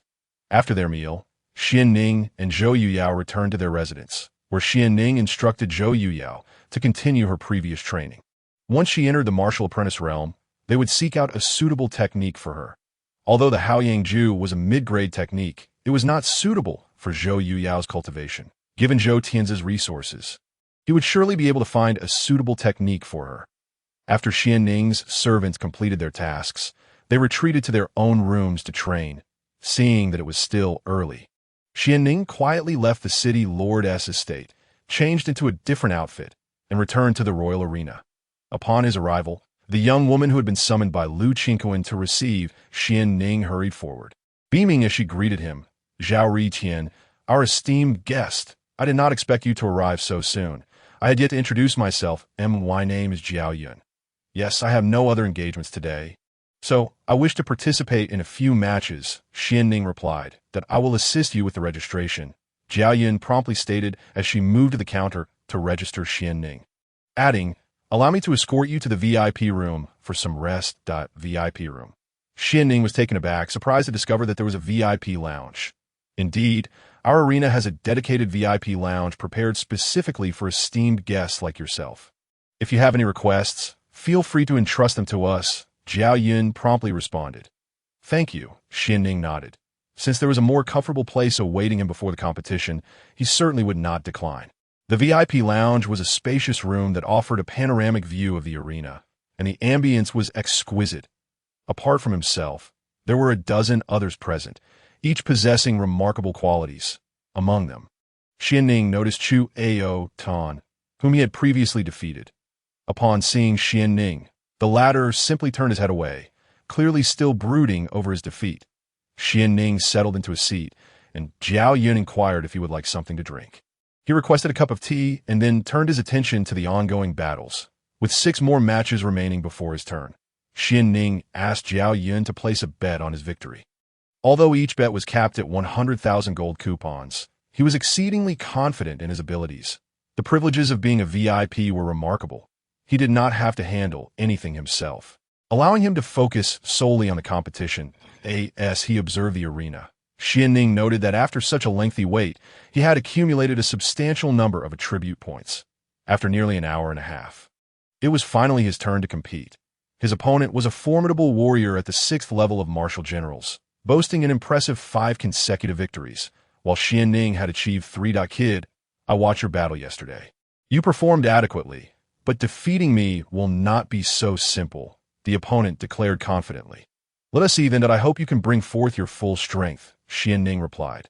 Naturally, I will not lose to a mere novice like you, the opponent retorted, brimming with self-assurance. As they took to the stage, the crowd erupted in cheers. With the announcer declaring the commencement of the battle, the opponent struck first that he did not underestimate Xuanning. Unleashing all his might right from the start, a cunning strike aimed directly at Xuanning's visage compelled him to retreat swiftly, drawing his weapon to counterattack. The opponent, seasoned in combat, deftly evaded Xuanning's blow and retaliated with fervor. Xuanning was taken aback. Although the opponent lacked agility, his combat skills were commendable, and his reflexes were sharp. Clang! Xuanning's speed matches opponent's, successfully blocking the incoming strike. The opponent, sensing Xuanning's formidable strength, furrowed his brow and launched another assault, his blade moving with the ferocity of thunder. The opponent's swordplay was as swift as lightning, each strike cascading like an unending tempest. However, Xuanning's current prowess ensured he was not fazed by the onslaught. His strength, power, and speed far surpassed that of his opponent, allowing him to navigate the confrontation with ease. Xuanning's purpose for being here was to hone his combat skills and enhance his experience. He had indeed gleaned a wealth of practical knowledge from the previous day's battles. Despite his superior strength, he refrained from immediately overpowering his opponent, instead opting to observe the latter's timing and attack strategy. The opponent, a 6th-level martial general with hundreds of battles under his belt, demonstrated formidable combat experience. Maintaining an unyielding barrage of strikes, it was evident that he had meticulously planned his offensive from the outset, a tactic Xuanning found invaluable to learn. After 10 minutes of relentless attacks, the opponent began to show signs of fatigue, having expended considerable energy. Although he appeared to maintain pressure on Xuanning, he had inflicted no substantial harm. This realization only deepened the opponent's frustration and anxiety. Xuanning's defense was exceptionally robust, enhanced by his agility, allowing him to withstand each assault. Furthermore, he seized moments to collect various attribute points that had fallen to the ground. Experience points 25, stamina 2, strength 2, health 6, speed 0.1. These attribute points were a combination of those dropped by his opponent and those previously accrued, as evidenced by the varying quantities. Newly dropped points were significantly larger, while older ones were comparatively less than. As Xuanning gathered these points, he felt a palpable shift within him. His strength surged, filling him with explosive power. Astonished, he glanced at his attribute points and realized that his strength attribute had surpassed 100, resulting in a qualitative transformation.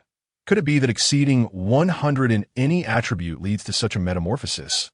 A bold hypothesis formed in his mind, and he sensed its validity.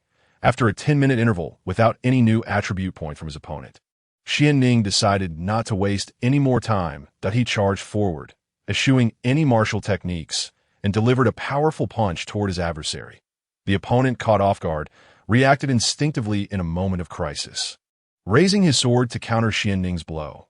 However, as Xuanning approached, he suddenly altered his trajectory, evading the opponent's blade and positioning himself behind him. With a swift kick, Xuanning targeted the opponent's posterior. Not good! The opponent reacted with remarkable speed, attempting to evade, but Xuanning's kick connected.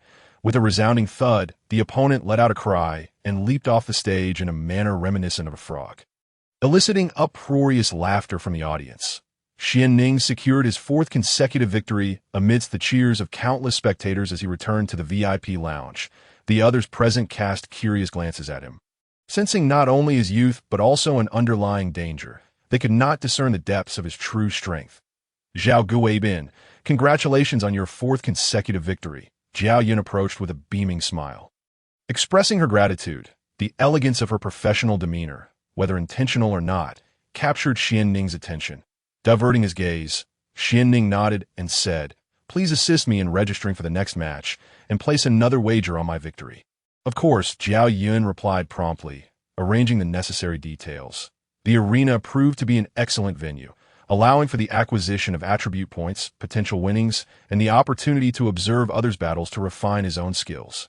Xuanning found such a routine quite fulfilling as his winning streak continued. He noticed that the stakes associated with his bets were diminishing. They had stabilized around a ratio of 1-1. Even so, Xuanning remained unconcerned. He still managed to win 100,000 gold coins each time, which amounted to a significant sum when converted to copper coins, 10 million to be exact. Only Xuanning had the audacity to place such bets on himself. Others would not dare to do so. He possessed unwavering confidence in his abilities, which justified his boldness. After all, in such a grand arena, his earnings would always be but a fraction of the total. Lu Qianquan noted that Zhao Ritian had once again appeared in the arena, achieving yet another victory. That he smiled, genuinely curious to see how far this Zhao Ritian would ultimately go. Soon, Xuanning discovered that his next opponent was a martial general at the 7th level, who had not achieved a winning streak. Xuanning, currently at the same level, felt no trepidation facing this challenger.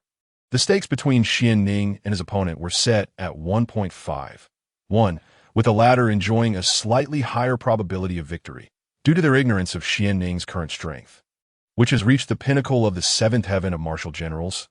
This situation only serves to benefit him. As long as he emerges victorious against his opponent, he stands to gain a considerable amount of gold coins. However, he must exercise patience, as there are still over 10 battles ahead. Glancing at the time, he noted that by the conclusion of this fight, it would be nearly time for the arena to close. At that moment, Xuanning would be perfectly positioned to collect attribute points scattered throughout various locations, which is quite favorable. Xuanning meticulously observed each battle, noting several that were particularly swift. He memorized the names of some combatants, recognizing their formidable strengths. Likely at the 9th heaven of martial generals, as the matches progressed, the time for Xuanning's next appearance drew closer. Once the host called out the name Zhao Ritian, Xuanning ascended the stage once more. The crowd erupted in cheers, as he had achieved 4 consecutive victories, beginning his participation just yesterday. Although many placed their bets on Xuanning, he could sense that a majority remained skeptical of his abilities. Unfazed, Xuanning approached the edge of the arena, collecting the attribute points scattered on the ground before stepping onto the stage.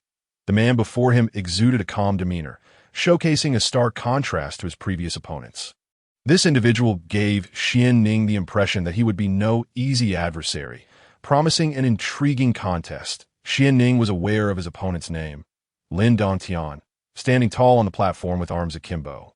Lin displayed an air of self-assurance. Upon Xuanning's arrival, Lin remained silent, his silence surpassing Xuanning's expectations. Xuanning, too, refrained from speaking, waiting for the host to continue his monologue. Xuanning's physique was not that of a muscle-bound warrior. Rather, he appeared quite unassuming, yet the latent power he could unleash would undoubtedly astonish many. Lin Dongtian, while not overly muscular, possessed a presence that radiated strength. Standing nearly 2 meters tall, his well-defined muscles attesting to his remarkable capabilities. Lin did not wield any weapon, standing before Xuanning with bare fists. Regardless of whether his opponent underestimated him or simply disregarded him, nothing would deter Xuanning from achieving victory. Fight commence. With the signal given, Lin Dongtian immediately initiated his assault, lunging towards Xuanning with the ferocity of a predator.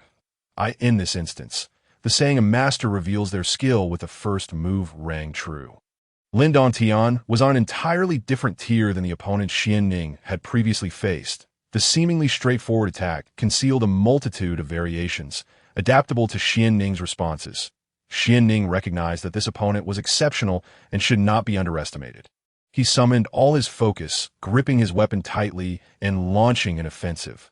Lin Dantian was indeed formidable. His fists were aimed directly at Xianning, but as they closed in, he transformed his hands into claws. Bracing himself against Xianning's weapon. Clang! The sound of their weapons clashing echoed like steel meeting steel, leaving Xianning astounded. Lin Dantian was no ordinary foe. He could withstand weapons with a single hand and remained unyielding. This indicated the presence of a powerful martial technique. Observing Lin's claws, reminiscent of a tiger's, Xianning braced himself for a flurry of attacks, each strike producing a series of sharp sounds that sliced through the air. Employing the flowing cloud sword technique, a superior human tier martial art, combined with his seventh heaven of martial general strength and over 100 points of power enhancement, Xianning's attacks were formidable. Yet, Lin Dantian was equally impressive, with immense strength and a dangerous claw technique that could shatter bones upon contact. Furthermore, Lin's speed was remarkable. Even as Xianning utilized evasive maneuvers, Lin's unique footwork allowed him to keep pace. His hands striking like a tiger in pursuit of its prey. Xianning sensed that Lin's martial technique was certainly no lower than the Shien tier. Otherwise, it could not possess such overwhelming power. I too possess Shien tier martial techniques. Xianning thought that he transformed his swordplay, invoking the Shien tier superior sword technique, the transformation sword art, a powerful form capable of an array of sword techniques. As he employed this technique, Xianning's attacks shifted dramatically, launching a counteroffensive against Lin Dantian. After several exchanges, Lin's expression shifted, and he retreated several steps, furrowing his brow as he regarded Xianning's Shien tier sword technique. Lin Dantian acknowledged the pressure he felt. With weapon in hand, Xianning performed a flourish with his sword and remarked, "You are quite impressive yourself, with a powerful Shien tier claw technique." Lin considered Xianning for a moment before producing a weapon from behind him. Donning razor-sharp claw covers on his fingers, "I initially thought I would not need to wear these against you. However, your possession of Shien tier sword techniques has taken me by surprise."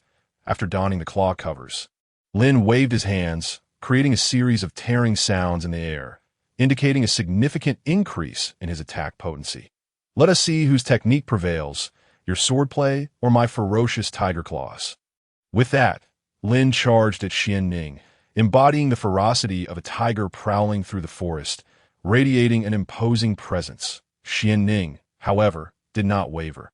Encountering a powerful opponent was indeed a delightful challenge. He was eager to assess his recent progress.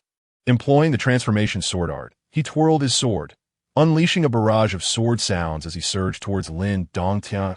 As the long sword cut through the air, it collided fiercely with Lin's claws, resulting in a cacophony of sounds that in terms of raw strength, Xianning clearly held the advantage. In their initial clash, Lin Dantian felt an overwhelming force surge through his hands, causing his fingers to throb painfully. After just a few exchanges, Lin was compelled to adopt a defensive stance, seeking opportunities to counterattack, wary of a direct confrontation with Xianning. Yet Xianning's speed was equally impressive, forcing Lin to retreat repeatedly. The earlier indifference in his expression replaced with urgency. "Mighty tiger strike," Lin called out, retreating a considerable distance before unleashing a powerful claw strike, channeling all his strength into a single blow. Transformation sword slash. Xianning responded with one of his most potent techniques, infusing his weapon with power as he charged forward. Clang! The clash of claw and sword produced a resounding explosion, and Lin Dantian, unable to match Xianning's formidable force, was sent reeling backward. Seizing the moment, Xianning pursued, executing a series of unpredictable phantom sword techniques, each one a manifestation of the Shien tier superior sword art. Even lacking perfect mastery, Lin struggled to evade, sustaining numerous wounds in the process. Thunder whip leg, Xianning seized an opportunity, delivering a powerful kick to Lin Dantian's chest. Thud! The impact sent Lin crashing to the ground, and Xianning, sword in hand, positioned the blade against Lin's throat. With a resigned sigh, Lin conceded, "I am defeated." Xianning sheathed his sword and nodded in acknowledgement. As Lin rose, he clasped his hands in respect and said, I am Lin Dongtian of the Lin family from Luoxian City. Should the opportunity arise, I will certainly seek your guidance again. A member of the Lin family, Xuanning, realized, I look forward to your challenge. With the outcome determined, emotions in the arena were mixed. Those who had wagered on Xuanning rejoiced, while those who had backed Lin Dongtian were visibly discontented. Once more, Xuanning collected the attribute points on the stage. Strength 2, Speed 0.1 following the conclusion of the battle. The host took the stage to deliver a brief speech before announcing the end of the day's competition, inviting everyone to return the following morning. Xuanning returned to the VIP seating area, where Jiao Yun hurriedly inquired, Zhao Guibin, here are the gold vouchers you earned today. Xuanning accepted the vouchers and, in turn, presented Jiao Yun with one, saying, this is for you. Thank you, Zhao Guibin, she replied gratefully. Jiao Yun, filled with exuberance, swiftly gathered her belongings and hastily led Xuanning to other arenas. Xuanning promptly collected all the attribute points scattered on the ground. Cultivation value increased by 9. Life value by 8, strength by 0.5, constitution by 1, speed by 0.1, defense by 1, and critical hit by 0.1. Once again, he amassed over 100 points of cultivation value. Regrettably, he was unable to acquire any martial techniques, as they were not so easily obtainable. Xuanning then made his way towards the other two arenas. Upon receiving an increase of 100 in cultivation value, 60 in life, and 5 in defense, he was taken aback, astonished by the abundance of cultivation points here. This was indeed the martial master arena, where he sensed a palpable stench of blood, likely from the demise of a formidable martial master. Through Jiao Yun's insights, he learned that 2 martial masters had indeed been slain today, both at the hands of the same individual. Nodding in acknowledgement, Xuanning proceeded to the final arena. There he encountered a surge of cultivation value, increasing by 188, strength by 3, and life by 123. Once more, he was astonished at the considerable accumulation of cultivation attributes. This was a battleground against demonic beasts, and the lingering bloodstains on the ground indicated that a powerful martial master had also fallen here. The peril of battling demonic beasts was exceedingly high. Xuanning, recognizing his own limitations, resolved not to engage in such hazardous endeavors. He needed to preserve his life to rescue more young women in this world. He could not afford to perish. After collecting all the attribute points from the 2 arenas, Xuanning's stamina and constitution also surpassed 100 points. Feeling the transformation within his body, he sensed his vitality improving. Assuring himself that even confronting the 10 maidens of the night would pose no challenge, today's gains were indeed rewarding, and he was on the verge of a breakthrough. Upon reviewing his attribute points, he noticed a significant increase. Xuanning commenced his ascension, breaking through to the 8th layer of the martial general realm. As he felt the resurgence of strength coursing through him, a wave of joy washed over him. It would not be long before he reached the martial master realm. After leaving the royal arena, Xuanning returned to the city lord's mansion, discovering that the bathwater had been prepared, albeit it had cooled. He paid it no mind and entered to wash himself. Additionally, he found a fresh set of clothing laid out on the bed, unmistakably new acquisitions. Shaotian so had indeed made commendable arrangements, ensuring everything was well prepared. Lying on the bed, Xuanning found sleep elusive, so he began to cultivate instead. Cultivation could substitute for sleep and also enhance his cultivation value. What could be more advantageous? Cultivation value increased by 15, 15, 15. The following morning, Xuanning awoke from his meditation, and upon opening his eyes, he was startled to find Chun Fun and Xuan Shui standing before him. He quickly exclaimed, "What are you doing in my room?"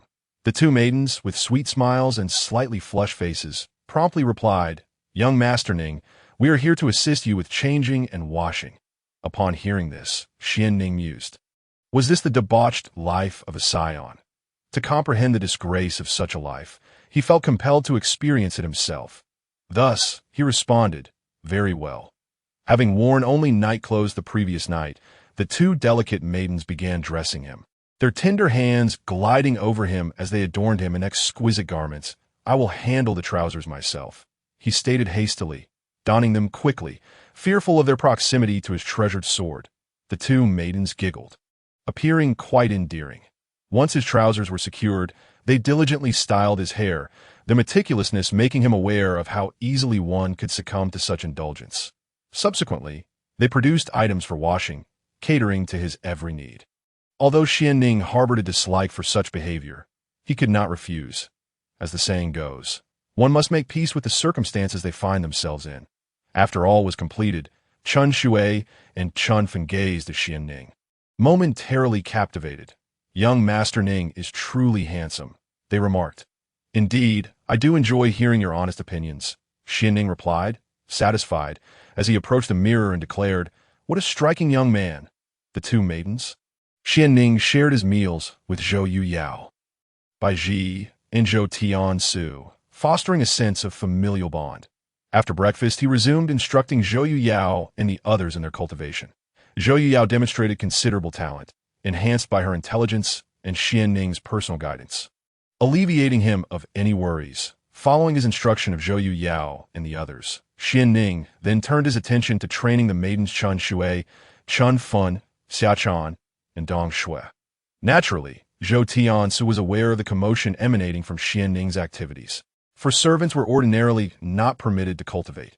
However, Zhou Tiansu chose not to intervene, evidently allowing Xuanning to proceed, much to the delight of the maidens, who felt a deep respect for him, attributing their good fortune to his influence.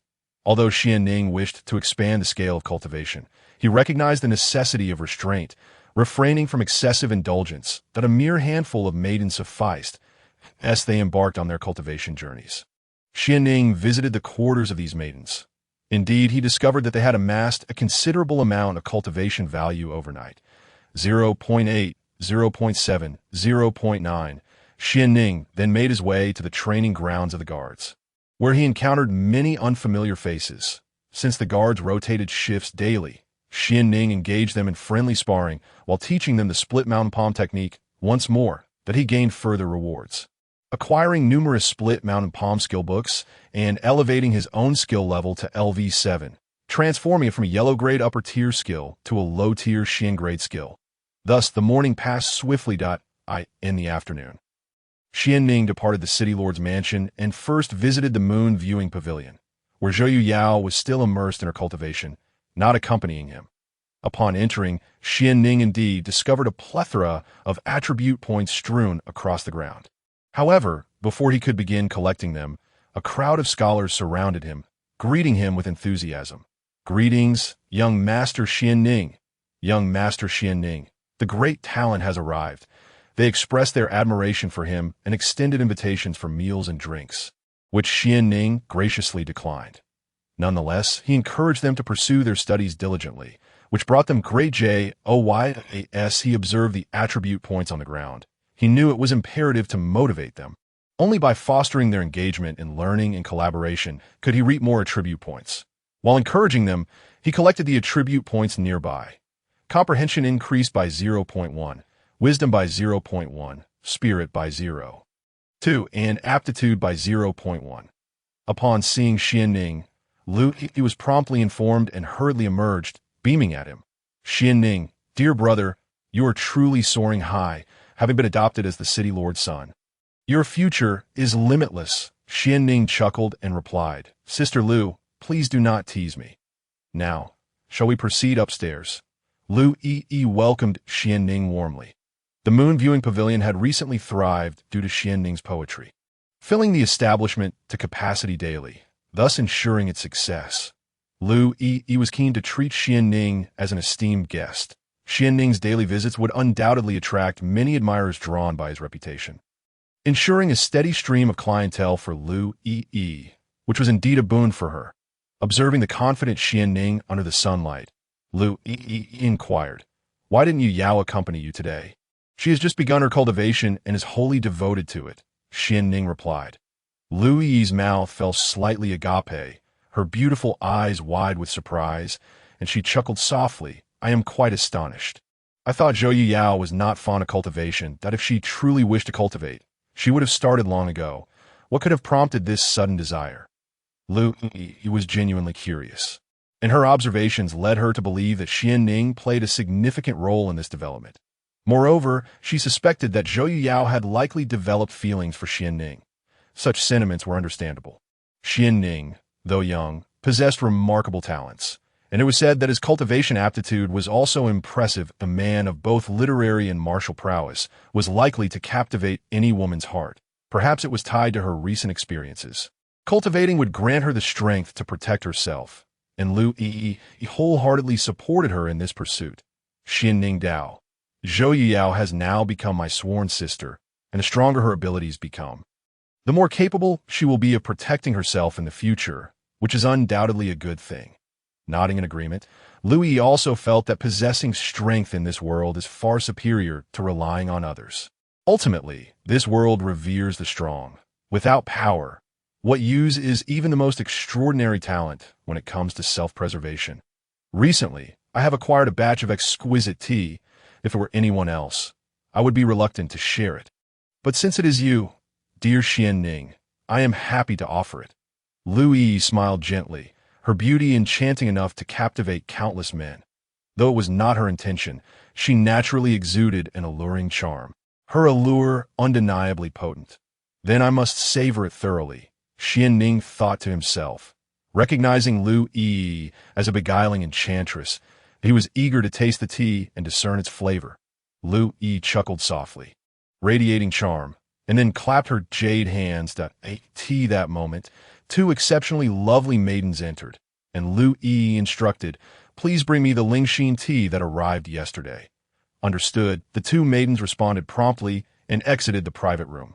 Moments later, they returned with a jar of tea leaves, a pot of hot water, and a complete tea set, placing them on the table. Lu Yi expertly began brewing the tea, and as the hot water infused the leaves, Xuanning was astonished to discover a fragrant aroma wafting through the air. Even without knowledge of tea, he could sense that this tea was extraordinary. Perhaps it was not an illusion. The tea seemed to emanate a rich spiritual energy, and he gazed at it with curious and astonished eyes. "Give it a try," Lu Yi said, placing a cup of tea before Xuanning. The steam, infused with spiritual energy, filled the air, imparting a subtle fragrance and tranquility. Xuanning lifted the cup, took a gentle sip, and was immediately struck by a refreshing and delightful flavor that surged through him, staring in astonishment at the cup in his hands. After blowing on it lightly, he drank it all in one go. His cultivation points surged. 555. Xuanning gazed in disbelief at the tea, utterly shocked. This Lingxin tea actually possesses such remarkable effects. Indeed, he had never anticipated that tea could directly enhance one's cultivation. It seemed he had discovered yet another path to bolster his strength. Lu Yi smiled lightly, her beauty resembling that of a blooming flower, and answered, "The first time you drink Lingxin tea, it indeed has the ability to enhance your cultivation. However, as you consume it more frequently, the benefits will diminish." Upon hearing this, Xuanning contemplated for a moment and understood. This tea was akin to a medicinal pill. Initially, it had significant effects, but with repeated consumption, the benefits would wane. "If you enjoy it, dear Xuanning, I shall gift you this jar of tea," Lu Yi said, placing the tea before him. Xuanning accepted it without hesitation, replying, "Very well, I shall graciously receive it." Lu Yi was pleasantly surprised by his straightforwardness. Had it been anyone else, they would have surely declined multiple times before accepting. "Sister Lu, should you ever require my assistance, rest assured that I will gladly help in any way I can." Xuanning assured her he was the type of person who, when he desired something, would not shy away from accepting it. Why should he act like others, who, despite yearning for something, feign reluctance only to be coaxed into accepting? Politely termed courtesy and humility, one could more accurately describe it as mere hypocrisy and pretense. However, such individuals are indeed numerous in this world. Yet, Xuanning understood the adage that one who receives must also give. He would not accept without offering something in return. In that case, I shall not hold back that I expect you to visit often and help attract more customers to my establishment, Lu Yi stated directly. Upon hearing this, Xuanning felt a surge of delight. Even without her prompting, he would frequently come here to collect attribute points, as it would be a waste to forego such an opportunity. "Very well, and I assure you, as long as I remain in Luoxian City, I shall compose a poem every 10 days or so to display in your shop, Xuanning declared an AS for poetry. I can produce as much as desired. Then it is settled, Lu Yi said, thoroughly satisfied. After a brief conversation, Xuanning took his leave. Once outside the Wanhua Pavilion, he strolled the streets alone, heading towards his next destination to gather attributes. To collect points. That place would be Qianqian Academy. Both Qianqian Academy and Wanhua Pavilion are filled with scholars, allowing for the collection of 4 exceedingly rare attributes: spirit, comprehension, talent, and wisdom. Of course, the opportunities for gaining comprehension and talent at Wanhua Pavilion are quite scarce, often yielding only 0.1 or 0.2 points at a time. From Xianning's observations, this likely correlates significantly with the individuals present in the royal arena. The fighters there only drop other attribute points, with none of the 4 rare attributes available. Meanwhile, at Qianqian Academy, individuals like Su Rong, with their vast knowledge, tend to drop more talent and comprehension points, though wisdom and spirit are rather rare.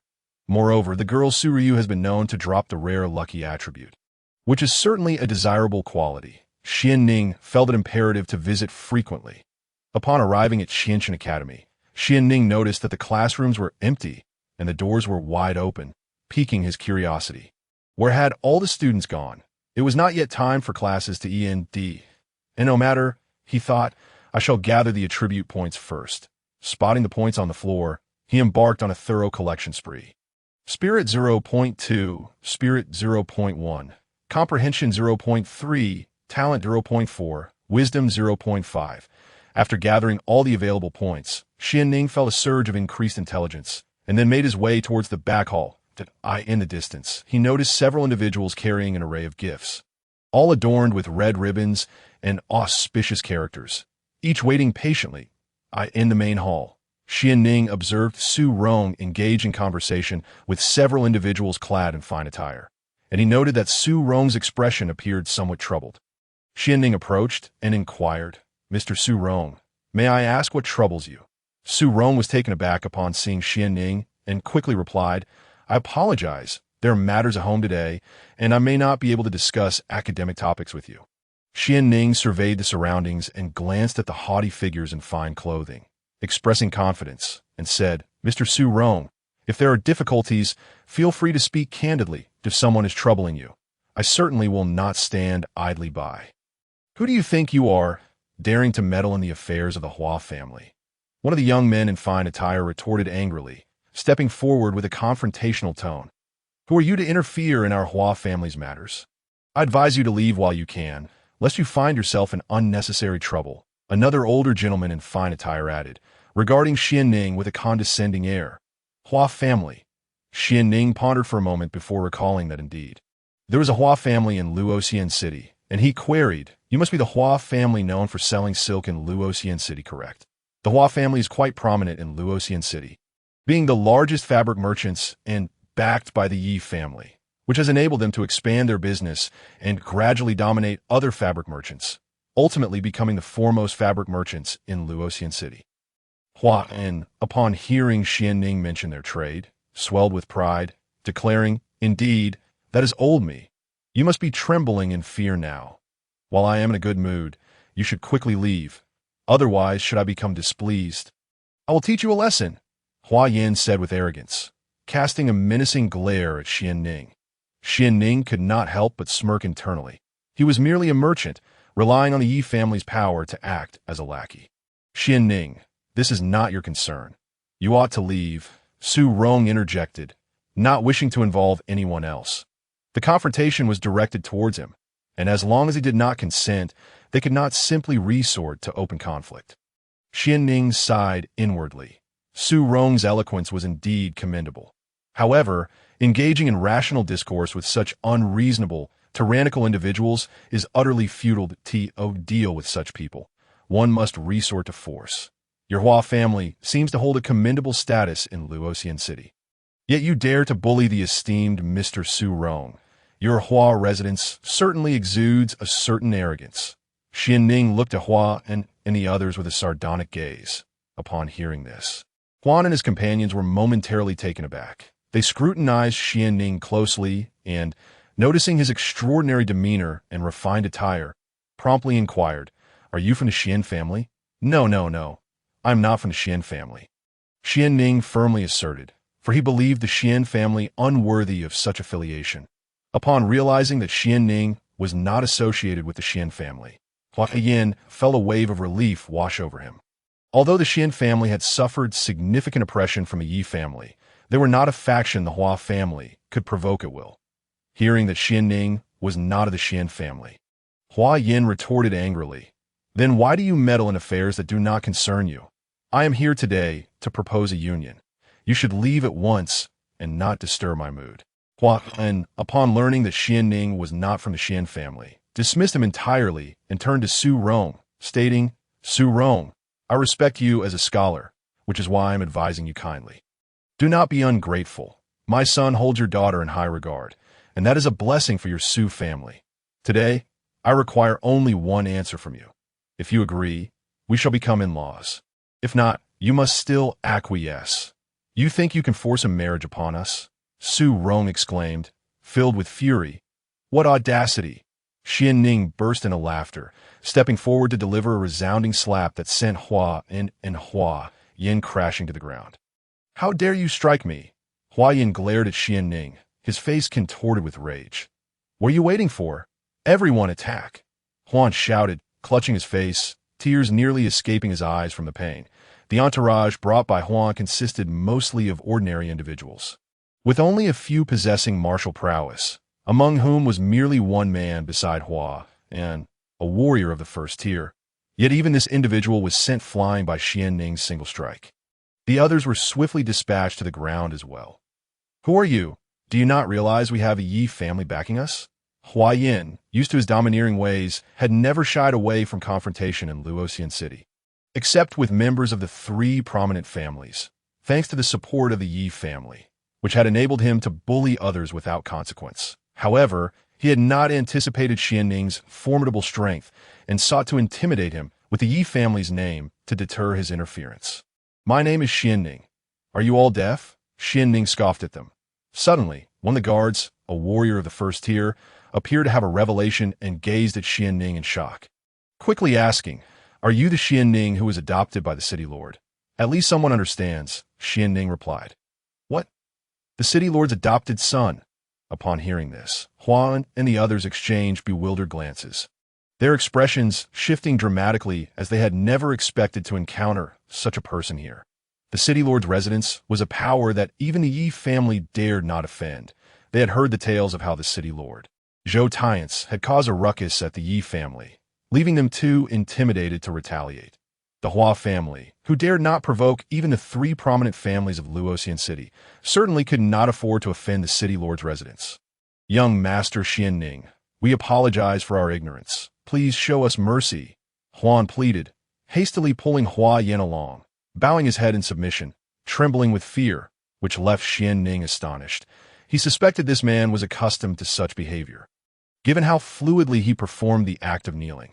"Take your belongings and leave if you dare to trouble Mr. Su Rong and his family again. Prepare to face my vengeance," Xuanning delivered his warning with a fierce tone. He held these people in contempt, viewing them as mere bullies who preyed on the weak. Indeed, he is currently quite formidable. "Yes, yes, yes. Thank you for your great kindness, young Master Xuanning," Huan exclaimed, hastily leading his group away in a flurry. Su Rong, upon hearing of Xuanning's adoption by the city lord, was equally taken aback.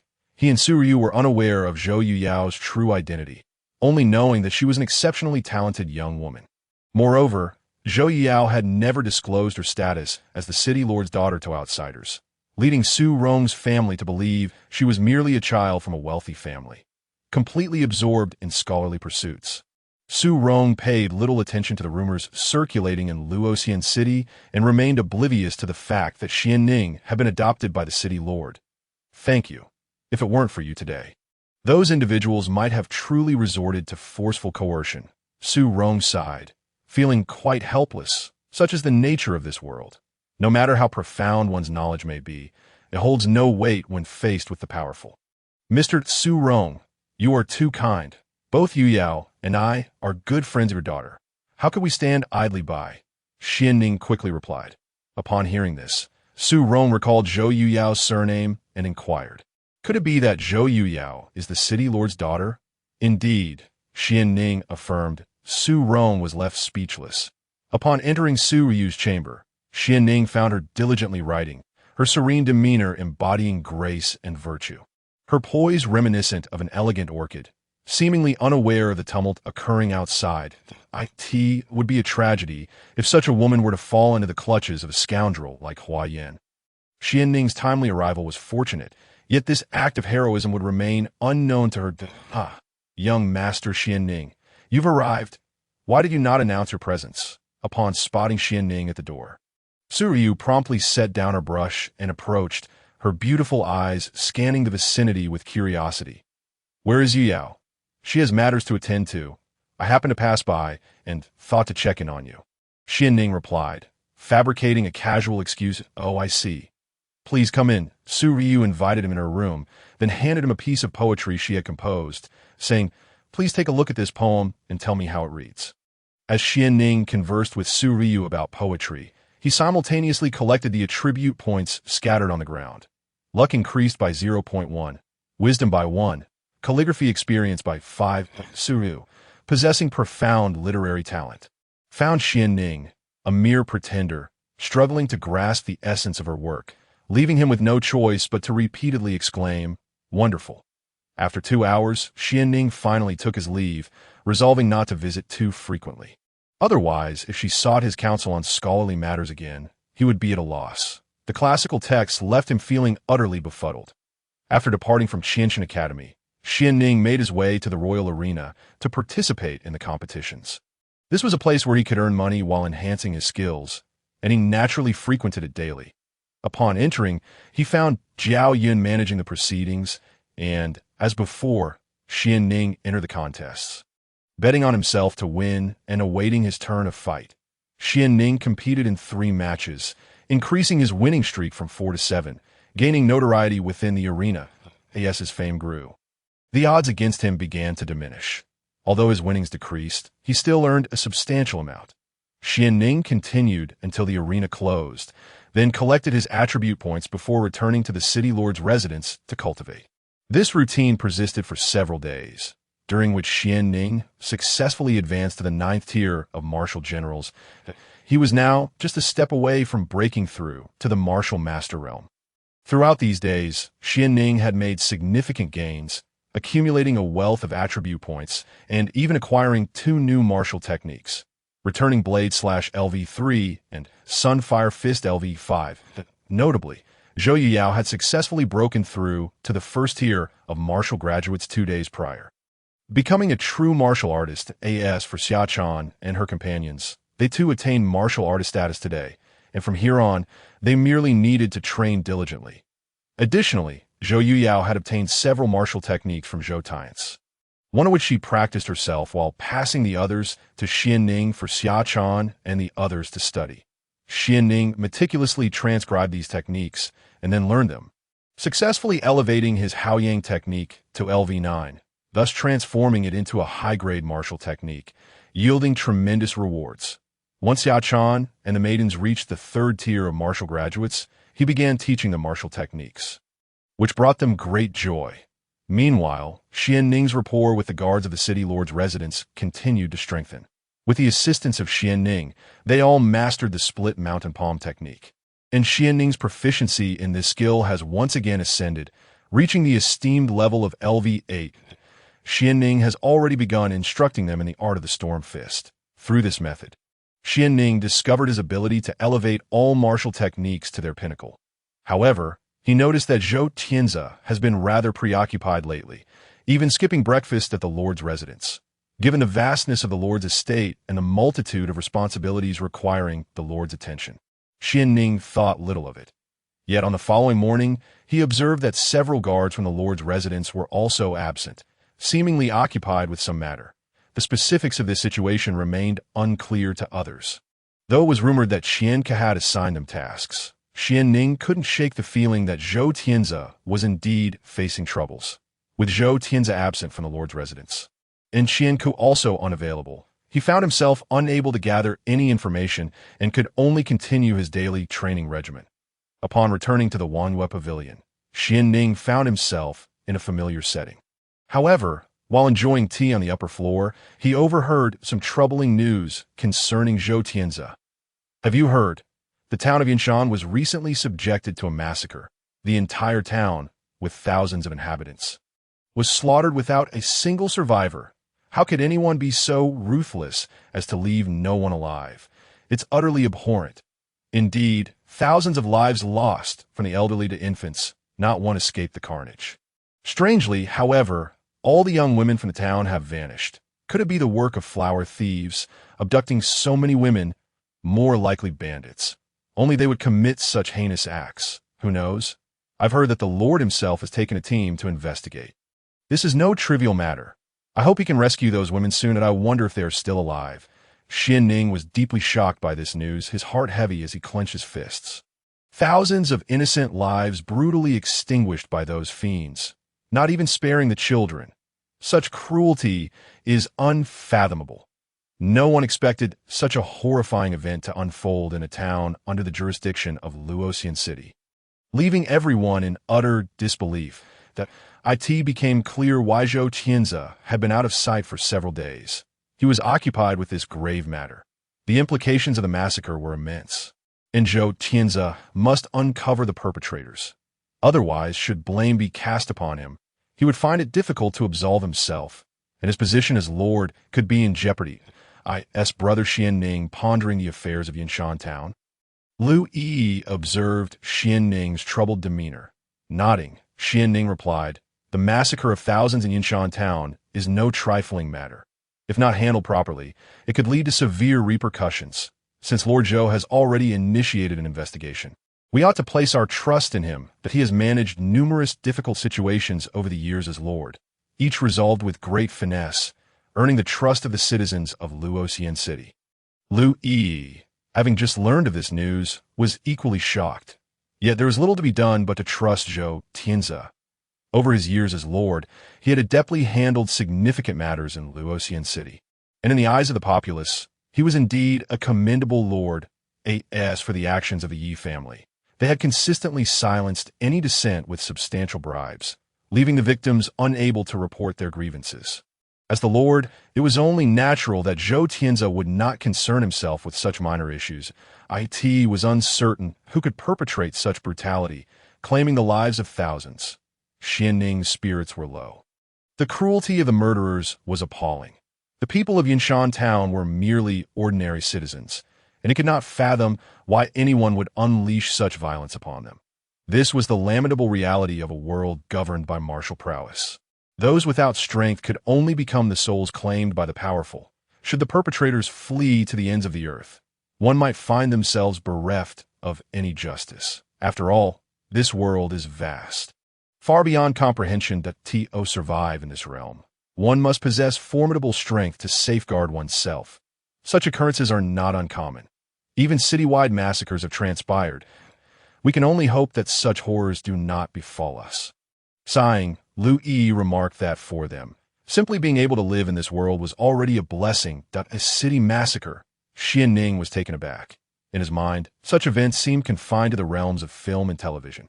Yet, to hear of such a reality weighed heavily upon him. A city, at the very least, harbors tens of thousands of souls.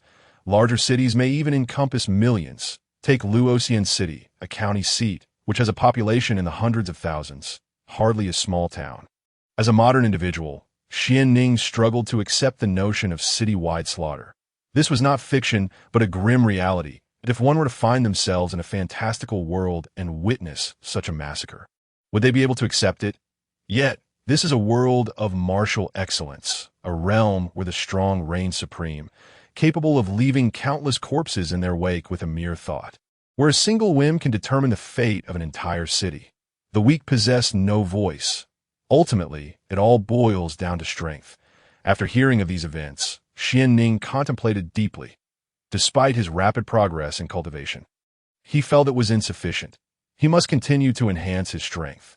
Otherwise, should he encounter such a situation in the future, he might not even have the opportunity to safeguard his own life.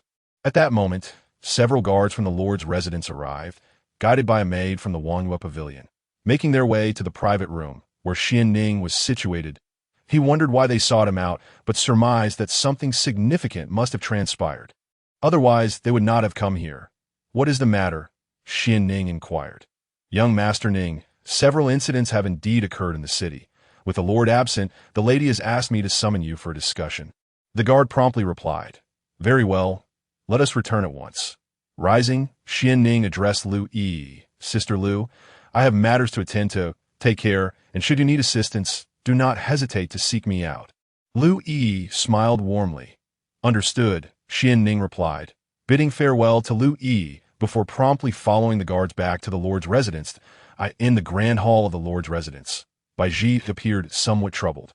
Upon seeing Xuanning return, she hurried over, exclaiming, "Xuanning, you have finally returned.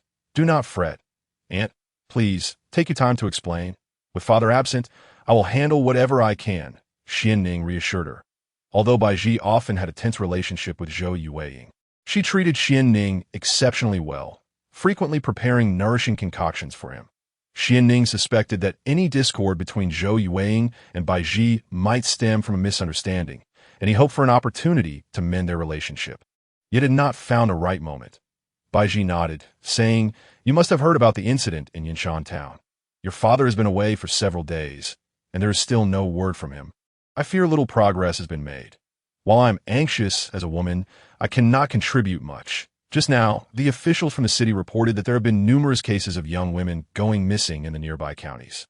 Even in Luoxian City, reports of young women disappearing have begun to surface. If this matter is not handled properly, it could incite panic within the city and greatly affect your father. With him currently investigating the situation in Yinshan town, he cannot return. It is imperative that we discuss how to manage this matter. If mishandled, I fear it could lead to further unrest in the city." Baiji's face was etched with worry as she conveyed the situation, which had yet to escalate but was already significant. If this matter were to escalate, it would undoubtedly instill a sense of panic among the entire populace of Luoxian City, with a population exceeding several 100,000. How could Baiji remain composed? She had never dealt with such significant affairs before and was acutely aware of Xuanning's exceptional capabilities, both in civil and military matters, as well as the high regard Zhou Tian held for him. Naturally, she had no choice but to seek Xuanning's intervention, for he was now the sole individual in the city lord's residence capable of addressing this issue. After listening to Baiji's concerns, Xuanning furrowed his brow, realizing that the situation was far from simple, that he sensed a connection between this incident and the disappearance of the young girl from Yinshan town. The coincidences were too striking to ignore. Furthermore, he felt that their audacity was astonishing, daring to act in Luoxian City itself. Just as Zhou Tiansu had departed, these individuals had the audacity to make their move. What a remarkable stroke of coincidence. With this thought, Xuanning became increasingly convinced that this series of events was a conspiracy, perhaps meticulously orchestrated from the outset. He contemplated the situation regarding Yinshan town and surmised that those responsible might have deliberately engineered the girl's disappearance to ensure Zhou Tiansu's absence from the city, thereby facilitating their nefarious plans. This realization ignited a sense of urgency within him. Although he was uncertain of their exact intentions, he was resolute in his determination to thwart them. Whether it was for Zhou Tiansu, for Luoxian City, or for the many innocent young girls, Xuanning was determined to unearth the culprits behind this turmoil. This matter was complex and would not be easily resolved, yet as a man of stature and the adopted son of the city lord, it was imperative that he step forward at this critical juncture.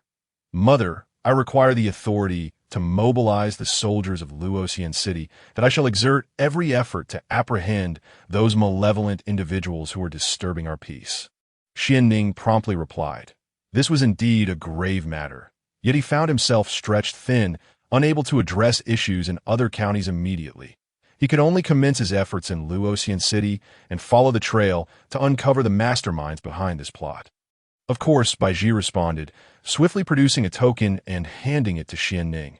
This token grants you the authority to command the forces of Luoxian City. With it, all within the city will heed your orders. And you will also have Qian Yuan's assistance, that he is Qian Ku's elder brother and the city lord's most trusted confidant. You can rely on him for any support you may need. After speaking, Baiji summoned Qian Yuan to join them. "Greetings, Madam and young Master Xuanning," Yuan greeted, clasping his fists in respect. Xuanning was familiar with Shien, a commendable individual known for his unwavering loyalty to the city lord. Yuan, resembling his brother yet more robust and composed, seemed to possess considerable strength as well. Yuan, during this time, you shall follow Xuanning's directives. It is our hope to apprehend those responsible before the situation escalates further. Baiji expressed her concerns, albeit feeling somewhat helpless in the matter. Rest assured, madam, I shall cooperate fully with young Master Xuanning, Yuan replied earnestly. With the token in hand, Xuanning departed the grand hall alongside Yuan. Turning to him to say, "This situation is serious. Let us first gather those who can be mobilized from the city lord's residence." "Yes, young Master Xuanning, I will take care of it. You need only await at the entrance of the city lord's residence," Yuan assured him. "Thank you for your assistance," Xuanning replied. "Not at all. I often hear my brother speak highly of how you care for him and the other brothers, guiding them in their training and teaching them martial skills. They all hold you in great esteem," Yuan expressed sincerely. Xuanning was taken aback, realizing that his actions, aimed solely at enhancing his own abilities, had garnered such admiration from them. "Go," he said, nodding. The urgency of the situation demanded immediate action. Each moment wasted could result in another innocent girl going missing. Those delicate young girls must not fall into the clutches of those ruffians. Yuan acted swiftly, gathering the guards of the city lord's residence. Aside from those necessary to remain behind, the rest were quickly assembled and brought outside the gates of the residence. The guards, thrilled to be under Xuanning's command, were eager to prove their worth, many having received his benevolence and wishing to repay him for his kindness in recent days. Xuanning was astonished by the respect and admiration the guards expressed towards him, stemming from his previous unintentional deeds. Witnessing their willingness to obey further bolstered his confidence. As long as the guards followed his lead, the ensuing tasks would be manageable. The purpose of this assembly was straightforward. A band of ruffians dared to abduct young girls right under our noses. Some among you may have heard of this incident. The audacity of those scoundrels to wreak havoc in Luoxian City, to seize innocent girls. Though I, Xuanning, may not possess great power, I refuse to allow them such arrogance. Do you wish to see those innocent girls fall into the hands of these villains? Do you desire to rescue them and become heroes of Luoxian City? Xuanning proclaimed, his voice resonating with righteousness. Yes, Xuanning's words ignited the spirits of all the guards instantaneously, especially the term brothers, which made them feel included. Such grounded language ignited a fierce sense of anger within them, compelling them to take immediate action against the wrongdoers. "You are all honorable men of the city lord's residence, bound by duty to protect the citizens of Luoxian City. They say it takes 1,000 days to raise an army, yet now, faced with these vile ruffians, I, Xuanning, shall lead you all to uncover them. Do you have confidence?" Xuanning gazed earnestly at the assembled guards. Though young, his countenance radiated justice, embodying the very essence of righteousness. "We do." The morale surged, each guard brimming with vigor. One could imagine them charging in a battle without hesitation. The spirit is commendable. Xuanning was thoroughly satisfied. His words were sincere, devoid of pretense. He truly intended to act for the benefit of the citizens of Luoxian City. Yuan, filled with fervor, was taken aback by Xuanning's impressive ability to rally everyone's spirits, deepening his admiration for him. "Let us depart." Xuanning led the way, heading directly toward the city office. For he needed to gather sufficient intelligence to formulate a strategy for capturing those responsible. The city office served as the local government, with the city lord as the highest authority, addressing various disputes and matters within the city. If an issue could not be resolved, it would then be escalated to the city lord's residence. The gravity of this situation was immense, compounded by similar occurrences in the counties overseen by Luoxian City. Upon receiving reports from the counties, the city office realized it was beyond their capacity to handle and promptly escalated the matter, leading to Baiji's request for Xuanning's return. Xuanning first instructed Yuan to arrange for the sealing of all city gates, ensuring that every vehicle entering and exiting Luoxian City was meticulously inspected, and no exceptions would be made, even for those from the 3 prominent families. Should any suspicious individuals be discovered, they were to be apprehended immediately, with Xuanning prepared to bear the responsibility for any repercussions. Qianyuan quickly dispatched 4 groups to the 4 city gates. Subsequently, Xuanning, accompanied by the remaining personnel, arrived at the city office. He instructed the guards to wait outside for further orders before entering. Upon learning of Xuanning's arrival, the personnel of the city office hurried out to greet him. Although initially puzzled, their confusion dissipated upon seeing the token in Xuanning's hand. "I am Lu Shun, from the city office of Luoxian City. May I inquire who you are?" "This is the adopted son of the city lord, young Master Xuanning," Qianyuan introduced. Lu Shun, having heard of the city lord's adoption of Xuanning, quickly bowed in respect. "Young Master Xuanning, your arrival is most timely. Would you care to rest for a moment?" "There's no need. First, provide me with detailed information regarding the missing girls. Every detail, including their appearances, ages, exact locations, and the times they vanished," Xuanning urged Lu Shun. Lu Shun's face fell, bewildered. He had no knowledge of the specifics, only that girls were missing, and he was not well informed about the matter. Xuanning's anger flared at this revelation. "You cannot possibly tell me you know nothing else?" Upon hearing this, Lu Shun turned pale, quickly kneeling.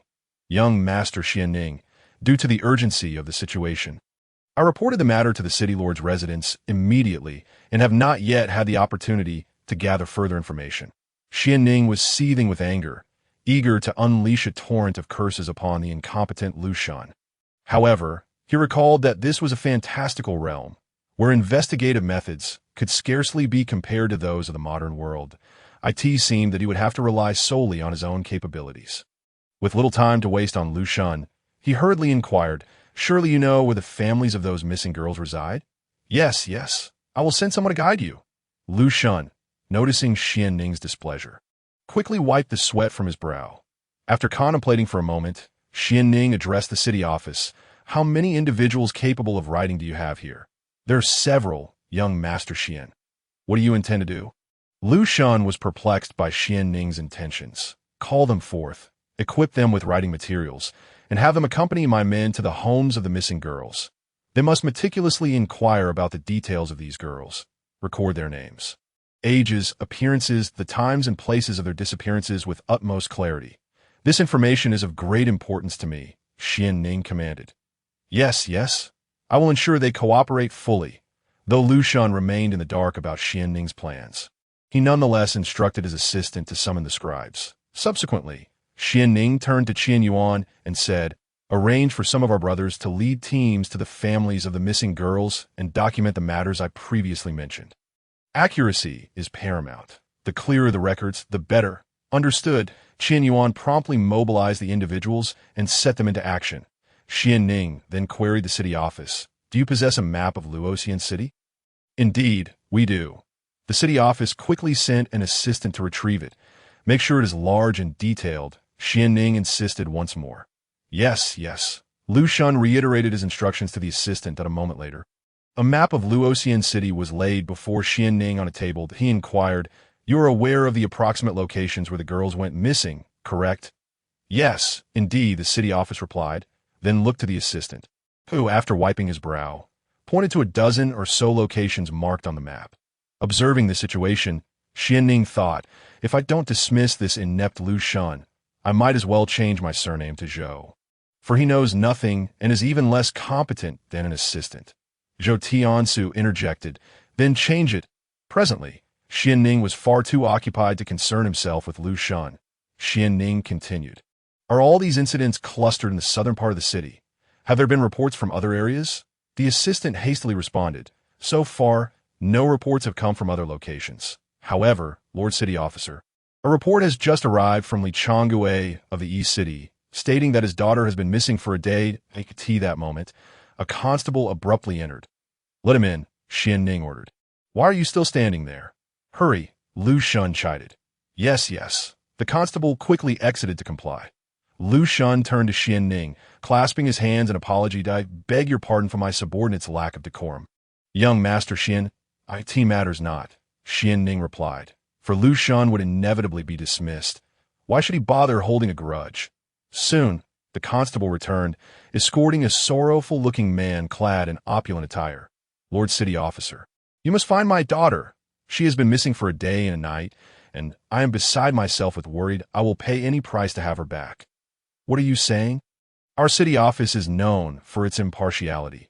It is our duty to alleviate the people's troubles. Come, pay your respects to young Master Shien, the adopted son of the city lord. He will assist you in this matter. Upon hearing Li Changgui's words, Lu Shun's heart sank, realizing he must have taken a considerable bribe. Otherwise, how could he maintain such a corpulent physique? Relate the circumstances of your daughter's disappearance in detail. Lu Shun, you shall record what Li Changgui has to say, Xuanning commanded. Yes, Lu Shun responded, quickly preparing his writing materials. As Xuanning posed his inquiries, Li Changgui provided answers while Lu Shun diligently noted everything down. The onlookers began to regard Xuanning with newfound respect. They had never witnessed such an adept approach to investigation. From Li Changgui, it was revealed that his daughter had gone to visit relatives in the southern part of the city just one day prior. Yet she had not returned. Furthermore, Li Changgui had sent inquiries and discovered that after visiting her relatives, she had simply vanished without a trace, prompting him to report to the authorities. Surely your daughter did not go alone? Xuanning inquired. Of course not. Along with 2 maidservants for guard accompanied her, and all have gone missing. Li Changgui clarified that do you have any idea which route they might have taken? Zhou Yin asked next. Yes, Li Changgui indicated the path on the map. Zhou Yin then examined the locations of the other missing girls before asking, is there a constable familiar with this area? The assistant quickly replied. There is one individual who knows Luoxian City's geography exceptionally well. He is a renowned constable known as Xuanning. Bring him in, Zhou Yin ordered. However, he has already gone out to investigate, heading towards the southern part of the city. The assistant promptly informed. Upon hearing this, Xuanning recognized that at least there was someone capable within the city office. Nodding, he addressed Li Changgui. Please return home for now, that I will personally investigate and ensure your daughter is safely escorted back. I'm deeply grateful, young Master Shien, Li Changgui expressed, departing in haste. Xuanning turned to Lu Shun. Should any others come to report, ensure their statements are meticulously recorded. Yes, yes. Lu Shun nodded vigorously. Zhou Yin, accompanied by the guards, set off towards the southern area, where all the missing girls had disappeared. It was likely that further incidents would occur soon. Upon reaching the southern part of the city, Zhou Yin was soon joined by the guards who had previously visited the various households to gather information. He meticulously reviewed the testimonies they had collected, comparing them against the mental map he had retained. Xuanning's intellect was now unparalleled, having absorbed insights from various modern investigative dramas, and he quickly began to discern certain clues. With a hypothesis forming in his mind, he sought verification, asking, has Xuanning returned? Young master, that might be him, one guard suggested, pointing toward the figure in the distance. As several guards approached, they were escorting a young constable garbed in the attire of the city office. The youth had a striking appearance, exuding an aura of integrity that suggested he was quite capable. Xuanning, I presume. The young constable greeted Xuanning with a bow. Xuanning nodded, inquiring, have you discovered any leads? The perpetrators are swift in their actions. These individuals are likely martial artists, targeting defenseless civilians, particularly vulnerable young women, and their operations appear to be premeditated, leaving no trace behind. They are certainly not ordinary bandits. Xuanning replied, sharing his concerns, for the events that had transpired were indeed beyond his capacity to resolve, and he could only hope that Xuanning would make a difference. You are well acquainted with the layout of Luoxian City? Xuanning asked. Every street, alley, and hidden passage is etched in my memory, Xuanning assured him confidently, believing himself to be the most knowledgeable about the city's geography. Xuanning nodded, producing a map of the southern area. Indicating a specific region that he asked, are there any secluded places, generally avoided by the public, where one might conceal individuals?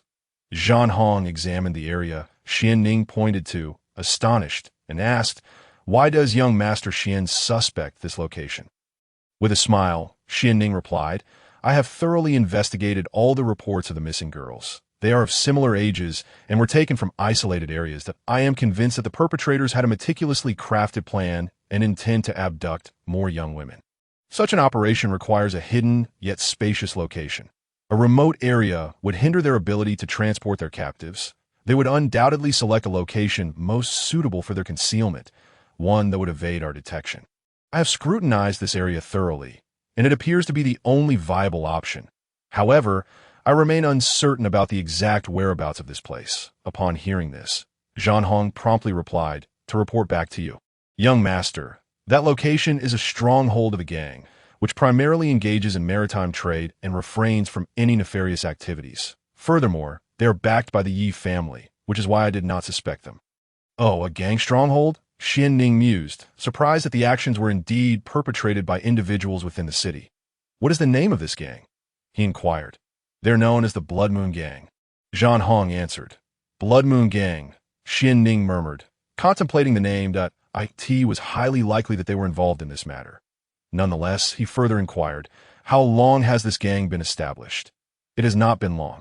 It emerged abruptly 3 months ago and directly absorbed the former Axe Gang.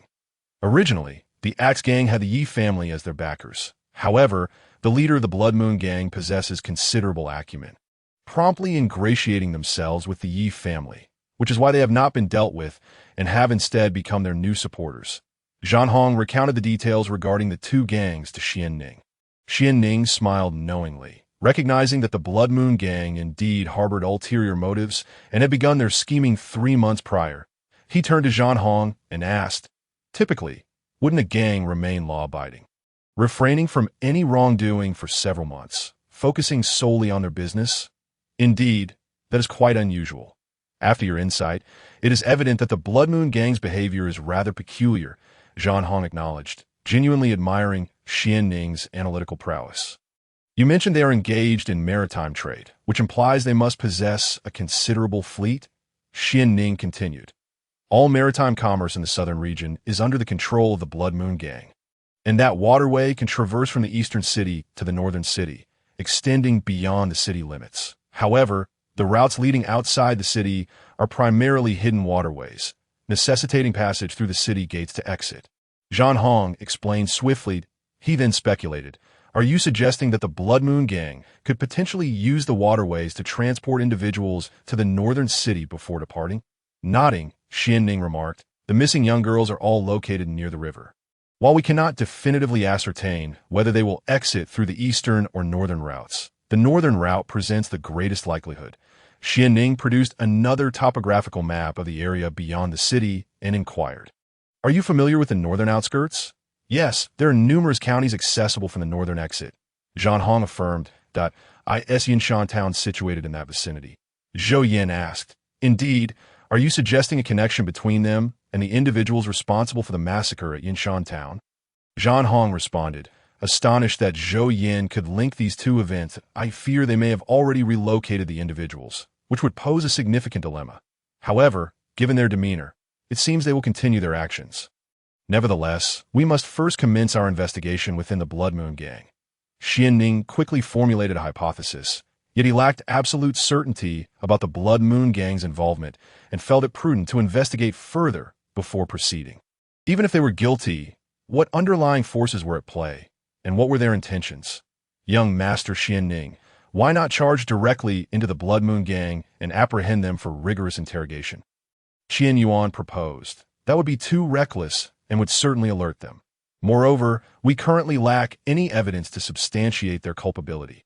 Even if we were to capture them, should they remain tight-lipped, consider how the outside world would perceive our city lord's estate. Thus, we must conduct our investigation discreetly. Xuanning was resolute not to act impulsively without evidence.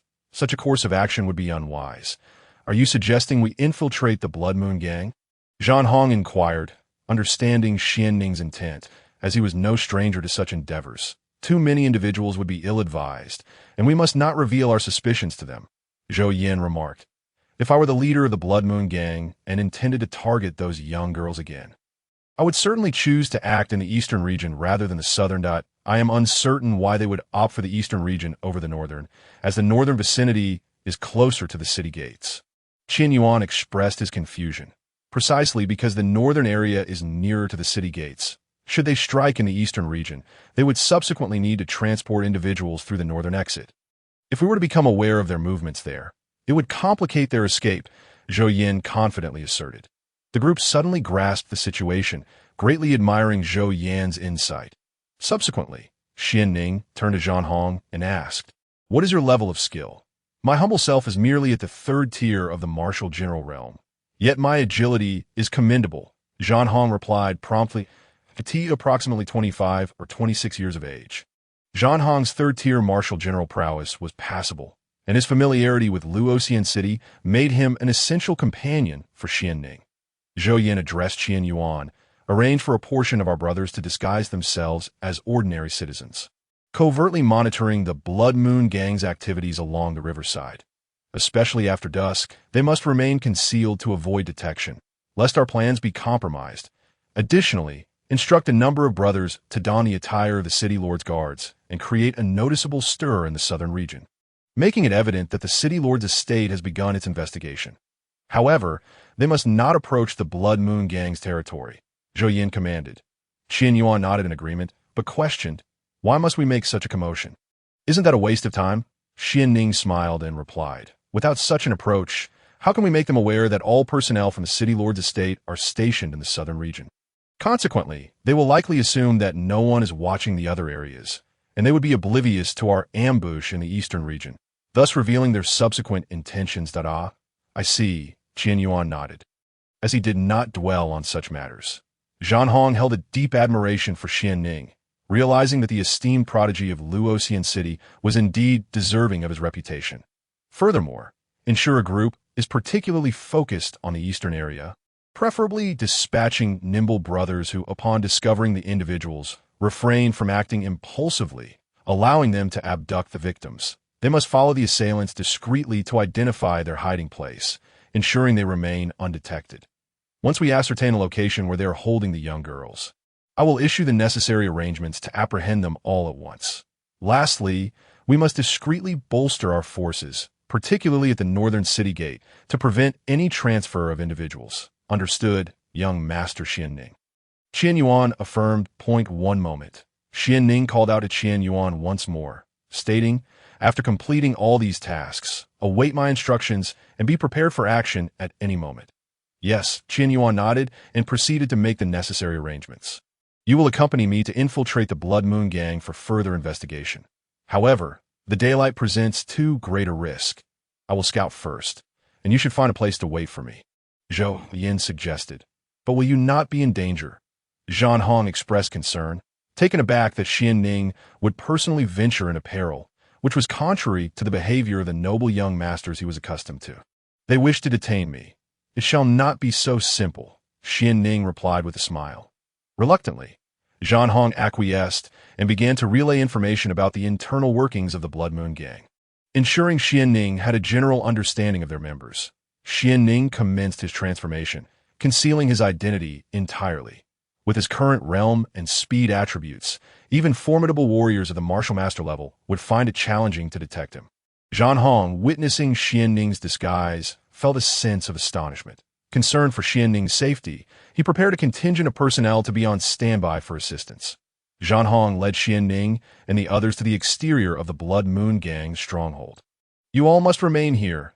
Absolutely avoid making an appearance to prevent alerting them," Xuanning instructed. All present nodded in agreement. Xuanning leaped into the tightly shut building and concealed himself, commencing a meticulous search, ultimately arriving at the main hall of the Blood Moon Gang. Before long, Xuanning's formidable spiritual sense detected the approach of others that he glanced around and swiftly concealed himself behind a plaque high above the hall. Remaining utterly still to avoid detection, in a short while, a group of individuals entered and began conversing. The gang leader is indeed astute. The city lord's estate has intervened in the investigation, flailing about like headless flies throughout the southern region. An excited voice resounded, brimming with flattery. Upon hearing this, Xuanning realized that his suspicions were indeed correct. These individuals were the very ones responsible for the abduction of the young maidens. His astonishment. He recognized the speaker's voice. It belonged to the scarred man who had previously intruded upon Zhou Yuyao's estate. Unexpectedly, both he and his companion had not only survived, but had also joined the Blood Moon Gang.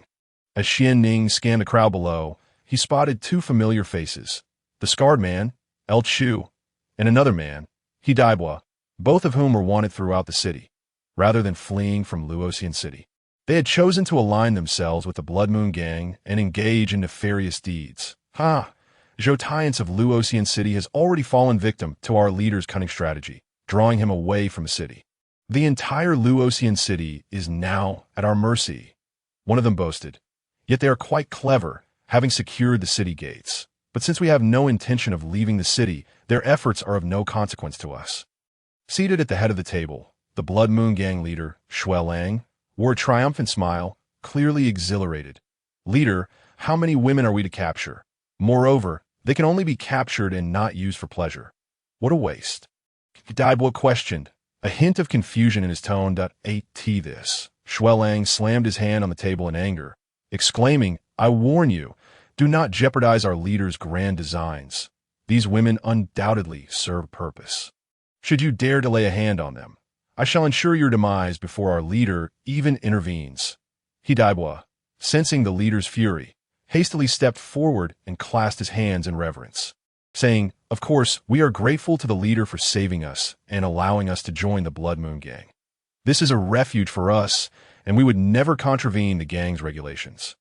Just understand this. Do not inquire into matters that do not concern you. Focus solely on your own responsibilities, warned Xuan, the second in command, his tone icied.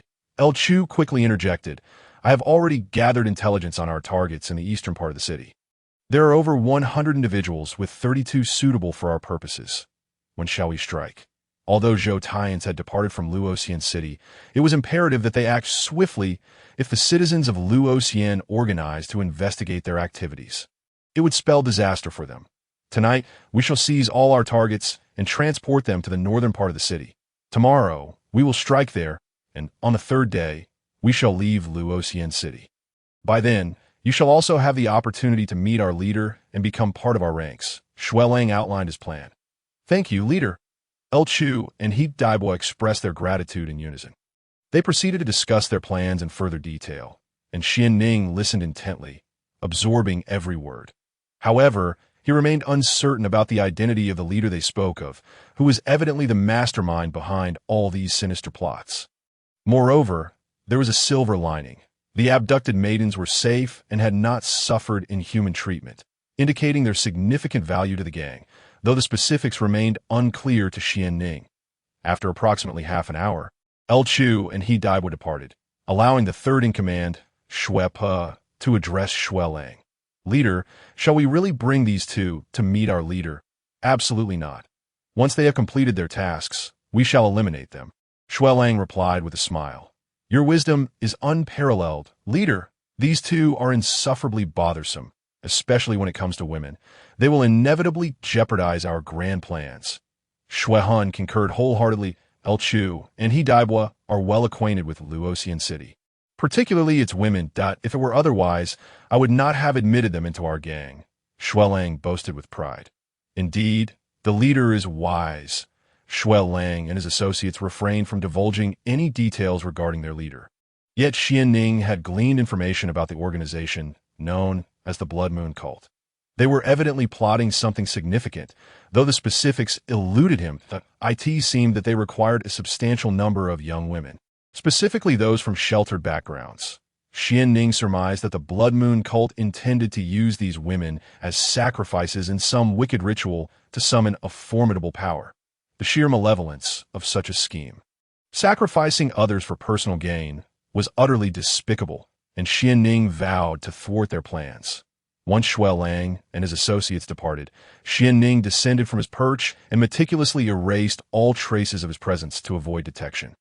Having completed this, he cautiously made his way toward the location where Xuanhong and the others awaited. Upon seeing Xuanning emerge, Xuanhong let out a sigh of relief.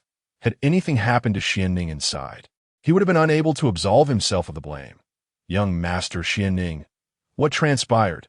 Xuanhong inquired eagerly. It has been confirmed that they are indeed the culprits, and, as I suspected, they incapacitate their targets before transporting them by boat to a secret location in the northern part of the city.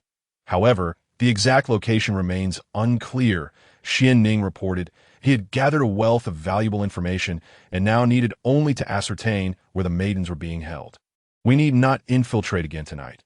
I will lead a team to follow them and locate the imprisoned maidens, Xuanning declared, given that the three leaders of the Blood Moon Gang possessed martial prowess at the warrior level. Xuanning refrained from acting recklessly. He instructed his men to return to the city lord's residence and notify Baiji, requesting that several martial artists be dispatched to assist him. There were numerous guest martial artists in the city lord's residence, including several formidable warriors, though they had lost many under Zhou Tian's leadership. Xuanning required only a handful capable of handling the Blood Moon Gang's leader. Subsequently, Xuanning began mobilizing his forces to monitor and encircle the Blood Moon Gang, ensuring that none could escape. Everything unfolded according to Xuanning's meticulous plan, and soon, several skilled individuals from the city lord's residence arrived before him. Greetings, young Master Xuanning. The city lord's wife has instructed us to heed your commands. Please let us know your needs, they said, showcasing their impressive capabilities. One at the 3rd level of the warrior realm, another at the 5th, and a 3rd at the 7th. With their combined strength, they were more than sufficient to confront the 3 leaders of the Blood Moon Gang.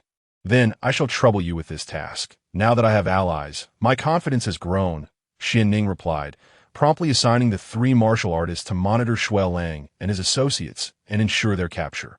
As night fell, Xuanning led his team to the eastern part of the city, concealing themselves. They soon observed El Chu, Hidaibua, and other members of the Blood Moon Gang splitting up and commencing their abductions of young women. The gang had evidently scouted out the residences of their targets, avoiding well-guarded estates, and instead seeking out easier prey.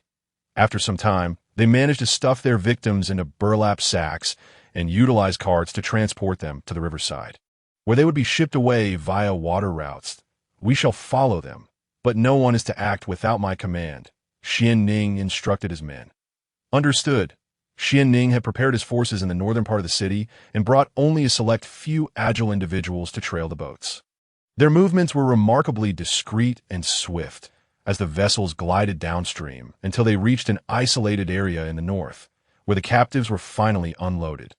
Unbeknownst to Xuanning and his men, they continued to shadow the group from a distance, remaining cautious until they arrived at a secluded location, at which point they halted. You all go and summon our brothers to assemble here, Xuanning ordered, surveying the area and preparing to execute a comprehensive raid. Yes, sir. 2 guards nodded and proceeded towards a certain location in the northern part of the city. Xuanning cautiously followed them, observing as they brought the unconscious young women into a warehouse, but he surveyed his surroundings. The area was sparsely built with no signs of habitation, and the guards stationed here were numerous, having set up hidden sentries in every corner. Moreover, the entrance was secured with a password, leaving no opportunity for the women inside to escape. Once Xuanning confirmed the location, he carefully departed and returned to the spot where he had previously separated from the guards. After some time, the guards arrived with their men, and, upon seeing Xuanning, they all began to speak. Young Master Xuanning, everyone is awaiting your orders, observing the eager expressions on their faces. Xuanning couldn't help but smile, then spoke with a serious tone. They're all inside. Everyone be cautious. Once we capture them all, I, Xuanning, shall treat you all to a celebratory feast. Thank you, young Master Xuanning. The guards beamed with joy. Let us set forth. Once outside, Xuanning instructed the guards to eliminate the hidden sentries. They swiftly overwhelmed the sentries, resolving the situation with ease after neutralizing the guards outside. Xuanning led his men towards the warehouse where the young women were confined, taking the lead with purposeful strides. With a powerful leap, he vaulted over the fence and entered through the large gate. Clang! Arriving at the entrance, he raised his weapon and forcefully struck, severing the chains with a single stroke, then commanded, "Kill! Who goes there? We are under attack." Whoosh! The guards, fully armed with weapons and bows, readied themselves and began to fire upon the members of the Blood Moon Gang, who charged out.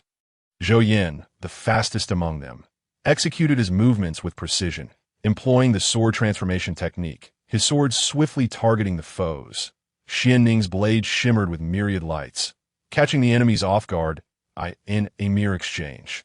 A wound appeared on one foe's neck, and he collapsed with a thud.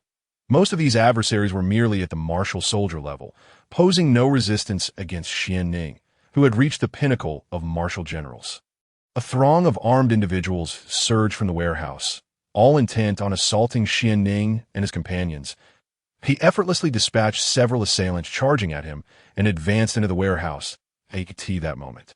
A group emerged from within, led by a fierce-looking individual wielding a decapitating sword, glaring menacingly at Xuanning and demanding, "Boy, which path do you hail from? State your name." "Ha!" Xuanning laughed heartily in response. "I am Xuanning, adopted son of Lord Zhou Tianxi from the city lord's residence of Luoxian City." So they were from the city lord's residence. No wonder they found this place. "Since you've come here, you shall not leave unscathed." The leader appeared astonished to learn that Xuanning had managed to track them down, revealing a murderous intent to kill me. "You must first prove your worth." Sensing that his opponent was not a martial master, Xuanning felt no need for concern. "That I have heard of your renowned intellect, celebrated as the foremost scholar of Luoxian City. Surely, to slay a talent such as yourself would be a matter of great delight." Xuanning's scholarly reputation far eclipsed his martial prowess, leading most discussions to focus on his intellect rather than his strength. "You of the Blood Moon Gang kidnap innocent young women. As a member of the city lord's residence, it is my duty to protect the safety of Luoxian City citizens. If you have the capability, then come at me," Xuanning declared boldly, knowing he had the upper hand. Were the disparity in strength too vast, he would not be so reckless as to seek his own demise. "Kill!" The adversaries charged at Xuanning, who raised his long sword to meet them. His swordsmanship was fluid and unpredictable, the sword transformation technique being a superior martial skill. As he grew familiar with this technique, he could execute various cunning attacks that left opponents defenseless. Just as he was about to strike, his sword flickered and, with an uncanny speed, he appeared to the left of his opponent, launching an attack aimed at their face.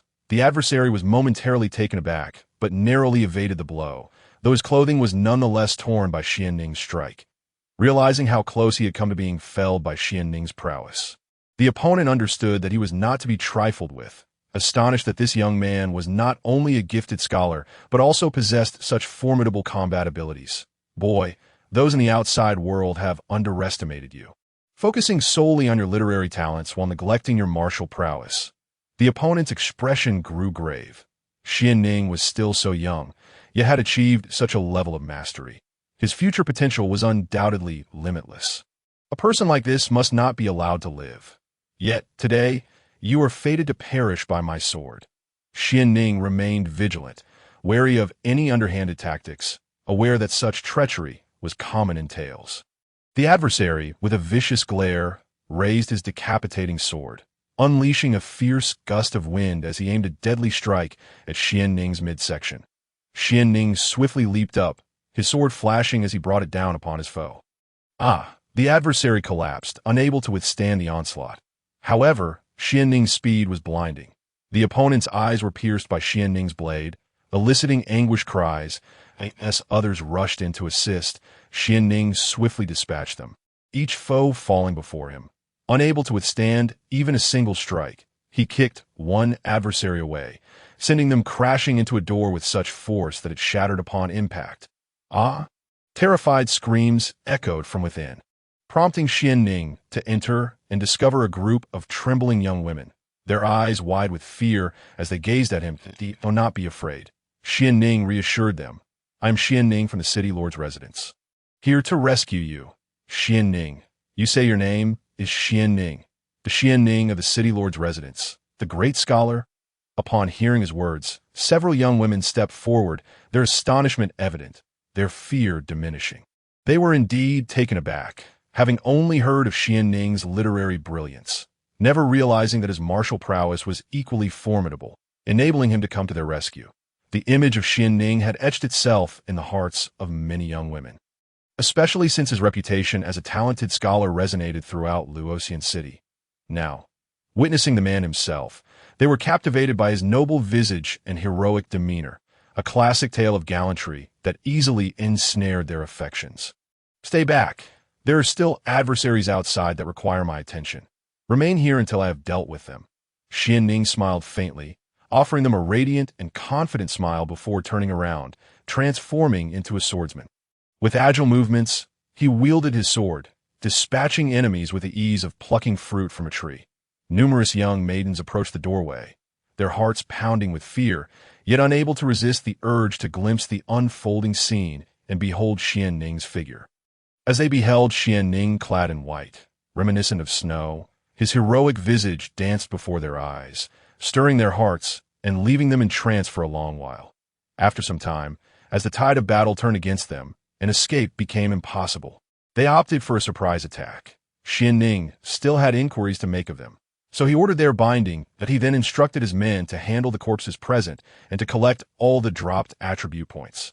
Health increased by 18, strength by 1, constitution by 1, and cultivation points by 9. Once all attribute points were gathered, Xuanning commanded that the bodies of his fallen brothers be laid together. In battle, casualties are inevitable. We shall return the fallen brothers to the lord of the city, and the injured shall accompany us as well, for we have further tasks to undertake, Xuanning decreed. Yes, came the swift reply. Subsequently, Xuanning ordered the release of all the maidens, as each one was rescued. Smiles broke out among the surrounding guards. The maidens, overwhelmed with joy upon realizing their salvation, wept tears of gratitude, incessantly thanking the guards, who for the first time experienced the elation of being revered for their good deeds. You should thank young Master Xuanning. All of this was accomplished by him. The guard stated, Thank you. Great talent, young Master Xuanning. So it turns out he is Xuanning. How remarkably handsome he is. Young Master Xuanning is truly dashing. I had no idea of his formidable strength. Xuanning smiled gently at them, saying, Do not worry. I will arrange for someone to escort you home shortly. How many of you are there? He inquired of a nearby guard, and a guard stepped forward and replied, Reporting to young Master Ning, there are a total of 51 maidens. Xuanning nodded and commanded, Assign a portion of my brothers to ensure their safe return home. The rest shall follow me. We must eradicate the Blood Moon Gang this time. Yes, all the guards replied promptly. After Xuanning departed, the maidens prayed fervently for his safety, silently wishing him well. Reputation activated. Reputation Xuanning.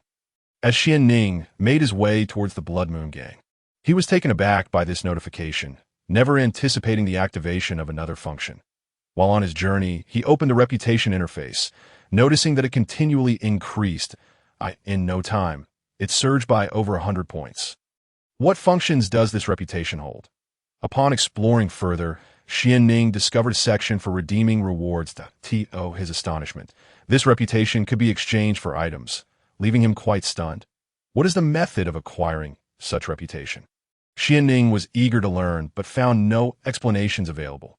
Everything would have to be uncovered through his own exploration. He examined the available exchanges and first looked at martial skills. Noting that low-grade human martial skills were quite inexpensive, requiring only 10 points of reputation for a single volume, medium-grade skills required 20 points, and high-grade skills demanded 30 points. However, for low-grade yellow skills, one would need 100 points, medium-grade 200 points, and high-grade 300 points. Martial skills above the yellow grade were even more costly. After assessing his own reputation points, he realized he could not redeem many valuable items. Beyond martial skills, Xuanning also discovered the possibility of exchanging attribute points, each with varying costs. For instance, health attribute points could be exchanged at a rate of 1 point of reputation for 1 point of health. Strength, constitution, defense, and critical hit attributes required 10 points of reputation for 1 point. Speed, spirit, comprehension, talent, and wisdom necessitated 50 points for 1 point, while luck required 100 points for just 1. In addition to these, reputation could also be exchanged for cultivation points, at a ratio of 1 point of reputation for 1 point of cultivation. Xuanning continued exploring and found that weapons and equipment could also be exchanged, with better items demanding higher reputation costs. Furthermore, there were various methods, elixirs, spirit medicines, and formulas available for exchange. This reputation value was indeed a valuable asset, but Xuanning speculated that its acquisition was likely tied to his renown, that if he could perform more good deeds in Luoxian City, his reputation would surely increase further. Though he was curious as to why he had not activated the reputation function after earning the title of Great Talent, he reasoned that perhaps he had not yet met the necessary criteria. Now, having rescued these maidens, his reputation was activated. Thus, he resolved to engage in more benevolent acts for Luoxian City in the future. Yes, Xuanning is a good person, a true benefactor to the people. Upon returning to the southern part of the city, Xuanning first met with Qian Yuan and inquired, "What is the situation?" Qian Yuan clasped his hands and replied, "Rest assured, young Master Ning, all members of the Blood Moon Gang are being closely monitored by our men. Even those closely associated with them have not been overlooked. We await your return. How did things fare on your end?" "I have safely rescued all the maidens and arranged for their return home. Now we can capture the Blood Moon Gang in one fell swoop. Seal off all the entrances. We must not allow a single one of them to escape," Xuanning ordered, determined to apprehend every last one of these vile individuals to prevent further incidents. Qian Yuan nodded vigorously, stating, "I will make the necessary arrangements immediately. Not a single person shall escape." Xuanning turned to 3 martial masters beside him and said, "I will trouble the 3 of you to capture the 3 leaders of the Blood Moon Gang, Blood Wolf, Blood Soul, and Blood Corpse. Their strength lies within the martial master realm, so I entrust this task to you." The 3 nodded and assured him, "Young Master Ning, you need not worry. We shall exert our utmost effort to restore peace to Luoxian City." "Excellent. Upon my adoptive father's return, I shall report your contributions to him," Xuanning replied. The 3 smiled in gratitude, their respect for Xuanning evident as they appreciated his character. Moments later, Qian Yuan had gathered everyone and organized all necessary arrangements. Hundreds of men had completely surrounded the Blood Moon Gang. Seeing so many awaiting his command, Xuanning felt a surge of valor and raised his weapon, declaring, "Brothers, let us charge." They surged forth towards the Blood Moon Gang's stronghold. The Blood Moon Gang members were utterly unprepared for an attack at such a late hour. The guards stationed at the entrance were caught off guard, swiftly pierced by arrows. Before long, a fierce battle erupted as the intruders stormed into the Blood Moon Gang's premises. Engaging in combat with the surprised occupants, those still asleep were quickly roused, many hastily throwing on clothes to join the fray. "What is happening?" Blood Wolf, entwined with a woman summoned from the brothel, was startled by the sudden cries of battle. He quickly donned his trousers, cursing as he rushed outside. "What is going on? Where does this uproar come from?" Blood Wolf demanded, seizing a member of the Blood Moon Gang. "Boss, we are under attack," the member replied hastily. "Who dares to disturb our peace? Is it the Shark Gang? They have some nerve to come here," Blood Wolf assumed, mistakenly believing it to be a conflict between gangs. "As such occurrences were not uncommon, that I am not certain," the gang member replied quickly. Slap.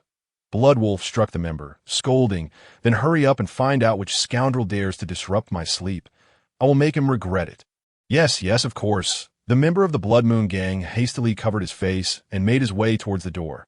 Soon after, Blood Soul and Blood Spirit donned their garments, brandishing their weapons as they stepped out and inquired, "Boss, what has transpired? Who has the audacity to stir trouble in our midst?" "I'm not certain yet, but I suspect it may be the Shark Gang. Those ruffians had a considerable number of their vessels seized by us a few days ago, and they must be harboring a grudge, seeking vengeance," Blood Wolf speculated. "If it is indeed the Shark Gang, let us ensure they do not return.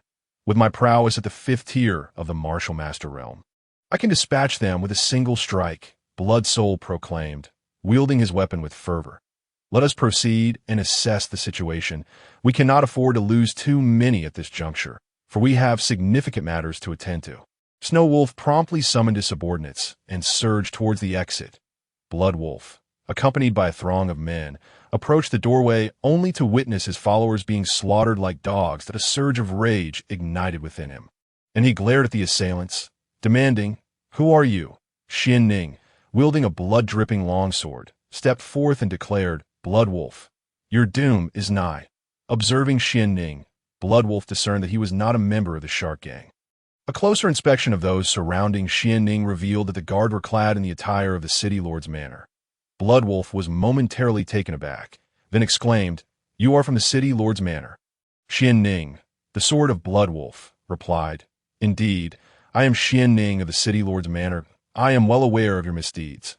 I have rescued those young maidens, and now it is time for you to face judgment." Upon hearing this, Blood Wolf's fury erupted. "So you are the esteemed prodigy of Luoxian City, Xuanning, who has been fortunate enough to be adopted as a son by Zhou Tian. I never imagined you could uncover my involvement in these matters." At this point, Bloodwolf ceased to feign innocence, acknowledging the situation as he realized he was surrounded and could only carve a path through blood. "You are the one they call Xuanning. I have heard of your literary prowess. I wonder how formidable your combat skills truly are," Bloodsoul remarked, astonished to discover that this individual was indeed the renowned scholar of Luoxian City, who had thwarted their meticulously devised plans. "That I shall ensure your head becomes a ball for me to kick," Blood Spirit vowed, witnessing the heavy casualties among his subordinates and the utter failure of their mission. Fearing severe repercussions from their leader, "Fear not, I shall not engage in combat with you. Your adversaries are not I, but rather them." Xuanning retreated a few steps, at which point 3 formidable figures emerged behind him. These 3 were esteemed guest elders of the city lord's manor, each boasting a martial prowess exceeding the 3rd tier of the martial master realm, specifically summoned by Xuanning to confront Bloodwolf and his companions. Upon seeing these 3, Bloodwolf and his companions exchanged glances, momentarily taken aback. "It seems you have prepared well. These 3 martial masters are indeed tailored for our encounter," Bloodwolf remarked, "given your prowess. How could I be foolish enough to seek out trouble with you alone?" Xuanning smirked coldly at Bloodwolf and his companions, confident in his own strength at the 9th tier of the martial general realm, bolstered by various enhancements and advanced martial techniques. While he felt capable of contending with martial masters, he could only hope to match those of the 2nd tier. Anything beyond that was beyond his current capabilities. The martial masters could manifest their spiritual energy, greatly augmenting their strength, speed, and defense, rendering them formidable opponents that ordinary martial generals could scarcely confront. The trio of Bloodwolf exchanged knowing glances, and Bloodwolf whispered, "Today we shall either carve a bloody path to freedom or perish here. We must fight with all we possess. The boss speaks wisely. We anticipated much, yet we never foresaw that Shaotian's newly adopted son would possess such intellect, thwarting our plans entirely. The title of Luoxian City's foremost genius is indeed well-deserved," Bloodsoul conceded, begrudgingly admiring the fact that their lengthy scheming had been disrupted by Xuanning, a turn of events they had never envisioned. "Then let us eliminate Xuanning as well. A person of such caliber is a disaster waiting to happen." Blood Spirit's murderous intent surged. "If the opportunity arises, we should attempt to capture him alive. He is merely 16 years old. How strong could he truly be? If we can present him to our leader, perhaps we can redeem ourselves," Bloodwolf mused, eyeing Xuanning with a sense of ambition. The trio nodded in agreement and fixed their deadly gazes upon Xuanning, shouting, "Kill! Humph! With us here, you shall not lay a finger on young Master Xuanning." The 3 guest elders flanking Xuanning raised their weapons and charged to confront Bloodwolf and his companions. Determined to protect Xuanning at all costs, Bloodwolf and his companions unleashed their spiritual energy. It manifested visibly around them, a hallmark of martial masters, significantly enhancing their strength and defense. The 3 guest elders mirrored this display, channeling their own spiritual energy and engaging in fierce combat with Bloodwolf's group. The clash between these 6 martial masters proved perilous, far more so than battles among martial generals. Martial masters could not only project their spiritual energy outward, but also infuse it into their weapons, amplifying their offensive capabilities. That a single strike from such power could incapacitate or severely injure anyone beneath the martial master tier who lacked formidable armor. As the blades clashed and the energy surged, any unfortunate souls who ventured too close to the fray were swiftly dispatched by the overwhelming force unleashed by these 6 combatants. The brutality of the conflict between martial masters was indeed terrifying. Xuanning did not pause. He swiftly advanced towards the remaining members of the Blood Moon Gang, raising his longsword and systematically eliminating them. With his current strength, only a martial master could hope to withstand his onslaught. Xuanning's efforts yielded substantial rewards as he dispatched foes and collected various attribute points. Health 66, Strength 2, Constitution 1, Cultivation 50, Defense 3. As he continued to gather these rewards, Xuanning soon realized he was on the verge of a breakthrough, filling him with elation. After a prolonged wait, he could finally advance once more.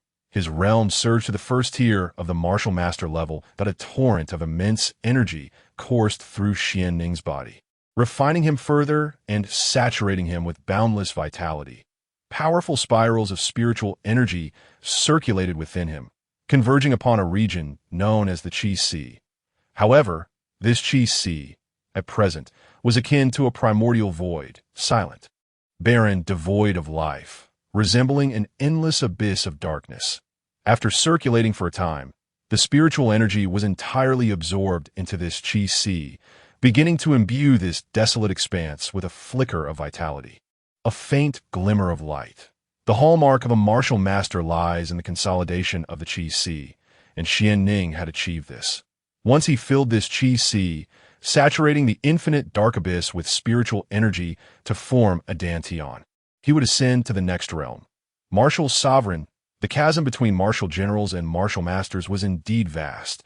Even 5 ninth-tier martial generals might struggle against a single first-tier martial master. Upon reaching the martial master tier, Xuanning felt an explosive surge of power coursing through him, and with his newfound strength, he was confident he could contend with a 4th-tier martial master. The 4th tier of martial master represents the intermediate stage. The first 3 tiers are considered the primary stage, while the 4th, 5th, and 6th tiers are intermediate, and the 7th, 8th, and 9th tiers are advanced. Before entering the martial master realm, Xuanning was already confident in his ability to face a 2nd-tier martial master. Now, having just crossed into the primary stage, his capabilities had vastly improved, allowing him to confront intermediate-tier adversaries with ease. With his enhanced strength, Xuanning's power, speed, reflexes, and combat skills surged to new heights. He moved with the swiftness of lightning, his form as fluid as the wind, and his longsword became the harbinger of death. Felling foes with precision. Be cautious. Xuanning's acute perception detected an incoming attack that he bent his body, transforming into a bow as a long blade hurtled towards him from above. Evasive, he dodged the strike and, propelled by his legs, executed a whip thunder kick aimed at the assailant, Blood Spirit, who raised his weapon defensively. Clang, clang. Xuanning's legs collided with Blood Spirit's weapon. However, the overwhelming force left Xuan utterly astonished, sending his opponent staggering several meters back as he gazed in shock at Xuanning. How can your power be so immense? Xuan found it hard to believe. The strength behind those 2 kicks was simply astounding. Leaving him in a state of disbelief, Xuanning smiled slightly, mimicking an attacking stance as he declared, "Perfect. I'll use you to test my sword." Employing the technique of rapid steps, Xuanning dashed towards Xuan. Upon witnessing Xuanning's remarkable speed, Xuan dared not underestimate him and quickly retaliated with an attack of his own. Filled with confidence, Xuan thought that Xuanning's initiative to engage was undoubtedly a path to destruction. With his mastery at the 3rd level of martial master, he was certain he could capture Xuanning effortlessly. Transforming sword technique, Xuanning unleashed an advanced sword technique, amplifying the prowess and speed of his strikes to an unparalleled degree, rendering them enigmatic and unpredictable. Thud! Xuanning's sword pierced Xuan's chest, leaving him astounded. Had Xuan not instinctively used his martial skills to repel Xuanning, the blade would have struck not his chest, but his heart. "You're also a martial master," Xuan gasped, clutching his chest, his eyes wide with disbelief as he stared at Xuanning. Blood flowed freely from his wound, and the shock he felt was beyond expression. How could someone so young possess such talent? At merely 16, Xuanning had already reached the level of a martial master. This level of aptitude was truly terrifying. It was likely that within the entire Liuli Empire, no other 16-year-old martial master could be found besides Xuanning. I inadvertently broke through. "It's quite troublesome," Xuanning replied with an expression of helplessness. "Listen," Xuan exclaimed, "is that even human language? I certainly cannot let you off the hook now." Previously, Xuan had been careless. With his 3rd-level martial master strength, he had been confident in dealing with a newly advanced martial master. Yet recalling Xuanning's earlier martial technique, he furrowed his brow, realizing that technique was no trivial matter. "I am your opponent. You shall not harm young Master Ning." Lu Xinghuai, a guest elder who had fought Xuan earlier, had arrived, but so had Xuelang and Xuehan. "Young Master Xuanning, are you unharmed?" The 3 guest elders approached Xuanning, relieved to find him unscathed. Should Xuanning have been harmed while in their presence, they would surely face severe repercussions upon Zhou Tian's return. Fear not, a mere third-level martial master like Shuepa cannot harm me, Xuanning assured them. This Shuepa must not be allowed to escape now that Xuanning has advanced to martial master. Shuepa insisted. What? Is it true? Is it possible that he has indeed become a martial master? Regardless of whether it was Xuelang, Xuehan, or the three guest elders, all regarded Xuanning with astonishment. Their expressions filled with disbelief. Young Master Xuanning, you have truly advanced to the martial master level. The three guest elders spoke with tremors of excitement in their voices. This revelation was equally hard to comprehend for them. Oh, it's nothing. It's just the martial master level, a minor achievement, Xuanning replied nonchalantly. Upon hearing this, the expressions of the three turned to this. Excellent.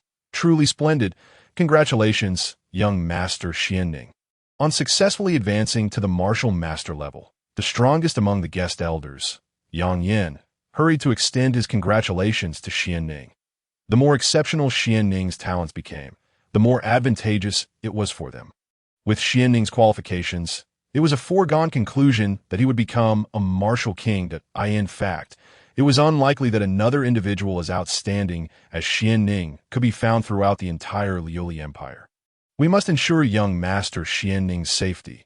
Even if it costs us our lives, we cannot allow him to come to harm, Yang Yin declared resolutely. Yes, the other two guest elders, Lu Xinghuai and Ma Xingjin, echoed their agreement, thrilled to be part of this moment and to establish a positive rapport with Xuanning, that a prodigy like Xuanning held limitless potential, and fostering a good relationship with him would surely yield benefits. Upon receiving this news, Xuelang and Xuehan appeared decidedly less pleased. The OB adversaries of a talent like Xuanning felt akin to swallowing a cockroach, utterly unpleasant. Let us go. Xuelang and his companions nodded in agreement, whispering among themselves that they must escape today. They were now up against 4 martial masters, and with so many guards from the city lord's mansion nearby, if they did not flee, they would certainly be captured. And none of them wished to meet that fate. Block them. We must capture them all today, Xuanning commanded.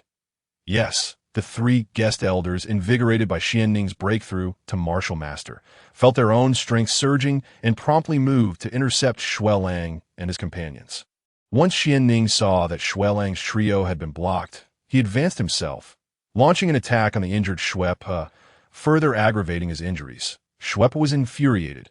Why did all 4 of them target him whenever they had a chance? His expression darkened, and he was thoroughly enraged. With Shuepa injured, who else would you strike first? You 2 handle the others. Shuepa is mine, Xuanning commanded. This, Lu Xinghuai and Ma Xingjin appeared concerned. But Yang Yin inquired, Young Master Ning, do you have confidence? Rest assured, Xuanning replied with assurance. Very well. The 3 guest elders nodded and proceeded to engage Xuelang and Xuehan. Xuanning faced Shuepo alone. Shuepo's complexion was ashen. Having been attacked by 4 individuals, his injuries had escalated from light to severe, which was also the reason Yang Yin agreed to let Xuanning confront Shuepo alone. Even in my severely injured state, I will still kill you. Shuepo lunged forward, resembling a dying beast charging at Xuanning. Rapid steps. Xuanning's speed was extraordinary as he surged towards Shuepa, employing the transforming sword technique once more to attack. With his swift movements complemented by formidable martial skills, Xuanning quickly landed another blow on Shuepa, injuring his hands and feet, rendering him unable to stand. Bind him, Xuanning commanded the guards who had already resolved their battles. Yes, the matters concerning the Blood Moon cult had yet to be revealed, so Xuanning naturally did not intend to kill them. Moreover, he observed that the 3 did not attempt to flee, suggesting a strong bond among them, which is why he spared Xue. Once they became of no further use, those deserving of punishment would certainly not escape Xuanning's wrath. Xuanning rejoined the fray against Xuelang and Xuehan. Faced with the onslaught of 4 martial masters, Xuelang was swiftly injured by Yang Yan's powerful kick and ultimately captured. Xuehan met a similar fate, sustaining an injury to his thigh from Xuanning, only to have Lu Xinghuai and Ma Xingjin hold a sword to his neck. The 3 were tightly bound with specialized iron chains. Even a martial zone would find it challenging to break free, let alone them. This was something Xuanning had prepared in advance specifically for restraining them. The three glared fiercely at Xuanning and remarked, "Who would have thought that we, three brothers, would fall into the hands of a mere brat like you? It's truly unexpected." Xuanning coldly regarded them and replied, "From the moment you began your misdeeds in Luoxian City, you should have anticipated this day. Humph. Even if you capture us, what can you achieve? Zhou Qianzi will never return. Our leader will surely eliminate him. Take them to the prison. They must be closely monitored, and we must extract the location of the Blood Moon cult's headquarters," Xuanning ordered. "Yes." Qian Yuan soon returned, reporting to Xuanning, "Young Master Xuanning, the others from the Blood Moon gang have all been eradicated." But what? Xuanning inquired. Why subordinates failed in their duties, allowing El Chu and he Daibua to escape. Qian Yuan knelt and confessed. "Those two scoundrels managed to flee." Xuanning furrowed his brows. "After abducting those women, they returned to the outskirts of the Blood Moon gang, but he hadn't expected them to escape again."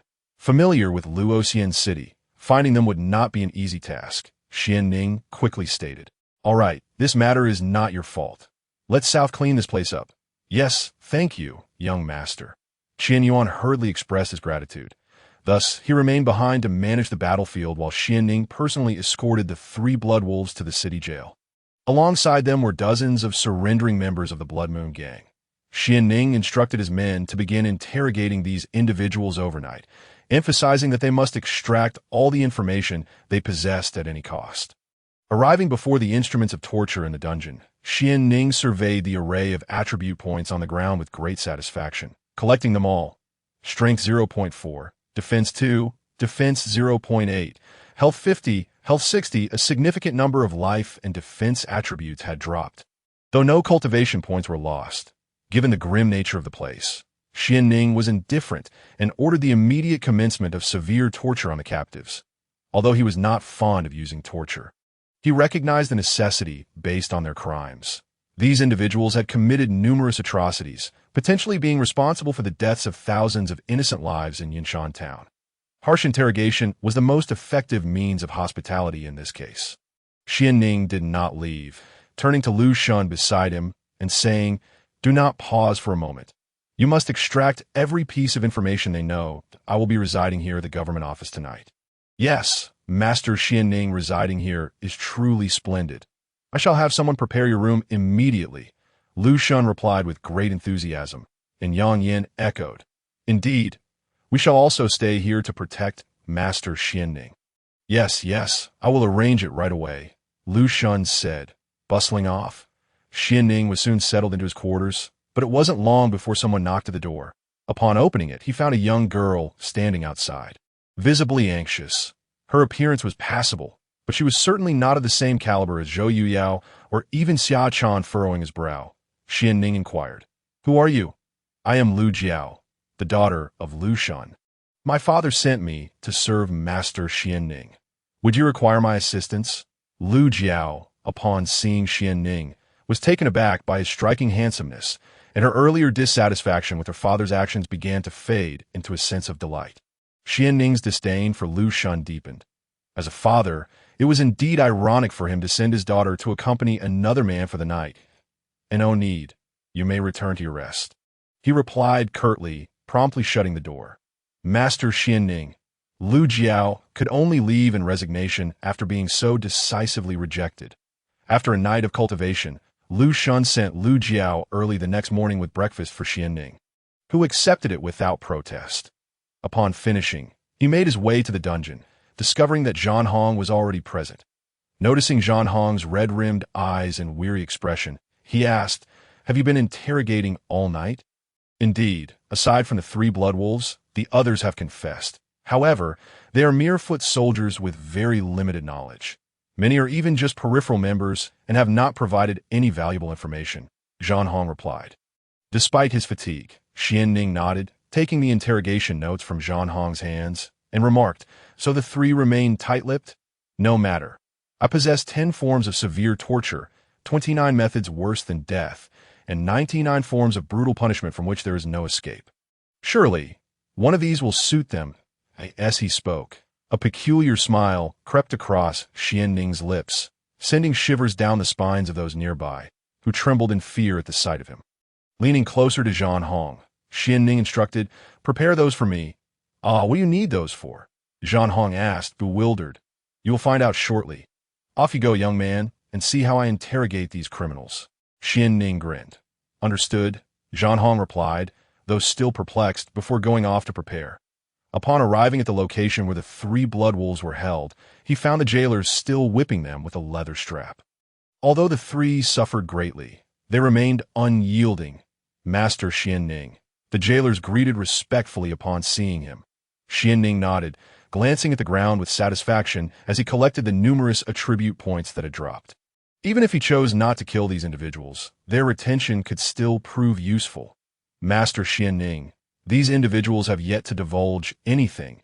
The jailers reported to go ahead and kill us. We will never betray our master."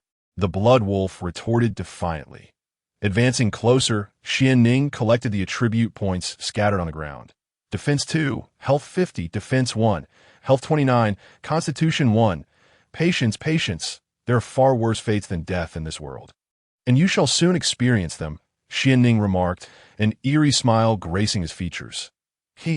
"Master Xuanning, everything you requested is ready," Xuanning announced after some time, handing over the items. Xuanning smiled with satisfaction as he placed the items on the table. The 3 blood wolves looked on in confusion, unsure of his intentions. "I, Xuanning, have devised 10 forms of severe torture, 29 methods worse than death, and 99 forms of brutal punishment, along with 108 minor tortures.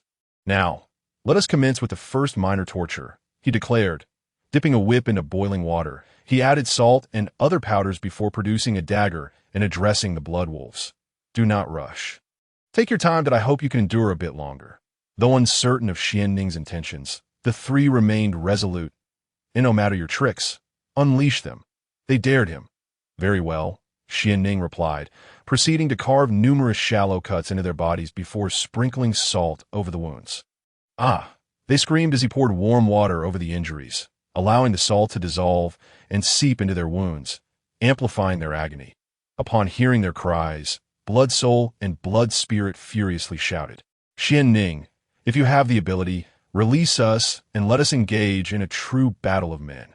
Xuanning regarded them with a scornful gaze and replied, "If you were my age, I wonder if you'd still have the courage to make such a challenge." The 2 fell silent, realizing that Xuanning, at merely 16, had already reached the level of a martial artist, while they had only achieved the rank of martial apprentice at that age.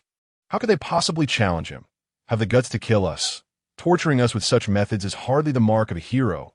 Blood Soul spat in anger. Xuanning, unfazed, replied dismissively, "When did I ever claim to be a hero? I am simply a person who will stop at nothing to achieve my goals, just as you are, bastard." Their rage boiled over, but they found themselves utterly powerless against Xuanning. They felt a deep-seated fear as they recognized that a young person could possess such a mature, ruthless, and resolute character, impervious to provocation and willing to employ any means necessary. This was truly terrifying. Xuanning was indeed such a person, a figure that instilled dread. Even Xuanning, after hearing Xuanning's words, regarded him with an expression of fear, realizing that offending someone like Xuanning would be a grave mistake. "Rest assured, I have countless methods left to ensure each of you experiences torment in turn," he declared, recalling their heinous deeds with fury. "Have you ever considered, when you slaughtered the innocent citizens of Yinshan Town, that a day like this might come? Those innocent lives fell victim to your blades, each one a simple villager with no means of defense. You disregarded their pleas for mercy, laughing maniacally as you did so. You even spared not the newly born infants. You are not even human. Could I, Xuanning, be more ruthless than you? You are nothing but a pack of beasts, scoundrels lower than pigs and dogs. If you were to let those innocent souls perish, how could they ever find peace? 3,000 lives. How could you bring yourselves to do such a thing?" The more Xuanning spoke, the more his fury escalated, igniting an inferno of rage within him. Even Xuanning, who stood behind him, felt an overwhelming anger towards the 3 men upon hearing Xuanning's indignant words. Although Xuanning and the others had learned of these atrocities the previous day, they were once again engulfed in righteous wrath. their eyes bloodshot with the desire to eliminate these scoundrels at once. They admired Xuanning's methods, which were indeed executed with remarkable finesse. This was merely one of the many heinous acts they had committed. From the mouths of the ordinary members of the Blood Wolf gang, Xuanning gathered a plethora of their malevolent deeds 3 years prior. In a village, the trio, accompanied by a dozen henchmen, not only slaughtered a prey, but also, right before the eyes of the hunter, tortured his wife to death 2.5 years ago. A merchant caravan passed by, and over 30 individuals were mercilessly dismembered, left to bleed to death in agony. 2 years ago, the Shuja village incident claimed hundreds of lives in flames, leaving numerous survivors with indelible scars. And more than a year ago, countless other atrocities occurred, each one a testament to their unspeakable wickedness. Killing them 10 times over would not suffice. After hearing all this, the 3 men displayed no sign of remorse. Perhaps they had long forgotten the extent of their own malevolence. Flatten him, Xuanning commanded as he began to administer punishment, showing no mercy to such vile individuals. "What are you doing?" Bloodsoul glared at Xuanning. "That you'll find out soon enough." Xuanning placed a sheet of paper on Bloodsoul's face and doused it with water. Bloodsoul soon began to writhe in agony, gasping for breath, a torment known only to those who have experienced it. This was merely the beginning. Xuanning employed various tortures he had seen in dramas, all while ensuring that the other members of the Snow Wolf gang witnessed the suffering. Time slipped away, and eventually Bloodsoul could endure no longer, weakly uttering, I'll talk. You dare betray the master?" The Snow Wolf roared. Bloodsoul, in a fit of rage, retorted, "What betrayal? I can't take it anymore. I just want a swift end. Regardless of the master or not, I care not. Take him to another location for interrogation. Make sure to document everything he says." Xuanning instructed his aide AS for Zhan Hong. Xuanning had already sent him to rest. The aide promptly escorted Bloodsoul to a different location for questioning. Xuanning turned to Bloodsoul and said, "Now it's your turn. I'll say anything, everything," Bloodsoul replied, having lost his previous defiance. "You also dare betray the master," the Snow Wolf bellowed. Bloodsoul quickly countered, "What betrayal? We're all destined to die. I'd rather face it quickly that I never intended to leave alive." Xuanning ordered for Bloodsoul to be taken away as well, ensuring they were interrogated separately to prevent inconsistencies in their testimonies. "Your turn now." Xuanning smiled, knowing that the Blood Wolf would not yield so easily, but he had an array of methods at his disposal. One by one, and after employing various tortures, the Blood Wolf began to confess after an hour, truly terrified by Xuanning's cruel methods. Although many tortures were not fatal, they were excruciatingly painful. Eventually, all 3 began to divulge details about the Blood Moon sect. Xuanning listened with growing fury as the revelations unfolded, how the Blood Moon sect had committed such heinous acts.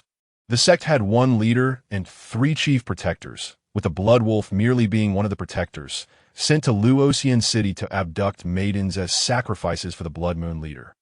As Xuanning had surmised, the leader could gain a source of power through the sacrifice of virgin girls, an exceedingly malevolent force, one that the heavens would not tolerate. The Blood Wolf was unsure of the specifics. The massacre at Yunshan town involved the entire Blood Moon sect, executed to lure Zhou Tianzi out of the city, facilitating their operations in Luoxian City. However, they never anticipated that Xuanning would thwart their plans and eradicate them completely. The Blood Wolf also revealed that their leader intended to commence sacrifices on the night of the full moon, requiring at least 1,000 maidens. 1,000 maidens. Xuanning was momentarily taken aback by this figure. The Blood Moon sect was truly devoid of conscience. This represented 1,000 innocent young girls. Xuanning could not allow them to succeed. Yet he knew that with his current strength he could not stop them. But he was no fool. He would devise a plan. Beyond this matter, the Blood Wolf disclosed the location of the Blood Moon sect's headquarters and the whereabouts of the other 2 protectors, along with their operational routes. According to the Blood Wolf, the sect was situated in a place called Skull Mountain. Moreover, aside from the 3 protectors, numerous powerful individuals surrounded the Blood Moon, whose strengths were unknown even to them. These individuals were the true confidants of the Blood Moon, while the Blood Wolf brothers were merely errand runners. Skull Mountain. Upon hearing this name, Xuanning was indeed surprised. He had heard of this place. It was said to be steeped in ominous energy, ensnaring anyone who wandered within, trapping them for eternity. Countless individuals had attempted to enter, yet none had returned. After the Blood Wolf's revelations, Zhou Yin realized that the Blood Moon sect had concealed itself by leveraging the peculiar geography of the mountain, compounded by the perpetual thick fog that enveloped the area. Those who had previously ventured inside had been killed by them, with malicious rumors spread to deter others from approaching. As for the other two protectors, they were revealed to be the most notorious bandit leaders in Luoxian City, committing numerous atrocities. Zhou Qianze had attempted to encircle them multiple times, yet they always managed to escape, making them exceedingly difficult to track.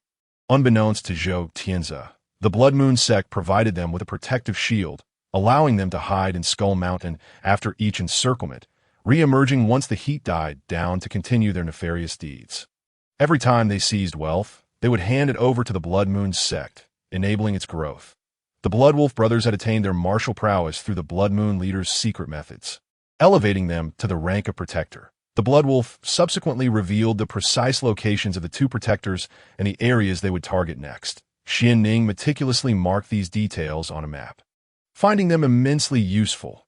Later, Xuanning learned of their plans against Zhou Qianze and furrowed his brow, uncertain whether Zhou Qianze had remained safe during these past days. After divulging everything, the Blood Wolf directly stated, "I've said all I needed to. Grant me a swift end. Rest assured, your death is inevitable," Xuanning replied, fully intending to kill him. But not just yet. He needed to gather renown, and killing them so easily would render their demise devoid of value. Xuanning ordered that the Blood Wolf brothers be closely monitored, ensuring they could not escape, and decisively severed their tendons to extinguish any thoughts of fleeing. Xuanning was not ruthless. These individuals were beyond redemption. Having committed numerous atrocities, he would show no mercy towards such utterly vile enemies. Afterward, Xuanning compared the confessions of the three and found their accounts to be largely consistent, with minimal discrepancies. He promptly returned to the Lord's manor. "Xuanning, are you all right?" Zhou Yueying, having just learned that Bai Ji had sent Xuanning to address recent significant events in the city, was greatly concerned. Upon seeing that Xuanning was unharmed, she felt a sense of relief. "Fear not, I am well, but as for my adoptive father, that is another matter," Xuanning sighed. "What? Father is in danger?" Zhou Yueying exclaimed, her anxiety palpable.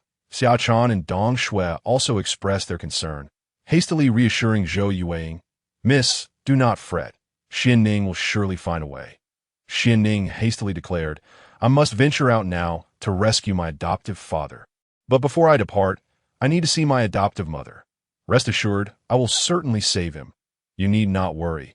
According to the Blood Wolf, the leader of the Blood Moon sect, known as Blood Moon, has located an individual once hunted by Zhou Tiansu, a man named Gulu, who is said to possess abilities comparable to Zhou Tiansu's. Furthermore, he has devised a trap intended to eliminate Zhou Tiansu. With such cunning and meticulous preparation on the adversary's part, Zhou Tiansu indeed faces peril. However, this time, Zhou Tiansu has brought a considerable number of followers. It will not be so easy to bring about his demise. As per the original scheme, once Zhou Tiansu is dead, the leader of the Blood Moon sect will successfully complete his sacrificial rites, achieving mastery in his techniques and elevating his strength to the martial lord realm. At that juncture, the Blood Moon sect will act without restraint, converting all the young maidens in the villages surrounding Luoxian City into sacrificial offerings. In turn, the Blood Moon sect will seize control of the entirety of Luoxian City, transforming all its maidens into offerings as well. Should Blood Moon succeed in its endeavors, it is likely that the entire Luoxian City will descend into chaos, possibly facing a complete slaughter at the hands of the sect's followers. By the time the Liuli dynasty realizes the severity of the situation, it may be far too late. The audacity of Blood Moon is indeed alarming.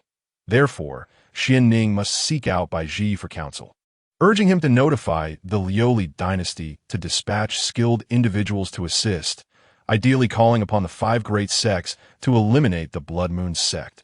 Zhou Yuyao, now aware of the gravity of the situation, ceased to obstruct Xuanning and promptly accompanied him to Bai Ji's residence. Upon meeting Baiji, Xuanning recounted his recent rescue of young maidens and detailed the troubling revelations regarding the Blood Moon sect. Baiji felt a sense of relief upon hearing of Xuanning's successful endeavors, but grew anxious upon learning of the imminent danger faced by Zhou Tiansu and the deranged plans of the Blood Moon sect. This matter is indeed far too significant for her to manage alone. What should we do? The city lord must not come harm. If he does, Luoxian city will surely face great calamity. Baiji exclaimed, her distress palpable as she grappled with the situation. Xuanning quickly asserted, the pressing matter at hand is to seek assistance from the Liuli dynasty, hoping they will dispatch skilled fighters to eradicate the Blood Moon sect. Alternatively, we could directly approach the 5 great sects for aid. They frequently send disciples to eliminate malevolent forces, and I believe they would not stand idly by upon learning of this crisis. Upon hearing this, Baiji's eyes lit up with inspiration. While notifying the Liuli dynasty is feasible, time is of the essence, and their response may be slow. It would be prudent to contact the 5 great sects directly. Each city lord has the ability to communicate with members of the 5 great sects. Should the city face threats too daunting even for the city lord to withstand, they can directly inform the sects, who would then send disciples to address the issues as part of their training. This is the very purpose of the existence of the 5 great sects.